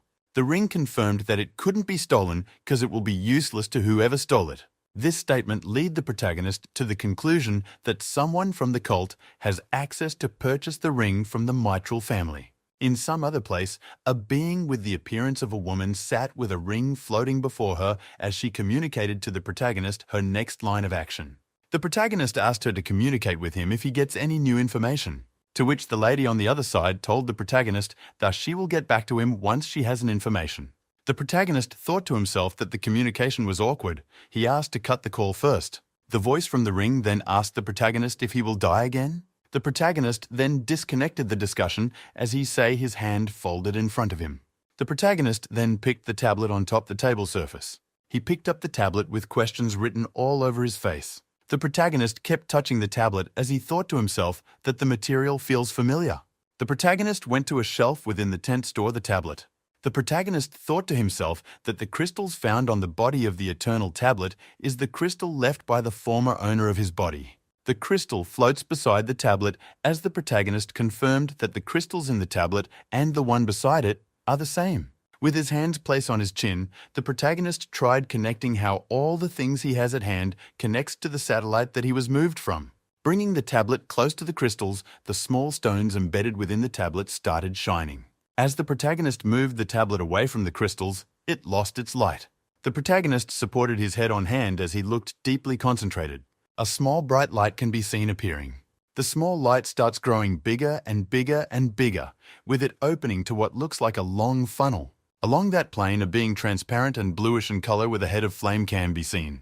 The bluish being can be seen falling as if to pass through the mouth of the funnel. And eyes can be seen belonging to the being as the being kept falling. The eye can be seen getting bigger and bigger and bigger as the little light that shone became so bright. The protagonist waked up with sweat running down his face. The sweat continued to pour down the protagonist's face as he contemplates what he just heard. The tablet sits on the table as the protagonist stares deeply at it. The protagonist held his head as he kept thinking in fear about what he just dreamed about.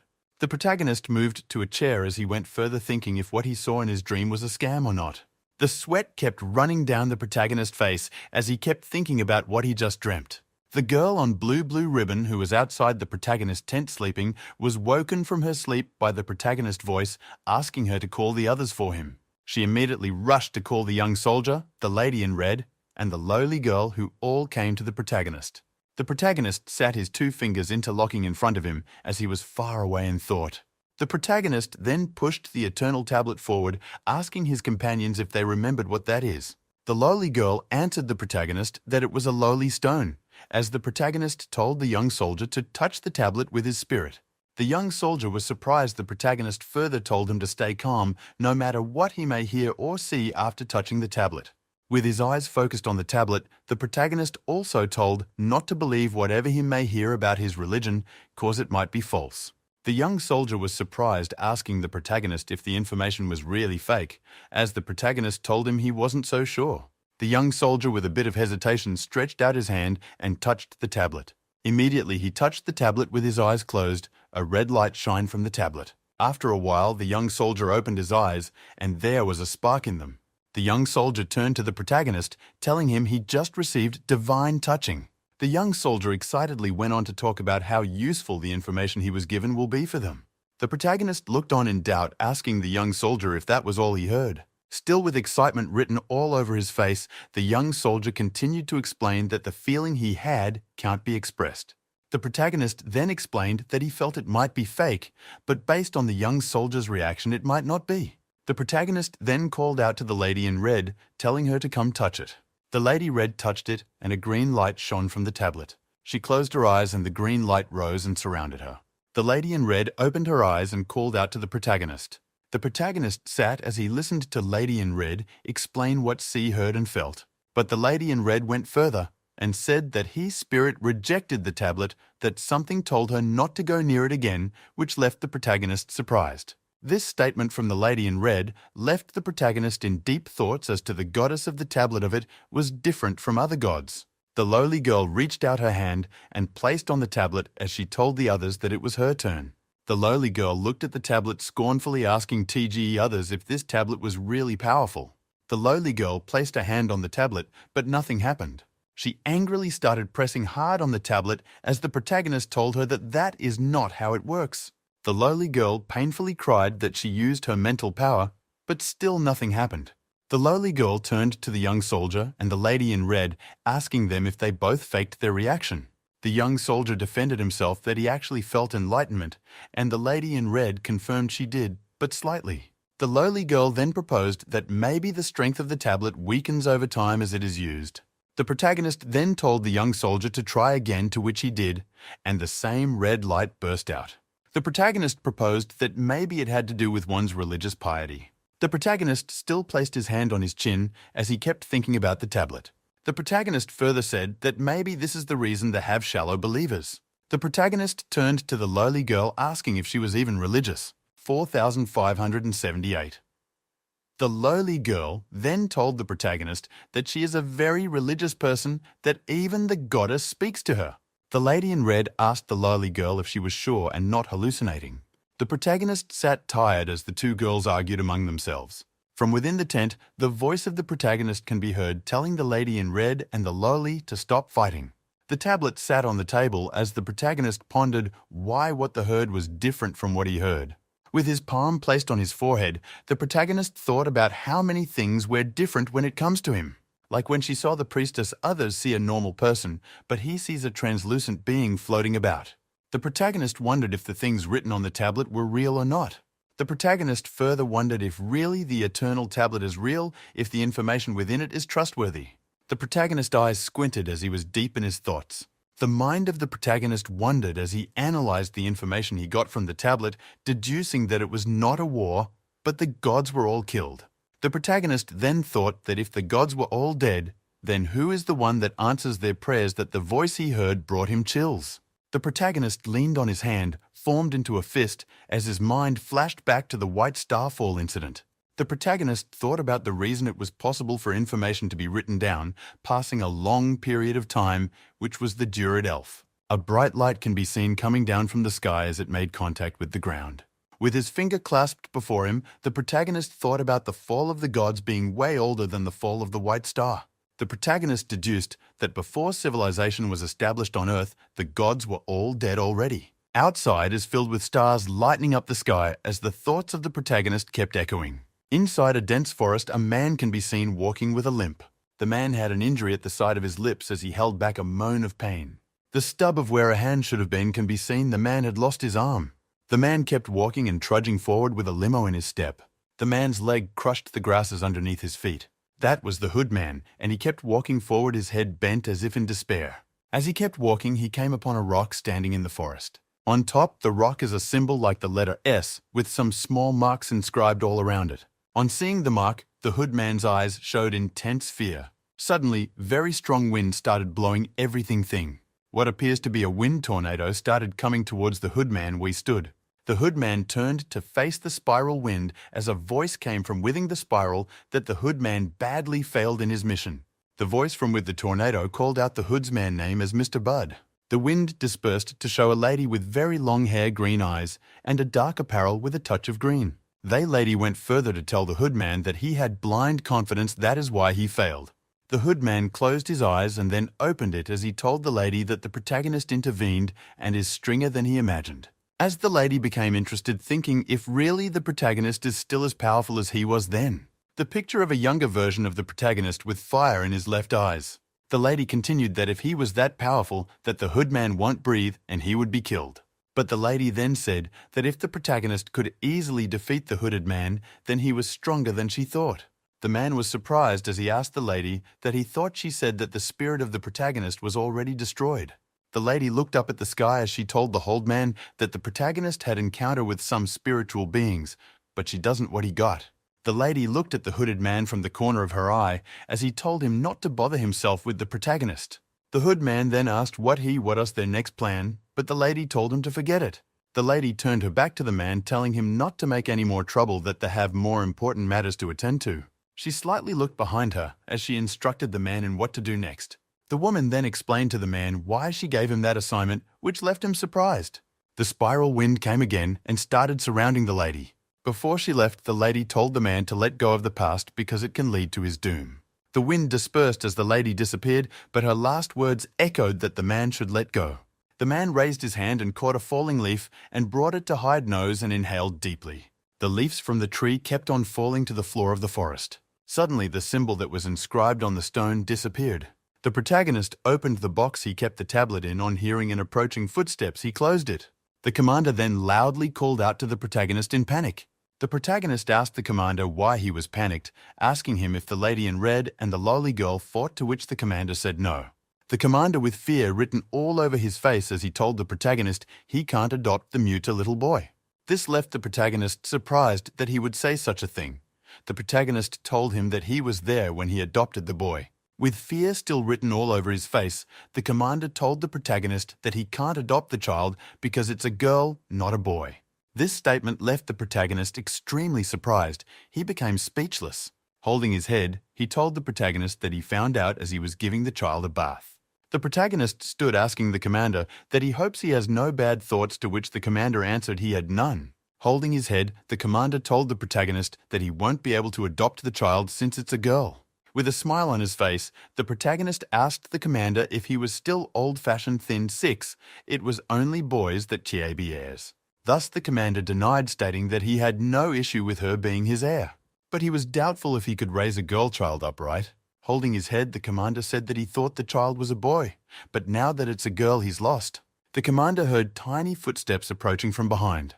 The commander then slightly looked behind him to see who it was. There stood the mute girl, her hands held behind her back, as the protagonist told the commander that his daughter is here to see him. The little girl looked at the commander in front of her with nervous eyes. The commander looked at her with a bit of hesitation in his eyes as sweat ran down his face. The commander and the little girl kept looking at each other. The commander held his head as he asked the girl why he followed him. Immediately, the little girl started crying on hearing what the commander said, who anxiously tried calming her down. The protagonist walked forward and touched the commander, calling him by his name. The protagonist told the commander that he knows that it was not easy, but since he promised to adopt the child before, he should still go with it. With a smile on his face, the protagonist told the commander to take care of the little girl. The commander looked at the protagonist with a bit of hesitation in his eyes, but finally gave in to what the protagonist said. Outside in the sun, children are playing all around, and the protagonist told the commander that he can ask for help from women in the village. The little girl looked at the children playing outside as the protagonist kept talking to the commander. The protagonist told the commander that they can't treat the girl badly as she brought luck to them, as the commander patted the girl on the head. The protagonist asked the commander if he knew the girl's name, to which he replied that he doesn't know. The protagonist mentioned that she might have a name, but since she can't talk, they can't know her name, so they should give her a new name. Suddenly the girl started shouting and ran out from the tent. She ran back immediately and hunched, panting heavily. She opened her hands to show those before her the green peas in her hand. The protagonist was surprised and called out "Pea," to which the girl's face lit up with a very bright smile. The commander then asked her if she didn't want a name and just want to be called Pea. The protagonist then said that the name should he have given to her by her parents, hence why she was serious about it. The girl still held the peas in her hand as the adults around her kept talking. The protagonist turned to the commander, telling him he should focus on his daughter and leave his former job, that he has a new one for him. The face of the commander became solemn as that of a soldier with nervousness written on his face. The protagonist, on seeing the expression on the commander face, told him he didn't need be nervous. The protagonist walked up to a shelf and pulled out a book as he told the commander to prepare to explore the dark mountains, which left the commander surprised. The protagonist turned back to look at the commander, telling him why he was the best for the job of exploring the mountains. The protagonist then handed the envelope he took from the shelf to the commander, telling the commander safety first. The commander placed his hand on his chest as a sign of salute to the protagonist and promised not to disappoint him. A mountain can be seen with very healthy trees all around. What looks like an industry with stones in front of it can be seen.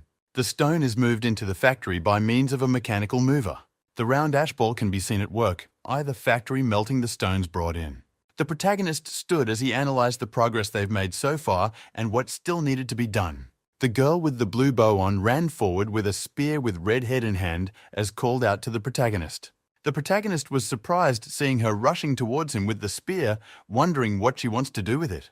The other girl, with a part of her hair covering her face, ran after the girl with the blue ribbon on. The girl on the blue ribbon excitedly told the protagonist that they have concluded in studying the books given to them, and after studying it, they also calculated the infinite structure of the magic network. The protagonist wiped sweat from his head with relief that the girl on blue ribbon had no thoughts to attack him. The protagonist became interested in what they said, asking if they've told him about this before.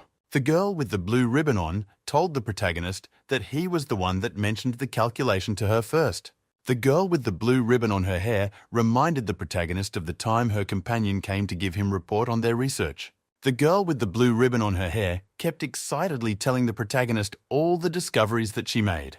The protagonist asked he to calm down, that he understands what she means, asking her to show what she wrote in her book. The girl with the blue ribbon on her hair walked forward to a table and laid on top the table the calculations she has made so far. What the protagonist saw left him extremely speechless. The girl with the blue ribbon on her hair excitedly explained the mechanism of the magic network. The silhouette of the protagonist cab be seen as he stood listening to the explanation of the girl with the blue ribbon on her hair. The protagonist's silhouette looked on with awe as the girl on blue ribbon kept explaining her calculations. At the end, she explained that the magic network can act like a magic net. As the protagonist asked her to solve the equation, to which she replied she already has a solution. The girl then pointed to the book and top of the table and explained how the calculations worked. The explanation left the protagonist very surprised and happy, but the protagonist said he had one more thing that needs to be confirmed. Is it safe? This question threw the girl with the blue ribbon on her hair off balance, as she admitted she hadn't considered it. With his hand on his chin, with a look of concentration on his face, the protagonist thought about the pros and cons of the magic network. On hearing the analysis that the protagonist made, the ribbon girl became excited and praised the protagonist. The protagonist stood as he thought about how to solve the security issue of the network. The protagonist went on to explain his theory as the ribbon girl looked on in awe. The girl with the hair covering her face went further, saying that they shouldn't make the network too big and to divide it into portions. The protagonist explained that if it is done that way, that the network will be lost. The ribbon girl asked the protagonist what he meant. The protagonist asked how they are connected, to which the girl replied directly. The protagonist kept on further thinking about solutions to make to the network. The blue ribbon girl was doubtful if the protagonist idea would work if it won't reduce the power of the network, to which the protagonist allayed her fears by giving her reasons why it's okay. The protagonist then pinched the ribbon girl's cheek, crediting the discovery to her. The protagonist told the ribbon to take her time, that there is still a long way to go. The protagonist then asked the ribbon girl if she wanted a reward, since she was the one that made the discovery, to which the ribbon girl requested for a new crystal for her staff. The ribbon girl showed the protagonist the staff, telling him that it was old, and the protagonist thought on how to repair it all. The protagonist then told the ribbon girl to go over to the treasure house and get a fire elemental core. The ribbon girl jumped up in joy as her companion stood quietly behind. The girl standing behind became surprised as the protagonist asked her what she also wanted. As the girl answered that she did what she had to do and doesn't expect any reward. The protagonist then told her that in his came all contribution made by someone is highly valued. Still looking at the girl, the protagonist told her that the ribbon girl just said that the calculations was completed by her. This left the girl very surprised, as this has never been done for her. She then told the protagonist that if that is so, that she would like to have him on Hive Hayline contribution list, and that they should add Mr. Ravencase name cause he invented most of the formulas. The protagonist then closed his eyes as he thought about the girl's request. Then the voice of the protagonist can be heard telling the girl sure that he agrees. The ribbon girl raised up a bunch of books in surprise as she asked if the protagonist made all the drawings. The girl with the hair covering her face looked at the calculations in front of her with surprise. Turning to the protagonist, the girl asked if he was the one that did all these calculations, to which the protagonist said yes. Looking at the calculations in front, the girl with the scar concluded that these calculations were advanced. She kept looking at the book with wonder as the protagonist explained the different calculations and writings he made. The Scar Girl then asked the protagonist if he ever came across such calculations before, to which the protagonist replied, Gangfeng Empire. The protagonist then turned his attention to the drawings held by the ribbon girl. She then told the protagonist that she had never seen that drawing before, which left the protagonist surprised. Then the protagonist started explaining to the ribbon girl what the drawing she's holding stands for. The protagonist then told the ribbon how he struggled with the magic in that drawing as she listened attentively. The protagonist then said that his head imploded because he couldn't with how big the magic was. The ribbon girl then asked the protagonist why he was showing her the drawings. Does he want the drawing to be built? The protagonist then started to explain how he thinks this can work. But the ribbon girl didn't agree with what the protagonist said, laying out reasons why she thinks his points are not okay. The protagonist smiled and then told the ribbon girl that she was right. But he went further to explain why his own point was valid too. The Scare Girl then asked the protagonist if he was trying to cut down cost on manufacturing it. The protagonist went further to explain why his idea is okay. The Scar Girl then asked the protagonist if everyone will make use of the electricity and if it was possible. The protagonist looked at the Scar and reminded her that their factory and mine run on magic engine, so why won't this idea work? The ribbon girl excitedly accepted the challenge the protagonist gave. The protagonist smiled and asked her if she was up to the task. The ribbon girl and Scar Girl all promised to do their best. In a very big tunnel, some silhouette of men can be seen and one person can be seen with the A-lamp. A man's hand can be seen picking up a crystal while another held the lamp, as someone explained the uses of the lamp. The shadows of the men can be seen on the wall as they marched forward. A hand can be seen making markings on the map as they rounded a corner. The commander who held the map as he told the people with him to rest for a while. They lit up fire before them as they brought out food to eat. As they sat down to rest, the soldier beside the commander told him that they've been moving for a long time and they've seen nothing. The commander turned to the soldier and asked if they are in staircase leading to the next level, to which the soldier answered yes.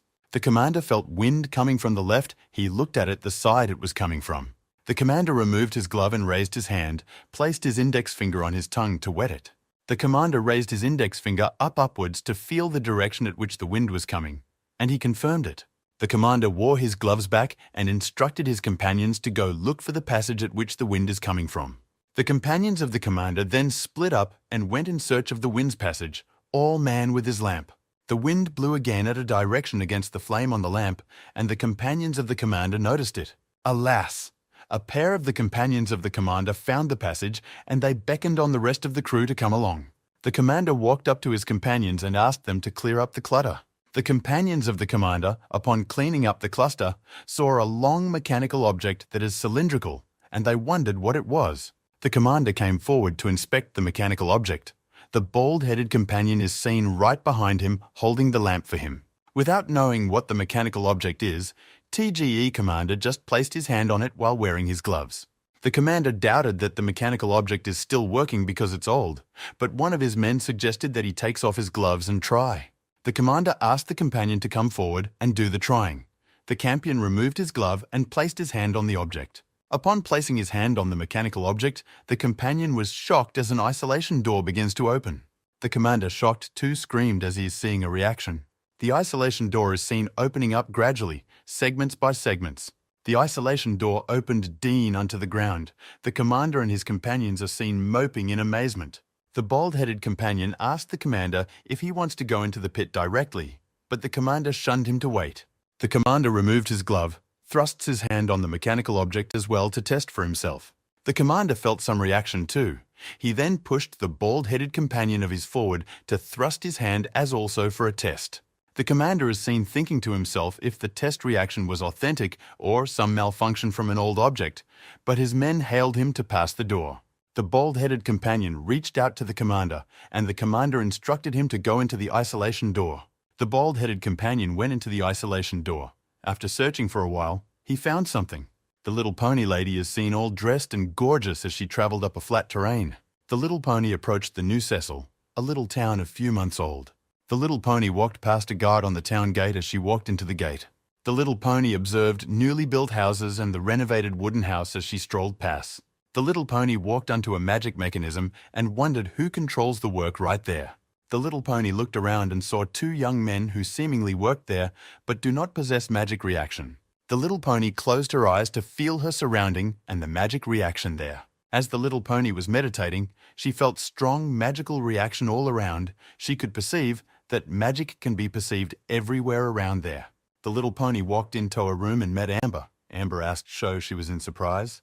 The little pony, upon hearing Amber's voice, slightly turned around, but slowly. With her face partially masked up, the little pony asked Amber if she could see her. Amber first poured some peanuts into her mouth. She chewed slowly, looking at the little pony aggressively. Amber sarcastically replied the little pony that she's not difficult to see. Amber glared from behind, still asking TGE little pony who she is. Amber questioned the little pony further if she was there to do business. The little pony asked Amber in return if she was Duke Gawain's bodyguard. The little pony then requested politely of Amber to show her the way to Duke Gawain, but Amber is reluctant about that. Amber threw more peanuts into her mouth as she reluctantly raised her 3 fingers up to state her condition before helping little pony out. The lowly girl raised 3 of her fingers in front of her, telling the finely dressed woman to pay 3 copper coins for her to be taken to the protagonist. The finely dressed lady asked the lowly girl why the 3 copper coin, to which she answered, for travel expenses. The finely dressed bent to the height of the lowly girl, asking if would like to come work at the Wittrel Volta. Immediately the lowly moved back and pointed at the fine lady, telling her she now remembers where she first saw the woman. The finely dressed lady then told the lowly girl that it was the protagonist that asked her to come. Why would she need travel expenses? As the lowly lamented about not having money. A tent sits in between pilled log of woods at each side with a pile of brick at the front. Inside the tent sits the protagonist, whose attention was on the books before him. The protagonist looked up as he heard his name being called out from outside the tent, telling him that the agent Little Pony was there to see him. The lady named Little Pony came inside the tent and sat down, as the protagonist expressed his surprise at seeing her given that the roads are not good. The little pony smiled as she expressed her appreciation how good it was that the protagonist pronounced her name right. The protagonist laughed, telling her not to say the name so full or it might be pronounced wrong again. The protagonist and Little Pony sat opposite each other as the Little Pony told the protagonist that he was funny as the protagonist equally how she saw his territory. The lady Little Pony smiled and told the protagonist that his territory is beyond her imagination and that he has many weird magic machines around. Then the lady Little Pony said that what surprises her is the fact that the protagonist still lives in tent while the villagers leave in a wooden hut. With his hands held in front of him, the protagonist explained to the lady Little Pony that most of those places she's a workshops that his hut will soon be erected. The lady Little then said that she thought those buildings were barracks. She then asked the protagonist if he doesn't want to build a castle for himself. The protagonist leaned his head on his fisted palm as he told the lady that it was a waste to build a castle, since things are just starting, that they will talk about it later. The protagonist brought out the ring and pushed it towards the Lady Little Pony, who stretched out her hand to take the ring. The Lady Little Pony picked up the ring from the table and looked at it, then closed her eyes in deep concentration. The ring lit up and shined blue. Then the Lady Little Pony opened her eyes and told the protagonist that the ring was a VIP mitral ring. The Lady Little Pony dropped the ring on the table and told the protagonist that the ring belonged to a Bud Wendell.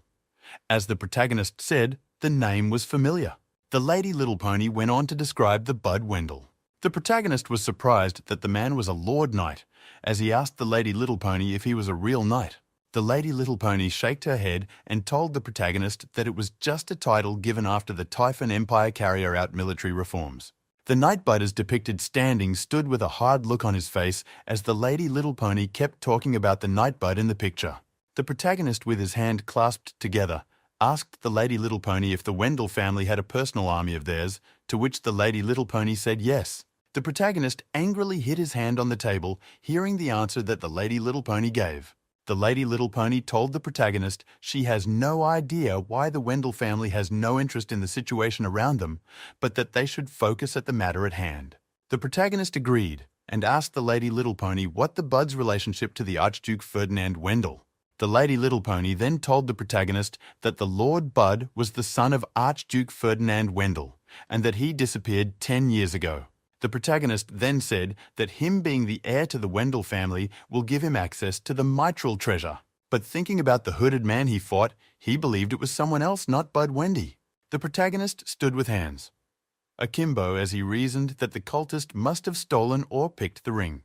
The Lady Little Pony, on hearing the analysis made by the protagonist, countered it immediately, telling the protagonist that since its make only the Lord Bud has worn that ring. With confidence, the Lady Little Pony told the protagonist that the 5-level druid he met was indeed Bud Wendell. This statement made the protagonist to think more. His mind flashed back to when he fought with the hooded man. The protagonist analyzed his moves. The protagonist remembered the sword used by the hooded man, noting that it was similar to that used by Trin and Wendell. The protagonist went further to analyze the way he used the sword, that it was in the same manner. Then the protagonist concluded that there was no difference between the hooded man and Bud Wendell.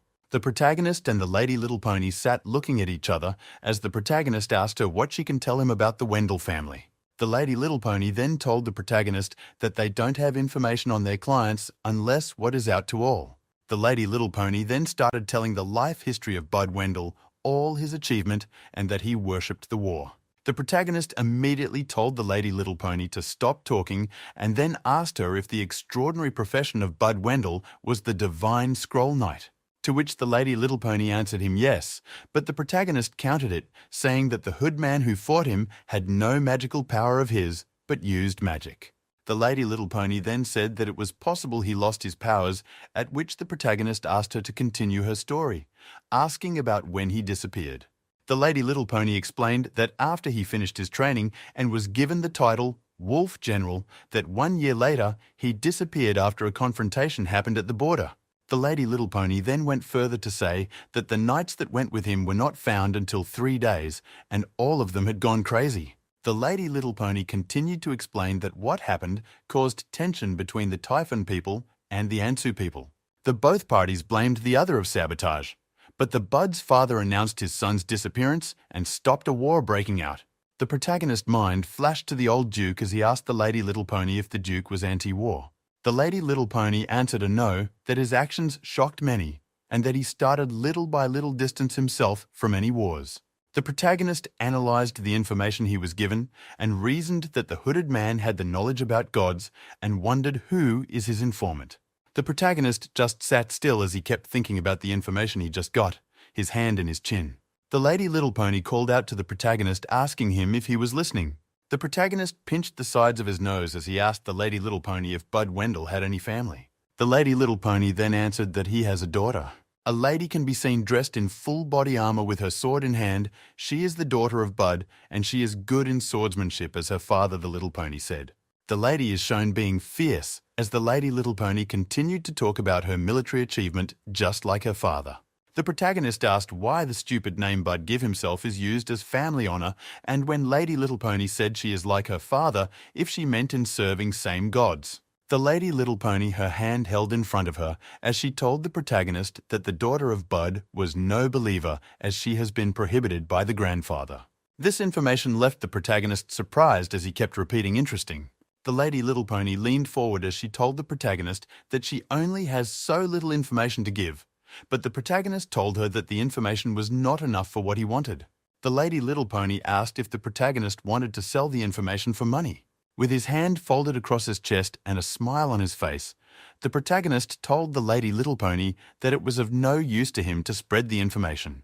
The lowly girl suddenly appeared through a portal door to sit on the protagonist's table, telling him that the information can still make the cultist nervous. The protagonist smiled and told the lowly girl that the cultist won't care if such information is leaked, because they don't care anymore.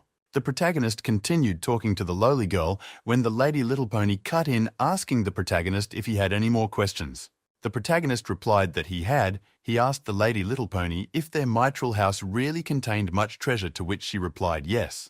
The protagonist then also asked the Lady Little Pony if they had treasures they had to sell. The Lady Little Pony replied that they always had treasures to sell in their possession. The little pony went on to convince Duke Gawain of a smooth progress in transaction if a suitable owner is found and at the right price. Duke Gawain then asked the little pony how to sell Eternal Slate. The little pony felt exhausted and disappointed, but Duke Gawain then said he was not referring to the whole slate, just bits and pieces. The little pony then wiped off her sweat and corrected the Duke's tone in the business as being poor. Duke Gawain was surprised at the little pony's response. He told her that he has died once, hence his open-mindedness. The Duke was concerned about the fragments of the Eternal Slate and asked the little pony if they were inside the mithril treasury. The little pony replied that the fragments of the Eternal Slate is in the hands of the major sect for safekeeping. The Duke argued that there should be smaller fragments outside, in the hands of kings and noble, but the little pony said she don't have control over it. Amber and the Duke withdrew a bit to discuss between them. The Duke looks disappointed, but the little pony offered another option. The Duke beamed as he lifts his head, turned over to the little pony. She continued to talk. The little pony talked about a way to get up to 2 fragments of the Eternal Slate. Sitting confidently, the little pony talked about a customer that breached their contract, whom the sects are planning to sell of his own portion of the fragments. Amber, confused and exhausted at the information she just heard, thought to herself that business people are scary. Duke Gawain turned to the little pony and asked her how to sell the potion of the Eternal Slate and price. The little pony told the Duke the exchange doesn't involve money, rather higher valuables. The Duke scowled at the little pony's response, and she continued to talk. The valuables that the little pony wanted are namely the artificial creations that can be reproduced, like jewelries, etc., and the ancient relics of Gondor Empire fall. The little pony went ahead to mention non-man-made materials like the crystals and fragments of the Eternal Tablet. Out in the middle of the sea with heavy rain is a giant pole buried deep inside the waters. It has multiple piercings, but one metal nail on the top. 4,889. A solid stone is seen in the middle of the open sea. Waves were moving around it. A masked person within the woods cycling him. He was fully covered in a scary clothing. On the solid stone in the middle of the open sea, 3 persons are seen standing as it rained. They were all covered in the scaring clothing.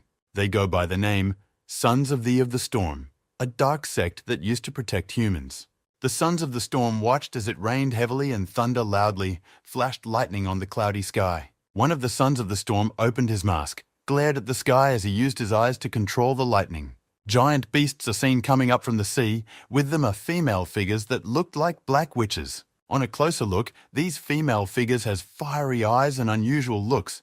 They're in fact sea monsters as well. A gigantic horn is seen, suspended by ropes outside the open sea. White light was seen emerging from the sea, and a voice exclaimed that the Kraken was coming to announce its presence. Amber is seen lying down, fuming that she lost the ring she stole from the Mithril house due to Little Pony's insistence to eat before she leave. The lowly girl leaned on the protagonist's table as she complained of how stingy the Mithril house is, while the protagonist told her they needed them for information. The protagonist held the lowly girl by her ear, asking that she is lucky to still be alive. Then the lowly brought out a crystal and showed to the protagonist, asking what it was. The protagonist took the crystal from her, the lowly girl, and told her this must be the first batch of the storage crystals sent from Tanzania. The lowly girl was surprised. The lowly girl kept telling the protagonist that the Viscount swindled him and that the crystals were useless, to which the protagonist told her it was not so. The protagonist then told the lowly girl that the Viscount sold the crystals cheap to them at 3 silver coins, leaving the lowly girl surprised. The lowly girl kept talking to the protagonist, asking him why he bought the valueless crystal as the both stood looking at it. The protagonist raised one of the magic crystal as he asked the lowly girl what the biggest problem of the magic crystal. The lowly girl started to explain. Lowly girl with her bent looks and eyes shining looks at the hand of the protagonist, who pulls open a drawer. The protagonist pulls out a tablet shaped like a hexagon, and the lowly girl looks on with mouth open in surprise. With the tablet in hand, the protagonist talks to the lowly girl with a smile on his face. The protagonist went on to describe the details of the tablet in his hand to the lowly girl. The lowly girl, with her pinky raised by her, raised a question to the protagonist. Listening to what the lowly girl has to say, the protagonist kept explaining the working mechanism of the machine. The lowly girl opened her mouth wide as she talked to the protagonist. The lowly girl stretched out her hand and pointed an accusing finger towards the protagonist, who looked on. The tablet shaped like a hexagon laid on top the table with little crystal with pointed edges beside it. The protagonist kept explaining to the lowly girl about the tablet shaped like a hexagon. Listening to what the protagonist has to say, the lowly girl replied in anger. The protagonist, with his fingers placed on his chin, considered what the girl just said. With a determined look on his face and a small smile on his lips, he continued to talk to the lowly girl. Under a beautiful blue sky with tall trees in the background was a brown tent. A soldier clothed in full body armor stood with his fist placed on his chest. Standing before the soldier is the protagonist, who had a smile on his face directed towards the soldier. 4923. The soldier, clothed in full body armor, addressed the protagonist before him. The soldier took out a folded brown paper and passed it to the protagonist. The protagonist held the folded brown paper with both hands and a smile on his face. The protagonist opened the brown paper that had a drawing like that of a map on it. The protagonist walked forward, his attention on the brown paper, as the soldier and a lady on red walked behind him. The soldier on full body armor opened his mouth and continued to talk to the protagonist. They had arrived at an enclosed space, and before them stood what looked like mechanized tube. The protagonist looked on his face in a frown at what is before him. The lowly girl placed her hand on weird object with excitement on her face. Immediately, what appears to be tiny red light appeared all around. The lady on red rushed forward and pushed lowly girl aside, who protested. The protagonist walked forward and placed his hand on the machine with the others standing behind him. The protagonist, as he stood there, kept talking to the people behind him. Lowly girl kept fuming in anger and lamenting on top of her voice. The protagonist turned his attention to the lowly girl, who immediately stooped, lamenting. The group kept walking forward with the protagonist in front with a map in hand. They came across multiple wires. Connected to white tubes, all looked on in surprise. 4940. The protagonist walked forward and touched one of those white tubes. The protagonist looked up at the tube with a look of fascination on his face. The lady on red looks on and asks a question to the protagonist, who answers, his eyes squinted. The protagonist moved his hands over the machine in wonder. The protagonist closed his eyes as he felt the machine before him. The lady on red came forward and stood beside the protagonist with the brown paper held to her chest. The machine was described as something so awesome it's as deep as a wormhole, unmatchable. The lowly girl, who stood behind the protagonist, opened her mouth in question. Hearing her question, the protagonist turned to look at the lowly girl behind him, a small smile on his face. They all stood around the big white tubes with enormous wires connected to it. The protagonist looked around him with an anxious expression on his face. The protagonist's green eyes became fixed on something in front of him. The protagonist stood before a very tall wall with writing on it in a weird language.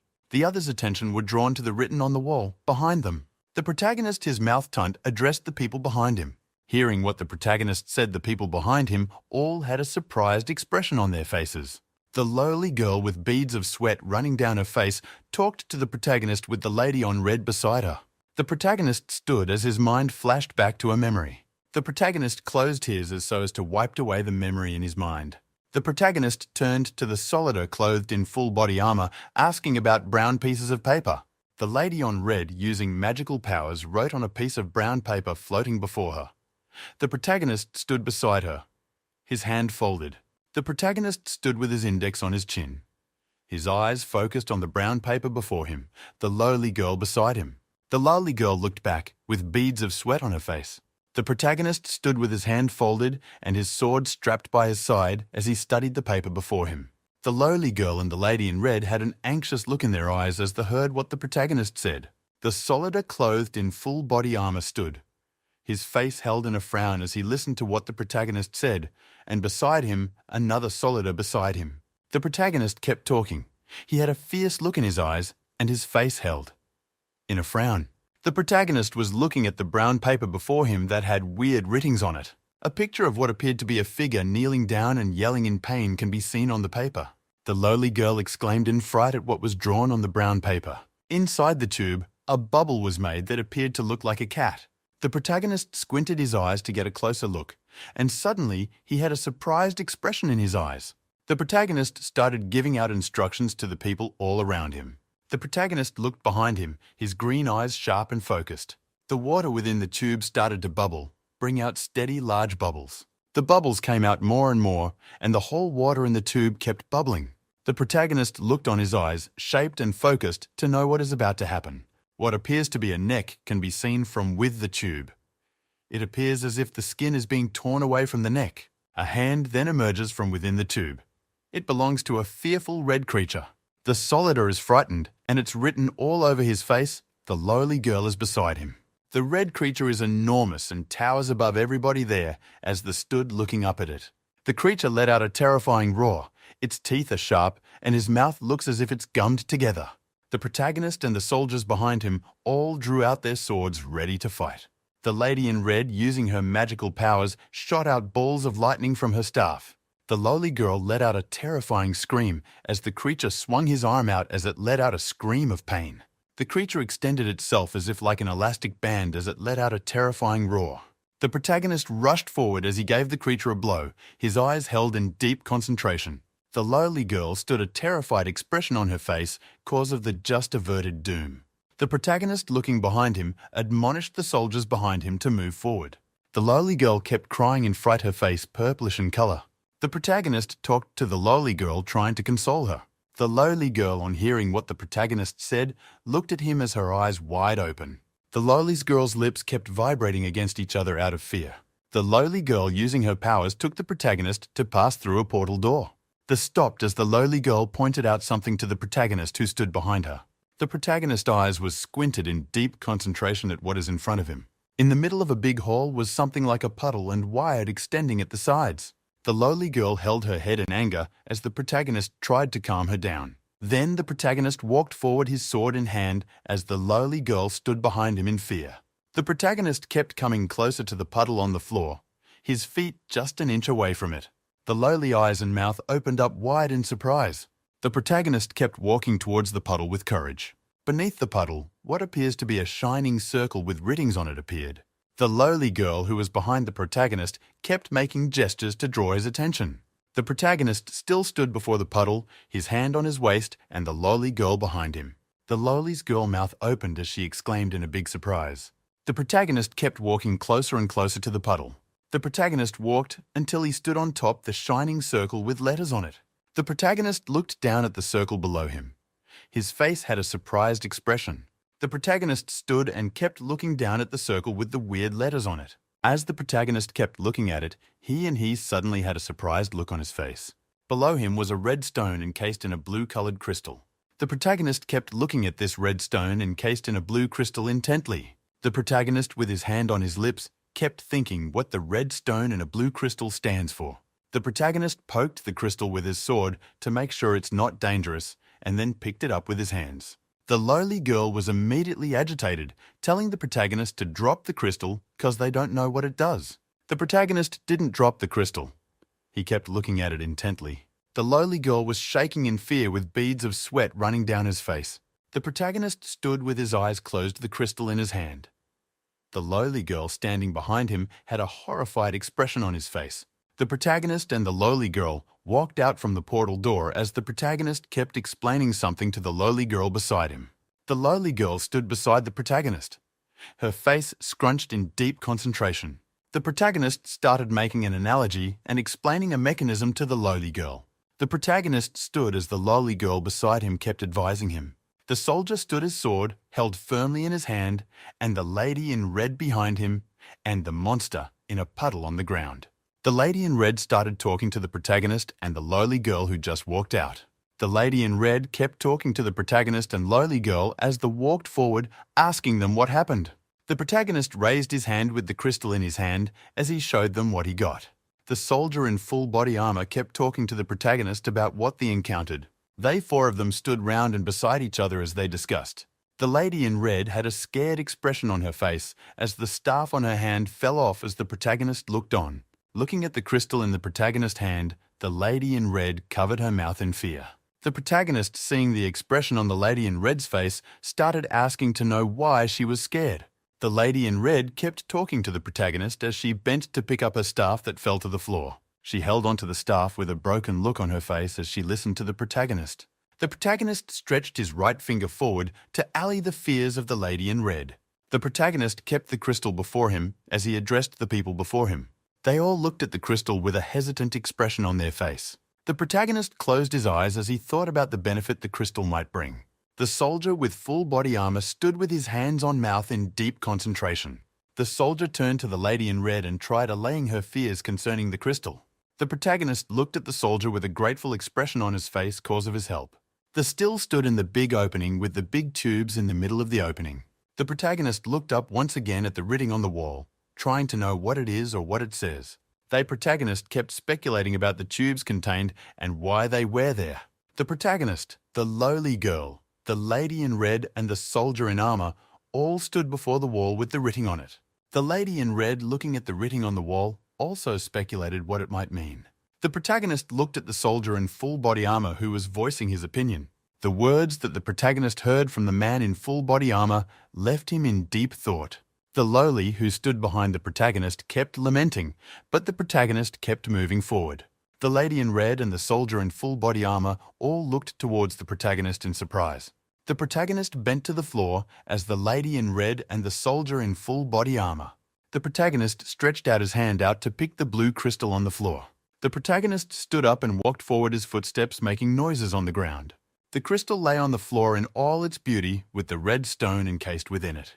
The protagonist looked down with a deep concentration on his face. The protagonist kept walking forward towards the lady in red and the soldier.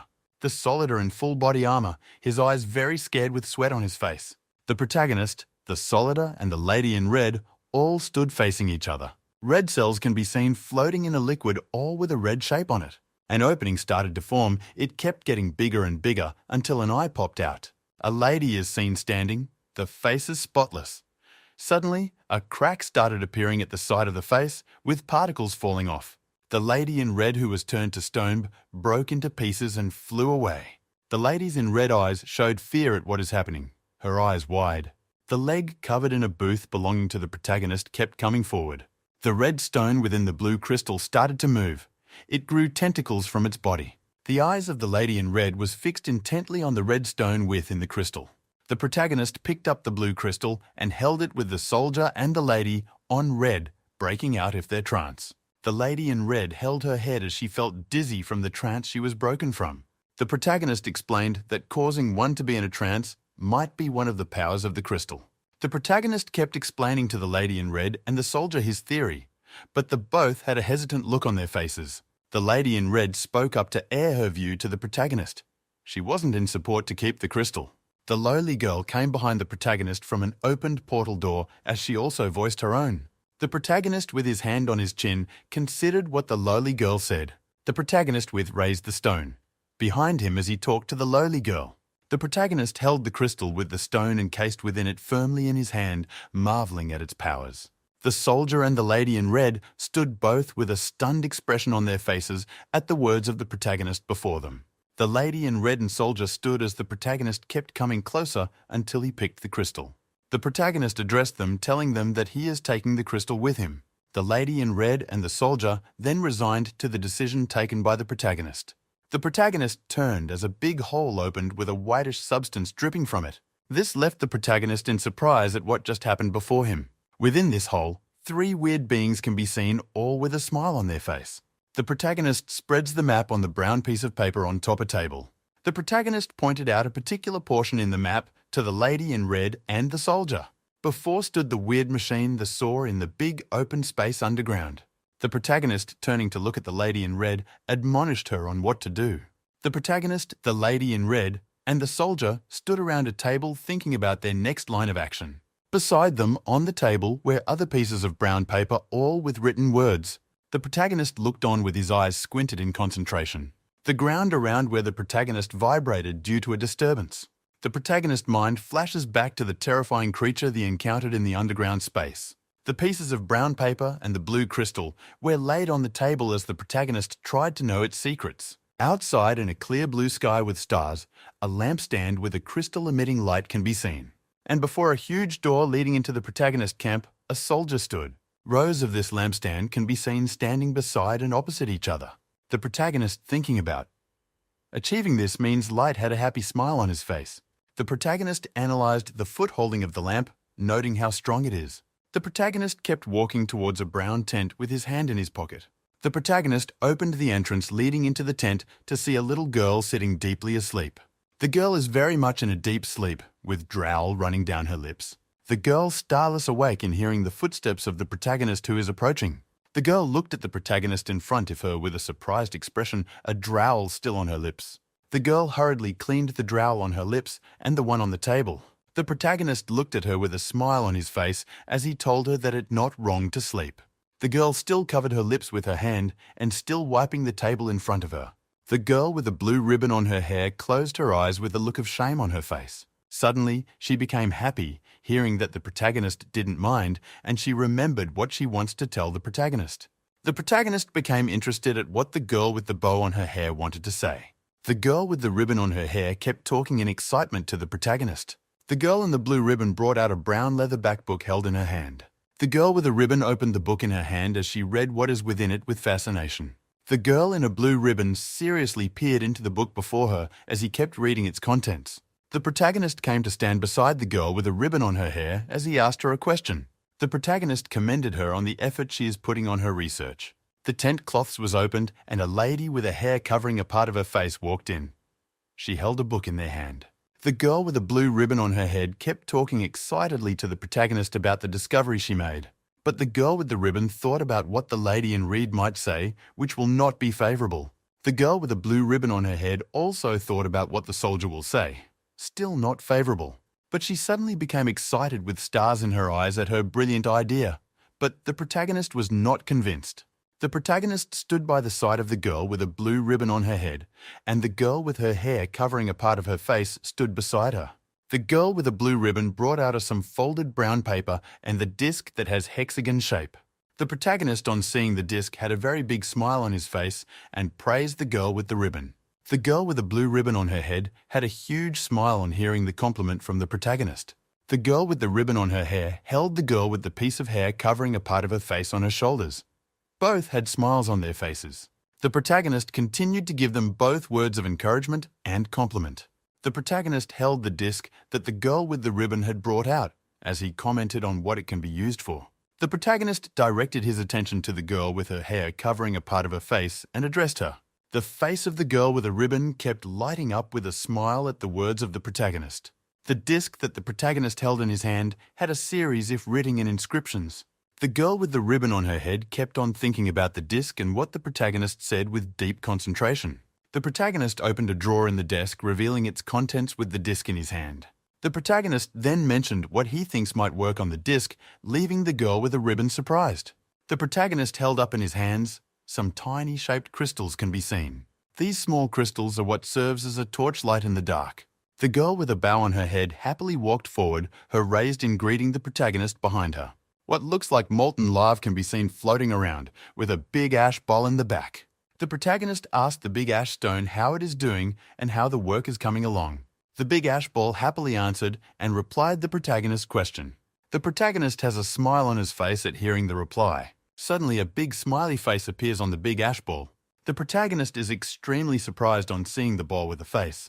The big ash ball floating in the air happily talked to the protagonist, not minding his surprise. The girl with a blue ribbon is as shocked as the protagonist whose mouth is still hanging open. The protagonist is still very much speechless, but the girl with a blue ribbon and the ash ball had a proud smile on their faces. The protagonist angrily faces the floating smiley big ash ball. The protagonist questions the girl with the ribbon, who had a proud smile on her face and beside her. The girl that her hair covers a part of her face is beside her. 5146. The protagonist clasps his hand over his eyes, still in shock. The big ash ball is behind, trying to calm him down from the shock. The protagonist turns to the big ash ball and inquires on how he learnt to do that, at which he called the ribbon girl. The protagonist closes his eyes in resignation after hearing what the big ash ball said. Turning to the ribbon girl, the protagonist with his hand stretched out in front of him warned her. The ribbon girl was angry at being scolded by the protagonist. The lowly girl beside the ribbon girl smiled in satisfaction at seeing her being scolded by the protagonist. Lowly girl and the ribbon girl both turned to face each other with anger on their faces. On hearing them arguing between themselves, the protagonist closes his eyes in tiredness. The floating big ash ball still had a smile as it addressed the protagonist before it. The protagonist held his head thinking about the disc he was given and how to make it work. The disc laid on a tabletop with the small tiny crystals beside it. The big ash ball's eye is raised at the angry tone the protagonist is using cause of not knowing how to make the disc work. The floating big ash ball gently asked the protagonist to calm down, that it will be figured out. The protagonist calmly thought about how to make the disc work, his hand placed on his chin. The protagonist kept thinking for a while when suddenly an idea appeared to him. The protagonist then stands with a smile on his face, with the idea in his mind. The ribbon girl excitedly runs forward on hearing that the protagonist has a new idea. But the lowly girl blocks her way, cutting the ribbon girl off from getting close to the protagonist. Figures shaped like a question mark floats around the big smiley ash ball. The ball attentively listens as the protagonist before it tells his new idea. A part of a body armor is seen held in hand by the protagonist. Sitting behind a desk, the protagonist draws a prototype of what Huss' new idea will look like. He diligently draws the way the working of his new idea will be. The big ash ball floats to the protagonist and excitedly peers down at what he is doing. Lowly girl sits alone behind a desk, not knowing what the protagonist is about to draw. Looking up from the drawing that he was making, the protagonist signifies that he is done drawing.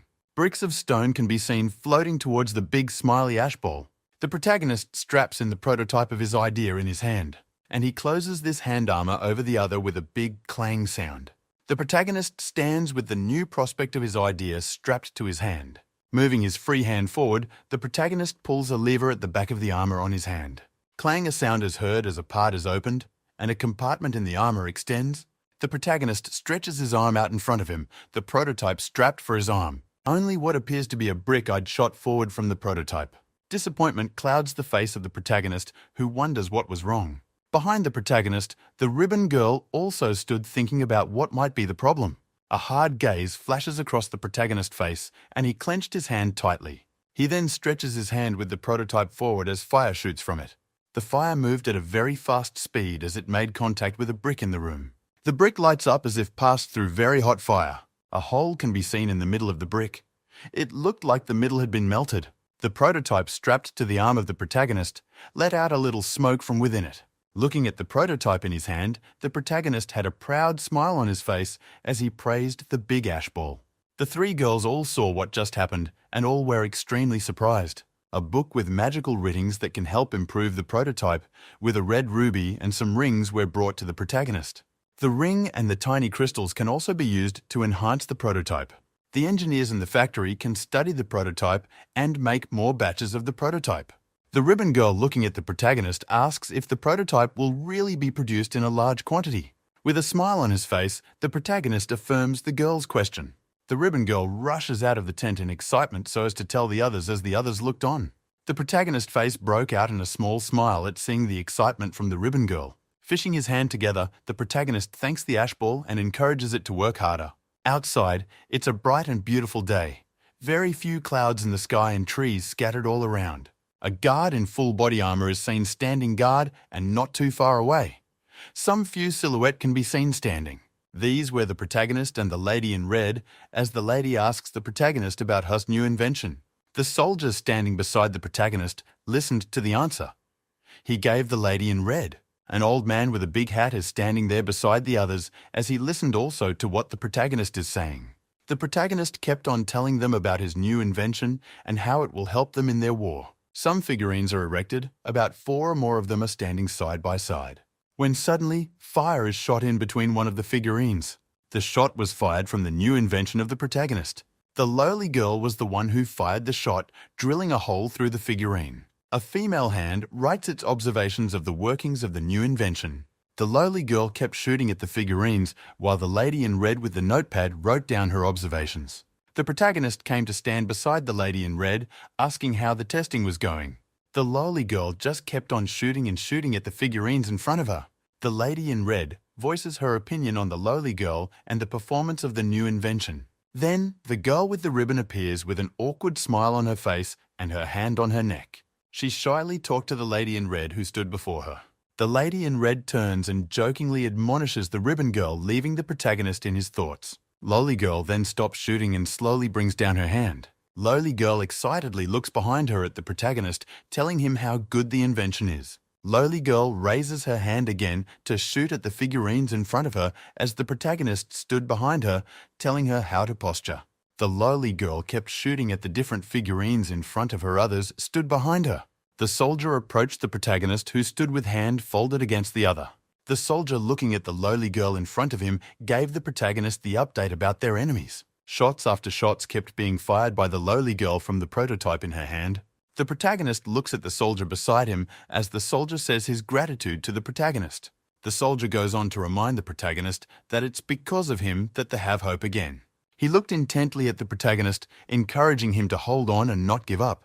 A younger-looking soldier walks up to the old soldier, startling him, and jokingly says he didn't know his commander was soft. Not minding to look back, the protagonist affirms that, yes, the commander is actually very soft. But the protagonist asks the commander how he will feel using the new invention. The commander didn't look so excited. He's used to using a sword. The protagonist starts outlining the benefits of the new invention to the protagonist. Standing in the blowing wind, the protagonist says that this invention is the future. The lowly girl kept shooting shot after shot from the invention until the power died out. Lowly girl called the attention of the lady in red that the power of the invention is out. In the middle of reprimanding the ribbon girl, the lady in red stops midway on hearing what lowly girl said. Lowly girl looked on with sweat running down her face as the lady in red turned to face her. With a stick in hand like a ninja, the lady in red descended on the lowly girl in front of her. Pow! The sound of a hit is heard as the lady in red hits the lowly girl. The protagonist stood watching as the lowly girl and the lady in red became engaged in a fight. Lowly girl had stars coming of her eyes because she was beaten severely by the lady in red. The lowly girl stood up, stretched out her hand with the invention strapped to it, and she shot fire from the new invention in a very precise manner, hitting her target. This brought a happy smile to the face of the lady in red, who stood behind the lowly girl. The protagonist closed his eyes to gather his thoughts, cause of all the drama happening around him. The big ash ball with a smile face came towards the protagonist, explaining the way the invention works. The new invention was opened to reveal the disc placed within with the small crystals in the middle. Picking up the disc, the protagonist studied it more intently. Lowly girl and the lady in red were curious to see what the protagonist had in mind. The mind of the protagonist flashed back to a time in one of his previous life, and he didn't want that disaster to happen again. The commander and the soldier beside him asked the protagonist what they need to do. Before the protagonist stood the ribbon girl, with the girl with hair covering a part of her and the lady in red as they all brainstormed together. A question is asked by the girl with her hair covering a part of her face, and the lady in red answers her. Ribbon girl raises her hand in a sign to encourage the protagonist not to give up. The small crystals within the disc is gently removed by the protagonist. The protagonist puts his hand inside his chest and brings another crystal. He stretches the small crystal removed from his pocket towards the disc. He gently places the small crystal in a compartment in disc. The face of the protagonist became extremely shocked. He just experienced something new. The ribbon girl asks the protagonist what just happened to him. The protagonist explains to the people around him, leaving the lady in red excited. The protagonist, looking at the lady in red, he tells her about how he feels about using the crystal to power the invention.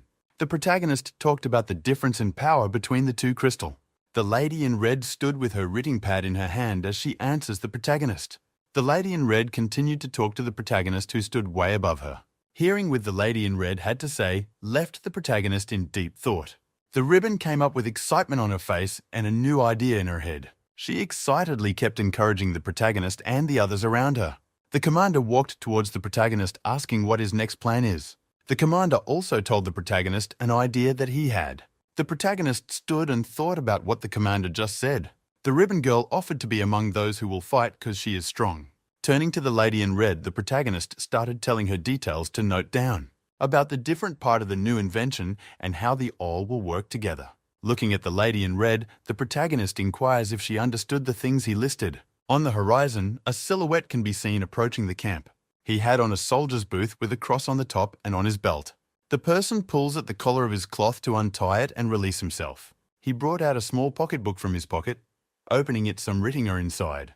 The man kept walking steadily into the camp, his cloth flying about him. The leaves on the tree all turned yellow with color, as the color was that of a beautiful evening. 5280. The protagonist and the lady in red were discussing as they walked along. The lady in red still judiciously continued to write down what the protagonist says. She kept reading and reading so as not to miss one word the protagonist says. The protagonist kept talking and explaining certain things to the lady in red and kept noting them down. With his back facing the lady in red, the protagonist kept on giving her what to write, and she kept reading each and every word that the protagonist says down. Looking behind him, he inquired about what she wrote so far. She opened her book to flip through all that she wrote. Thinking about the stand of the lamp holder, that the use some ideas came to the protagonist's mind. The protagonist tried running that idea through the lady in red so as to get her opinion. The protagonist kept moving forward and asking for the opinion of the lady in red. The lady in red also continued to give the protagonist her honest and truthful opinion. The lady in red placed her hand on her forehead so as to remove sweat that have gathered on her forehead. The protagonist looked at her and still told her more details to write down. The lady in red steadily noted down the words of the protagonist as he looked on. The lowly girl walked out like a zombie with drowl at the side of her mouth, half asleep. The protagonist shouted very loudly in the ear of the lowly girl to wake her up. But the lowly girl was still very much sleepy, and she still had drowl coming out from the corner of her lips. The protagonist and the lady in red kept moving forward beside them. Is lowly walking like a drunkard. Suddenly, they encountered someone along the way, making them halt their movement. It was a young soldier who came to give an information to the protagonist. He told the protagonist the information about the progress of the ongoing work. At the sight, a very muscular and bulky back with veins running down it can be seen. The protagonist looked at the bulky guy in front of him with huge surprises on his face. Only the bulky guy's arms were as big as a boulder that is used for stones. Even the lady in red and the lowly girl both were extremely surprised. The bulky guy carried a very huge amount of bricks all by himself. The protagonist called over another worker who came over while showing his respect to the protagonist. The protagonist asked the worker who the bulky guy is, and the worker explained to him. He was so big and muscular that he always leaves co-workers completely in awe. The lowly girl stood with her hand on her chin as she continued to observe the bulky guy. She turned to the worker that was called over and questioned him. The protagonist turned to the worker, told him thanks, and that he should go back to work. The protagonist moved forward as he walked on the plain brown ground. The protagonist was coming towards the bulky guy who had his back facing the protagonist. Noticing a movement behind him, the bulky guy slowly turned around to look at the protagonist behind him. The bulky guy turned again and continued what he was doing as the protagonist kept coming closer. The protagonist opened his mouth and said something to the bulky guy. The protagonist's eyes were sharp and focused so as to see any movement from the bulky guy. The bulky guy suddenly turned with a smile on his face as he said a greeting to the protagonist. 5320. The protagonist just stood and continued to look at the bulky guy before him. The protagonist asked the bulky guy a question, to which the bulky guy answered. A brown paper was given to the protagonist by the bulky guy. Taking the brown piece of paper, the protagonist opened and read its contents. The protagonist kept asking the bulky guy question. A worker there was passing by. The bulky guy stretched out his hand and stopped him. The bulky guy placed his hand on the man's shoulder, and a little yellow light kept coming out his hands. The bulky guy closed his eyes as the yellow light got brighter and brighter. After a while, the bulky guy removed his hand from the man's shoulder, leaving the man surprised.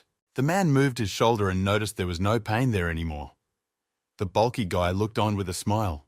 The protagonist standing by the side was impressed by what he just witnessed. They both faced each other again as the protagonist questioned the bulky guy once again. The bulky guy answered the protagonist's question with a smile on his face. But the protagonist and lowly girl both stood with a reluctant look on their faces. The lowly girl touched the protagonist, telling him to consider the bulky guy. The protagonist gently pushed her away with his arm, making the lowly girl angry. And the bulky guy patiently answered and replied the protagonist in a gentle manner. Suddenly, the protagonist asked a question that left the bulky guy speechless. The lady in red arrived and gave her own opinion on the bulky guy. The bulky guy fisted his hands together as veins could be clearly seen running all over his hands. The bulky guy made mention of Wolf facing a very skilled hunter, but him as he is can kill a fox killer with just one blow from his fist. He proudly flexed his muscles with his right hand on his waist. The lady in red didn't find the gesture to be funny or something to be laughed about. The bulky guy, on hearing what the lady in red had to say, he defended himself. Raising his hands to his side, he told them that he doesn't want any trouble from anywhere.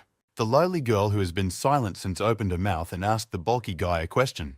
The bulky guy, looking down at her, patiently answered her questions. The protagonist, who has been standing to the side all these time, had a flashback to a memory. He turned to look at the bulky guy, who had continued talking to his friends. Still, the protagonist had doubts about the bulky guy and he didn't trust him. The bulky guy just kept on talking to the protagonist and his friends. They looked behind at the progress made on the building so far.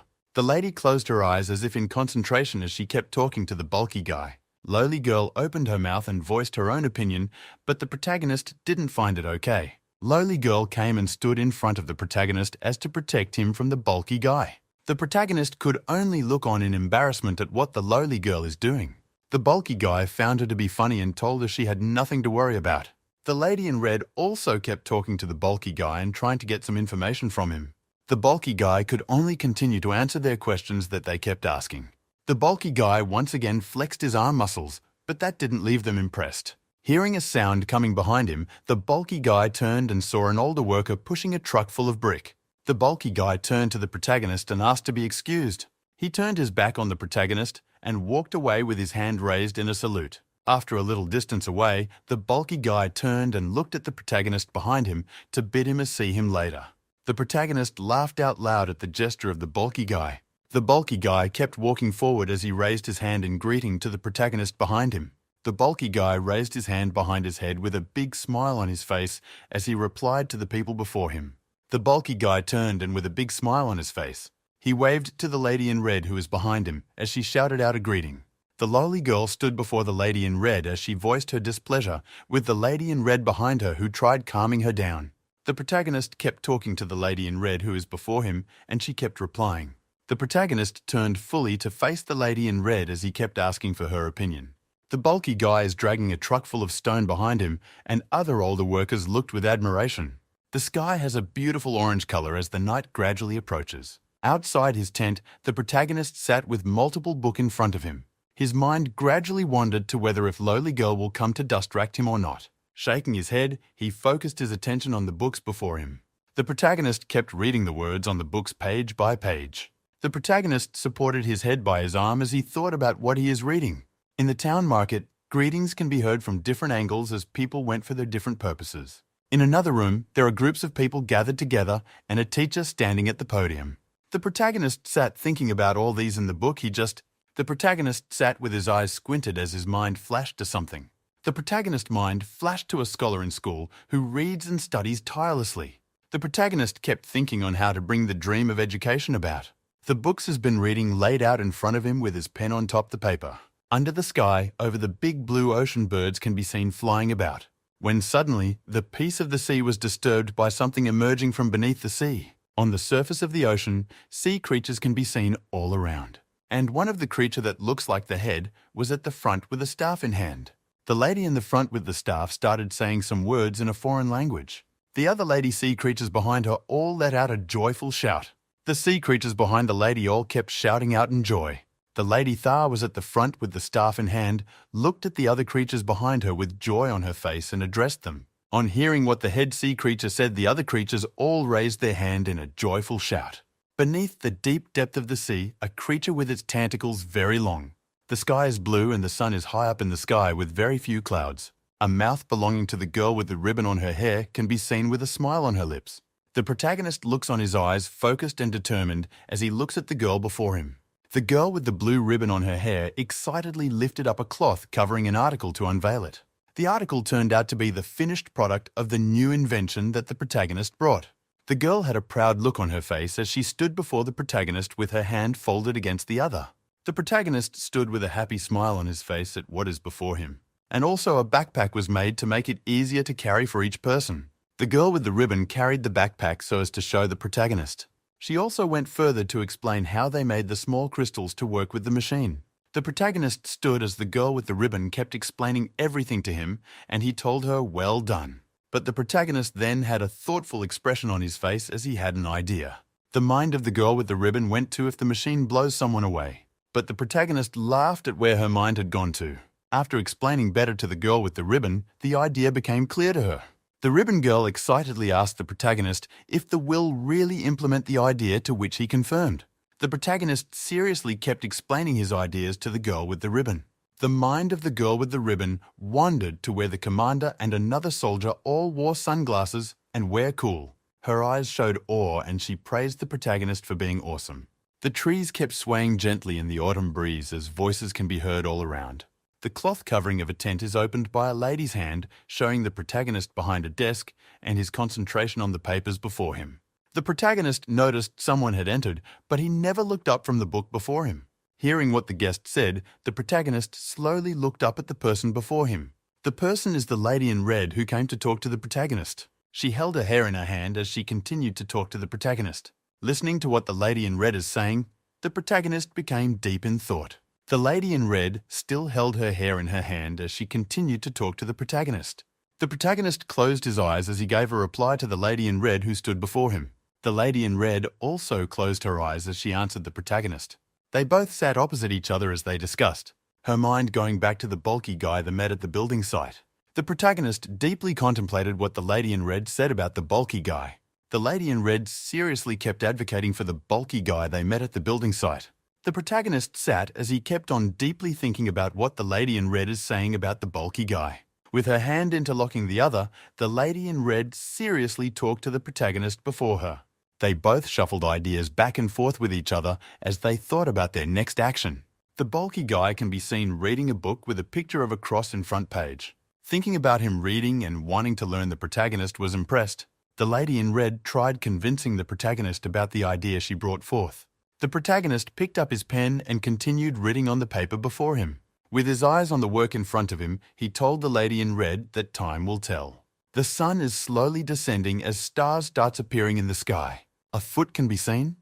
Walking, the clothing on the legs are tattered and torn, the shoes extremely old. The cloths on the upper body is no different from the down, all tattered, but the individual is carrying a bunch of stick. The individual kept walking tiredly towards his destination with the piece of wood held to his chest. He passes through a cluster of people who look no different from him, all tattered and unkempt. He kept walking in between each tattered tent as he clutched his wood close to his chest. He kept walking as he passed between others, who all sat in their tattered tents. On getting to the tent at the extreme, he opened it and walked in, alerting the person inside to his presence. On the floor inside the tent, some few logs of wood can be seen with blood on their tips. Inside the tent, another individual can be seen with a tattered cloth as a cover with an injury on his right hand. The wounded individual is seen groaning in pain as he held his wound.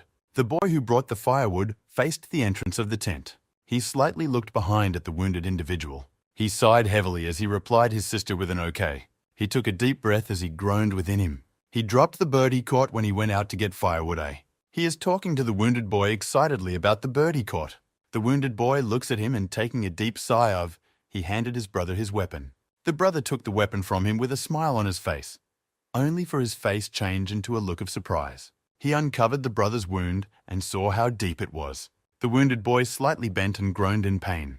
The boy looked at his brothers anxiously as he groaned in pain due to his injury. On the floor of the tent lay a heap of wood to be used to light fire for heat. The injured boy kept groaning in pain. The boy who went to get firewood closed his eyes in frustration at the pain in the injured brother's voice. The injured boy shouted at the brother to gather himself together. The boy who went out earlier to get firewood stood with his hand clenched together in anger. The injured brother looked intently at his brother standing before him.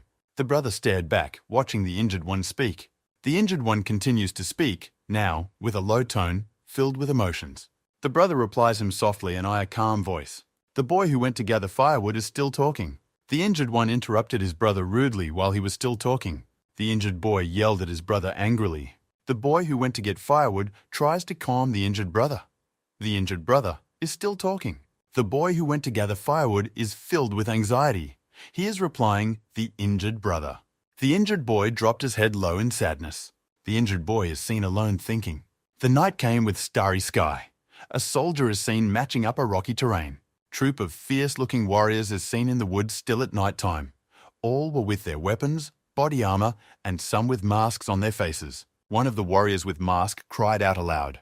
The tent where the protagonist is seen. One of the warriors is seen inside the tent as he greets.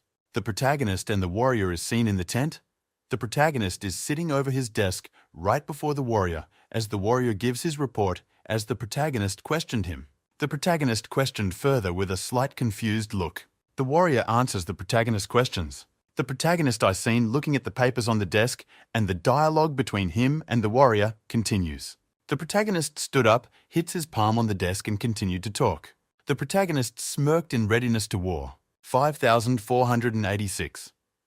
The protagonist clenched his fists as he fastened the new invention to his arm. His sword is seen strapped to his thigh. His body armor is well suited to his body, and his weapons are seen arranged properly at his body armor. Troops of warriors are seen marching down the slope in military style. The first warrior is seen calling the attention of the protagonist to the lowly girl. The villagers appeared to cheer the protagonist. A bulky man is seen passing through the crowds to come forward. The bulky man called out for the protagonist amidst the crowd. The protagonist is seen on a horse, and he halted as the bulky man speaks of his interest to join the war. The protagonist is looking at the bulky man with a brief smile on his face, and he talks to the bulky man, turning down his request. The bulky man yelled angrily out of disappointment. The first warrior is seen with the protagonist sliding out his sword to keep the bulky man shut. But the protagonist hushed him. The lowly girl is seen eating an apple, she uttered in a low tone. The protagonist and the warrior boy gave a reaction to what she said about the bulky guy joining the army. The protagonist is seen trying to give the bulky man a chance, and the bulky man is excitedly showing readiness to join the fight. The protagonist is still interrogating the bulky man to test his readiness. The bulky man's excitement is paused rapidly to recollect himself. The warrior boy grabbed the hand of the bulky man and shook his hands in approval to welcome him to the army. And the bulky man is amazed. The protagonist smiled, his approval with his eyes closed and his head dropping low. A gigantic city gate is seen with secured towers all above it. The fences are highly erect and solid. Inside the gigantic city, there is a long scroll held close to a royal table. The scroll is being read by a huge, long-bearded man, a patriarch wearing expensive clothing. Behind him is a butler taking a bowing stance. The butler is seen wearing a single-eye lens, his eyes are closed, and his bowing continues. The patriarch is holding the long scrolls firmly. He read out the content of the scrolls aloud as he seated on a royal chair. The butler is still behind the patriarch, and he responded to the patriarch to leave. A man with a long beard can be seen, sitting here behind a desk. He held a paper in his hand as he peered into it. The old man looked up after reading what is written on the paper. He looked deep in thought. The room in which the man is sighted has a very tall window in front of him for S-view. Outside the sky, it's bright and clear as voices can be heard outside under the sky. Lying under a tree with cloth covering her is the lowly girl who had drool running down her lips. The protagonist stood with fully clothed body armor, and a young soldier stood behind him.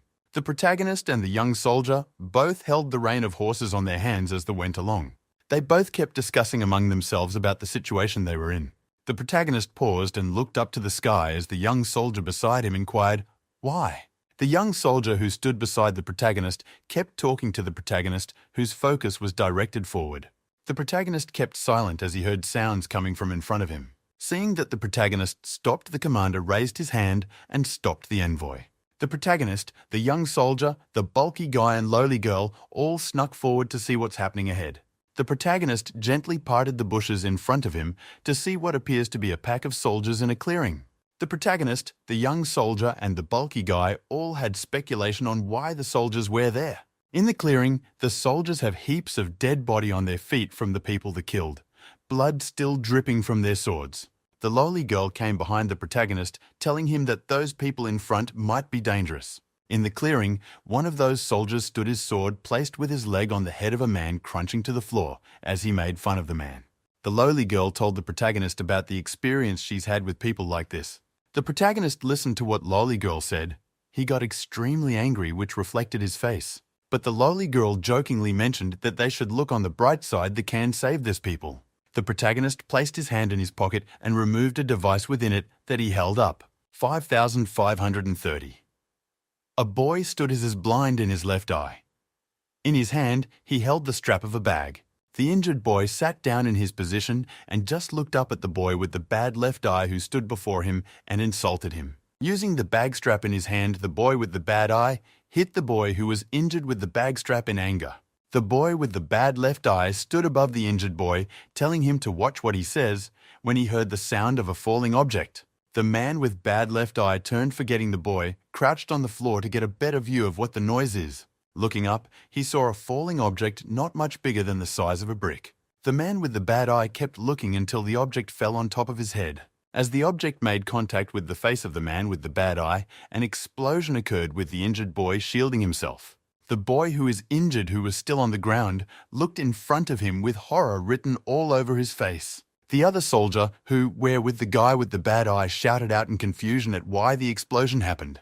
The smoke from the explosion cleared to reveal 5 fully bodied armored soldiers, leaving the other soldiers scared. One of the soldiers, who is in the army of the protagonist, stretched out his arm where the new invention is strapped to his arm, ready to shoot.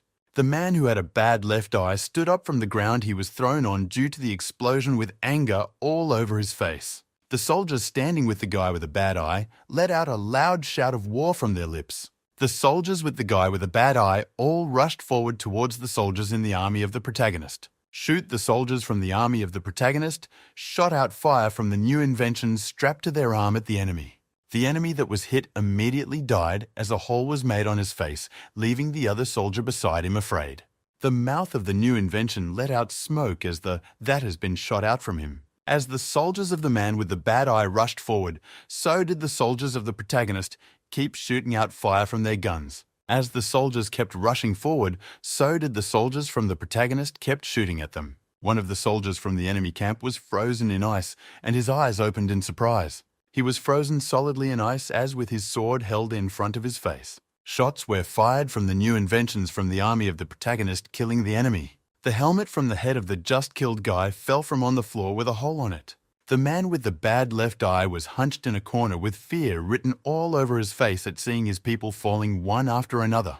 He saw 2 of his soldiers shot dead as they both flew away due to the impact of the hit of the shot. Still crouched in a corner, the man with the bad left eye had torrents of sweat running down his face and fear written across his face. He kept looking forward with great fear written all over his face and heavy sweat falling down his forehead. 5,558. Suddenly, glistening blade was placed on the neck of the man with the bad eye.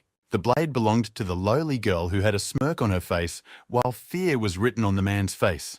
The lowly girl with a smirk on her face asked the man with the bad eye if he surrenders. The bulky man, on walking to each dead body, prays for the fallen enemy soldier. He first prayed for one with a hole in its head. The second lay some meters away from the bulky man with blood running down his mouth, dead. Another still had his helmet on but had blood running down his mouth and his eye rolled to the back of his head. The bulky guy knelt and prayed for him. The bulky guy then approached another person lying on the floor who had small cuts and injuries around his face. Suddenly, the man drew a knife and directed it towards the bulky man, intending to kill him. The bulky man stood up and expertly avoided the blow from the man on the floor, even though the blow was so close. The bulky man stretched his hand and killed the man on the floor, splashing blood everywhere. The lowly girl looked at the dead man in surprise, and the protagonist asked the bulky man what happened, to which he gave a reply. As they all stood talking, the young soldier approached the protagonist and placed his hand on his chest as a form of greeting to the protagonist. The protagonist instructs the young soldier to organize some soldiers to see if any of the enemy is still alive, and that he should also organize the poor people who are still alive in one spot. The protagonist and the lowly girl both came and stood before the people who survived, and the protagonist addressed them. The protagonist asked them who those people were and if they knew why they attacked them, but the people cowered in fear. The bulky guy rushed forward, telling the protagonist to calm down, that they people are afraid of everyone. The bulky guy stretched out 3 fingers while 2 were folded as he said some magic words. With his eyes closed, the bulky guy raised both of his hands to the sky as he offered prayers. Then, tiny lights could be seen appearing all around. Those tiny lights flew and fell on the villagers sighted on the ground as all of them looked at it. The bulky guy turned to the protagonist and asked for permission to treat the injured villagers, to which the protagonist agreed to. The night was coming, and it was very cloudy, as if the rain will fall anytime soon. The bulky guy approached one of the villagers with an injury using his powers. He healed the villager while the protagonist watched. The protagonist stood watching, and the bulky man told the villager the wound was festering. The villager looked on in awe as the bulky man healed the villager. The bulky man removed his hand, and the wound on the villager was healed. The bulky man asked the villager what caused his injury, which he replied an animal. The villager then mentioned that the injury on his face was from the mercenaries. The protagonist and the bulky man comforted the villager, telling him the mercenaries won't hurt him again. The villager looked doubtful, but the protagonist further restated his words. The protagonist looked around and promised to restore their village for them. The protagonist further asked for other village settlement the villager may know, turning to the other villagers and asked them about other settlement like theirs and that they can continue to stay where they are. One villager raised his hand and explained to the protagonist how they got to the land and from where. The villager then asked the protagonist if he will really allow him to stay on his ground. The protagonist then again restated his earlier words that they can stay on his land. The man was surprised that the protagonist made that promise. The protagonist noticed someone come and turned. The young soldier who approached the protagonist bowed and informed him of a man they caught. The village boy who had an injury was surprised to see who the person they captured was. It was a young boy who had his hands held behind his back by another soldier, his face filled with pain. The villager who was injured ran forward shouting the boy's name. The villager held the boy by his clothes, telling him he made a mistake by attacking the soldiers, as the boy explained that he thought they were bad people. Looking at the scene before him, the protagonist acknowledged that there might be a misunderstanding, asking who was attacked. The soldier standing behind the young soldier indicated he was the one attacked, while the young soldier pleaded on the boy's behalf. The protagonist, looking at the boy who attacked his soldier, acknowledged it might be a mistake, but the boy had to own to his offense. 6,603. The boy and the other villager, who was beside the boy, both had a fearful expression on their faces as they heard what the protagonist said. Looking at them both huddled together, the protagonist asked them if they can look for other village like theirs to make up as their punishment. They were surprised because this was not the punishment they expected. The protagonist, looking at they 2 villages before him, told them his plans and why he wants them to find other villages like theirs. The protagonist looked intently at them, asking them if they will do what he asks. They 2 villagers held each other as they accepted the task the protagonist gave as the boy's punishment. The protagonist turned and addressed the villagers and they issues they are facing and how he knows others doesn't care for them.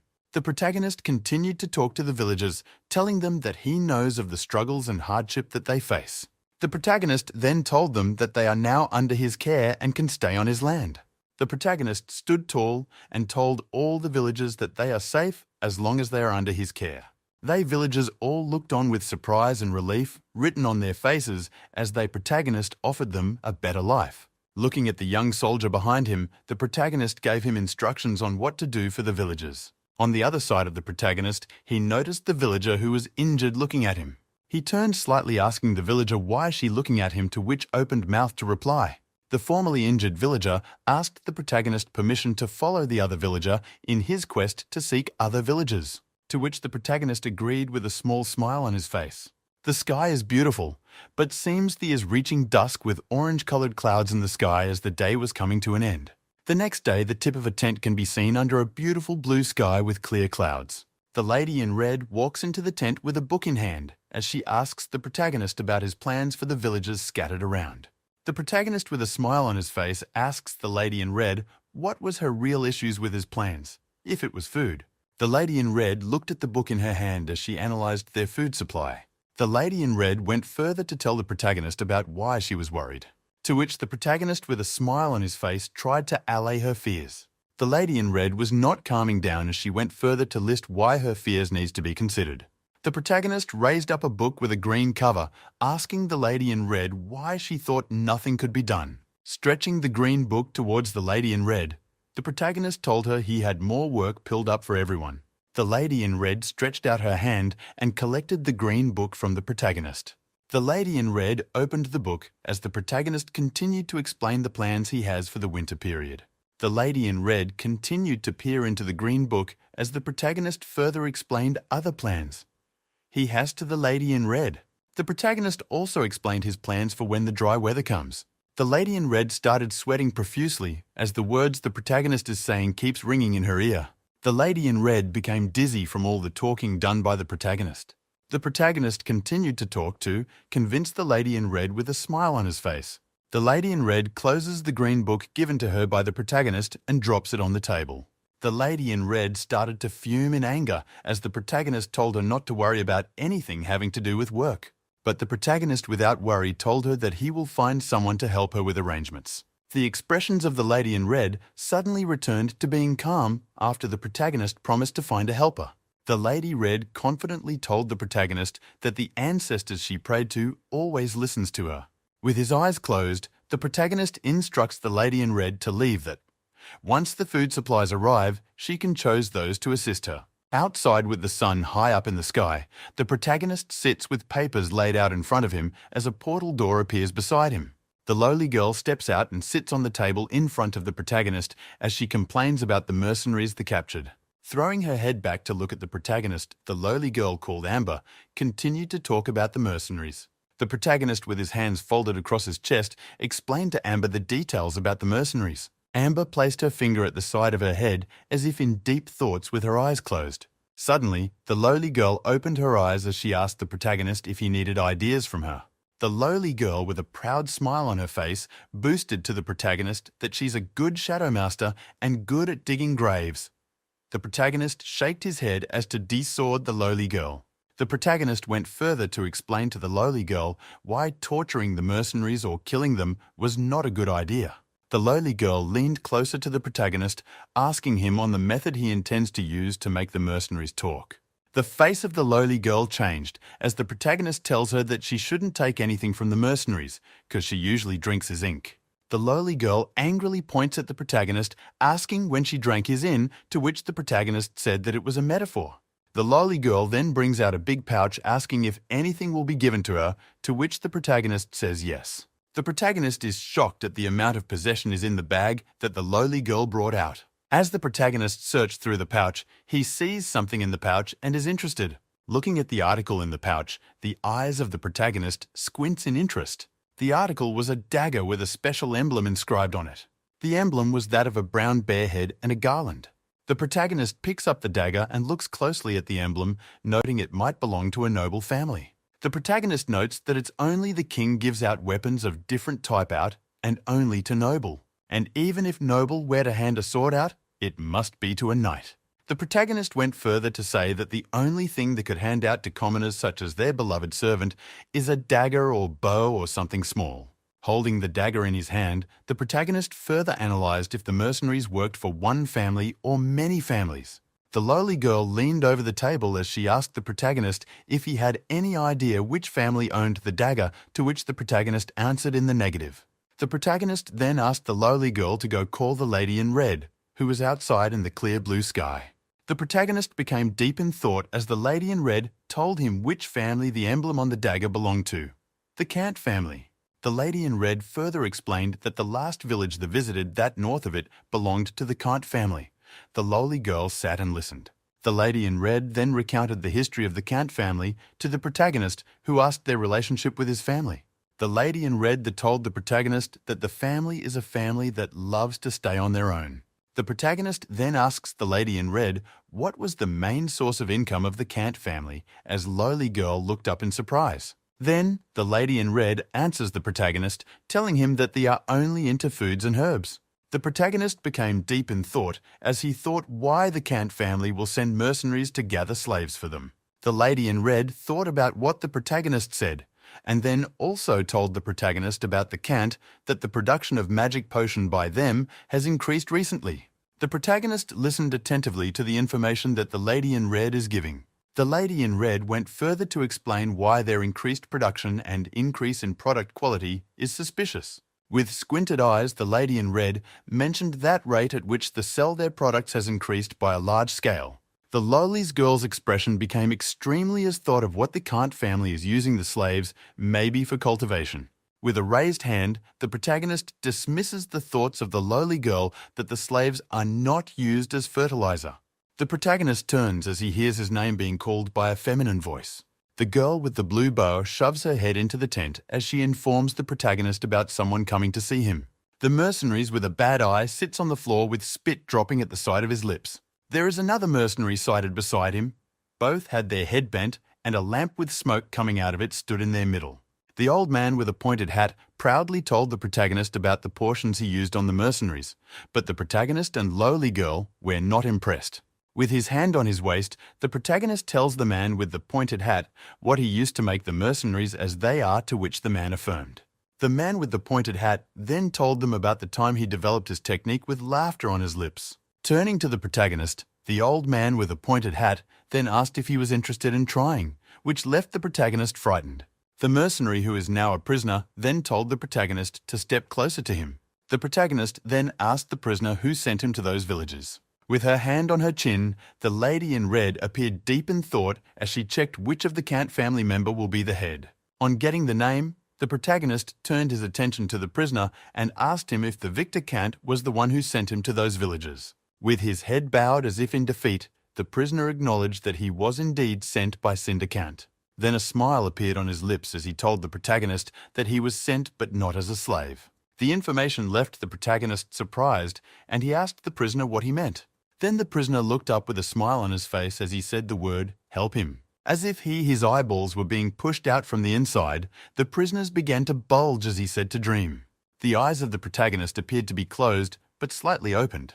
Then his eyes gradually opened up little by little. The protagonist opened his eyes to see he is in what appears to be another realm different from his. Above the protagonist, a swelling pattern can be seen as he reasons this space has to have been set up earlier for him. The mind of the protagonist flashes back to the prisoner, who he reasons was a medium to bring him where he is now. The floor beneath the feet of the protagonist is purely black as if made of glass. The protagonist then starts walking with the intention to get to know where he is. The protagonist kept walking surrounded by darkness from every side. The protagonist kept walking deeper and deeper as he got deeper, still dark from every side, when suddenly the protagonist stopped walking, having walked for a long time. The protagonist stood with a hand on his waist as he thought about not feeling tired, even though he's been walking for a long time. The protagonist stood as he further gave thought to where he was, maybe stuck in an imaginary world created by the mind. The protagonist dropped his head slightly low and closed his eyes. The protagonist standing with his hands crossed and his head still bent downward slightly. The protagonist is lost deep in thoughts in the spirit realm. Meanwhile, in the physical world, children and people are behind the protagonist while he is deep in trance. The protagonist is heavily sweating in the physical world, still in trance. The protagonist is seen active in his trance. He is paying attention to a voice in the spirit world. The protagonist beamed a smile and nodded to the voice he is hearing in his trance. The protagonist, still in his trance, thought out loud and still beaming with curious eyes. It's a sunny day at the royal city with gigantic city gate. The sun is shining its rays over it proudly. Here at the Patriarch's court, his name is Lord Viscount.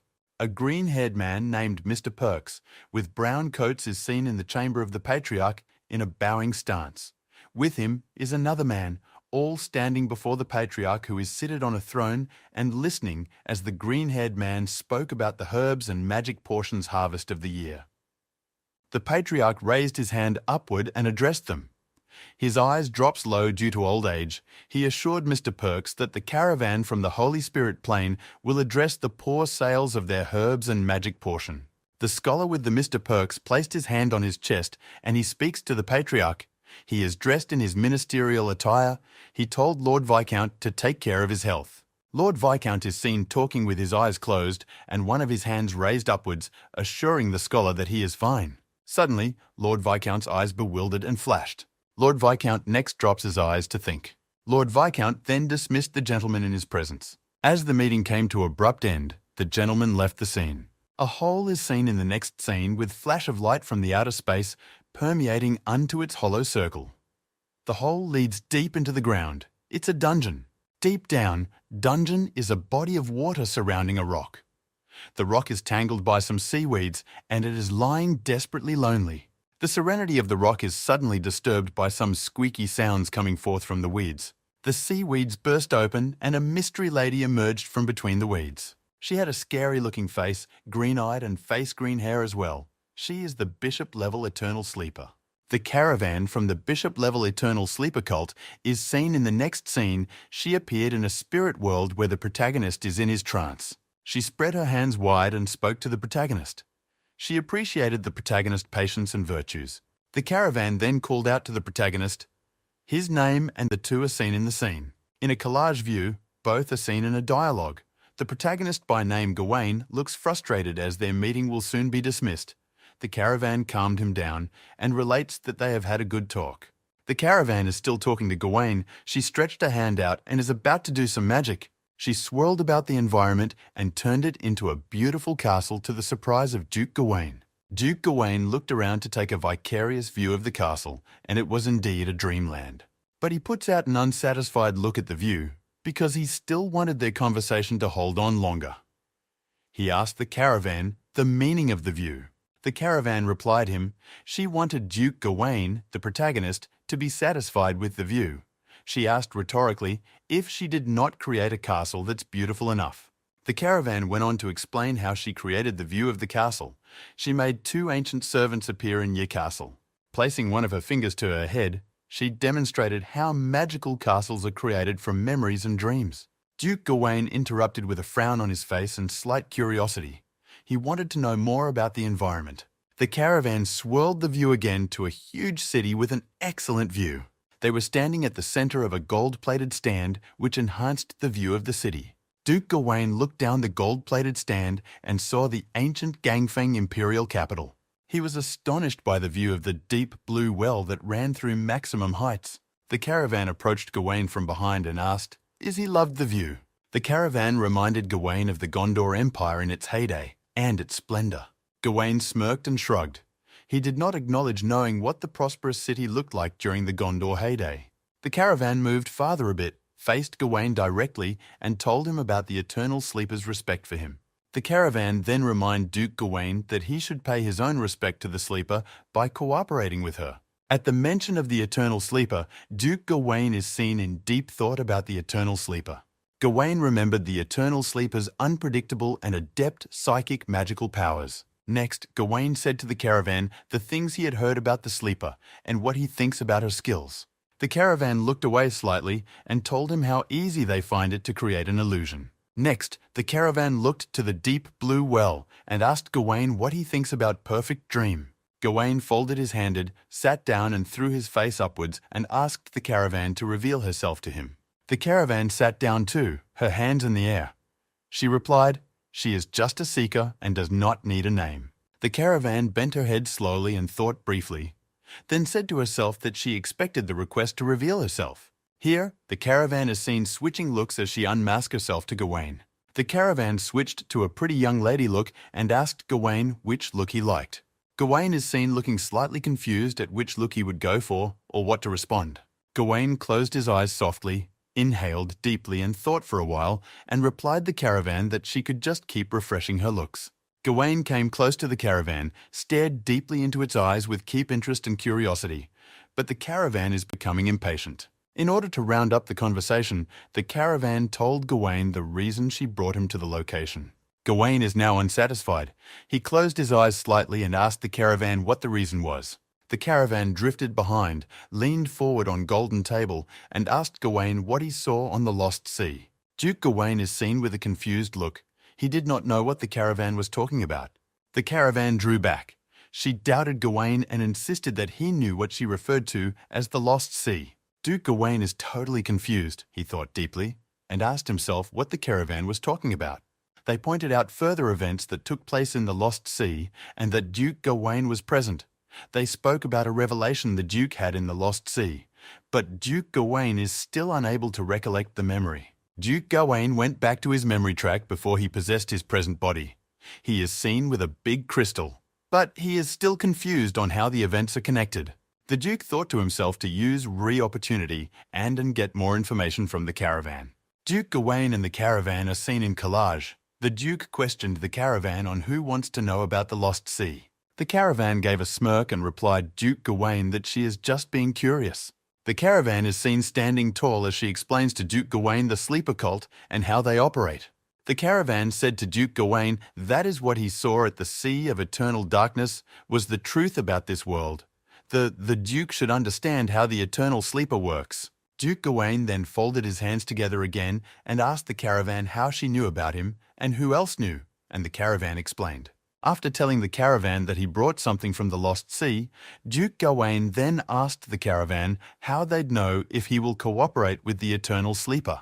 The caravan sits up and started masking his face in preparation to attack. The caravan veiled herself with some dark clouds and she looked scary as she was evolving her looks. The shadows of the caravan is seen reflecting on the face of Duke Gawain, and his eyes popped through his head as he looked slightly frightened.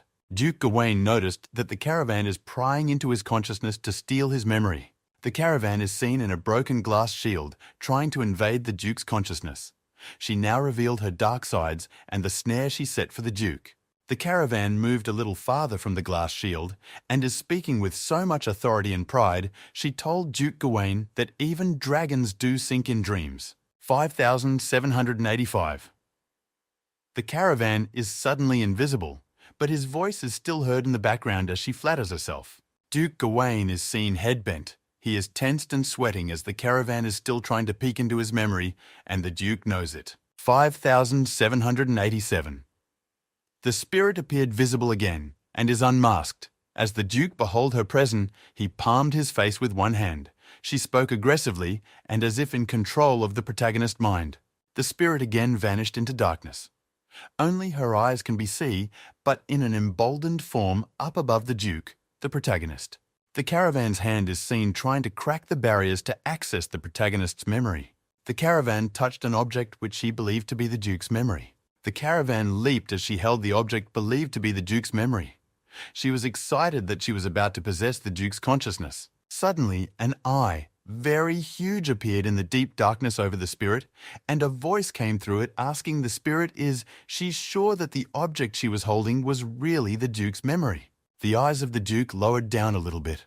The voice of the Duke came through from the eyes again, asking the spirit if she wants to see the Duke's memory. The protagonist continued to speak about the barrier in his memory. Suddenly, a bright doorway appeared in the darkness before the caravan, who is still shocked. The caravan entered the bright doorway and saw auras. She can still hear the voice of the protagonist behind her, but she is still in shock. The caravan is seen very frightened, eyes bulging as fear gripped her so badly, the Duke told her he set up a barrier to prevent her from snooping into his memory. Fluid started gushing out rapidly from every hole the caravan got, eyes, nose, mouth, and all parts of her body. The caravan's eyes burst open as she melted away into a puddle. The Duke's voice is heard from the background. The protagonist, Duke Gawain, is seen watching the caravan as she wastes away. She smiled, briefing at himself. The protagonist is seen with the puddle of the caravan. He stood still looking at it. The sun shone bright at the royal city, the Kant Castle, and its towers stood tall and firm. Inside the city, a dark, long corridor is seen with several lamps spreading light down the hallway. A shadow that seemed to be a man's shadow appeared to be approaching at a wooden door. Lord Viscount's face is seen at the scene. He looked slightly tensed. Lord Viscount's hand is seen on knocking at the door. He seems to be agitated. 5806. A lady opened the door. With nervous eyes, she asked Lord Viscount what was wrong with him. Lord Viscount was drawing his words. He immediately switched what he wanted to say and pretended he only came to check up on the lady. Lord Viscount asked the lady to go back to bed, even though it was not sunset yet, and then have dinner with her later that evening, but the softly declined, saying she's not feeling sleepy. Lord Viscount insisted that she goes and sleep, and their voices fades. The dungeon of the Eternal Sleeper is seen on the scene. The Bishop of Eternal Sleeper is seen in thoughts. The Bishop of Eternal Sleeper is seen peering into the psychic reaction, wondering what the fate of the caravan was as the Eternal Sleeper could no longer see her. The Bishop of Eternal Sleeper is still deep in thought. This time, she thinks about the content of Duke Gawain's consciousness and its capabilities. The Bishop of Eternal Sleeper saw a vision of the caravan devoured. The Bishop of the Eternal Sleeper is seeing what happened in the spirit world with the caravan, and the Duke, how the caravan was devoured by Duke Gawain's. The Bishop of the Eternal Sleeper is shocked at what she was seeing, but curious to know more about everything that happened in that spirit world. The Bishop of the Eternal Sleeper saw the caravan's state all as a puddle of mud, and the caravan was warning the bishop not to spy on the Duke. The protagonist, Duke Gawain, is seen back in the physical world, his state before he went into a trance, along with his companions. The prisoner kneels on the floor, his hand tied behind his back as he bits his tongue with foam at the side of his mouth. The prisoner struggled and started to fall with foam coming out of his mouth. The prisoner fell to the floor dead and unmoving with him foaming from the mouth. The companions of the protagonist looked on with faces full of surprise at the now dead prisoner. The lady in red then turned her attention to the protagonist, who has been silent for a while. The protagonist shuts his eyes tightly for some seconds, and then slowly opens it with a fierce look in his eyes as he looks forward. The protagonist looks slightly behind him as he asks the lady in red if he lost consciousness, and the lady explained and asked him if he is okay. The protagonist once again shunts his eyes tightly as he answers, saying that he is okay. The protagonist asks those around him how long he was unconscious, with the old man answering a few minutes. The old man with a pointed hat then said that he is relieved that the protagonist is okay, cause he would have been blamed. But the lowly came behind the old man asking him if he was sure his potion was not the reason the protagonist lost consciousness. The protagonist spoke up and said that his unconsciousness had nothing to do with the old man. With a thoughtful look on his face, the protagonist explained what happened to him to his companions. The lady in red and the old man all had a surprised look on their face at hearing the person responsible for the protagonist to become unconscious. They all stood looking at the dead prisoner as the old man asks if the dead prisoner was also part of the cult. The protagonist answered in the negative, stating that the dead prisoner was just a medium for the cult. Looking at the protagonist, the lady in red tells him what she knows about them, with eyes focused and deep in. Thought the lady in red mentions that she suspects the cult to have evil motives. Suddenly, Lily shouted, saying that all they have said is making her scared. The lowly girl turned to the protagonist and asks him what transpired in the realm while he was unconscious, to which the protagonist tells her that he fought a battle with the cult member, but he won. The protagonist jokingly said that his opponent was not a strong character, but the old man looked at the protagonist with a frown on his face, telling him that the character he met was not small. With a smile on his face, the protagonist told the old man that maybe the character was not enough for him. Then the lady in red opens her mouth, telling the protagonist to be careful that they are out to get him. They all stood in the room all silent as the smoke from the incense lamp kept coming out. 5,845. Suddenly, the old man started to cough. His hand formed into a fist covered his mouth. 5,846. With an annoyed look on his face, he asks the protagonist to accept his resignation letter. The protagonist turned to the old man and told him that he has no say when the old man comes or goes. 5,848. As the protagonist turned away, he told the old man that he will look into his resignation, but that he shouldn't be afraid of any cult. The protagonist looked forward with angry look on his face as he thought about the cult that attacked him. The protagonist then looked at the other prisoner before him, whose head is bent as if unconscious. The lady in red then approached the protagonist, asking him if he wants to interrogate the prisoner by himself. The protagonist looks behind slightly at the lady in red, telling her to have the prisoner locked up, that he won't interrogate him. The protagonist then looks at the prisoner in front of him, thinking about the time prisoners of war were made into slaves. The protagonist's attention was solely on the prisoner before him, thinking about using him for work instead of killing him. The lady in red called the protagonist's attention, asking him about the plans they had to go, look for clues regarding the mercenaries and the Kant family. Pinching in between his eyes, the protagonist says he forgot and tells the lady in red and the old man that they should handle the prisoner. The lady in red bows as the protagonist tells her to also handle the Kant family matter. 5,858. With her eyes closed, the lady in red answers the protagonist that she will carry out her assignments. 5,859.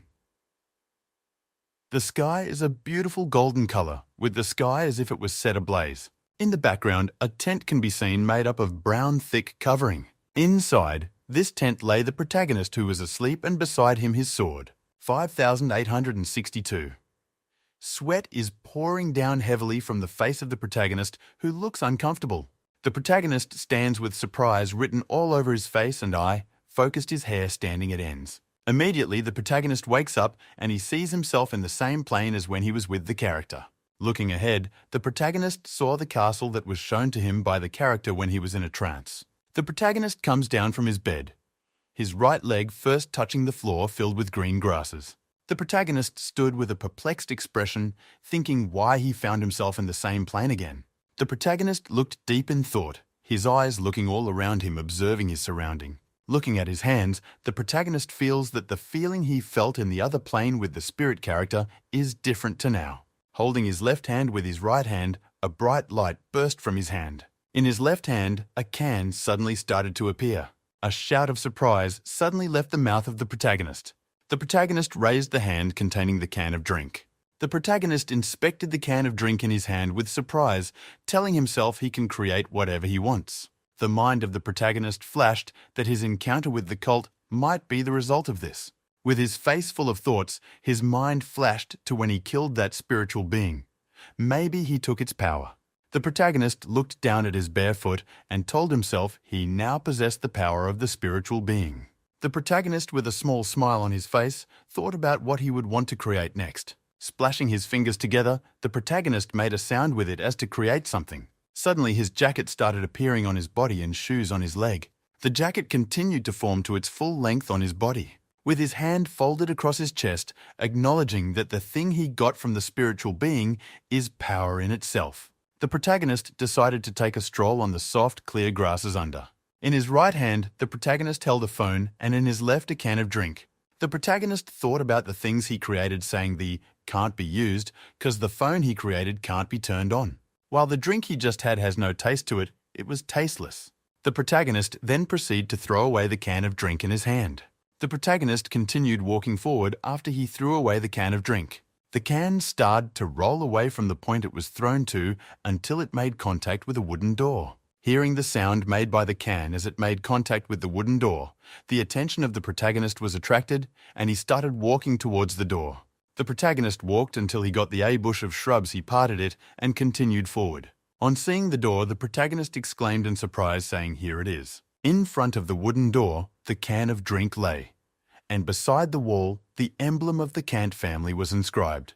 The protagonist walked closer and touched the emblem on the wall with the question if the castle belonged to the Kant family.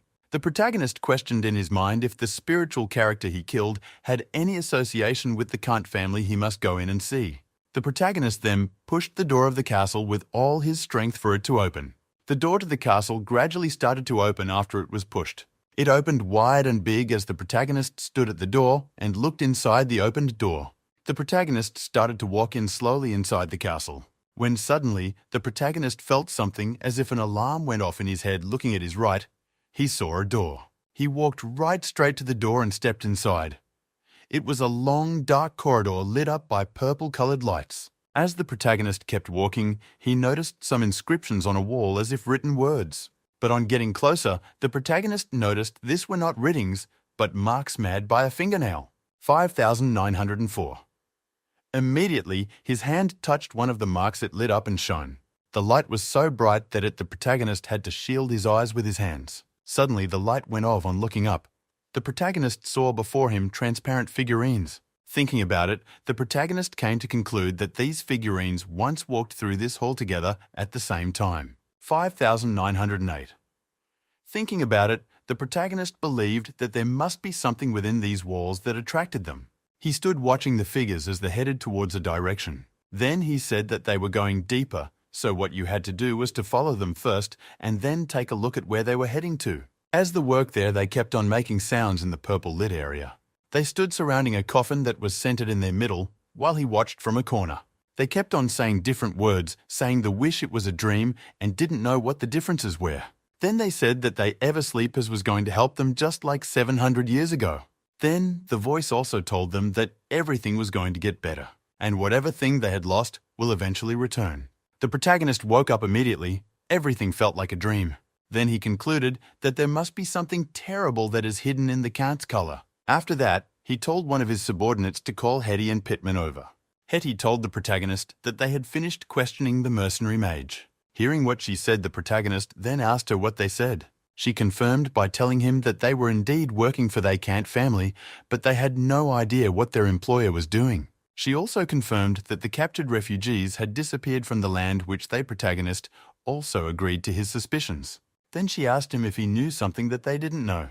He grabbed his sword, saying that he was going to the Count immediately to find out something, and the sooner they better.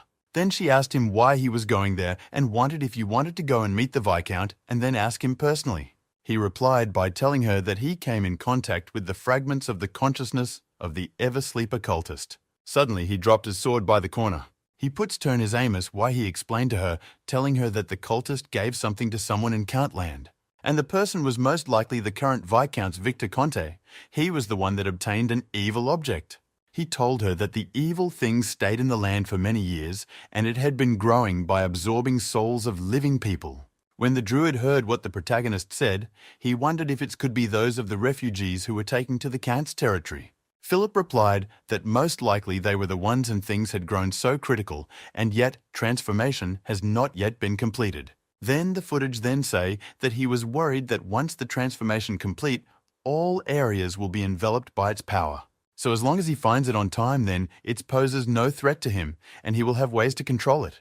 Hetty then asked him that if Victor Kant felt that he was controlled by cultists, would he be against him? He told that that was not a problem, that no one has the ability to threaten him, because the last person that did is in the conscious space.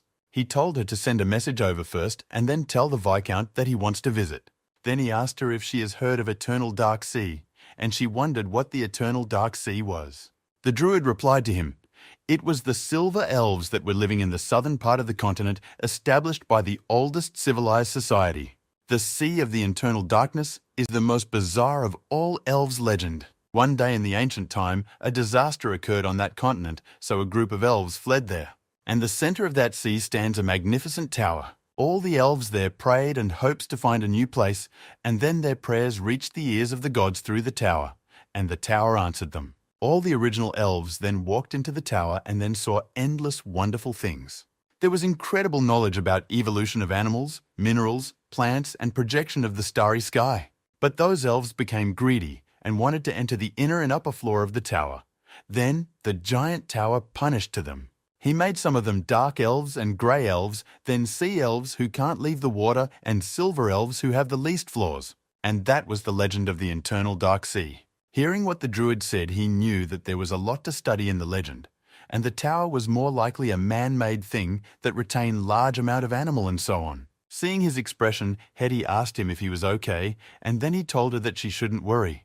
Druid asked the protagonist if he was interested in the Sea of Eternal Darkness, and also reminded him that even with the technology power of Else, it was impossible to navigate in the water far away. The person speechless when he had what he said. Then he told them that they shouldn't talk about that for now, let them focus on dealing with the eternal sleeper. Then he now told Hetty that he wants her to help him collect a biography of his life. Then she asked him what biography, if it was the official biography of the hero released by the kingdom. He told her that he wants all kinds of form and folk version, anything that describes his life. She looks at him in contemplation and asked what he wanted with all of those information. Amber then told Hetty that he was so narrow-minded and he's not too busy, so she wants to see which unscrupulous person that hacked him in the past. Hetty was angry and then lifted a rod to heat Amber. Amber jokingly told her that she don't believe that Hetty would be able to face her own ancestor. The protagonist grabbed Amber by her ear and she screamed out. He cautioned her by telling her that after angering other people, then she hides behind the person and then asked her if she thinks he wouldn't hit her. She admitted her offense, saying that she was wrong and her ears are going cramp. In a secluded area, an old man opens a letter that was placed on his table and read it. The sound of a galloping horse under the rain could be heard. That was a carriage. Inside a carriage seats the protagonist. Suddenly Amber called out a name. Then she sleep talks, telling Gawain to close the window when he heard that he smiled. The rain continued to drizzle non-stop. In the drizzling rain, a mansion could be seen standing in a secluded area. Because of the guests that were arriving, all the house helps ran around to see where they could help and also clean up the areas. The door of the building was tightly shut. They stood there awaiting the arrival of the guests. Suddenly sounds could be heard behind the doors. When the sound got closer, then the man has screamed out at the guards, telling them to open the door. Then the gate squeaked and slowly opened. 3 people slowly emerged from the carriage and stood in front of the gates. It was the protagonist. He stood there with a cold expression on his face. Then the man welcomed them as he stood in front of them, and also the house helps also stood there to welcome the protagonist. They apologized to the protagonist, telling him that he wished he had a spell to control the sky, since visited him in a bad weather. The protagonist told him that it was okay, because he likes rainy weather very much, and before it's rained, he had seen the fertilized land in Cant Land. Then he's also said that after the rain fell, he saw a nice rain scene again which was worth it. Then the old man smiled, telling him that it was best if he was satisfied while laughing. He told the protagonist that he had prepared a banquet for him, which is in the restaurant behind the hall, at the Silver Castle after it had rained. Different opened envelopes could be seen on a table. An old man was reading the letter in the envelope intensely, was thankful that the support of the Duke Cecil the cultist entrenched in the land was eradicated. Then he said that those cultists actually extended their hands to the aristocratic system while he dropped the letter of the table. He relaxed on the chair he was sitting on and closed his eye. Suddenly, a light shone, and he opened his eye immediately when he had the sound. A lady walked in and then told him that she asked Lord Aidan, and he said that he was still in the study. He asked his daughter while she was there. She asked her dad if he had forgotten because that day was the day that she leaves the cathedral and comes to see him in the castle. She reminded him what they had said, that when they serve the Lord, they must not forget to serve their parents because this is the teaching of the Holy Light. Then she told him that he shouldn't worry because he had the responsibility of taking care of the kingdom, and then asked him what happened. He told her that the winter days everyone was starting to look for trouble, while she stared at the scattered letters on the table. Her eye dropped to one of the letter that was clearly visible on the table. Then she prayed for them, saying that she hoped the Holy Light will save those poor people who have been violated by thugs. Then he told her that she shouldn't worry because those people dare not cause trouble in the royal city. She bowed and then said that the Holy Light was going to protect Anzu. The fire slowly burnt to warm them up as the sounds of the fire burning the woods could be heard.